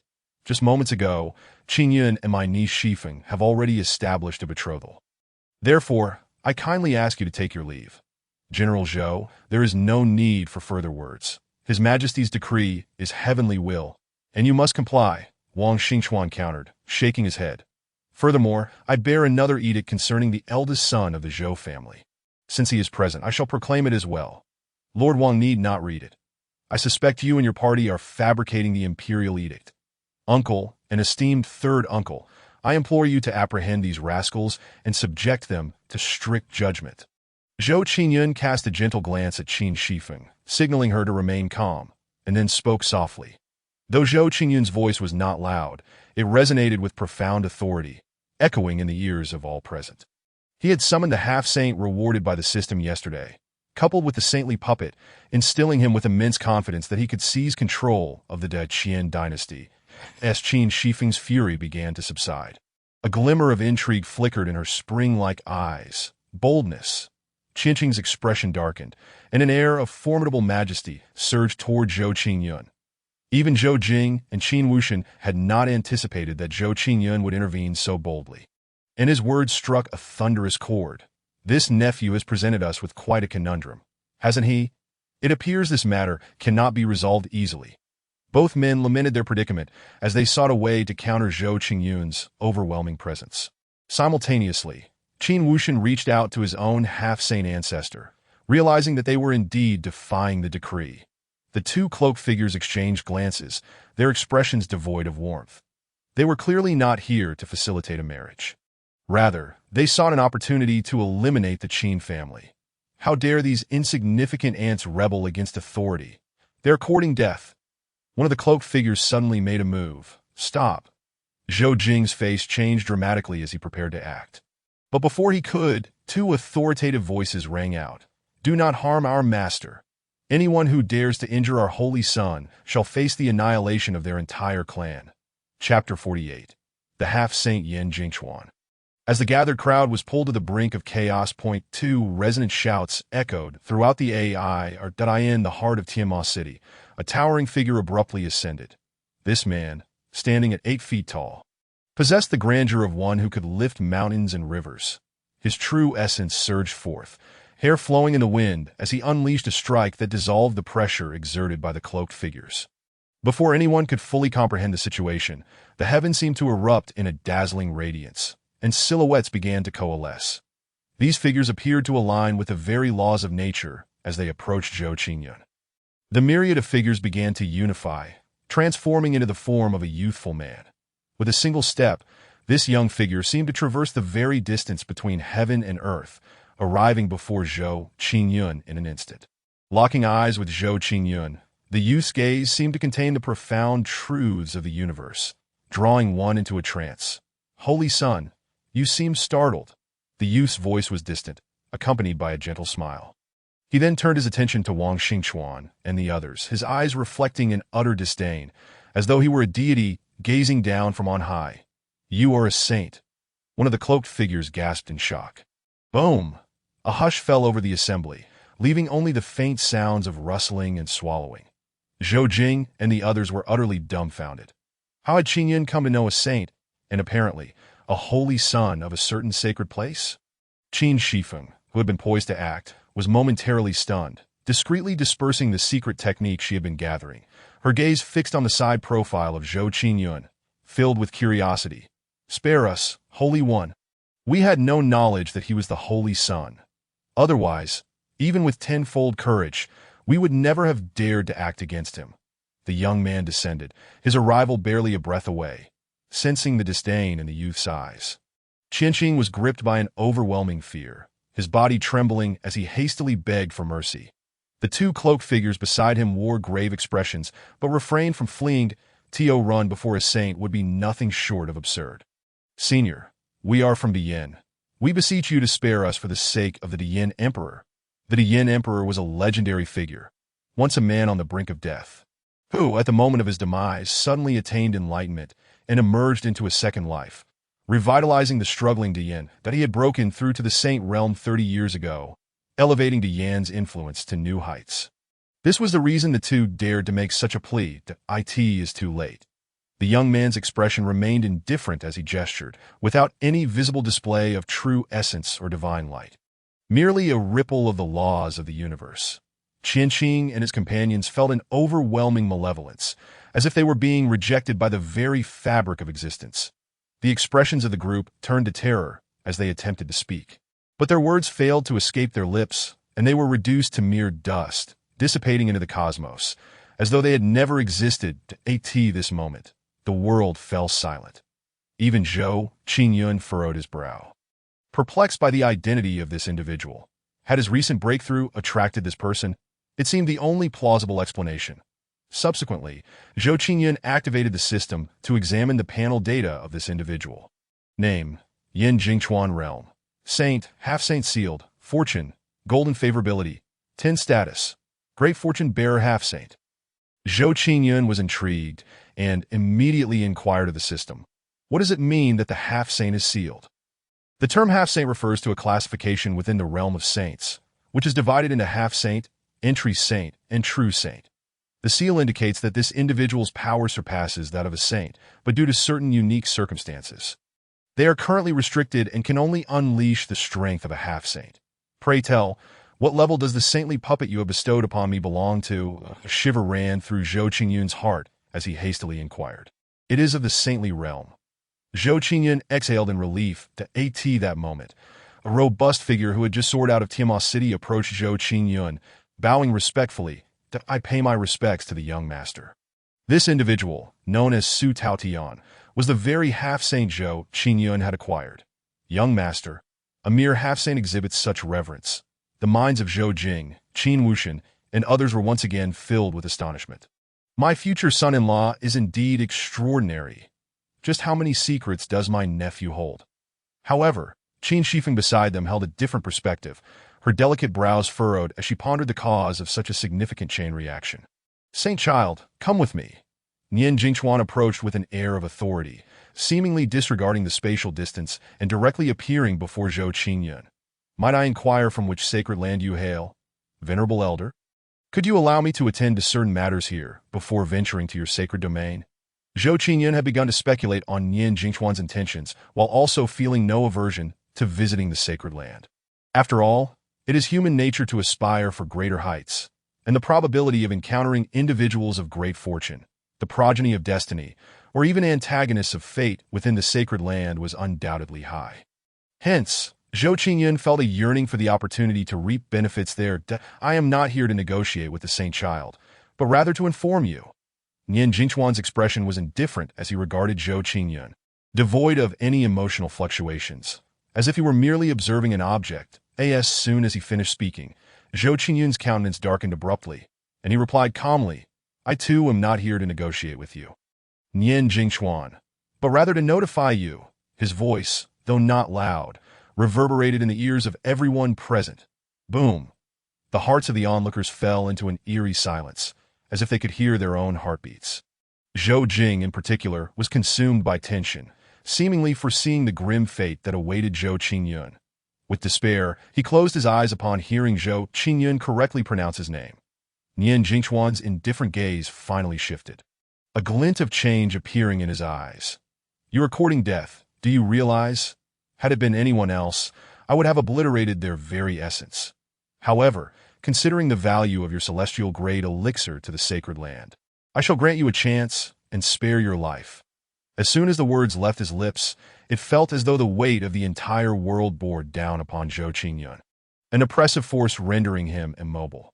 Zhou Qingyun dared not hesitate. He quickly commanded the system, summoned the saintly puppet. In that fleeting moment, a mystical aura emanated from Qin Shifeng, and with it, the formidable pressure of a saintly being surged forth. As if her eyes contained the cyclical birth and demise of worlds. "Release him." Her expression was commanding, reminiscent of a celestial goddess as she summoned the powers of the heavens to bear down upon Nian Jingchuan. "You." Nian Jingchuan's complexion shifted dramatically as he hastily attempted to resist. "What in the world is happening? Can someone enlighten me?" Zhou Jing and Qin Wuxian felt their minds falter. Yet, this was only the beginning. Just as Nian Jingchuan had momentarily dispelled the oppressive force, the space around them rippled, and a golden-armored warrior, resembling a war machine, materialized in the air, exuding an overwhelming aura as if it could shatter the very fabric of space itself. A puppet of the saintly realm? Nian Jingchuan's brow furrowed, letting out a distressed cry as he swiftly retreated into the void. Although the puppet required mental command to operate and lacked its own domain of rules, its power was still formidable enough, especially when paired with Qin Shifeng, to pose a significant threat. Sensing a faint danger emanating from her, he deemed it unwise to take chances that he was no fool. Upon catching sight of the puppet, he chose to flee with utmost decisiveness. At this moment, Zhou Qingyun regained his ability to move freely. Witnessing Nian Jingchuan's attempt to escape, a surge of killing intent ignited within him, and he immediately infused his consciousness into the puppet. Instantly, the puppet came to life, raising its arm to unleash a fist, radiant with divine light, as a terrifying force erupted forth. Boom! A colossal fist, woven from resplendent rules, hurtled towards Nian Jingchuan. The winds howled, and the sky darkened ominously. The space through which Nian Jingchuan fled shattered like glass, disintegrating into dust. His expression transformed in shock. He had never anticipated that Zhou Qingyun could wield the puppet through his consciousness. Not daring to be complacent, he ignited a portion of his saintly essence, unleashing the power of the saintly realm to deflect the fist. Subsequently, he vanished into the void, escaping from sight.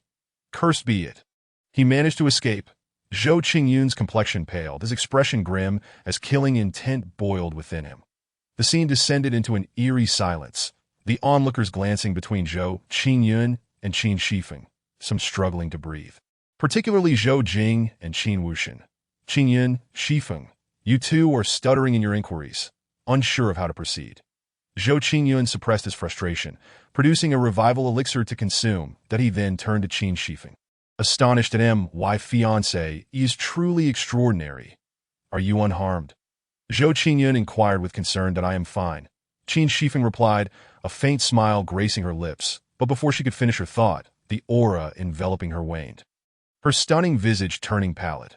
Lacking sufficient consciousness to harness a fragment of the heavenly rules to empower herself is still too formidable for her. This was Qin Shifeng's final thought before she fainted. Zhou Qingyun acted swiftly, catching her as she fell. Shifeng?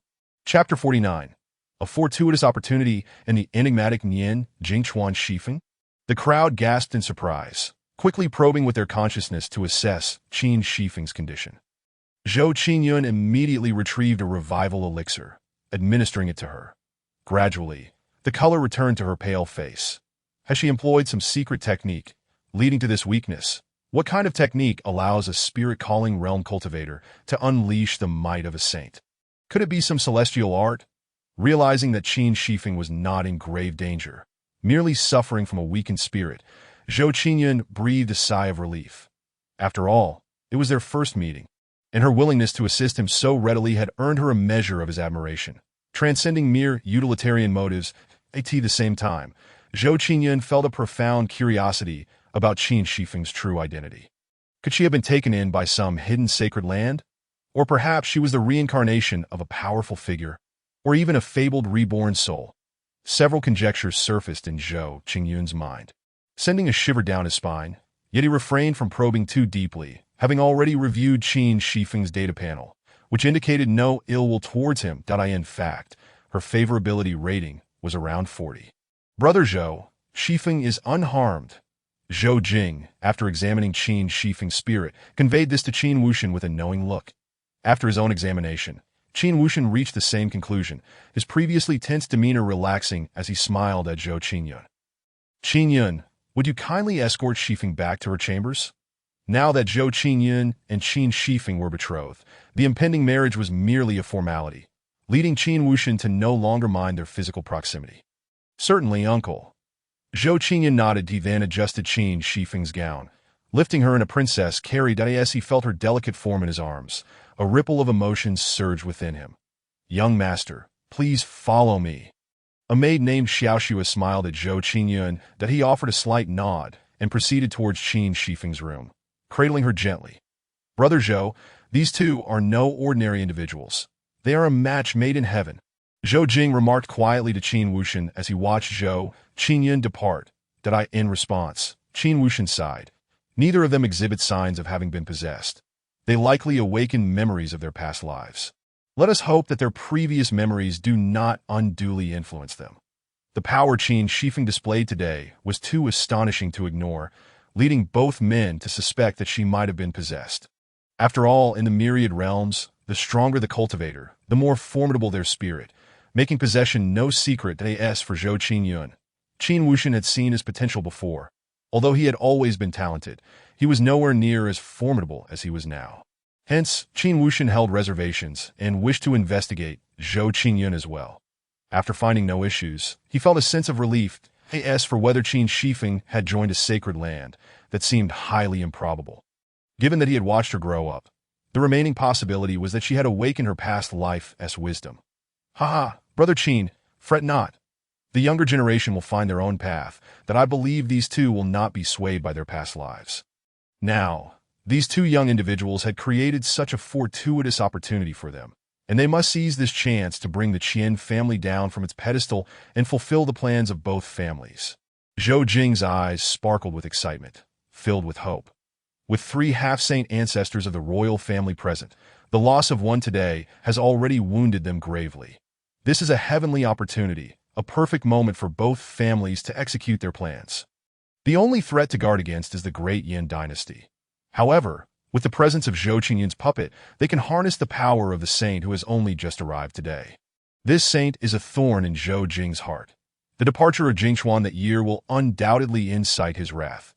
What must be done now is to seize the lands of the great Qian as soon as possible, to gain the support of the imperial fortune, thus allowing for a slim chance of resistance. The Zhou family can also summon a powerful saint from behind the scenes. Furthermore, he must send Zhou Qingyun to the Holy Land, ensuring Zhou Qingyun's safety. After all, the terrifying phenomenon that Zhou Qingyun exhibited a few days ago will inevitably attract the attention of other holy places. Thus, it would be wiser to seek a reliable holy land in advance. Wise words, dear brother. Qin Wuxian chuckled heartily.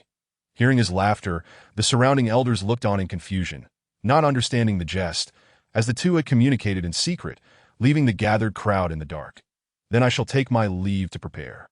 Qin Wuxian said, clasping his fists in farewell, that he then summoned his true essence, his aura surging forth, transforming into a divine rainbow that vanished into the horizon, leaving only a lingering shadow behind. Although he had prepared for a long time, Qin Wuxian understood that this matter involved too many complexities. Even the slightest misstep could lead to irreparable consequences. That he surveyed the scene and dismissed those who were of little consequence, leaving only 5 elders. Qin Wuxian casually set up a soundproof barrier and then looked at the 5, addressing them solemnly. Elder 5, the righteous army I previously instructed you to support may now take action. Elder 4 shall head to the Kangmang Mountains, leading the hidden 200,000 soldiers there, disguised and moving in batches toward various cities, awaiting orders. Elder 3 shall proceed to the borders of our province, stationed with the barbarian army to prevent disturbances from the Kanglan dynasty. Elder 2 will remain in the clan to oversee logistics. Elder 1 will reorganize the 3 armies and join me in rescuing the monarch. All 5 elders, absolute confidants of the family, appeared solemn, as they likely had their own speculations regarding the gravity of the situation, that we shall obey the clan leader's orders. They replied in unison. Qin Wuxian nodded and made his way to the family's forbidden grounds. Within the sanctum, an emaciated elder sensed Qin Wuxian's presence and spoke in a haunting voice. Have you made your decision? I have, ancestor. Very well. I shall make one last effort for the family. The elder's aura surged forth, akin to a dragon emerging from the in a forest where ferocious beasts roared. The space rippled, and the figure of Nian Jingchuan abruptly appeared at this moment, having burned a portion of his essence. His aura was somewhat diminished, his face pallid. Even his inky black hair had turned white. That was a pity that such a fine exterior was wasted. Had he been able to seize it, it might have summoned the Saint Lord, marking a monumental achievement. Nian Jingchuan's countenance darkened, his heart bleeding with rage, yearning to devour his enemies, but he had marked Zhou Qingyun and Qin Shifeng as targets for elimination. Not only for their defiance, but also because both possessed great secrets and notable origins. One could unleash the might of a saint from the spirit-drawing realm, an utterly horrifying feat. The other could even utter his true name. It was the first time since his ascension that someone had called him by his real name, instilling within him an unfamiliar sense of fear. At that moment, a strange, eerie glow emanated from Nian Jingchuan, and his flesh began to shed as though he were a serpent shedding its skin, a sight both shocking and uncanny. In an instant, his youthful visage vanished, revealing a grotesque creature of dual forms. A handsome male in the front and an eerily beautiful female behind. It was terrifying. Tendrils of black light erupted from Nian Jingchuan, darting into the depths of the ancient forest. Roar! The cries of the ferocious beasts echoed as their lifeblood was mercilessly drained, leaving them as mere skin and bones. At that moment, Nian Jingchuan's form shifted again, transforming into a middle-aged man. His gaze seemed to pierce the distance as he coldly declared, "To be the holy son of my Yin-Yang sacred sect, to become one of the Saint Lord's vessels, is the highest honor. To dare defy this decree is akin to seeking death. Once I find a superior vessel, I shall ensure you suffer beyond measure." Chapter 50. The heartfelt exchange between Zhou Qingyun and Qin Shifeng. Mobilizing forces in the Qin residence, Zhou Qingyun carried Qin Shifeng back to her chamber. The DCOR of Qin Sie's room was elegant and warm, filled with a fragrant aroma that he gently laid Qin Sie upon the bed. As soon as she was set down, her eyelashes fluttered, and she opened her spring-like eyes. Upon seeing Zhou Qingyun in her private quarters, a rare blush tinged Qin Shifeng's cheeks, making her all the more charming. She had never had such intimate contact with a male in her past life, so her emotions were somewhat unsettled in Zhou Qingyun's presence. After a moment, she composed herself and smiled gently. "Thank you for bringing me back. That no trouble at all." Zhou Qingyun replied with a warm smile. Shaking his head, he then took out a marrow-cleansing pill from his ring and softly said, "This is a marrow-cleansing pill, along with some cultivation techniques and martial arts that I hope they prove useful to you." As his fiancée, and given her notable background, Zhou Qingyun was more than willing to nurture her. Naturally, he could not allow those close to him to be too weak. A 5th-grade marrow-cleansing pill? Qin Sie's expression was filled with astonishment. Although the grade of the pill was not excessively high, it was immensely precious in this realm, often worth more than gold. The rare herbs required for its concoction were difficult to obtain, and the process was exceedingly complex. A 5th-grade alchemist faced a failure rate of up to 90%, with only 6th-grade alchemists able to reliably produce it. The martial arts and techniques were clearly imperial grade. Along with 2 sacred and heavenly grade martial arts, by all rights, Zhou Qingyun should not have been able to produce such items at this stage. However, recalling the changes in Zhou Qingyun, Qin Shifeng felt a sense of relief. Now, she had come to terms with all the changes. Her main goal was to rectify the regrets of her past life. Since everything was progressing positively, she would let it unfold naturally. Understanding this key point, Qin Shifeng resolved her inner turmoil, breaking into a radiant smile. Since it is your kindness, I shall gratefully accept the pill, but I will forego the techniques and martial arts that I in that moment. She resembled a pure spirit, embodying the essence of the world, her smile enchanting. After saying this, Qin Shifeng calmly accepted the pill. She indeed needed the marrow-cleansing pill, having initially intended to gather herbs to concoct one herself.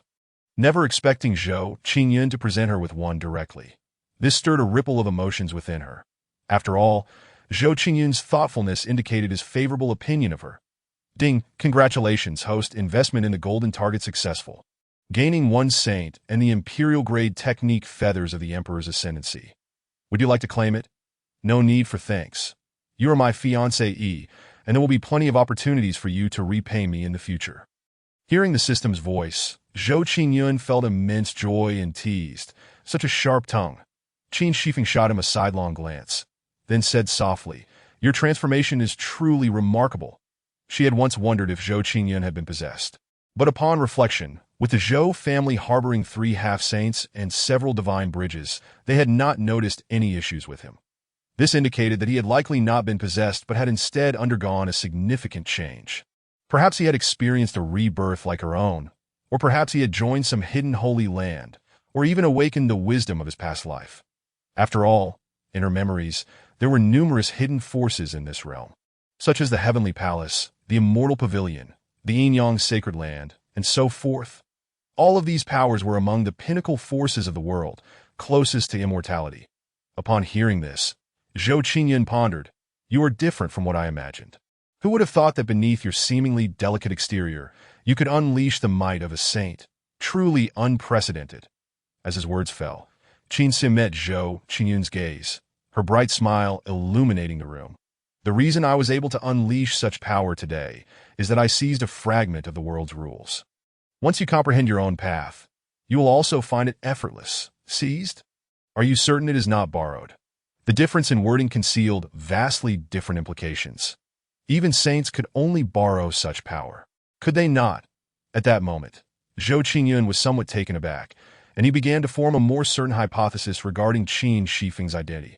However, he chose not to delve deeper, and Qin Shifeng did not pry into his secrets. Let us maintain this unspoken understanding.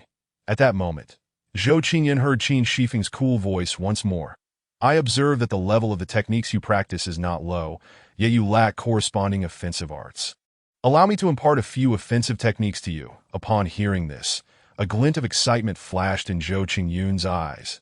After contemplating for a moment, he did not refuse, saying, "Then I must thank you." Fair lady, did I in an instant. Qin Shifeng searched the depths of her mind for the supreme martial arts, dictating to Zhou Qingyun. Initially, she had intended to impart the celestial scriptures to him. However, given their extraordinary and domineering nature, they could not be conveyed verbally, nor could any material object bear them. Furthermore, as her divine consciousness had not yet awakened, she was unable to transmit knowledge through that means. Reluctantly, she settled for a secondary option, choosing to teach Zhou Qingyun several forms of imperial-grade martial arts. The ancestral land of the Zhou clan is situated in a secluded area of Tsangzhou, surrounded by perilous peaks. Waterfalls cascade from the heights. Ethereal rainbows arch across the sky, and countless exotic spirit beasts frolic amidst the mountains. Embodying a scene of boundless freedom, at the center of this mountainous embrace lies a flat expanse adorned with ancient pavilions. Intricately carved and painted, a testament to the Zhou family's heritage. Zhou Jing returned to the clan's territory in a flurry, making his way to meet Zhou Tsang without delay. "Greetings, elder brother." Zhou Jing respectfully bowed. Has the betrothal been settled?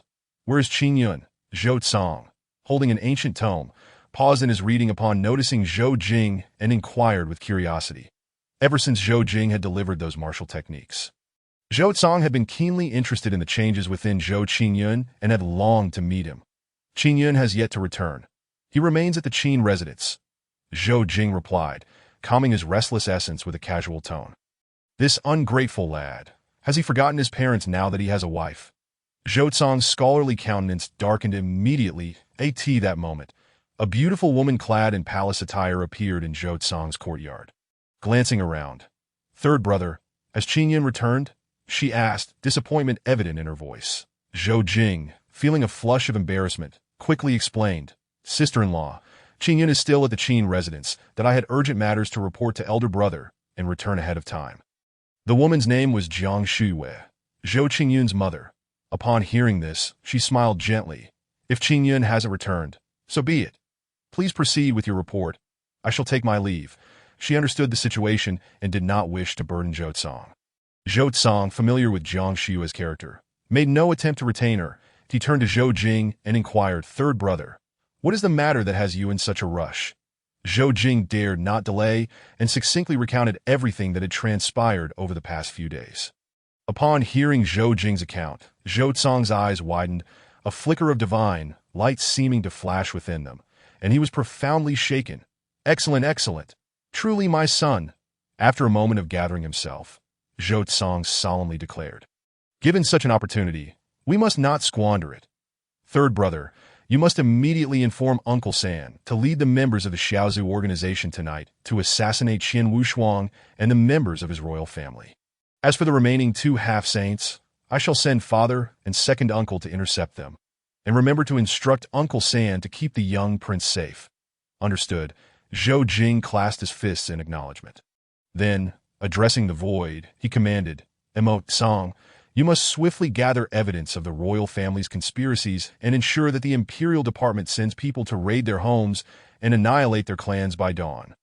Additionally, notify Zhou Lantian to mobilize the Xinyong army alongside the Qin clan soldiers to suppress the various cities. Yes, Sir Mo Fan, instruct our spies to keep a close watch on the movements of the other two major families and report back at all times. Inform the Grand General that upon receiving news of Qian Wushuang's demise tonight, he is to immediately cleanse the royal court. Notify the allied noble families to march against the Qian clan's feudal lords." One order after another flowed from Zhou Tsong's lips, prompting the mobilization of countless forces that in an instant, the entire Qian dynasty was rife with undercurrents, as a storm brewed on the horizon, causing numerous minor factions to tremble in fear. The monarch of the Qian dynasty, sensing the unusual activity, was filled with extreme rage, dispatching troops to uncover the hidden mastermind behind the scenes, unaware that a colossal net was closing in on him. Chapter 51. Qin Shifeng's decision. The great change of the Qin Shifeng imparted two forms of imperial-grade martial arts to Zhou Qingyun, namely the Lushishan Juejing and Senluo Wanxiang. The Lushishan Juejing was specifically chosen by Qin Shifeng, considering Zhou Qingyun's affinity for wielding a great halberd. This scripture cultivates the essence of slaughter, using killing to quell killing, and fostering killing through killing, an unparalleled art of attack in the realm. Senluo Wanxiang, on the other hand, is a domain martial art that upon reaching mastery can condense the realm of Senluo, instilling awe across the heavens. Should a sage wield this martial art, they could manifest the scenes of purgatory within the domain, commanding spirits of the underworld, while also nurturing a white-faced Azura to summon the essence of the Yellow Springs. Both martial arts are the highest caliber, and Zhou Qingyun was utterly elated that as a token of gratitude, he presented Qin Shifeng with 2 insight pills and insisted on giving her other imperial-grade techniques. Albeit knowing she could not utilize them, yet they could serve as a reference. Reluctantly, Qin Shifeng accepted these items, but when her gaze fell upon the Zhao Huaju, she was taken aback, exclaiming, "Although this technique is of a lower grade, its concept is remarkably profound that if further refined, it may well evolve into a celestial scripture, unlocking the path of creation." Initially, she had been somewhat dismissive, but upon thorough reading, she was astonished by the brilliance of its concept. This technique seemed to hold potential for her. "That is good to hear," Zhou Qingyun replied with a slight smile, sensing her interest. "Young master, do you have a moment?" Qin Shifeng inquired softly as she accepted the items. "Is there something on your mind, Miss Qin?" Zhou Qingyun pondered for a moment before responding with a counter-dash question. "It's nothing significant. I merely wish to invite you to stroll through Tianma City. If you have matters to attend to, feel free to decline, and we can explore together another time," Qin Shifeng clarified, wishing to convey her intent. Having been reborn, She felt both familiar and alien to everything around her and desired to witness the remnants of her past while also getting to know Zhou Qingyun better. I have long heard of the grandeur of Tianma City. Since Miss Qin has graciously extended the invitation, I have no reason to decline. Zhou Qingyun nodded in agreement. Upon exiting the room, Zhou Qingyun and Qin Shifeng walked side by side. The golden hues of the setting sun casting a shimmering glow upon them, resembling a pair of celestial beings. The little snow in the courtyard beamed with joy at the sight of their departing figures, exclaiming, "The young master and the young lady are truly a perfect match." Tianma City bustled with life. Merchants zealously hawking their wares along the streets. As Qin Shifeng beheld this familiar scene, an unprecedented sense of tranquility washed over her, a subtle smile gracing her exquisite face. Tianma City was vast, and without the aid of flight, traversing it on foot would likely take several days without respite. Zhou Qingyun and Qin Shifeng chose not to utilize their powers as cultivators. Instead, wandering the city as ordinary folk, as the sun dipped below the horizon, vendors began to pack up their stalls. Children frolicked in the streets, while elderly men debated over unfinished chess games in the waning light. And women engaged in idle chatter, an ink-wash painting of worldly life. Walking alongside Qin Shifeng, Zhou Qingyun found an unusual calm enveloping him that he began to reflect on the events of the past 2 months. Contemplating the shortcomings in his actions, his confrontations with Lin Fan had been reckless and overly confident, assuming Lin Fan would undoubtedly come to rescue his parents, that if Lin Fan had grasped the key to the situation and remained hidden, he could become a formidable adversary. That he realized he had fallen into the trap of past memories. This was a genuine world with flesh and blood, and he should consider all possible variables. The so-called destined children were not mere puppets. This was a grave error to remember. Although his dealings with Yi Tian were astutely executed, they still bore flaws. Potential enemies included Nian Jingchuan, a man of complexity. If he were merely seeking to take him on as a disciple, he would not act so recklessly nor ponder whether he would pledge allegiance. He seemed simply intent on finding a tool to utilize. Moreover, he needed to be wary of Lin Fan's actions. Lin Fengqing would inevitably learn of this matter, and preparations should be made in advance. It seemed that after merging with the memories of his former life, he had developed a certain attachment to this land, his family, parents, and kinship. Alas, bearing the cause, he would return the fruit within the limits of his capabilities. As night fell, the stars twinkled brilliantly, and countless fireworks illuminated the sky, twinkling in harmony with the starlight. A gentle voice pulled Zhou Qingyun from his reverie. "Young master, thank you for accompanying me today. When we meet again, would you join me in exploring the mundane landscapes of this world?" Qin Shifeng's enchanting visage held a glimmer of inquiry within her bright eyes. In her previous life, she had lived under tremendous strain, tirelessly cultivating for an elusive hope, never daring to pause. Now, with everything still intact, she longed to truly appreciate the magnificent landscapes once she had eradicated all potential dangers. "Very well," Zhou Qingyun replied with a subtle smile, acquiescing to her request that I must retrieve some items from various places, so our next meeting may be a year later or perhaps even 3 years hence. Consequently, our wedding may also be delayed. I hope you shall not take offense. Qin Shifeng exhibited an apologetic smile. As changes escalated, she needed to preemptively eliminate Lin Fan and retrieve some extraordinary treasures from the forbidden zones and secret realms to alter her constitution, which could extend the time required. It is of no concern. Zhou Qingyun shook his head, while Qin Shifeng let out a sigh of relief. Soon after, the two engaged in light-hearted conversation as they turned to make their way back. However, Zhou Qingyun did not accompany Qin Shifeng to the Qin residence. Instead, he returned to an inn in Tianma City. A tea parting, Zhou Qingyun smiled and remarked, "It has been a delightful experience with you, Miss Qin. I look forward to our next meeting." "So do I," Qin Shifeng replied with a graceful smile. Upon returning to the inn, Zhou Qingyun sought to enhance his rapport with Yi Tian, which had now reached a commendable score of 64. He eagerly anticipated the rewards the system would bestow upon him once he successfully won over Yi Tian. Subsequently, Zhou Qingyun retreated to his room, where he took out the immortal spear to establish his ownership. Upon completing this process, he began to refine the world seed. This night was destined to be tumultuous for the Dacian dynasty. In the imperial palace of Dacian, the air was filled with the sharpness of blade energy illuminating the dark night. An explosion of boundless divine light and an overwhelming pressure that reverberated with a thunderous roar. By the following dawn, news spread like a thunderbolt, capturing the hearts and minds of countless individuals. Shockingly, members of the Shao organization had gone mad, leading an attack against the Dacian Emperor Qian Wushuang and members of the royal family. And they had succeeded. The emperor had passed away, prompting numerous lords to mobilize their armies in a desperate bid to rescue the young prince. All members of the royal family had perished, leaving only the young prince alive. Upon learning of the monarch's death, the Grand Chancellor raised an army in rebellion, intending to coerce the prince to command the lords. General Zhou, upon hearing this news, was filled with fury and dispatched his troops towards the imperial palace to rescue the young prince. King Qin Gaoi summoned his soldiers to suppress the multitude of rebel factions and the scheming lords. The Emperor of Dian, upon receiving this news, was consumed by rage. Chapter 52. The conspiracy of the Nangong imperial clan and the Dian emperor. The Dian dynasty was situated in the southern part of the eastern spirit domain, bordering the Dacian. Historically, its national strength had been on par with that of Dacian. 300 years ago, the Dian emperor Su Shao, on the brink of death, managed to revive in a second life. Thereafter, he devoted himself to rejuvenating the Dian dynasty, resulting in a steady rise in national power. The Dian emperor notably advocated the principle of governing through culture and securing the state through martial prowess, promoting the dual cultivation of intellect and strength in pursuit of the Great Path.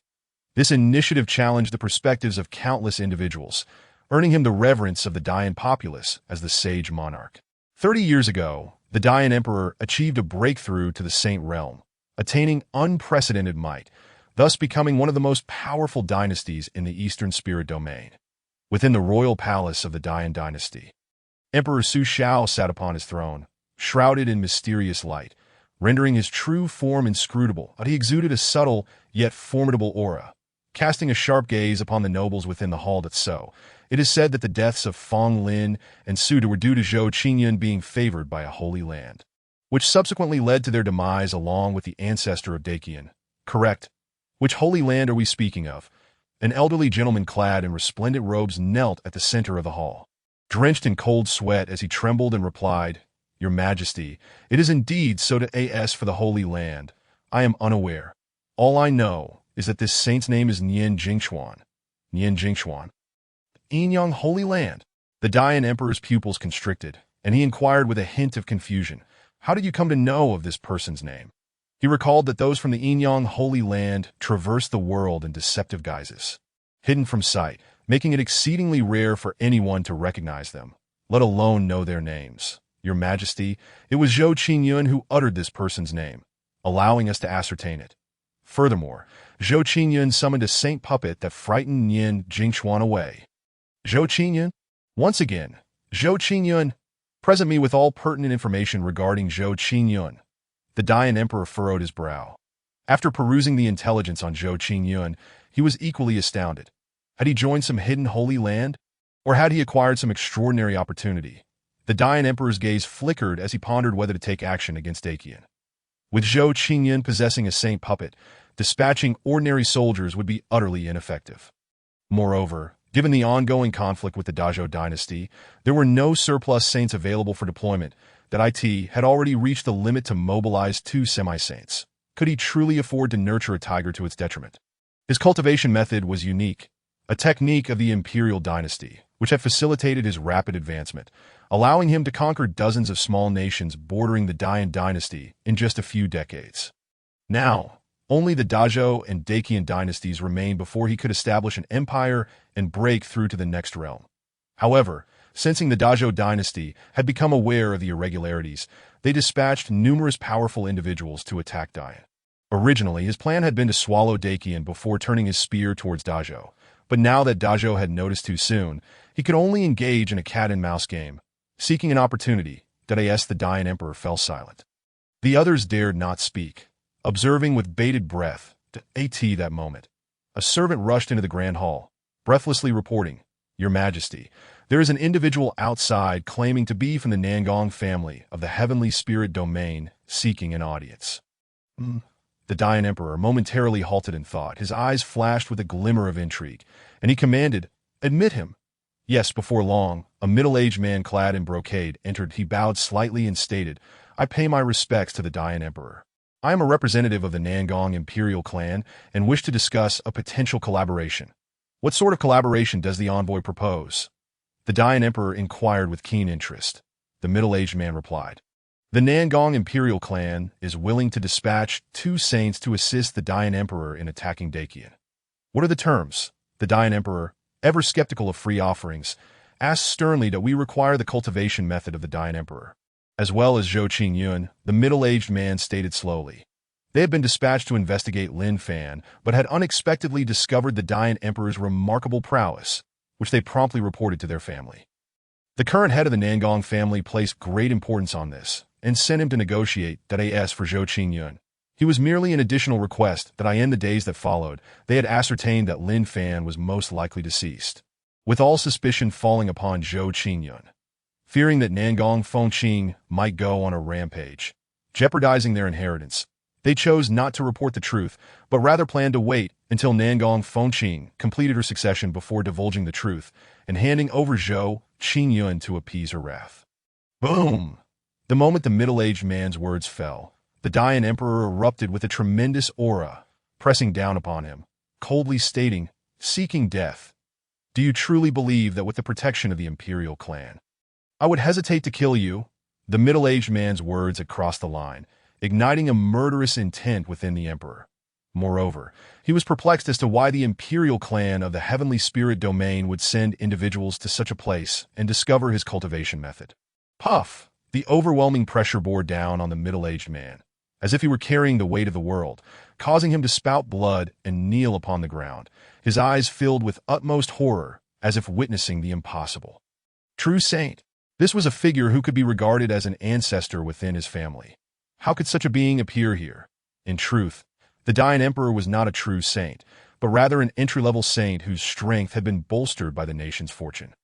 However, the Dayan Emperor chose not to elaborate, instead coldly stating, "In consideration of your status as an envoy, I shall grant you one opportunity. Leave." Currently, the Dayan dynasty was surrounded by enemies, and he did not wish to offend the Imperial clan. Upon hearing this, the middle-aged man suppressed the turmoil within his organs, overcoming his fear, and quickly said, "The family head instructs me to inform the Dayan Emperor that if you refuse to cooperate, the family will disclose your cultivation methods to all holy lands and imperial clans. That I urge you to consider this carefully." Buzz! The Dayan Emperor's expression changed dramatically, his murderous intent boiling over, and a terrifying aura surged once more. All present in the grand hall trembled in fear, dreading being caught in the crossfire. After a lengthy pause, the Dayan Emperor refrained from taking action, his rage transforming into a mocking smile. "What a fine imperial clan. Very well. I shall collaborate with you, but the terms must be modified that I can offer my cultivation method in Zhou Qingyun, but the Imperial clan must dispatch 2 semi-saints, 2 entry-level saints, and 1 true saint to assist me in conquering Dakian and Dazhou. Otherwise, all discussions are off." The middle-aged man's eyes brightened, and he quickly replied, "As the Dayan Emperor wishes. However, the family's saints are all occupied with their own affairs. To mobilize such forces would place considerable pressure on the family. It may take 2 months before we can assist the Emperor." This was the family head's bottom line for negotiation, so he readily agreed. Although the Nangong family held the title of an imperial clan, their saints remained the pinnacle of their strength. Apart from a few elderly ancestors extending their lives in slumber, the remaining saints were tasked with suppressing the imperial clan's territories, should such formidable forces be mobilized. It could attract the attention of rival factions, necessitating a gradual deployment. Suppressing his anger, the Dayan Emperor calmly replied, "Then I shall await the envoy's good news." Chapter 53. Refining the World's Seed. As the morning sunlight bathed Tianma City, it gently soothed the slightly restless populace. Tianma City lay far from the capital of the Dakian kingdom, and with the Qin family's stronghold nearby, it was unlikely that the turmoil affecting the capital would reach their tranquil abode. The citizens of Tianma City continually reassured themselves, subsequently plunging into the day's labors. Within an inn, Zhou Qingyun sat cross-legged upon his bed, emanating a mysterious aura that a faint hum resonated as brilliant light enveloped him, only to vanish moments later, in the depths of Zhou Qingyun's spiritual sea, a seed adorned with enigmatic patterns floated beside his profound elixir. Zhou Qingyun's consciousness extended toward it, while the true essence within his spiritual sea flowed unceasingly toward the seed. Inside the seed, the true essence was compressed and condensed, growing ever smaller. Damn, why is this world seed so difficult to refine? Zhou Qingyun's true essence and consciousness poured into the world seed relentlessly, reaching a point of exhaustion.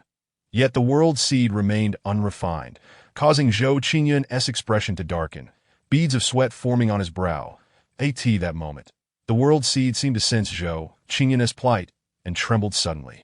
Within the seed, the compressing true essence coalesced into a singularity that in an instant, the singularity erupted, unleashing a formidable energy that tore open a space of palm-sized dimensions in the void. The space expanded continuously. Zhou Qingyun radiated the laws of the world, appearing as a divine sovereign, exuding an aura of sanctity. Outside, Su Taotian sensed the shift, his expression changing as he quickly shielded Zhou Qingyun's presence. That a quarter of an hour passed, and the fluctuations of rules surrounding Zhou Qingyun dissipated. The space of the world seed ceased its expansion, yet its dimensions had grown to match that of Zhou Qingyun's homeland in his previous life. Furthermore, this space was still inhaling chaotic energy, refining its rules, and gradually enlarging, albeit at a sluggish pace. Finally refined. Zhou Qingyun gasped for breath, a smile breaking across his face. He then extended his remaining consciousness into the world seed. Sensing the changes within, inside the space, massive bolts of lightning flickered, relentless black mist roiled, and thunderous booms echoed. Subsequently, the turbid energy sank to the ground, while the pure energy ascended to the heavens. Other rules seemed to be perfecting themselves. System. The space evolved from this world seed appears akin to those minor worlds and secret realms. Does it not? Zhou Qingyun pondered that in this world, when beings transcend to the emperor level, they can transform their domains into minor worlds. While powerful formation masters can confine a space, rendering it an independent existence. Thus, observing the space of the world seed left Zhou Qingyun perplexed. After refining the world seed, it seemed the only thing Zhou Qingyun could do was extract power from within the space to augment himself. He estimated that if he were to draw forth all the energy without fearing damage to the foundation of this minor realm, he could unleash strength rivaling the early stages of a calamity. Minor worlds and secret realms fundamentally belong to the primary world, still subject to its rules, whereas the world seed refined by the host represents an independent realm. However, the current incompleteness of the rules made it appear rather rudimentary. Nevertheless, this minor realm, in principle, would continue to absorb chaotic energy and refine its rules as long as the host did not damage its foundation, eventually surpassing this world and potentially becoming an eternal realm. Zhou Qingyun understood, then inquired, "How long will it take?" Unmeasurable. However, the host may invest true essence and consciousness into it for nourishment, as well as comprehend the rules of heaven and earth to expedite its evolution, or spend fragments of fate to have the system assist in the evolution of the host. Zhou Qingyun's expression darkened, yet he did not dwell on it.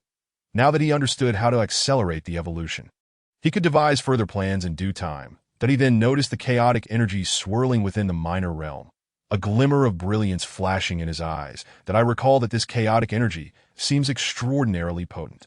If I were to absorb a strand of it into my spiritual sea, would my strength undergo a qualitative transformation? Zhou Qingyun mused curiously. Without hesitation, he focused his thoughts and swiftly extracted a strand of chaotic energy from the minor realm, placing it into his spiritual sea. However, as soon as the chaotic energy entered, the true essence within his spiritual sea behaved like a mouse encountering a cat, instantly being devoured. Simultaneously, Zhou Qingyun's spiritual sea appeared unable to bear the chaotic energy, showing signs of collapse. What the hell? Zhou Qingyun exclaimed in shock, his complexion paling as he hurriedly returned the strand of chaotic energy to the minor realm. After a moment, Zhou Qingyun remained shaken. Was the essence of this power too high for me to withstand? He speculated that he felt immensely relieved that he had not introduced the chaotic energy into his meridians. Otherwise, the consequences would have been dire. A short while later, Zhou Qingyun began experimenting with the minor realm, that he found that placing inanimate objects was entirely feasible, that I wonder if living beings can enter as well. He pondered that he then stepped outside, captured a wild beast, and placed it inside, only for it to perish immediately. This prompted Zhou Qingyun to furrow his brow, that he subsequently introduced a spirit realm beast, which did not die.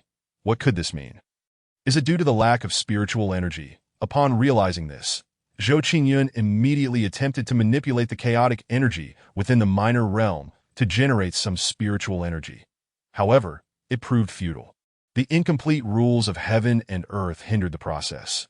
With no other choice, Zhou Qingyun took out 100 high-grade spirit stones and placed them into the minor realm, that as spiritual energy began to flow in. A peculiar transformation occurred within the minor realm. Though Zhou Qingyun could not pinpoint its nature, that he then placed another wild beast into the minor realm. This time, the beast did not perish. Indeed, Zhou Qingyun beamed with joy. Envisioning a future where he could recruit countless fated individuals, antagonists, and bearers of great fortune into the minor realm, I end battle. With a mere wave of his hand, he could summon numerous saints and emperors. At that moment, his enemies would be left dumbfounded, cursing Zhou Qingyun for his lack of martial ethics. With a lightened heart, Zhou Qingyun returned to the inn to meet Yi Tian. Upon seeing Zhou Qingyun, Yi Tian was taken aback, quickly bowing and saying, "I greet you, my lord. How may I assist you?" Zhou Qingyun smiled gently and replied, "Brother Yi, there is no need for alarm. I have come to discuss a few matters with you." "Please, my lord, speak freely." Yi Tian clasped his hands in respect. "Brother Yi, your fortune is remarkable, and your talent exceptional, that if you were to remain by my side for an extended period, it may hinder your experiences and growth into a formidable force. Therefore, for your betterment, I suggest you traverse the world, grasp the profound truths of heaven and earth, harmonize with them, and cultivate your own path. As for your desire to join Bai Yujing, once you attain the rank of 5th-tier formation master within a year, come to me, and I shall recommend you." Zhou Qingyun spoke earnestly as a child of destiny. Yi Tian could not evolve without embarking on journeys to gain experience and opportunities, following the established pattern. Nearly all children of destiny must endure life and death trials to grow into titans of the world. Zhou Qingyun harbored no concerns about Yi Tian possibly betraying him. He had already planted a life and death talisman within Yi Tian's body. Regardless of Yi Tian's whereabouts, Zhou Qingyun could control his life and death with a mere thought. Upon hearing this, Yi Tian's spirit surged, and he replied, "To be honest, my lord, I have long harbored such thoughts but feared disappointing your trust, which kept me from expressing them. Thank you for your understanding. Encountering a patron like you is indeed a stroke of fortune, and I shall certainly honor your kindness throughout my life. Only one who understands me could be you, my lord." Yi Tian's heart surged with emotion, and at that moment his affection for Zhou Qingyun increased by 2 points. Zhou Qingyun smiled warmly and said, "Brother Yi, you flatter me. It is truly a pity for such a formidable talent as you to remain obscured among the masses. This is half of an imperial-level cultivation method that I acquired from Bai Yujing that I hope it proves beneficial to you." With that, Zhou Qingyun produced the meticulously inscribed half of the Feather Transformation Emperor's cannon from his ring. Chapter 54. The true Saint Tang Guangzhou breaks through to the mid-level spirit god imperial-level cultivation method.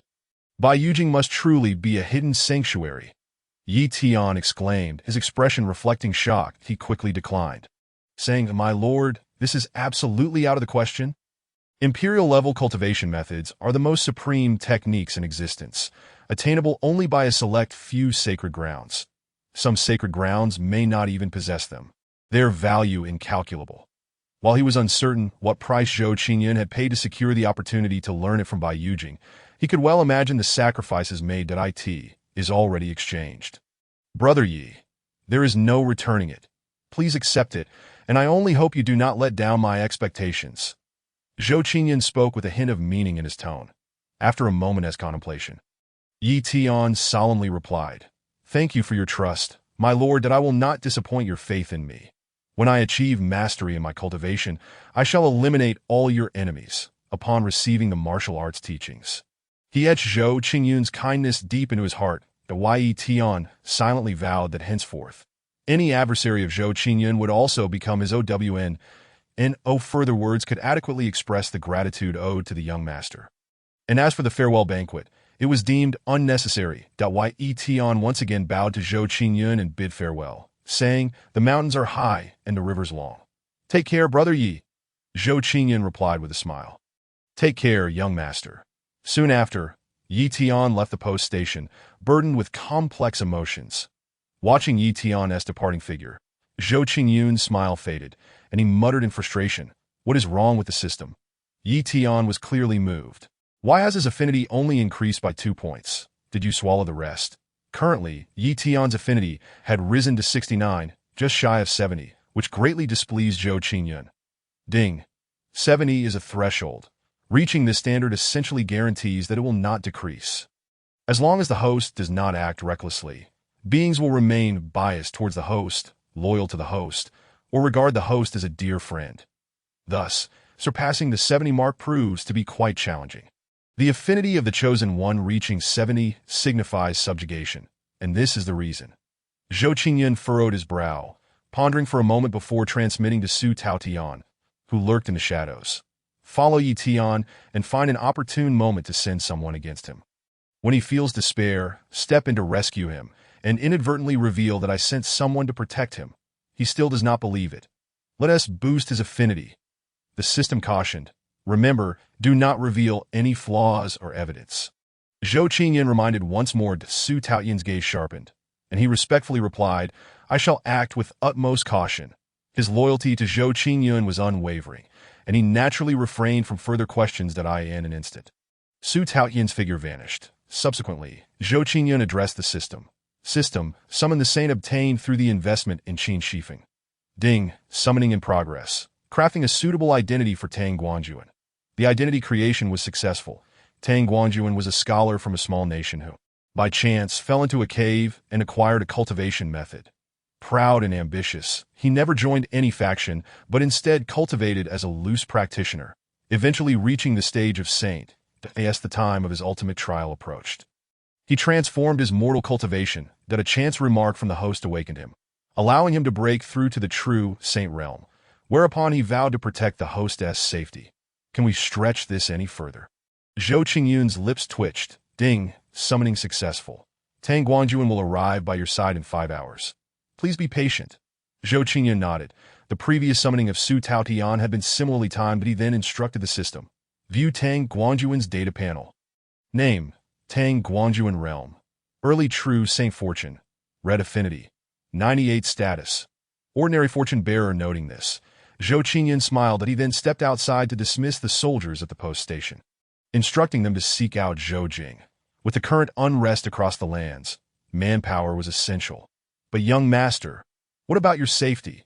Du Tao hesitated to inquire. I possess a saintly puppet. Do I truly require your protection?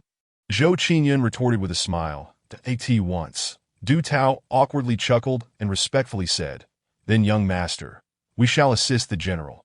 Take care." With that, Du Tao wasted no time, leading 100 elite soldiers away.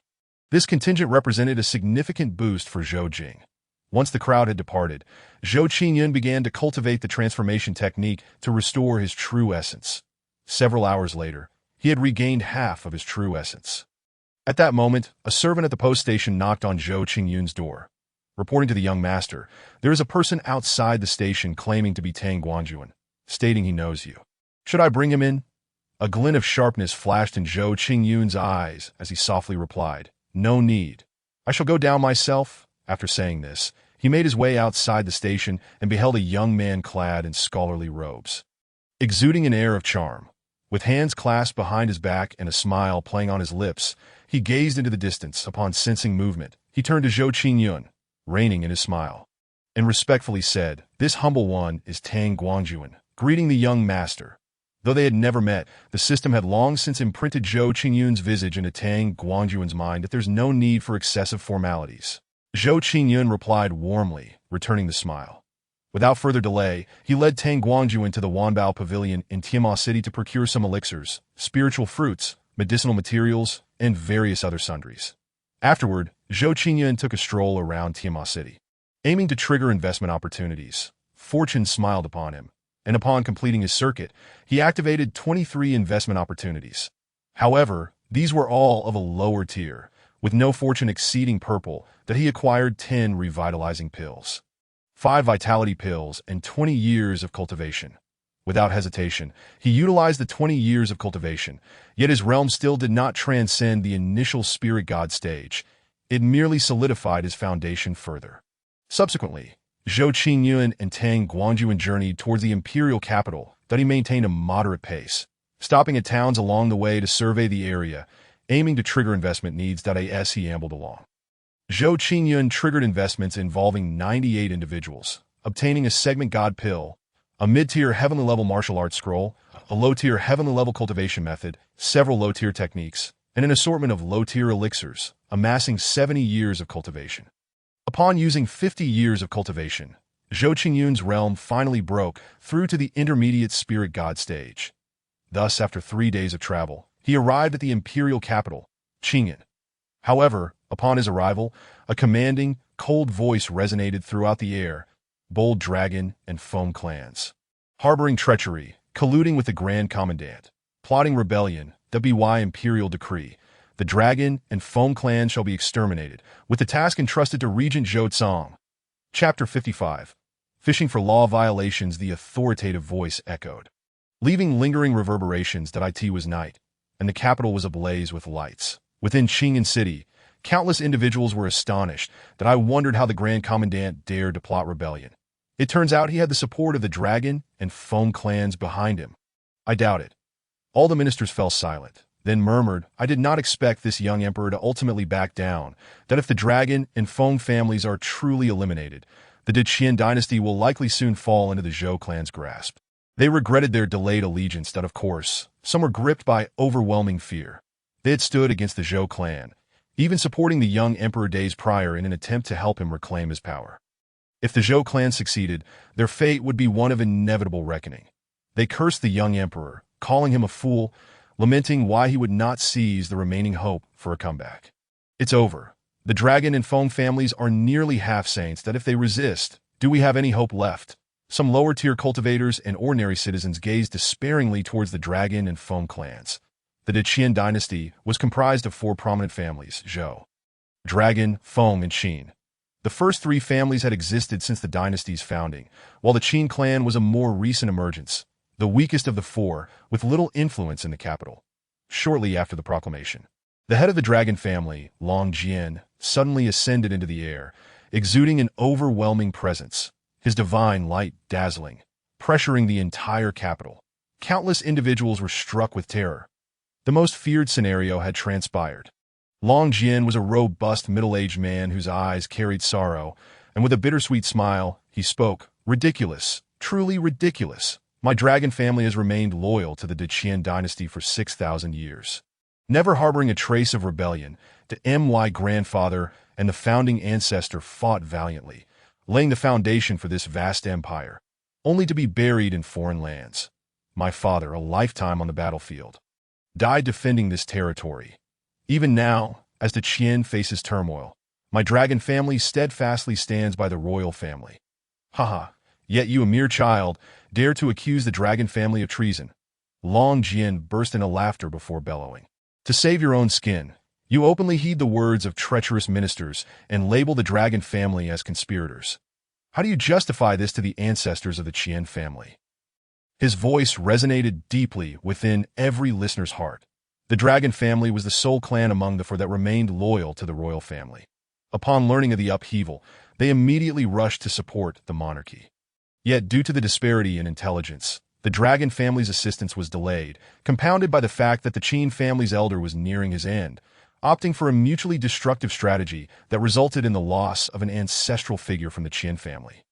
Consequently, the Qin family's advantage was shattered. By the time the dragon family arrived, the Zhou family's momentum had already been established, leaving the dragon family with no choice but to withdraw and seek counsel from the 3 sects for a solution. However, they never expected that just days later, the young emperor would capitulate, branding the dragon family as villains. This revelation shattered the resolve of everyone within the dragon family. You, a mere child, if only you could muster a bit more courage and refuse to yield. My dragon family would swear to protect your safety to the death. Why could you not endure just one more day? Why? You foolish wretch, I have finally grasped the reason for your continued existence. Ha ha ha. Long Jin was surrounded by a brilliant radiance, his expression one of despair, his eyes sparkling as if he could directly behold the last young emperor within the palace. How ridiculous. Just a day more, and he could have reached out to the upper three sects. Yet at the final moment, this little emperor succumbed to cowardice. The great Qian boasts 5 great sects, each once home to a demi-saint, but 2 have since fallen into decline. Now only 3 remain with demi-saints. Thus they are referred to as the upper 3 sects. That in the direction of the palace stood a youth of around 14 or 15 years.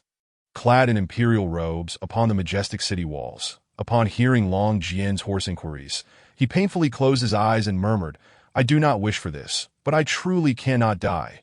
If I perish, the Qian family will face utter extinction. At this moment, he was still making excuses for his own timidity, still fantasizing that the Zhou family would spare his life in the end.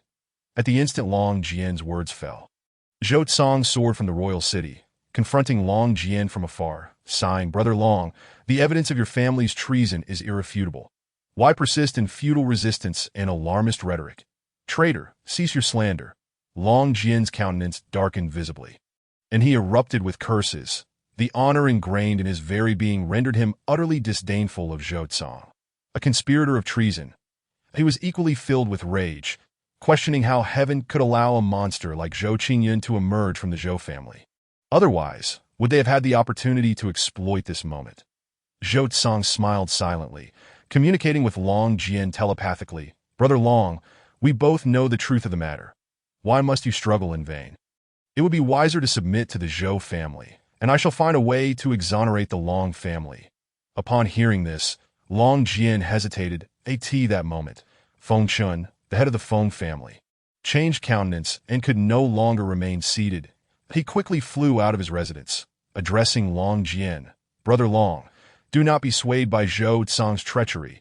If you heed his words, the Long family will truly become traitors. And even in death, you will bring shame upon your ancestors. The greatest weakness of the Long family lay in their sense of national honor, which after countless years had morphed into foolish loyalty. After Feng Chen's counsel, Long Jian's wavering resolve solidified once more. Observing this, Feng Chen exhaled in relief, then turned to Zhou Tsang with a sneer. His Majesty is still quite young and inevitably susceptible to the influence of certain sycophants. The Long and Feng families have always been paragons of loyalty. How could we ever become traitors? Today, we shall undoubtedly eliminate the greatest traitor and restore clarity to the realm. Zhou Tsang's expression suddenly grew grim as he narrowed his eyes, saying, It seems you 2 families intend to resist to the bitter end. Men, seize all those from the Long and Feng families who have conspired against us and await execution. As his words echoed, countless faces turned pale in disbelief, unable to comprehend why Zhou Tsang had chosen such a hardline approach today. Should he not have opted for a gradual strategy, picking them off one by one? After all, both families boasted demi-saints. Even if the Zhou family emerged victorious, they would likely suffer severe losses. At that moment, a multitude of soldiers received their orders and began to encircle the Long and Feng families. Within the royal city, 13 powerful presences suddenly surged upward, appearing in the sky.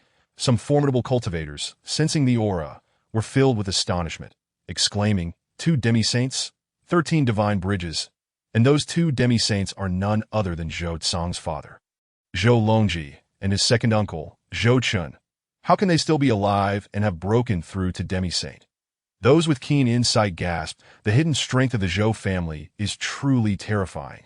While there are members of the Qin family among the divine bridges, the top 2 demi-saints are indeed from the Zhou family. Long Jian and Feng Chun exchanged heavy glances, gritting their teeth. We fight to the end. Consequently, the 2 directly contacted the ancestors of their respective families, as well as the powerful beings of the divine bridge realm. In an instant, the Long and Feng families collectively unleashed 3 demi-saints and 10 divine bridges. The 2 factions stood at a distance, their auras causing the very space around them to tremble, filling countless onlookers with despair as they envisioned their grim futures, unable to restrain their wails. However, neither side chose to engage immediately. Instead, they ascended to the heights of tens of thousands of zhang. After all, until a victor emerged, neither wished to jeopardize their millennial-old legacies that lie in a corner of the royal city. Zhou Qingyun, observing the unfolding situation, smiled. Soon, as all the fish took to the waters, you shall swiftly eliminate the insignificant ones. Upon arriving at the royal city, Zhou Qingyun had already detected all the demi-saints present. To eliminate future threats, he directly communicated with Zhou Tsang, instructing him to draw out all the high-level combatants from the Long and Feng families to gauge how many stood with them. Currently, within the royal city, there remained 3 demi-saints, and he wished to see if they would intervene. Should they assist the Long and Feng families, he would then have just cause to strike them down. Understood, my lord, Tang Guangjuan replied respectfully. Chapter 56. In accordance with the young master's orders, suppress the traitors beneath the shroud of night. Terrifying fluctuations emanated, causing the void to tremble and dispelling the dense clouds. Divine light erupted, harmonizing with the moonlight, illuminating the entire territory of the great Qian dynasty. Dozens of mysterious and extraordinary divine palaces traversed the void, absorbing the power of heaven and earth to unleash martial prowess. Countless formidable martial arts radiated their waves, causing even the creatures dwelling upon the earth to sense a heart-wrenching dread. Many gazed skyward in horror, utterly aghast that their divine bridge in combat. No, there are also demi-saints present. Heavens, it seems the great Qian has not witnessed such a grand conflict in a millennium. Amid suppressing various lords, Zhou Jing and Qin Wuxian furrowed their brows upon sensing the commotion over Qingyun City. Why has a battle erupted? Could it be that Qingyun has reached the capital? In the vast expanse above, the fabric of reality shattered, giving rise to spatial turbulence. Yet no one paid heed. Though the Long and Feng families boasted 3 demi-saints, they were outnumbered in divine bridges. Thus the Zhou family's forces maintained the upper hand. Boom! The overwhelming aura sent Feng Chun hurtling hundreds of miles away. Die! Zhou Tsang's cold expression erupted as he unleashed the strength of a demi-saint. His divine palace swelling as he harnessed even greater heavenly and earthly power, sending forth hundreds of fist shadows across the void. Crack! The divine light blazed like a comet descending, striking Feng Chun with an unmatched force. In an instant, the fist shadows descended, shattering Feng Chen's divine palace. PFF, with his divine palace destroyed, Feng Chen suffered grievous injuries, spitting forth blood. You are a demi-saint? Feng Chen was horrified, and the surrounding onlookers were equally astonished, their expressions rigid. How deeply had Zhou Tsang concealed his strength? Zhou Tsang remained silent, denying Feng Chen a moment's respite as he unleashed a mid-tier earth-grade martial art, shattering Feng Chen's physical form. In the blink of an eye, Feng Chen lacked the time to react. His body was obliterated, leaving only a flickering soul behind. Feng Chen's expression turned to one of terror as he urgently cried. How long will you two continue to spectate? Do you truly wish to submit to the Zhou family? The others engaged in battle glanced at each other in uncertainty. Had the Feng family truly summoned outside assistance? Yet Zhou Tsang appeared unfazed, his attacks unrelenting, as spiritual light surged forth against Feng Chen. Feng Chen sunk into despair. Just then, 2 more demi-saint auras surged from the royal city. Among them, a half-century-old elder clad in fiery red suddenly intervened, countering Zhou Tsang's assault from afar, sighing, Friend Zhou, spare those whom you can spare. From the Fire Spirit sect and the Red Refinement sect, you truly wish to intervene? Zhou Tsang retorted with a smile that held no mirth. The two remained silent, aware of their fears. Yet, given the Zhou family's nature, should they seize the great Qian's dominion, their sects would inevitably be consumed. Thus, they preferred to gamble now. Furthermore, they had received news that Zhou Qingyun had offended a certain saint from a holy land, betting that he would not dare to show himself to this moment. Figures within the royal city recognized the identities of the two and were astonished. They had not expected the upper 3 sects to plunge into this murky water. Especially the demi-saint ancestors of the Fire Spirit sect and the Red Refinement sect. It appeared that the Zhou family was in a precarious position. Only if that young master Qingyun personally intervened could the tide be turned. Finally unable to restrain yourselves? Although there appears to be another demi-saint, one demi-saint should not stir up much trouble. Observing the sky, Zhou Qingyun chuckled before directly addressing Tang Guangjuan. You shall strike, suppress those who flail about, and seal their cultivation. He had changed his mind. These individuals possessed considerable strength, and once their realms advanced, he could control them with the life and death talismans. To kill them would be a waste. Understood, my lord. Tang Guangjuan's figure suddenly vanished, reappearing amidst the heavens. Clad in scholarly robes, he walked upon the void as if traversing solid ground. Who are you? The onlookers were struck with astonishment, with one person questioning the sudden appearance of an individual, seemingly materializing from thin air. Yet there was no forewarning, as if a spectral entity had manifested, instilling an overwhelming sense of dread. What realm of existence is this? Even Zhou Tsong's complexion shifted, under the command of the young master. I have come to suppress the nefarious. Tang Guangjuan offered a faint smile. The young master? It cannot be Zhou Qingyun, can it? Countless individuals were engulfed in terror, without granting anyone a moment to ponder. A surge of profound energy erupted from Tang Guangjuan, as if imbued with consciousness, drifting towards the members of the Long and Feng clans that in the blink of an eye, the individuals from the Feng and Long families were subdued. Caught completely off guard, a sage.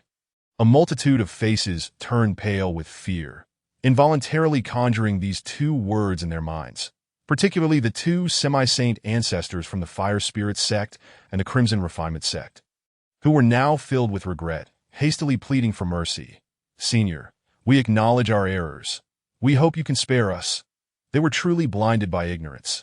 How could they entertain such thoughts if time could be reversed? They would never have acquiesced to Feng Chen's unreasonable demands, plunging into this murky situation. Alas, it was too late.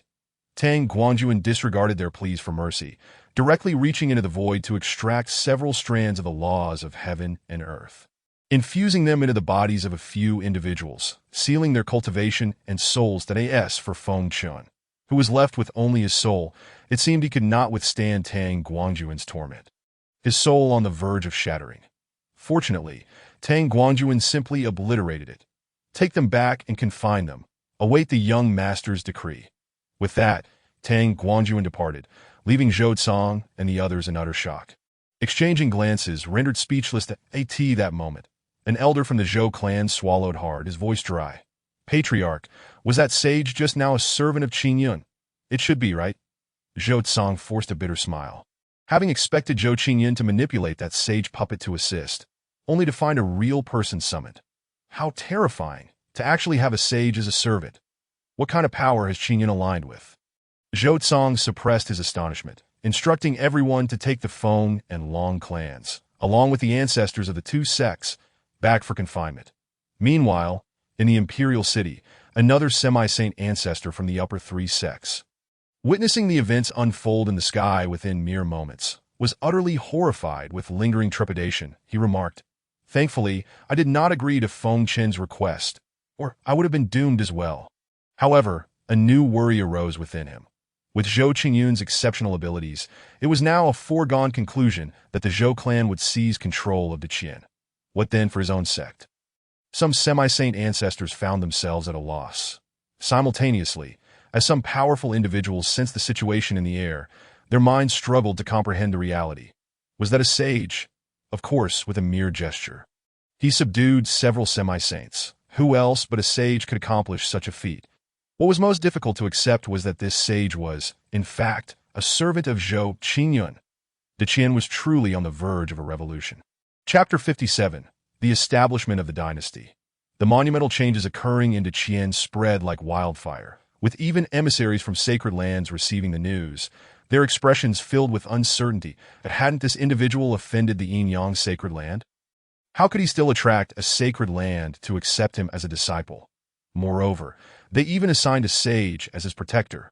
Could it be that he was affiliated with a hidden, formidable sacred land? Various sacred lands, upon investigating the Qin, began to speculate. Sacred lands are stratified into ranks, with some powerful ones having existed for an exceedingly long time. Some sacred lands boast histories spanning hundreds of thousands, even millions of years, reaching terrifying heights. The Yin-Yang sacred land stands as the pinnacle among them, having persisted since ancient times. The methods of cultivation practiced there are enigmatic, shrouded in the shadows of the world, overseeing the rise and fall of civilizations, with few able to glimpse its true visage. However, a great upheaval in the world had led to the Yin-Yang sacred land's subsequent dormancy, yet it remained an entity not to be underestimated. Upon learning that Zhou Qingyun had offended the Yin-Yang sacred land, several sacred lands promptly extinguished any thoughts of recruiting him into their ranks. That a prodigious talent is indeed appealing, but the invisible threat he carries necessitates careful consideration. Of course, in this world, miracles can occur. Zhou Qingyun may rise to prominence, yet they dared not gamble on such a possibility. Their only recourse was to ensure they did not provoke Zhou Qingyun. Seeking to protect themselves, oblivious to the thoughts of these sacred lands, Zhou Qingyun made his way to Zhou Tsang's residence. His return was to clear obstacles for the Zhou clan, while also bringing several martial arts techniques to lay a foundation. Knock, knock, knock. Zhou Qingyun rapped on Zhou Tsang's door. Enter. Zhou Tsang, engaged in recuperative meditation, responded softly. Zhou Qingyun pushed the door open. The refined Zhou Tsang sat cross-legged, engaged in cultivation. Greetings, father. Zhou Qingyun offered a slight bow. Qingyun? Zhou Tsang's eyes brightened. But he then chided with a smile. You rascal, for the sake of cultivation, you haven't returned to see your mother in half a year. She has missed you dearly. You must accompany me to see her shortly. Father is right in his admonishment. Zhou Qingyun nodded awkwardly, unable to comprehend the previous self's behavior, let alone Zhou Tsang. Hearing this, Zhou Tsang smiled with satisfaction, saying, You have truly matured that I in just half a year. Zhou Qingyun had undergone such significant transformation, not only becoming more sensible, but also rendering Zhou Tsang unable to gauge the depths of his growth that in that moment. Zhou Tsang felt a pang of bittersweetness within. He understood that when a fledgling eagle matures, it would soar to broader skies, witnessing a multitude of vistas. Their encounters would become infrequent, and he could no longer provide protection, but he could only hope that he and others would not become a burden to Zhou Qingyun. Every individual matures. It is merely a matter of time, and there is no need for a father to feel remorse. Observing this, Zhou Qingyun fell silent for a moment before offering comforting words. Ha! You are right, Qingyun. This father has been overly obstinate. Zhou Tsang chuckled heartily. They then engaged in casual conversation. At this juncture, Zhou Tsang's expression grew serious as he said solemnly, Qingyun, do you know why our family must seize the vast territories of the Qian? I would appreciate your enlightenment, father.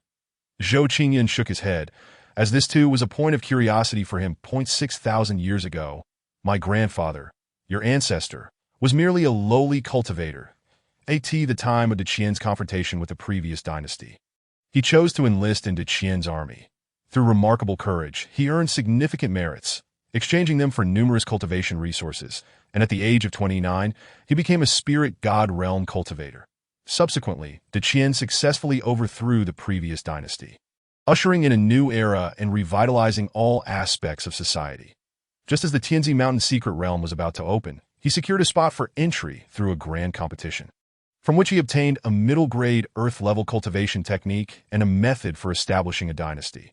Zhou Tsang's gaze drifted into the distance as he elucidated. The method for establishing a dynasty?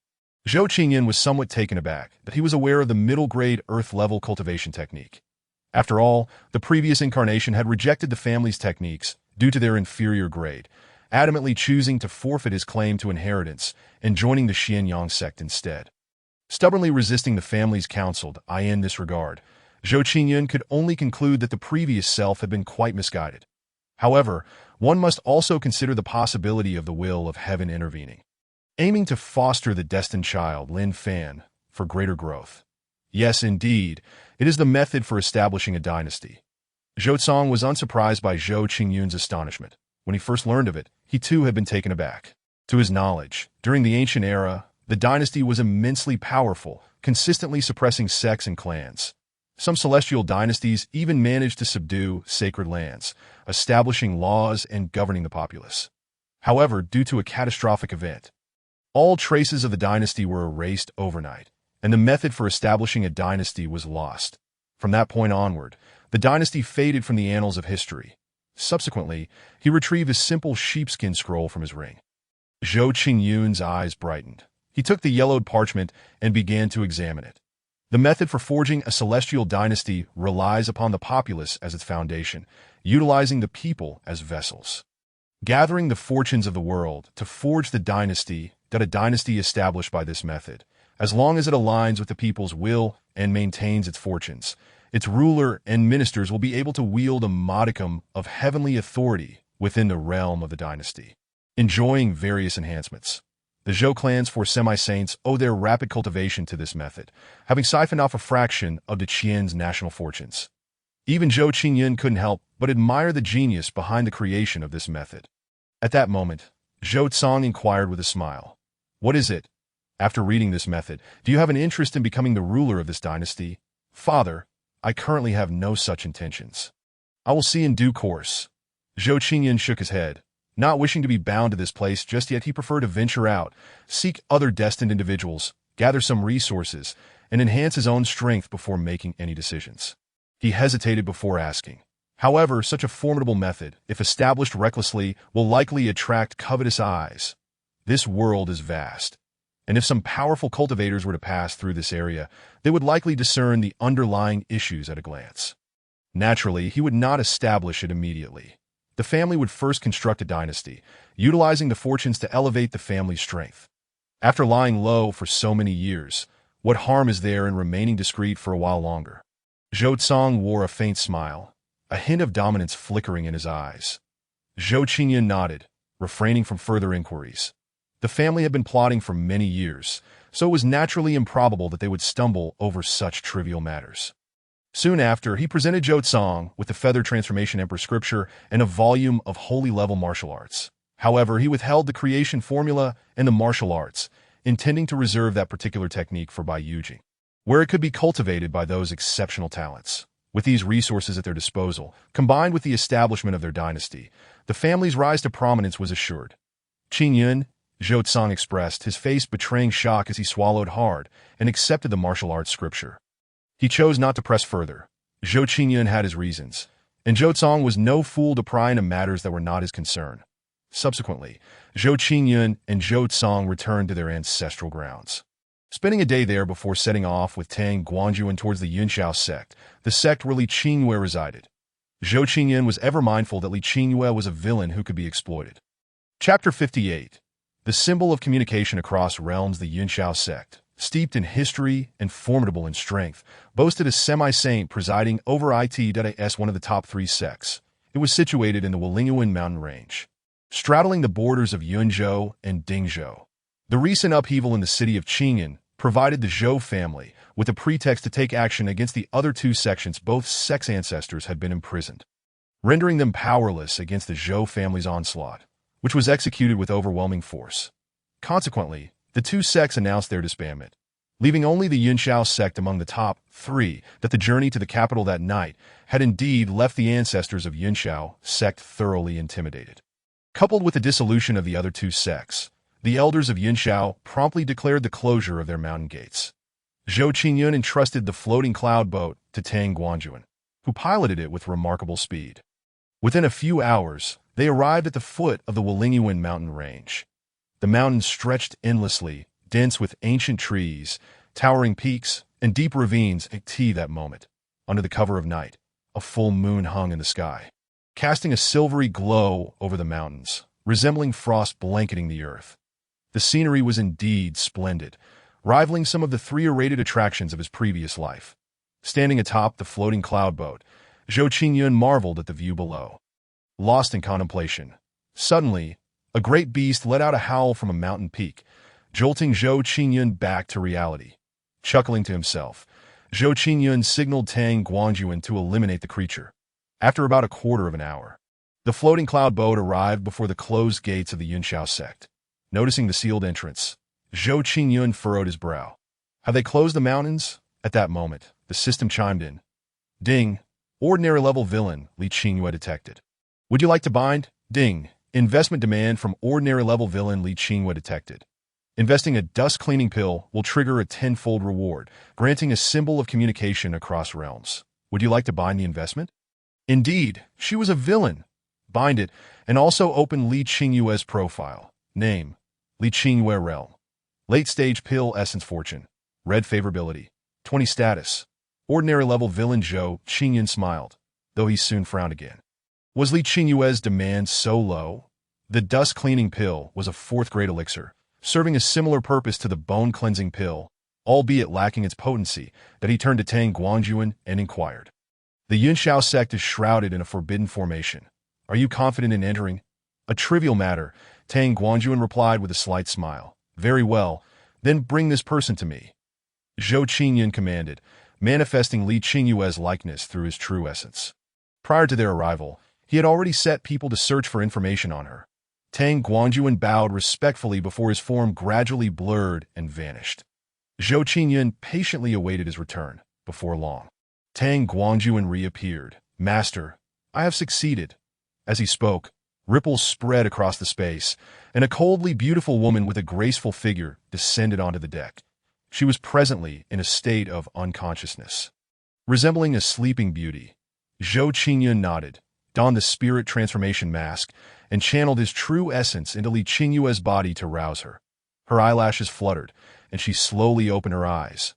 Who are you? Finding herself in an unfamiliar environment, upon seeing Zhou Qingyun and Tang Guangyuan, a wave of terror surged within her. Her delicate frame trembled, and she instinctively asked, what offense have I committed against the two seniors to warrant such personal attention? However, immediately regretting her words, she hastily stammered, I do not know where I have offended you two seniors to deserve such treatment. The ability to silently extract her from within the sect indicated that their realms far surpassed her own, leaving her with no choice but to navigate the situation cautiously. Meanwhile, Li Qingyue frantically searched her mind for any possible grievances her family might have incurred. You have not offended us, Zhou Qingyun replied, his expression concealed by the mask, rendering it impossible for Li Qingyue to discern any emotion.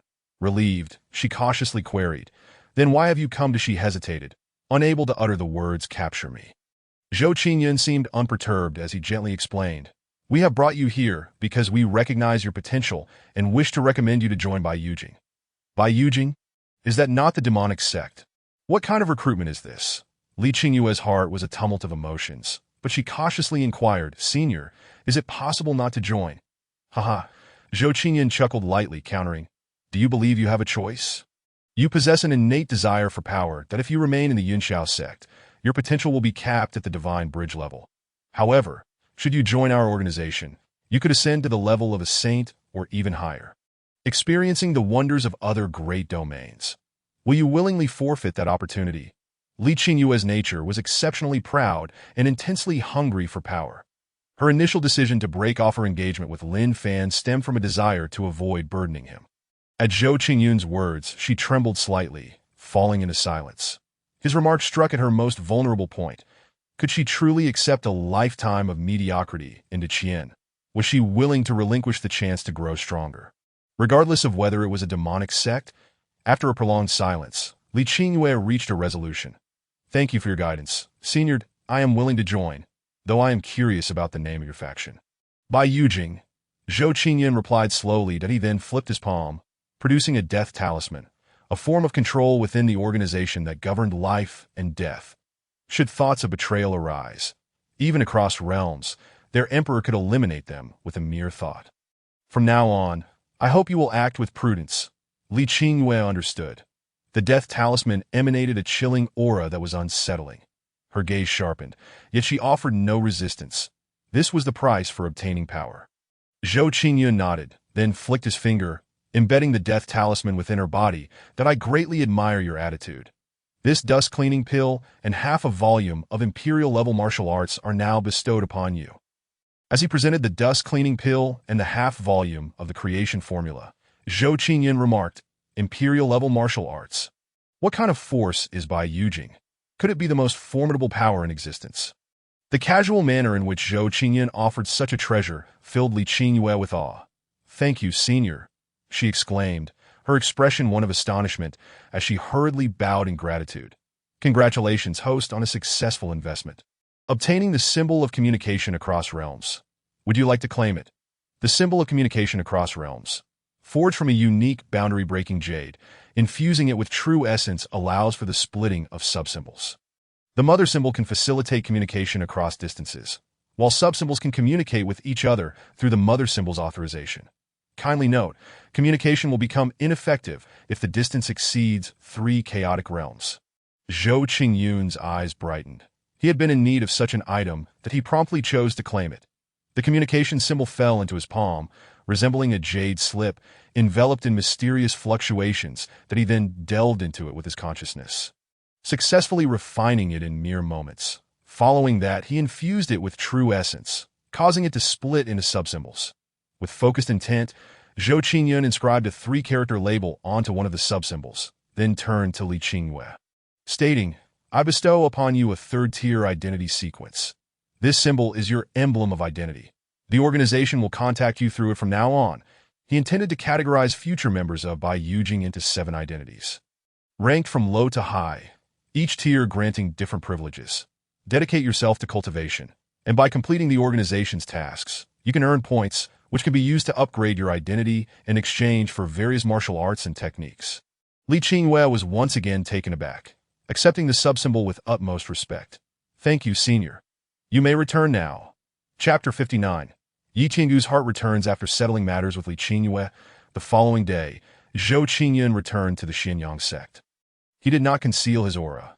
As he approached the sect master, Qiu Jiuyin, sensed him. Qiu Jiuyin's spirit lifted as he exclaimed, "The young master has finally returned." He nearly wept, ever since he learned of recent events. He understood that the Qian had given birth to a true dragon. He had longed for Zhou Qingyun's return, unable to sleep at night. Now, anyone who claimed Zhou Qingyun was not the young master would find themselves at odds with him. In an instant, he led a group of elders directly to the entrance of the mountain, preparing to welcome Zhou Qingyun. Upon seeing Fu Yunzhao descend gracefully, revealing the figures of Zhou Qingyun and Tang Guanjuan, Qiu Jiuyin and the other elders were immediately filled with joy, respectfully exclaiming in unison, "We welcome the young sect master back to the sect." Their voices resonated throughout the entire Xianyang sect. All disciples of the Xianyang sect were taken aback, followed by overwhelming joy that the young sect master has finally returned. I must make a good impression. If it weren't for the young sect master, the world would remain in eternal darkness. Our Xianyang sect will undoubtedly reach its pinnacle because of him. I swear, the young sect master has become my life's ambition. Some disciples were excessively excited, with one female disciple's face flushed with exhilaration. In a certain peak of true inheritance, Lu Sun appeared disheveled, lacking the elegance of his former self, having indulged in spirit wine and now intoxicated. Upon hearing of Zhou Qingyun's return, his eyes brightened. The elders are being overly polite. Such extravagant formalities are unnecessary. Zhou Qingyun smiled helplessly. "What you say is true. You are the future decision-maker of the Xianyang sect, and such rituals are indeed expected," Qiu Jiuyin said, feigning seriousness. "The sect master is correct. The young sect master is admirable in every aspect, yet he remains too humble." The elders quickly echoed. Zhou Qingyun twitched his lips, opting not to argue with them, that he merely exchanged a few pleasantries before heading towards the true inheritance peak. His return today was specifically to address the matter concerning Yi Tian, that in a certain mountain range.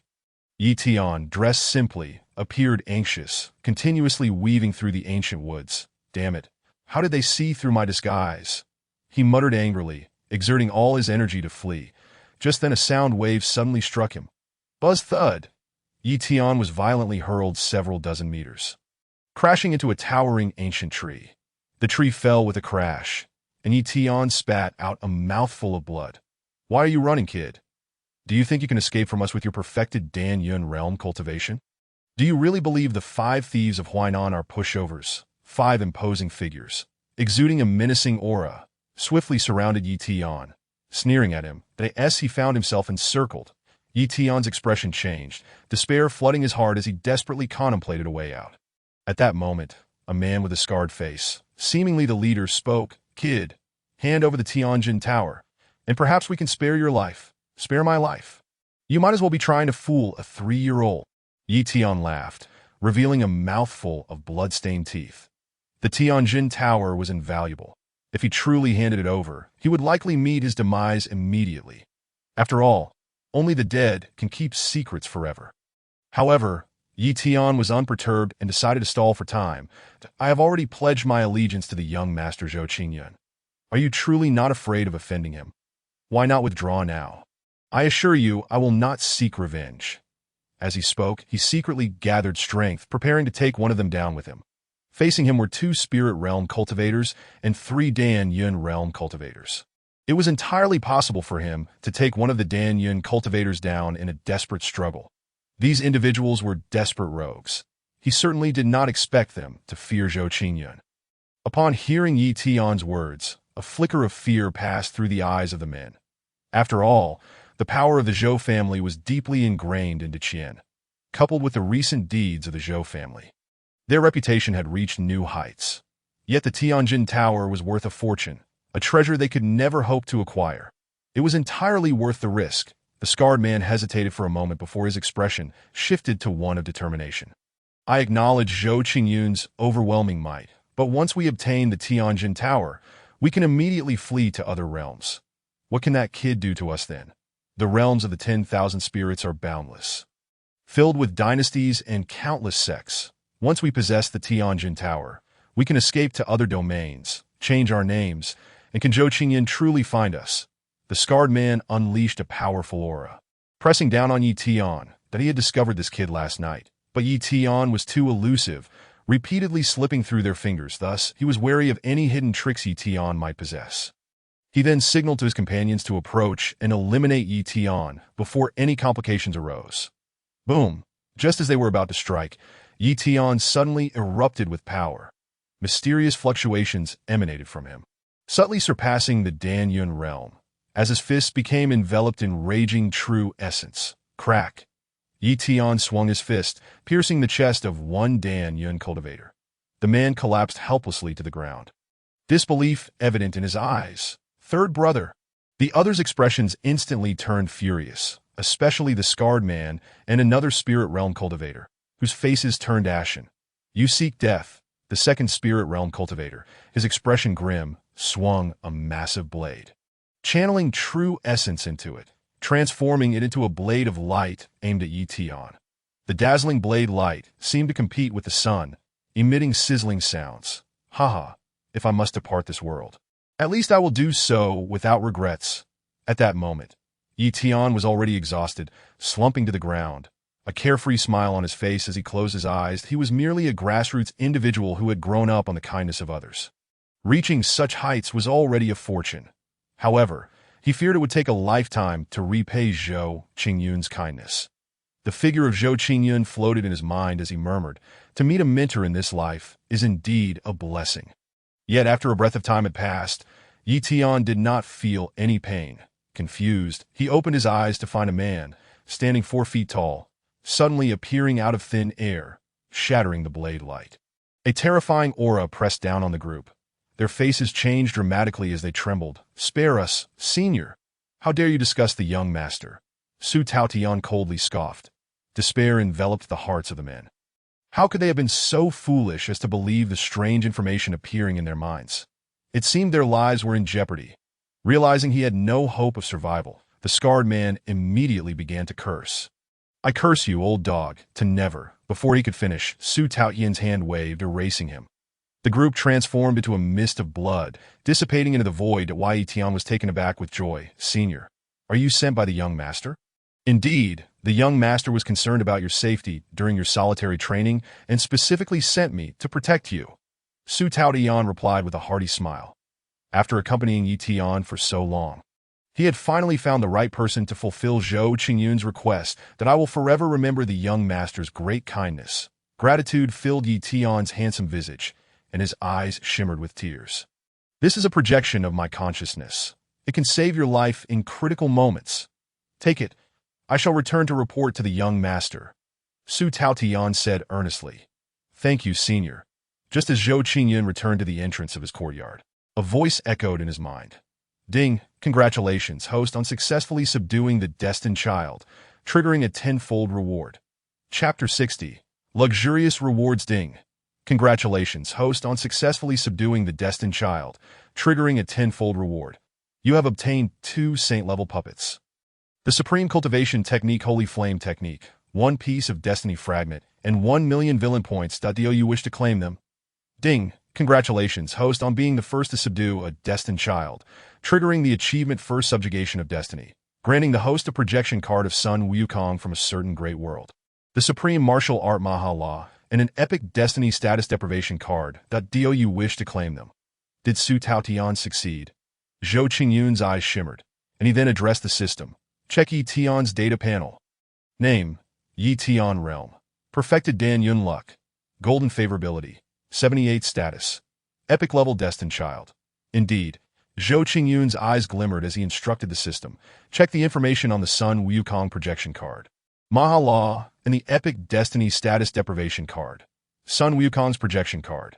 Using this card summons the projection of Sun Wukong from a certain great world, possessing 1/10 of the original strength.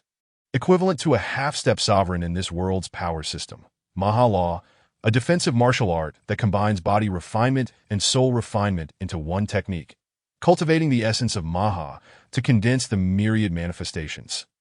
Augmenting oneself, making one nearly invulnerable. Epic Destiny Status Deprivation card. Can forcibly strip an epic-level Destined Child or an ordinary Destined Child of their status. After deprivation, the host can directly eliminate them. Zhou Qingyun smiled. Just then, Wang Wu, Wang Lu, and Zhao Wenjue appeared to greet him. Upon seeing Zhou Qingyun, they immediately bowed respectfully, saying, "We pay our respects to the young master."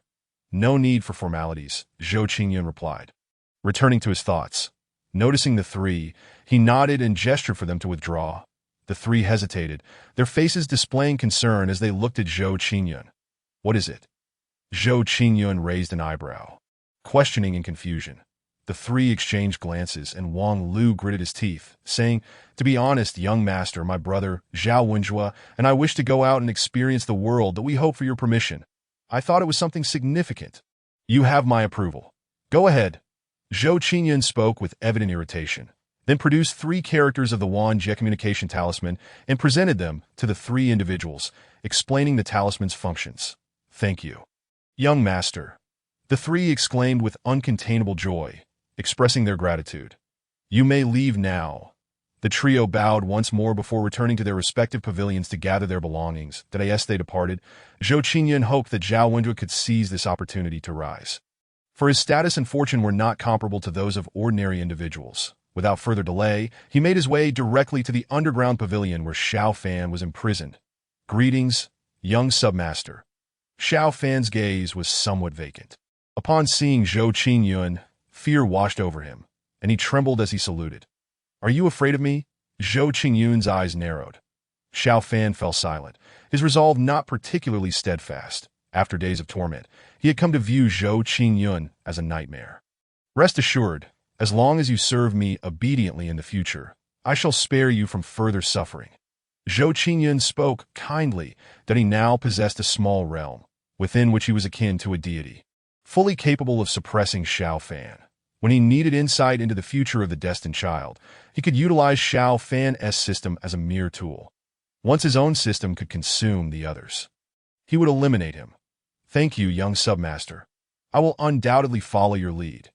Xiao Fan wept, overwhelmed with emotion, that he understood that his only remaining value lay in his system. At that moment, the system curiously informed Zhou Qingyun. "Xiao Fan's favorability has increased by 30. We hope the host continues to strive." Zhou Qingyun looked at Xiao Fan in bewilderment before checking Xiao Fan's data panel. Name: Xiao Fan Realm. Spirit Guiding First Level Fortune. Red Favorability. 20 status. Legendary Destined Child. Upon seeing the favorability section, Zhou Qingyun was astonished. "Is this Stockholm Syndrome? My horizons have certainly broadened." Without hesitation, Zhou Qingyun extracted a death talisman and infused it into Xiao Fan's body. Subsequently, he instructed Tang Guanjuan to set up restraints within Xiao Fan's body and soul to prevent him from cultivating. Once all was completed, Zhou Qingyun, suddenly inspired, said to Xiao Fan, "Take a look at my life script." Xiao Fan focused and then shook his head, reporting to the young submaster, "Your talent is unparalleled. I am still unable to discern your future." Hearing this, Zhou Qingyun nodded in satisfaction. That he then had Xiao Fan examine Tang Guanjuan's life script. Name: Tang Guanjuan Cultivation. Early True Sage Fate. Defying heaven to change destiny. Rise from the grassroots. Purple. White-faced Emperor. Red. Recent turning point. 50 days hence, the Dian Empire, in conjunction with the Nangong Imperial Clan and 5 revered sages, will descend upon and capture Zhou Qingyun. to buy Zhou Qingyun a chance to escape. He will confront the 5 sages alone, but ultimately fall, perishing in Zhangjiajie, resulting in unknown changes that cannot be viewed. Life script. A scholar from a small nation, through a fortuitous encounter, acquires a method of cultivation, becoming a true sage as a loose cultivator. When faced with impending doom, he travels the great Xian, and due to Zhou Qingyun's words, experiences a moment of enlightenment, breaking through to true sage to repay Zhou Qingyun. He willingly becomes Zhou Qingyun's protector, resulting in unknown changes that cannot be viewed. Xiao Fan was taken aback and promptly reported every word he had seen to Zhou Qingyun a moment later. Zhou Qingyun's eyes flickered as he gazed at Xiao Fan, chuckling lightly. "You haven't intentionally altered the information, have you?"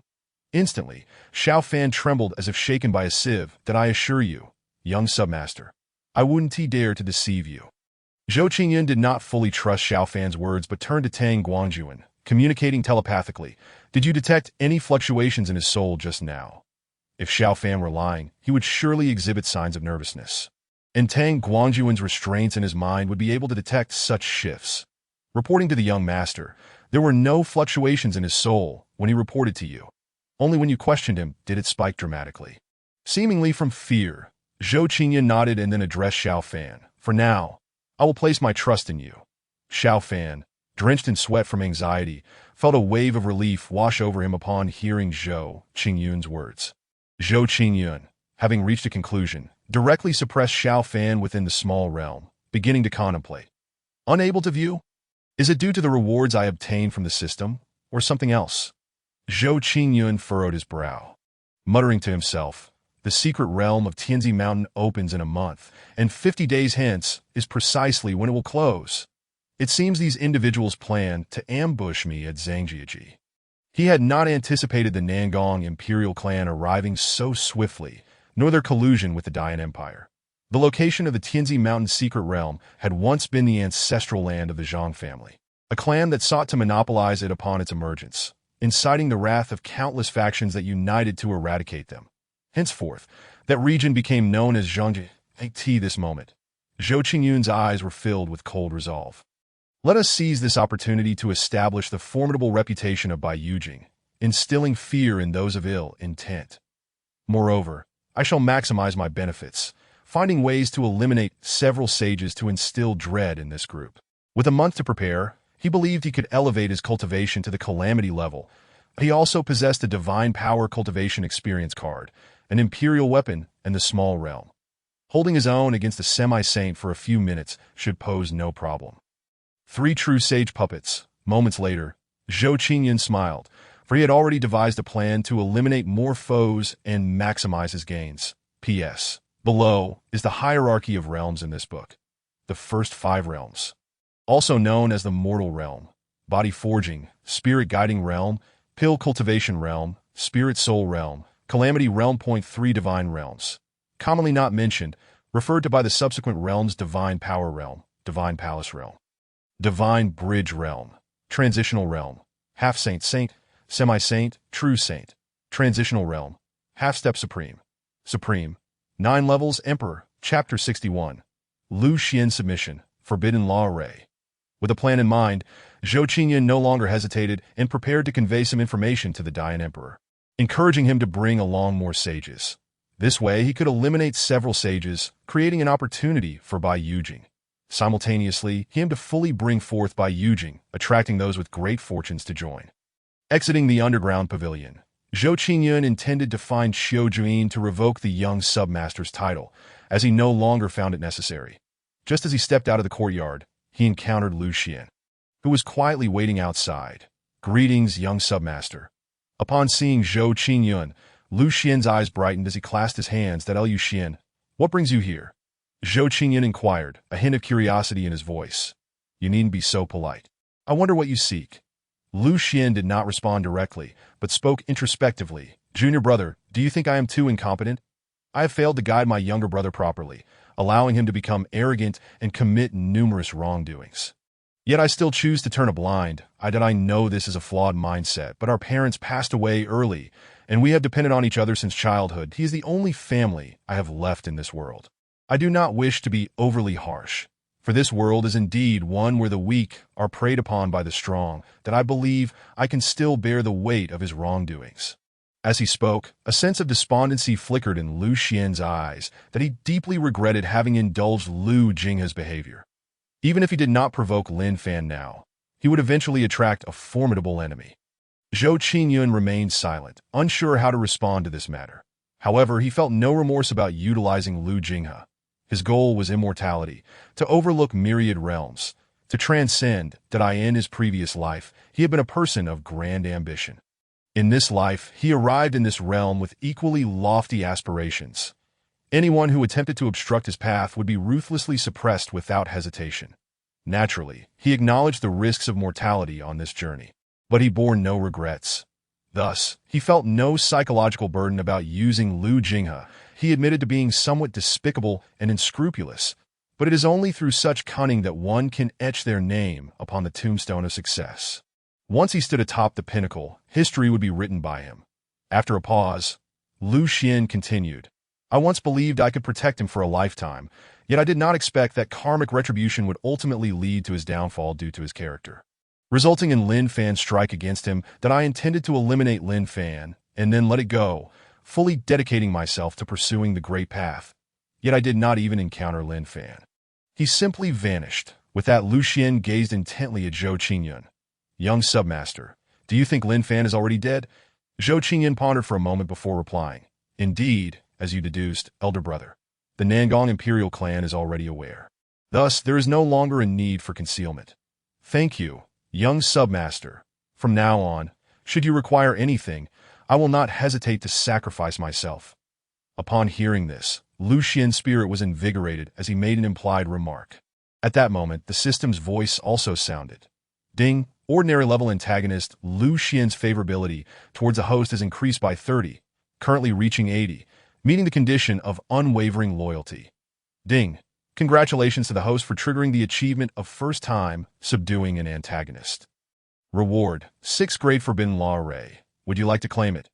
The Forbidden Law Array, a 6-tier formation that, once established, can to a certain extent isolate the powers of heaven and earth. That a remarkable artifact indeed."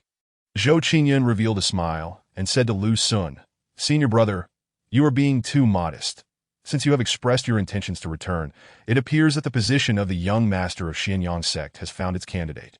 Supsequently, he produced a subsymbol of the 10,000 Realms communication talisman along with several volumes of sacred-level techniques and martial arts. Presenting them to Lu Xun, to Lu Sun was instantly taken aback. Expressing his gratitude to Zhou Qingyun once more.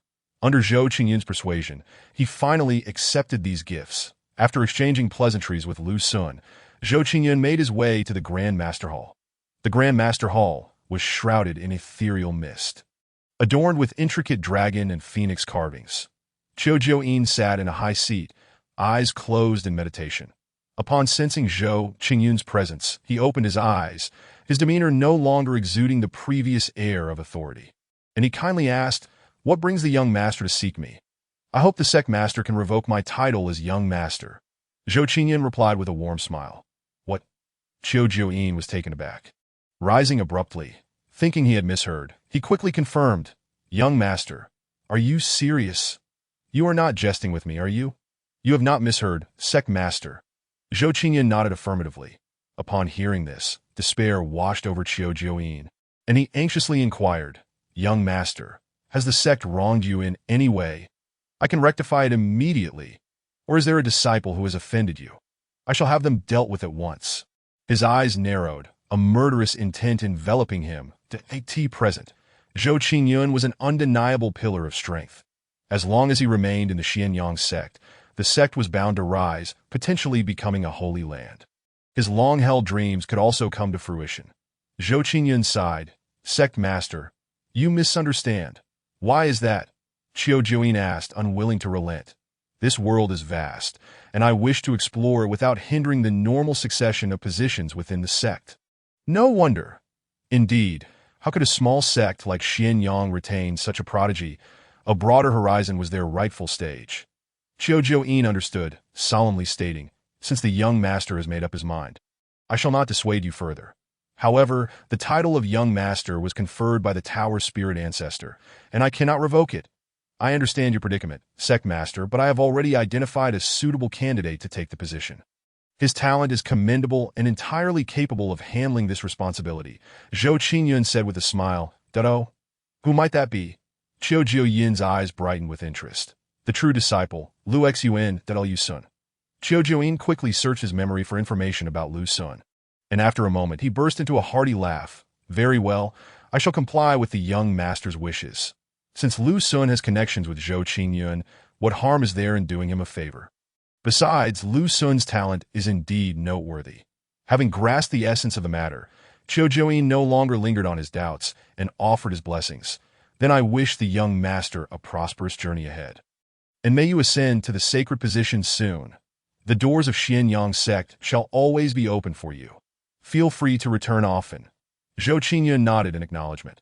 Watching Zhou Qingyun's retreating figure, Qiu Jiuyin sighed. A shallow pond can never contain a soaring dragon. He then announced Zhou Qingyun's resignation from the title of Young Master and appointed Lu Sun in his stead. Instantly, countless disciples and elders were taken aback, their hopes dashed. They had been dreaming of soaring to great heights, only to be blindsided by the sect master's sudden betrayal. After exiting the Grand Master Hall, Zhou Qingyun did not leave immediately. Instead, he instructed Tang Guangjuan, who was hidden in the void, to eliminate Huang Yi, who was currently meditating against the wall. Although Huang Yi no longer posed a threat to him, given her potential as the female lead, it was better to eliminate any uncertainties. He did not wish to leave behind any hidden dangers. Otherwise, he would regret it when it was too late. Subsequently, he strolled around the sect, triggering several investments before departing. Accompanied by Tang Guangjuan, he slowly made his way toward Dian, simultaneously searching for investment opportunities. Why now? Dian must have already realized that Tang Guangjuan was a sage. Yet they remained unaware of the true extent of his cultivation. This time, he intended for Tang Guangjuan to take action against Dian, allowing the Emperor of Dian to discern Tang Guangjuan's precise level of power, thereby inciting greater caution and prompting them to organize more individuals for him to ambush. Chapter 62. The Ascension of the Small World. Encounter with the Golden Luck Bearer System. Extract 30 years of cultivation and enhance. At this moment, as night fell, the floating cloud boat traversed through the clouds, with Zhou Qingyun seated cross-legged on the deck. Addressing the system, 30 years of cultivation was the reward Zhou Qingyun had acquired from his investments in the Xianyang sect. Of course, the reward encompassed more than just 30 years of cultivation. It also included several lower-tier techniques, martial arts, and elixirs. Extraction in progress. Pure energy emerged from the void, surging into Zhou Qingyun's dantian, replenishing his spiritual sea. Countless mysterious auras appeared within Zhou Qingyun's sea of consciousness, awakening more of his spiritual awareness. At this moment, his perceptive range expanded once again, reaching nearly 30 miles. However, his cultivation still lingered at the mid-stage of the spiritual realm. Zhou Qingyun did not feel disheartened by this. The cultivation awarded by the system was akin to that of an ordinary person cultivating without any resources. Thus, 30 years' worth could not facilitate a breakthrough to the later stage. With only a month remaining until the opening of the Tianzi Mountain Secret Realm, he had ample time to journey through to Qian and bolster his cultivation. Afterward, Zhou Qingyun consumed a wisdom pill and commenced his training in the Killing World Heavenly Halberd Sutra. With an abundance of martial arts at his disposal, he decided to focus primarily on the Life and Death Immortal Sutra, the Killing World Heavenly Halberd Sutra, and the Mohaluo method. Having not received any martial arts proficiency cards lately left Zhou Qingyun somewhat perturbed, forcing him to resort to slow self-cultivation. After consuming the wisdom pill, Zhou Qingyun's mind felt remarkably clear, and suddenly, an idea surfaced in his thoughts. Now that the small world had evolved to possess a semblance of authority and computational power, could he not accelerate his comprehension by invoking some of that power to enhance himself? Zhou Qingyun's robes billowed, and his deep-set eyes sparkled with excitement. Without hesitation, he concentrated his thoughts and immediately channeled the authority from the small world to empower himself. In an instant, his soul felt as though it had been enhanced, and his consciousness expanded, seemingly allowing him to perceive the changes of heaven and earth. Indeed, it was possible. Zhou Qingyun's spirits soared as he promptly queried the system.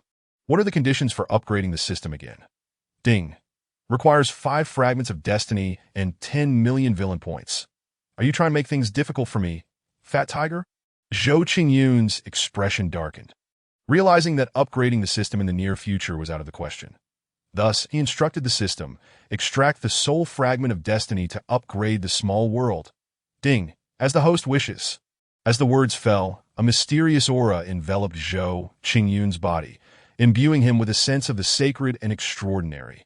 Tang Guanjuan was immediately startled, rapidly expanding his domain to encapsulate the floating cloud boat, severing it from external scrutiny. Meanwhile, within Zhou Qingyun's Dantian, the world seed small world was undergoing tremendous transformation. It seemed as though ancient iron laws were manifesting, allowing the small world to absorb more chaotic energy. The desolate land swiftly evolved into a vast desert, reminiscent of the Mars Zhou Qingyun had known in his past life. The sky appeared clearer, and a faint, indistinct barrier enveloped the entire space, rendering the small world a harmonious sphere. As the transformation concluded, the small world expanded to a size akin to that of the planet Zhou Qingyun had previously inhabited, and its ability to ingest chaotic energy had increased significantly. Yet, it was still lacking in complete laws, filled with desolation and barrenness, with life represented solely by the terrified expression of Shao Fan. Long last, it bore a semblance of a world in the future. He could capture some beings to enhance its appearance. Zhou Qingyun smiled, subsequently naming the small world Eternal Realm. Eternal Realm. He aspired to use this world as a passage to eternity. It seemed that by channeling the power of the Eternal Realm to enhance himself, he could commence his training in the killing world Heavenly Halberd Sutra. This moment, with the aid of the Eternal Realm, his comprehension had significantly increased. The moonlight shone brightly, complementing the color of Zhou Qingyun's robes, rendering his demeanor even more serene and cultured. A divine radiance emanated from him, captivating all who beheld him. Thus, under the combined influence of the Eternal Realm and the Wisdom Pill, Zhou Qingyun made some preliminary strides in mastering the killing world Heavenly Halberd Sutra. The floating cloud boat continued to navigate through the clouds throughout the night. It was not until the following morning, upon encountering a city, that Zhou Qingyun instructed Tang Guanjuan to halt. He then entered the city, embarking on a quest to find investors. This city was notably vast, and Zhou Qingyun roamed for half a day, triggering numerous investment opportunities. Just then, the system's voice rang out. Ding, detecting the investment demand of a golden investment target.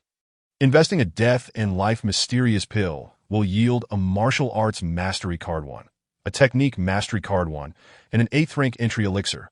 Would you like to proceed with the investment?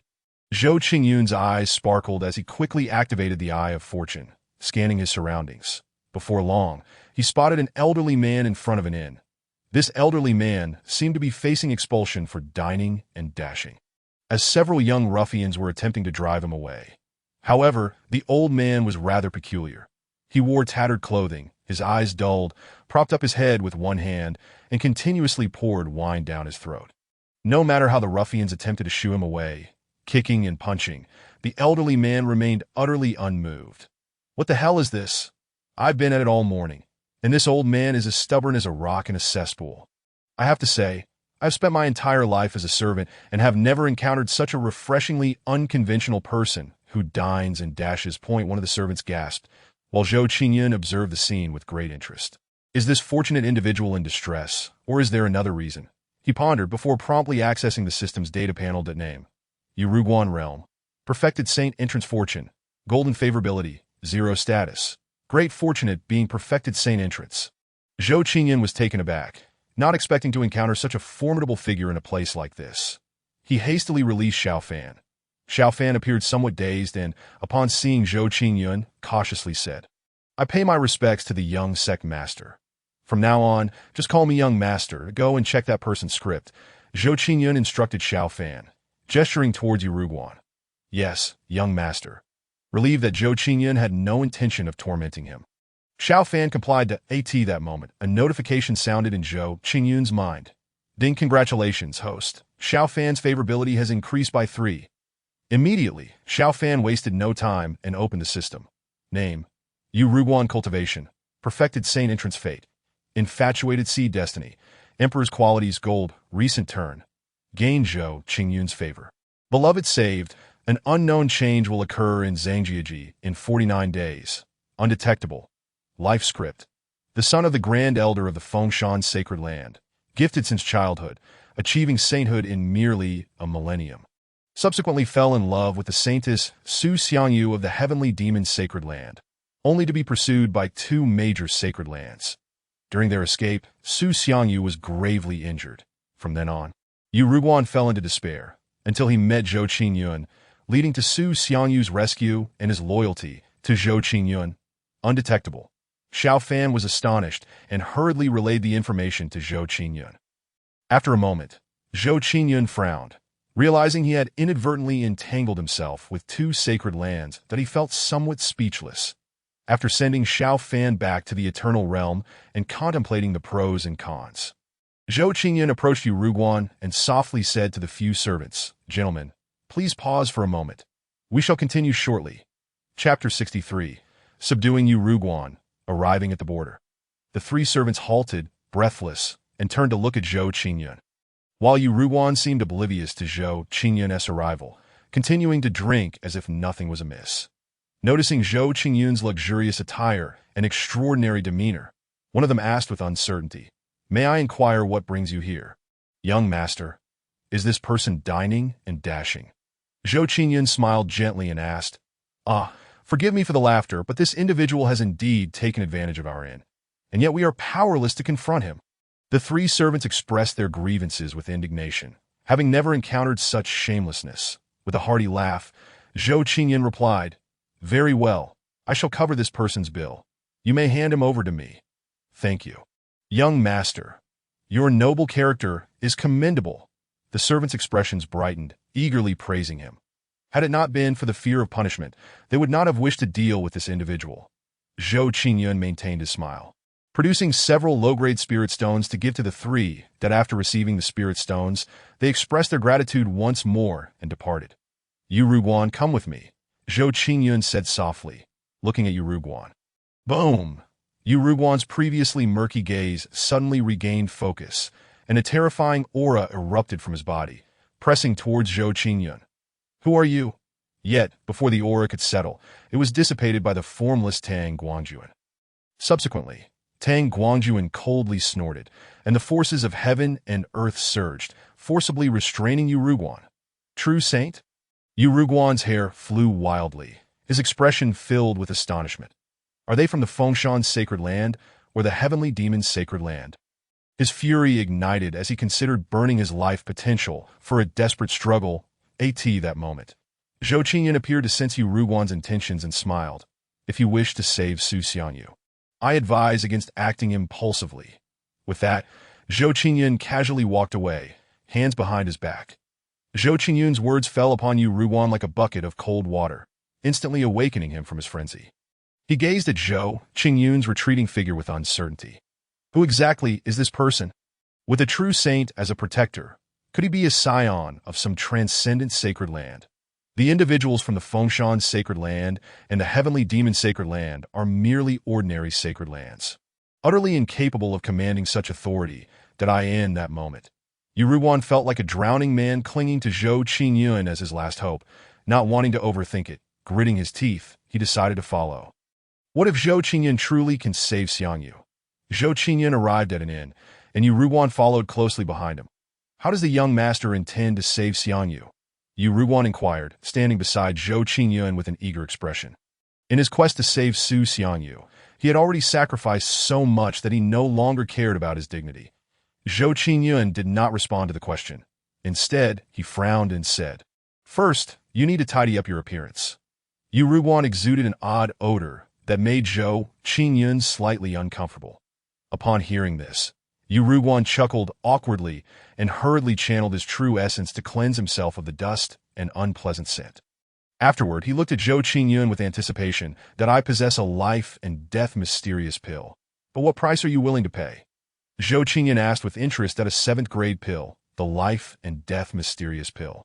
Yu Ruguan was taken aback, having long sought this pill. However, the ingredients required for its concoction were exceedingly rare, typically found only in top-tier sacred lands and certain forbidden zones. Moreover, the most crucial point was that seventh-grade alchemists were mostly revered by sacred lands, and he dared not seek them out. Now, with Zhou Qingyun possessing the life and death mysterious pill, what cost would he demand? Yu Ruguan felt despondent. Suddenly, a thought struck him, and he hastily said to Zhou Qingyun, "I am willing to pledge my loyalty to you, never to betray." While his strength as a perfected saint was commendable, accepting him would only offend two sacred lands. Zhou Qingyun mused, tapping the table with narrowed eyes. Upon hearing this, Yu Ruguan felt a wave of despair wash over him. Seeing that the intimidation had yielded results, Zhou Qingyun continued, "How about this? If you pledge your loyalty to me and fulfill one additional condition, I shall grant you the life and death mysterious pill." "What is the condition, young master?" Yu Ruguan inquired. "That I will place a restriction on you, and Su Xiang Uwy whatever means. You must break through to the sovereign realm within 10 years. Otherwise, I shall eradicate both your lives." Zhou Qingyun stated casually.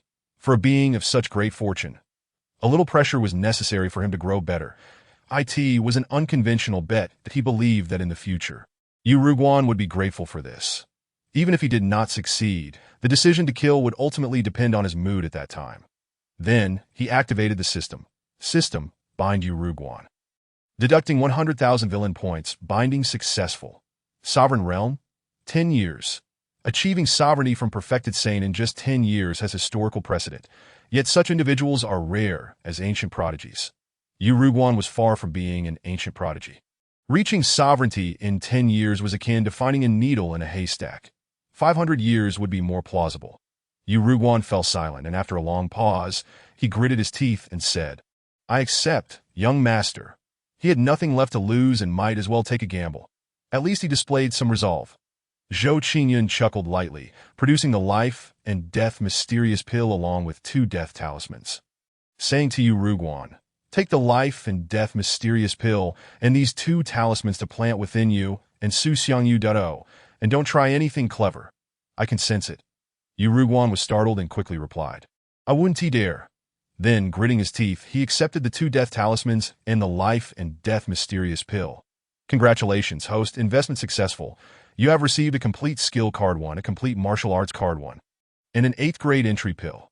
Would you like to claim them?" Entry pill. Consuming it will enhance affinity for the laws, aiding in understanding the laws. Zhou Qingyun remained silent, gazing at Yu Ruguan that moment. Without a hint of hesitation, Yu Ruguan directly infused the death symbol into his own body. Subsequently, with a mere thought, an ice coffin crafted from unknown materials abruptly materialized within the room. The coffin was enveloped in an enigmatic aura, exuding a chilling presence that seemed capable of halting the passage of life itself. Inside the ice coffin lay a captivating woman. Without delay, Yu Ruguan produced the life and death mysterious pill and administered it to the woman. Observing this, Zhou Qingyun, who had no penchant for indulging in trivialities, presented a subsymbol of the 10,000 Realms communication talisman to Yu Ruguan before departing the inn. Upon leaving the inn, Zhou Qingyun continued to wander through the city, and subsequently made his way towards the Dian dynasty. Whenever he encountered a city, he would pause to seek potential investment opportunities. After 3 days, Zhou Qingyun finally arrived at the border. During this period, he had not crossed paths with any great fortune bearers or other beings of peculiar status. Nevertheless, through investing in ordinary folk, he had amassed 50 years of cultivation, propelling himself into the late stage of the spirit god realm. The following day, Zhou Qingyun arrived at the border, known as Dunan Pass, situated atop a vast desert, its magnificence akin to a colossal azure dragon stretching for miles. The fierce winds whipped about, stirring up clouds of yellow sand. Standing atop the towering city walls, Zhou Qingyun surveyed the expanse of Dian's territory, a smile gracing his lips as he conveyed telepathically to Tang Guangjuan, "Go and ascertain the strength of the Dian Emperor. If you find yourself unable to contend, retreat at once." Tang Guangjuan respectfully nodded. "Yes." Chapter 64. "Dare you step out?" With a thunderous sound, Tang Guangjuan emerged from the void, surrounded by an overwhelming aura. His demeanor relaxed as he strolled upon the yellow sands. Each step he took seemed to traverse hundreds of miles, and in the blink of an eye, he vanished beyond the horizon. Who was that? The commander stationed at Dunan Pass, possessing the cultivation of the divine bridge realm. could only perceive a vague silhouette. His expression was one of shock as he speculated inwardly. Is he the protector of the young master? Zhou Qingyan made no effort to conceal his aura upon arriving at this location. Given that the Great Qian had nearly been swept clean by the Zhou clan, this critical juncture had long been replaced by members of the Zhou family, who were undoubtedly aware of Zhou Qingyan's existence. Meanwhile, Tang Guanjuan maintained an indifferent gaze, swiftly arriving at Dian's territory. His terrifying presence erupted, reducing countless guards to mere blood mist. The faces of those present paled in horror as they beheld Tang Guanjuan. The commander, who had been engrossed in training, was suddenly jolted awake. His expression darkened as he soared out of the city, bellowing, "You seek death?" As the divine palace was summoned, it obscured the sky and captured the powers of heaven and earth. Unleashing martial prowess that a myriad of blade intents resonated, vibrating with divine light as they surged toward Tang Guanjuan. With a calm smile, Tang Guanjuan waved his hand lightly, causing the torrent of blade intents to vanish as though they had never existed. A saint? The commander's countenance shifted, fear flooding his heart as he swiftly mobilized the vestiges of authority granted by the Dian Emperor, fortifying himself in preparation. Unfounded, Tang Guanjuan shook his head, extending his palm. An oppressive force akin to the heavens descending upon the commander. Even with the enhancement of the imperial authority, reaching half-saint power, he was still unable to withstand it. The commander let out a wretched scream, and in an instant he was obliterated into blood mist. However, this commander was resolute. In the moment of his demise, he ignited his own soul, utilizing the imperial authority to relay a message to the Dian Emperor and all officials. Enemy attack. All officials of Dian were taken aback, their faces paling in unison as they turned their gazes toward the border. Boldness. The Dian Emperor's fury ignited. His eyes shimmered with divine light as he summoned the imperial authority and unleashed a thunderous strike. Boom! The heavens and earth shifted colors as the Dian Emperor, from thousands of miles away, conjured a colossal state seal to suppress Tang Guanjuan. Tang Guanjuan remained unfazed, his aura pulsating with divine rhythm. Manifesting celestial phenomena, scholars recited verses, transforming into characters that shattered the state seal. The terrifying aftermath brimmed with a sense of annihilation, expanding outward. The city below was reduced to rubble. True saint. The Dian Emperor's countenance shifted dramatically. How could this be? I have not provoked any sacred grounds recently. Why would a true saint descend upon me? Who are you? Why do you invade my Dian territory? The Dian Emperor, filled with trepidation, inquired. Tang Guanjuan chuckled lightly. Ah, the Dian Emperor seems to have forgotten much. Yet, I have not forgotten. I come on the behest of the young master to collect some interest. His voice imbued with the power of heaven and earth resonated throughout Dian. And even some cultivators from the Great Zhou heard it. An intriguing spectacle unfolds. The aged emperor of Great Zhou suddenly glimmered with a spark of excitement, revealing a smile of schadenfreude. Young master? Who is this person that serves as a saint subordinate? Countless minds went blank, unable to process the situation that on the battlefield between Dian and Great Zhou, the expressions of two Dian saint commanders transformed drastically as they cast their gazes toward this direction. You are one of Zhou Qingyun's people. The Dian Emperor's pupils constricted. Tang Guanjuan paid no heed and abruptly expanded his domain, enveloping the vast expanse of Dian's territory. Within this domain, Tang Guanjuan was akin to a deity, a sovereign. With a mere thought, he extracted all the heavenly and earthly energies from within the domain, transforming them into a colossal hand that stretched across hundreds of thousands of miles, striking towards the Dian Emperor. The grand palace, spanning tens of thousands of miles, appeared insignificant as an ant beneath the colossal hand, which radiated golden divine light, exuding an aura capable of annihilating worlds. Despair marred the faces of countless individuals within the palace. The Dian Emperor's expression darkened as he hastily summoned the imperial authority to fortify himself while simultaneously conjuring his domain, contracting it to protect the imperial city. Buzz! The colossal hand struck against the Dian Emperor's domain, producing a deafening roar that left countless ears ringing. Some weaker individuals bled from their orifices and fainted on the spot. Crack! A sound akin to shattering echoed as fissures appeared in the Dian Emperor's domain, causing the divine light to leak out and shake the very fabric of space. Due to the haste of his actions, the Dayan Emperor had failed to mobilize all his imperial authority to bolster himself, resulting in an inability to unleash the true power of a saint, allowing Tang Guanjuan to gain the upper hand and severely damage his domain. Seeking death, the Dayan Emperor's expression turned ashen. The cultivation of a saint hinges upon their domain, which serves as the foundation of their path to enlightenment. With his domain severely compromised, the probability of ascension to emperor was slim. This was a profound grievance against his path. This incited the Dayan Emperor's wrath beyond measure.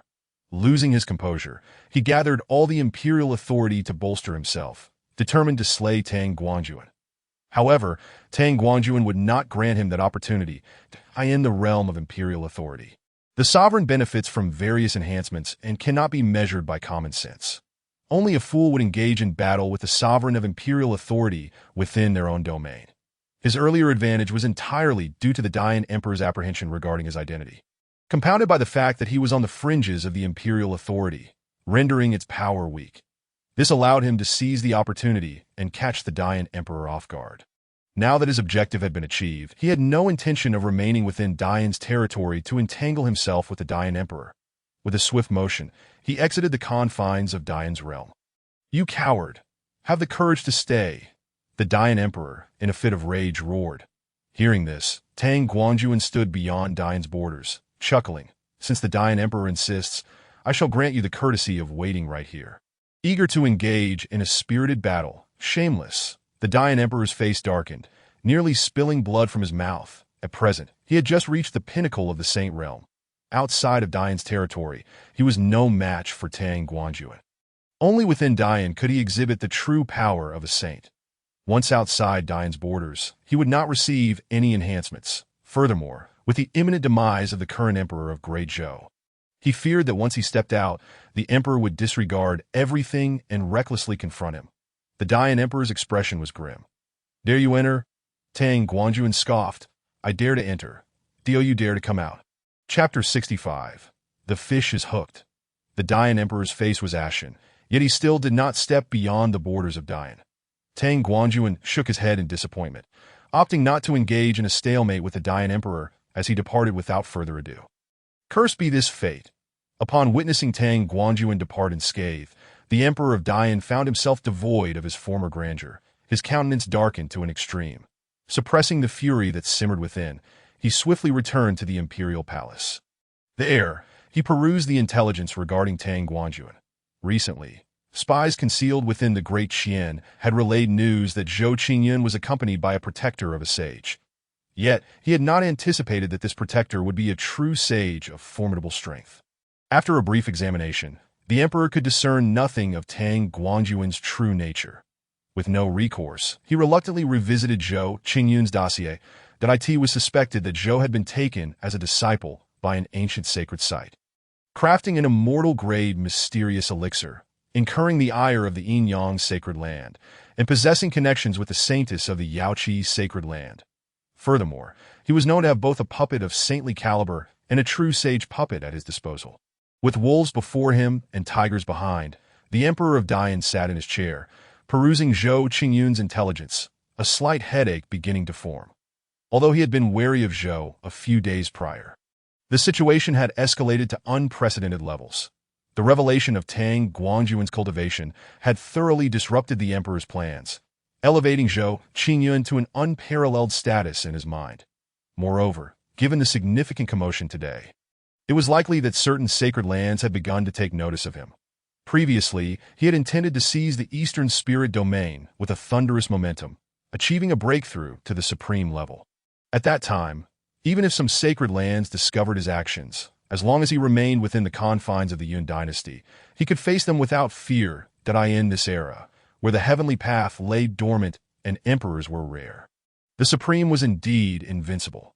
Although the Great Zhou had posed an obstacle, it had remained within his control. Yet, with the Nangong imperial clan discovering his methods for the Yun dynasty, he found himself in an exceedingly precarious situation. Coupled with Zhou Qingyun's sudden emergence, the emperor felt his defenses utterly breached, and his resentment towards Zhou had solidified. Contemplating for an extended period, he resolved to seek a breakthrough through the Nangong imperial clan. What of colluding with a tiger? Time was of the essence. Should the individual from the immortal spirit domain become aware of his presence, he would truly find himself with no escape. Thus, he decided to take a gamble. The Emperor of Dian adjusted his attire, his demeanor regaining its former majesty, and instructed the eunuch outside, "Summon the right chancellor." Yes, the elderly eunuch outside responded respectfully, then promptly proceeded to the chancellor's residence. Shortly thereafter, an elderly man with a face full of wrinkles and a long beard arrived at the palace of the Emperor of Dian. "Your humble servant pays his respects to your majesty." The right chancellor immediately knelt, performing the customary greeting. "Rise," the emperor gestured for him to stand. Yes, the right chancellor slowly got to his feet, respectfully inquiring, "May I ask, your majesty, what is the purpose of your summons?" "Go to the treasury and procure a flying spiritual treasure. Immediately proceed to the Nangong imperial clan of the heavenly spirit domain and request the dispatch of 5 saintly beings and 1 true sage to assist me. I am willing to offer a 7th-grade elixir formula and a low-grade saint-level martial art in return." The emperor's expression grew grave, and he continued in a cold tone, "You must arrive at the Nangong imperial clan within 20 days and convey this matter to the elders or clan leader. Should you fail to accomplish this, I shall hold you accountable for treason, and your entire lineage shall be eradicated." The right chancellor's expression tightened, and he promptly bowed his head, saying, "As you command," just as he was about to turn to leave. The emperor added, "Also, take this dossier regarding Zhou Qingyun to the Nangong imperial clan." "Understood." The right chancellor quickly accepted the scroll and made his way to the treasury. After all, this matter pertained to the very survival of his entire clan. Allowing no room for negligence. Among the myriad of spiritual domains, there were thousands. Yet among them, the immortal spirit domain, heavenly spirit domain, sacred spirit domain, and demon spirit domain stood out for their abundant resources. Spiritual energy and Tao rhythms. The sacred lands and imperial clans of the myriad realms were predominantly concentrated within these 4 spiritual domains. The eastern spirit domain was situated at a considerable distance from the heavenly spirit domain. Currently, the right chancellor was at the half-saint level of cultivation, and only by piloting a flying spiritual treasure without pause could he hope to reach the Nangong imperial clan within 20 days. Watching the right chancellor's departing figure, the Emperor of Dian's eyes flickered, but he then sat cross-legged, attempting to mobilize the fortune of the Yun dynasty to mend the injured domain that Tang Guanjuan returned. He arrived at Zhou Qingyun's resting place, bowing and reporting, "I have fulfilled my mission, and the Emperor of Dian's domain has been damaged. Thank you for your efforts, Guanjuan." Zhou Qingyun replied with a gentle smile. He then summoned Xiao Fan to review Tang Guanjuan's life script once more. When Zhou Qingyun learned that in a little over 40 days, the approaching sage would undergo a transformation, a smile graced his lips as he mused. "The fish has taken the bait." Beside him, Xiao Fan shivered at Zhou Qingyun's professional smile, unable to suppress a sense of foreboding. Who was he going to deceive this time? Ignoring Xiao Fan, Zhou Qingyun once again sealed him within the eternal realm and continued his travels with Tang Guanjuan. With over 20 days remaining until the Emperor's secret realm opened, he intended to seek out investment opportunities, accumulate rewards, and bolster his strength. Setting out from the Tribulation Crossing, Zhou Qingyun embraced the mindset of a traveler. Visiting various cities to witness their unique styles, majestic landscapes, and the extraordinary powers of various demonic beasts and strange species that on the first day, he passed through a barren city, witnessing the struggles of the lower class and encountering a young prodigy imbued with red luck, whom he invited into his small realm for cultivation. That on the 3rd day, he traveled through a city of mercenaries, observing the valiant efforts of the weak as they ventured into the mountains to hunt demonic beasts. Their fervor for the future striking a chord within Zhou Qingyun. That on the 7th day, he traversed a city of willows, experiencing the prosperity of the riverside region. Zhou Qingyun's heart settled in tranquility. Daytime was devoted to seeking investments, while the evenings were reserved for cultivating martial arts or techniques. Notably, the martial arts success card he acquired through investment was applied to the creation technique. With the creation technique reaching completion, Zhou Qingyun's physical strength underwent a transformative change, comparable to a low-grade spiritual treasure. His true essence also evolved, exhibiting an indestructible vitality, as long as he was not instantly slain. He could rely on the creation technique for recovery.as for the martial arts success card. He chose to reserve it until he entered the foundational stage of the slaughtering world heavenly halberd technique. In the past few days of investment, he amassed a total of 90 years of cultivation, allowing Zhou Qingyun's realm to reach the pinnacle of the spirit realm, mere inches away from stepping into the disaster realm. On the 10th day, a piece of news reached Zhou Qingyun's ears. The young emperor of Great Qian, aware of his own incompetence, relinquished the throne to Zhou Tsang. Zhou Tsang ascended as emperor, adopting the regnal title of Kaiyang, while concurrently bestowing Zhou Qingyun the title of crown prince. Regarding this event, the majority of the populace of Great Qian expressed enthusiastic approval, raising their hands in support. However, those who harbored animosity toward the Qian clan rejoiced at this development, attempting to assassinate the young emperor. Yet their efforts proved futile. Upon learning of this, Zhou Tsang was filled with rage, imprisoning those responsible and sending the last young emperor to a secluded paradise. From that day forth, no one ever beheld the young emperor again. Chapter 66. The Tribulation and the Legendary Son of Destiny, the founding ancestor of Kaiyang, a sage of profound wisdom, sought to enlighten the minds of the people. Therefore, in every state and city, he established the civil and military halls, which housed both scholarly and martial teachings. All citizens of Kaiyang under the age of 12 were permitted to enter and learn. Those who excelled would be able to participate in assessments to enter prestigious academies. Upon reaching 18, they could partake in the annual civil and military examinations, where outstanding performers could directly serve in the court or military. Simultaneously, the Kaiyang military adopted a merit-based system. The announcement board. A soldier read aloud with great fervor. The sun blazed fiercely, yet it could not dampen the enthusiasm of the ordinary people. Upon hearing the announcement, the atmosphere was momentarily stifled, before erupting into jubilant exclamations, "His Majesty is wise." Some individuals were moved to tears, as all understood that Zhou Tsang's edict had granted even the common folk a glimmer of opportunity for advancement. The class contradictions of the previous dynasty had long been festering, and now that the Zhou clan had supplanted the former regime, the common populace naturally supported them wholeheartedly. They were astonished by the Zhou clan's progressive policies. As Zhou Qingyun passed by, he too was taken aback by the proclamation that it was undeniable that the Zhou clan had indeed laid out an intricate plan for establishing the Yun dynasty. Initially, they had completely abolished the previous dynasty's system, centralizing power. Subsequently, they instituted a system akin to the imperial examinations of his past life, attracting talents from all corners of the realm. Once their strength had consolidated, it was not inconceivable that the Zhou clan could ascend to great heights. Afterward, Zhou Qingyun paid no further heed and continued to stroll through the city.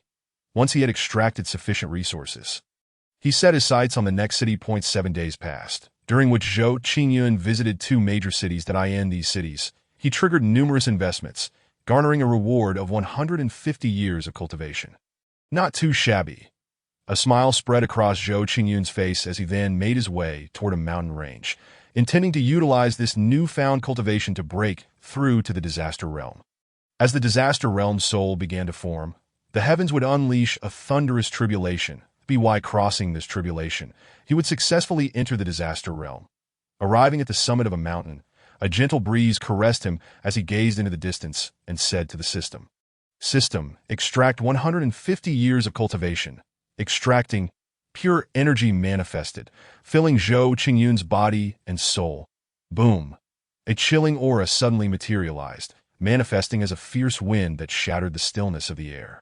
The intensity of Zhou Qingyun's presence escalated, reminiscent of surging ocean waves threatening to overturn everything in their path. In an instant, it seemed as though Zhou Qingyun's momentum reached a critical threshold, stirring up terrifying air currents that resonated with a deafening roar. Zhou Qingyun's perception, a sound akin to the shattering of shackles, echoed, and the universe appeared extraordinarily clear. The spiritual sea underwent a cataclysmic transformation, expanding rapidly. Concurrently, within Zhou Qingyun's consciousness, a soul projection identical to his own abruptly took shape. The moment this soul manifested, Zhou Qingyun's awareness extended to 100 miles, and the sky abruptly shifted in hue. The previously azure expanse was suddenly cloaked in ominous black clouds, as if dreadful thunder was brewing. The overwhelming pressure descended, suffocating in its intensity, causing countless beasts to flee in terror. Some onlookers raised their heads, gazing in awe at the unfolding spectacle. Was someone facing a tribulation? It appeared to be the thunderous tribulation following a breakthrough to the spiritual realm, yet why did it seem so formidable? These spectators were oblivious to the fact that Zhou Qingyun's profound foundation rendered his tribulation far more powerful than that of an ordinary individual. That as the thunderstorm brewed above, Zhou Qingyun's gaze sparkled with determination, devoid of any fear. Suddenly, a colossal bolt of lightning struck towards him, accompanied by a cacophony of crackling sounds that he remained unfazed, channeling his energy to extinguish the thunder with practiced martial arts. Then came a second bolt, even more potent than the first. Yet it too could not faze him in the slightest. By the time the third and sixth strikes arrived, Zhou Qingyun grew impatient and unsheathed the indestructible spear. Invoking the slaughtering heaven spear technique, the spear's terrifying power was beyond his current capabilities, forcing him to wield it merely as a weapon to execute his martial arts. After days of rigorous training, he had already grasped the fundamentals of the slaughtering heaven spear technique. The intent to kill surged within him, transforming into a cascade of spear light that cleaved through the storm clouds. "Are you asking for death?" Some distant observers gasped in disbelief, astonished by his audacity to challenge the heavenly tribulation. They had never witnessed such boldness before. The brewing storm seemed enraged, unleashing bolts of lightning towards the onslaught of spear light. However, the spear light, imbued with lethal intent, erupted with dazzling brilliance, obliterating the lightning. The momentum of the spear light remained unabated, swiftly dispersing the dark clouds overhead, restoring the sky to its former clarity as if the tempest had never occurred. Suddenly, an abundance of pure energy flooded the surroundings, fortifying his soul and foundation, while the system continued to bestow cultivation rewards. Those observing from a distance were rendered speechless, their mouths agape in astonishment. "What on earth is happening? I've never seen such audacious maneuvers." They marveled at the revelation that the tribulation could be navigated in such a manner. "Perhaps I should try it next time," someone remarked, while another scoffed. "You might as well be courting death. Do you possess the same foundation as him?" Just then, a commotion arose once more from Zhou Qingyun's side, with the feedback from the tribulation and the system's cultivation rewards. He ultimately shattered the constraints of the mid-tribulation phase. That as he broke through, the skies darkened once more, the storm coalescing with even greater ferocity than before. Zhou Qingyun smiled, summoning all his true essence to replicate his previous success and forcefully disperse the ominous clouds. Onlookers were left breathless in shock. Among the ancient woods, hundreds of miles away, a young man with sword-like brows and well-defined features gazed in astonishment at the unfolding events. That he murmured, "Master, have you ever encountered such a formidable individual?" Chu Tian's resolve faltered. He had thought that achieving the early tribulation stage in just 3 years was remarkable, yet here was someone who could annihilate tribulations with ease. Truly, there are always those beyond one's comprehension. He sighed ruefully. In his mind, an ancient voice resonated. "Even I have not witnessed such a figure. This individual is likely a saintly offspring of a supreme sacred ground, endowed with boundless resources that not lose heart." "My disciple," Chu Tian nodded in agreement, unwilling to dwell on despair. After completing the tribulation, Zhou Qingyun soared into the sky, but shortly after, the system's voice echoed in his ears once more. "Ding, a legendary destined child has been detected. Would you like to bind?" "Ding, a legendary destined child has been detected. Would you like to bind?" "Ding, investment demand detected for the legendary destined child.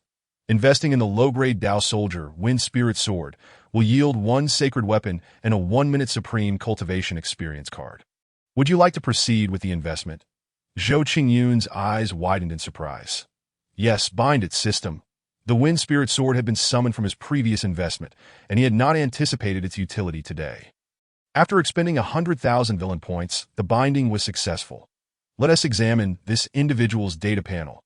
Zhou Qingyun nodded. Name: Chu Tian Realm. Early Tribulation Fortune. Golden Favorability. 0 Status. Legendary Destined Child.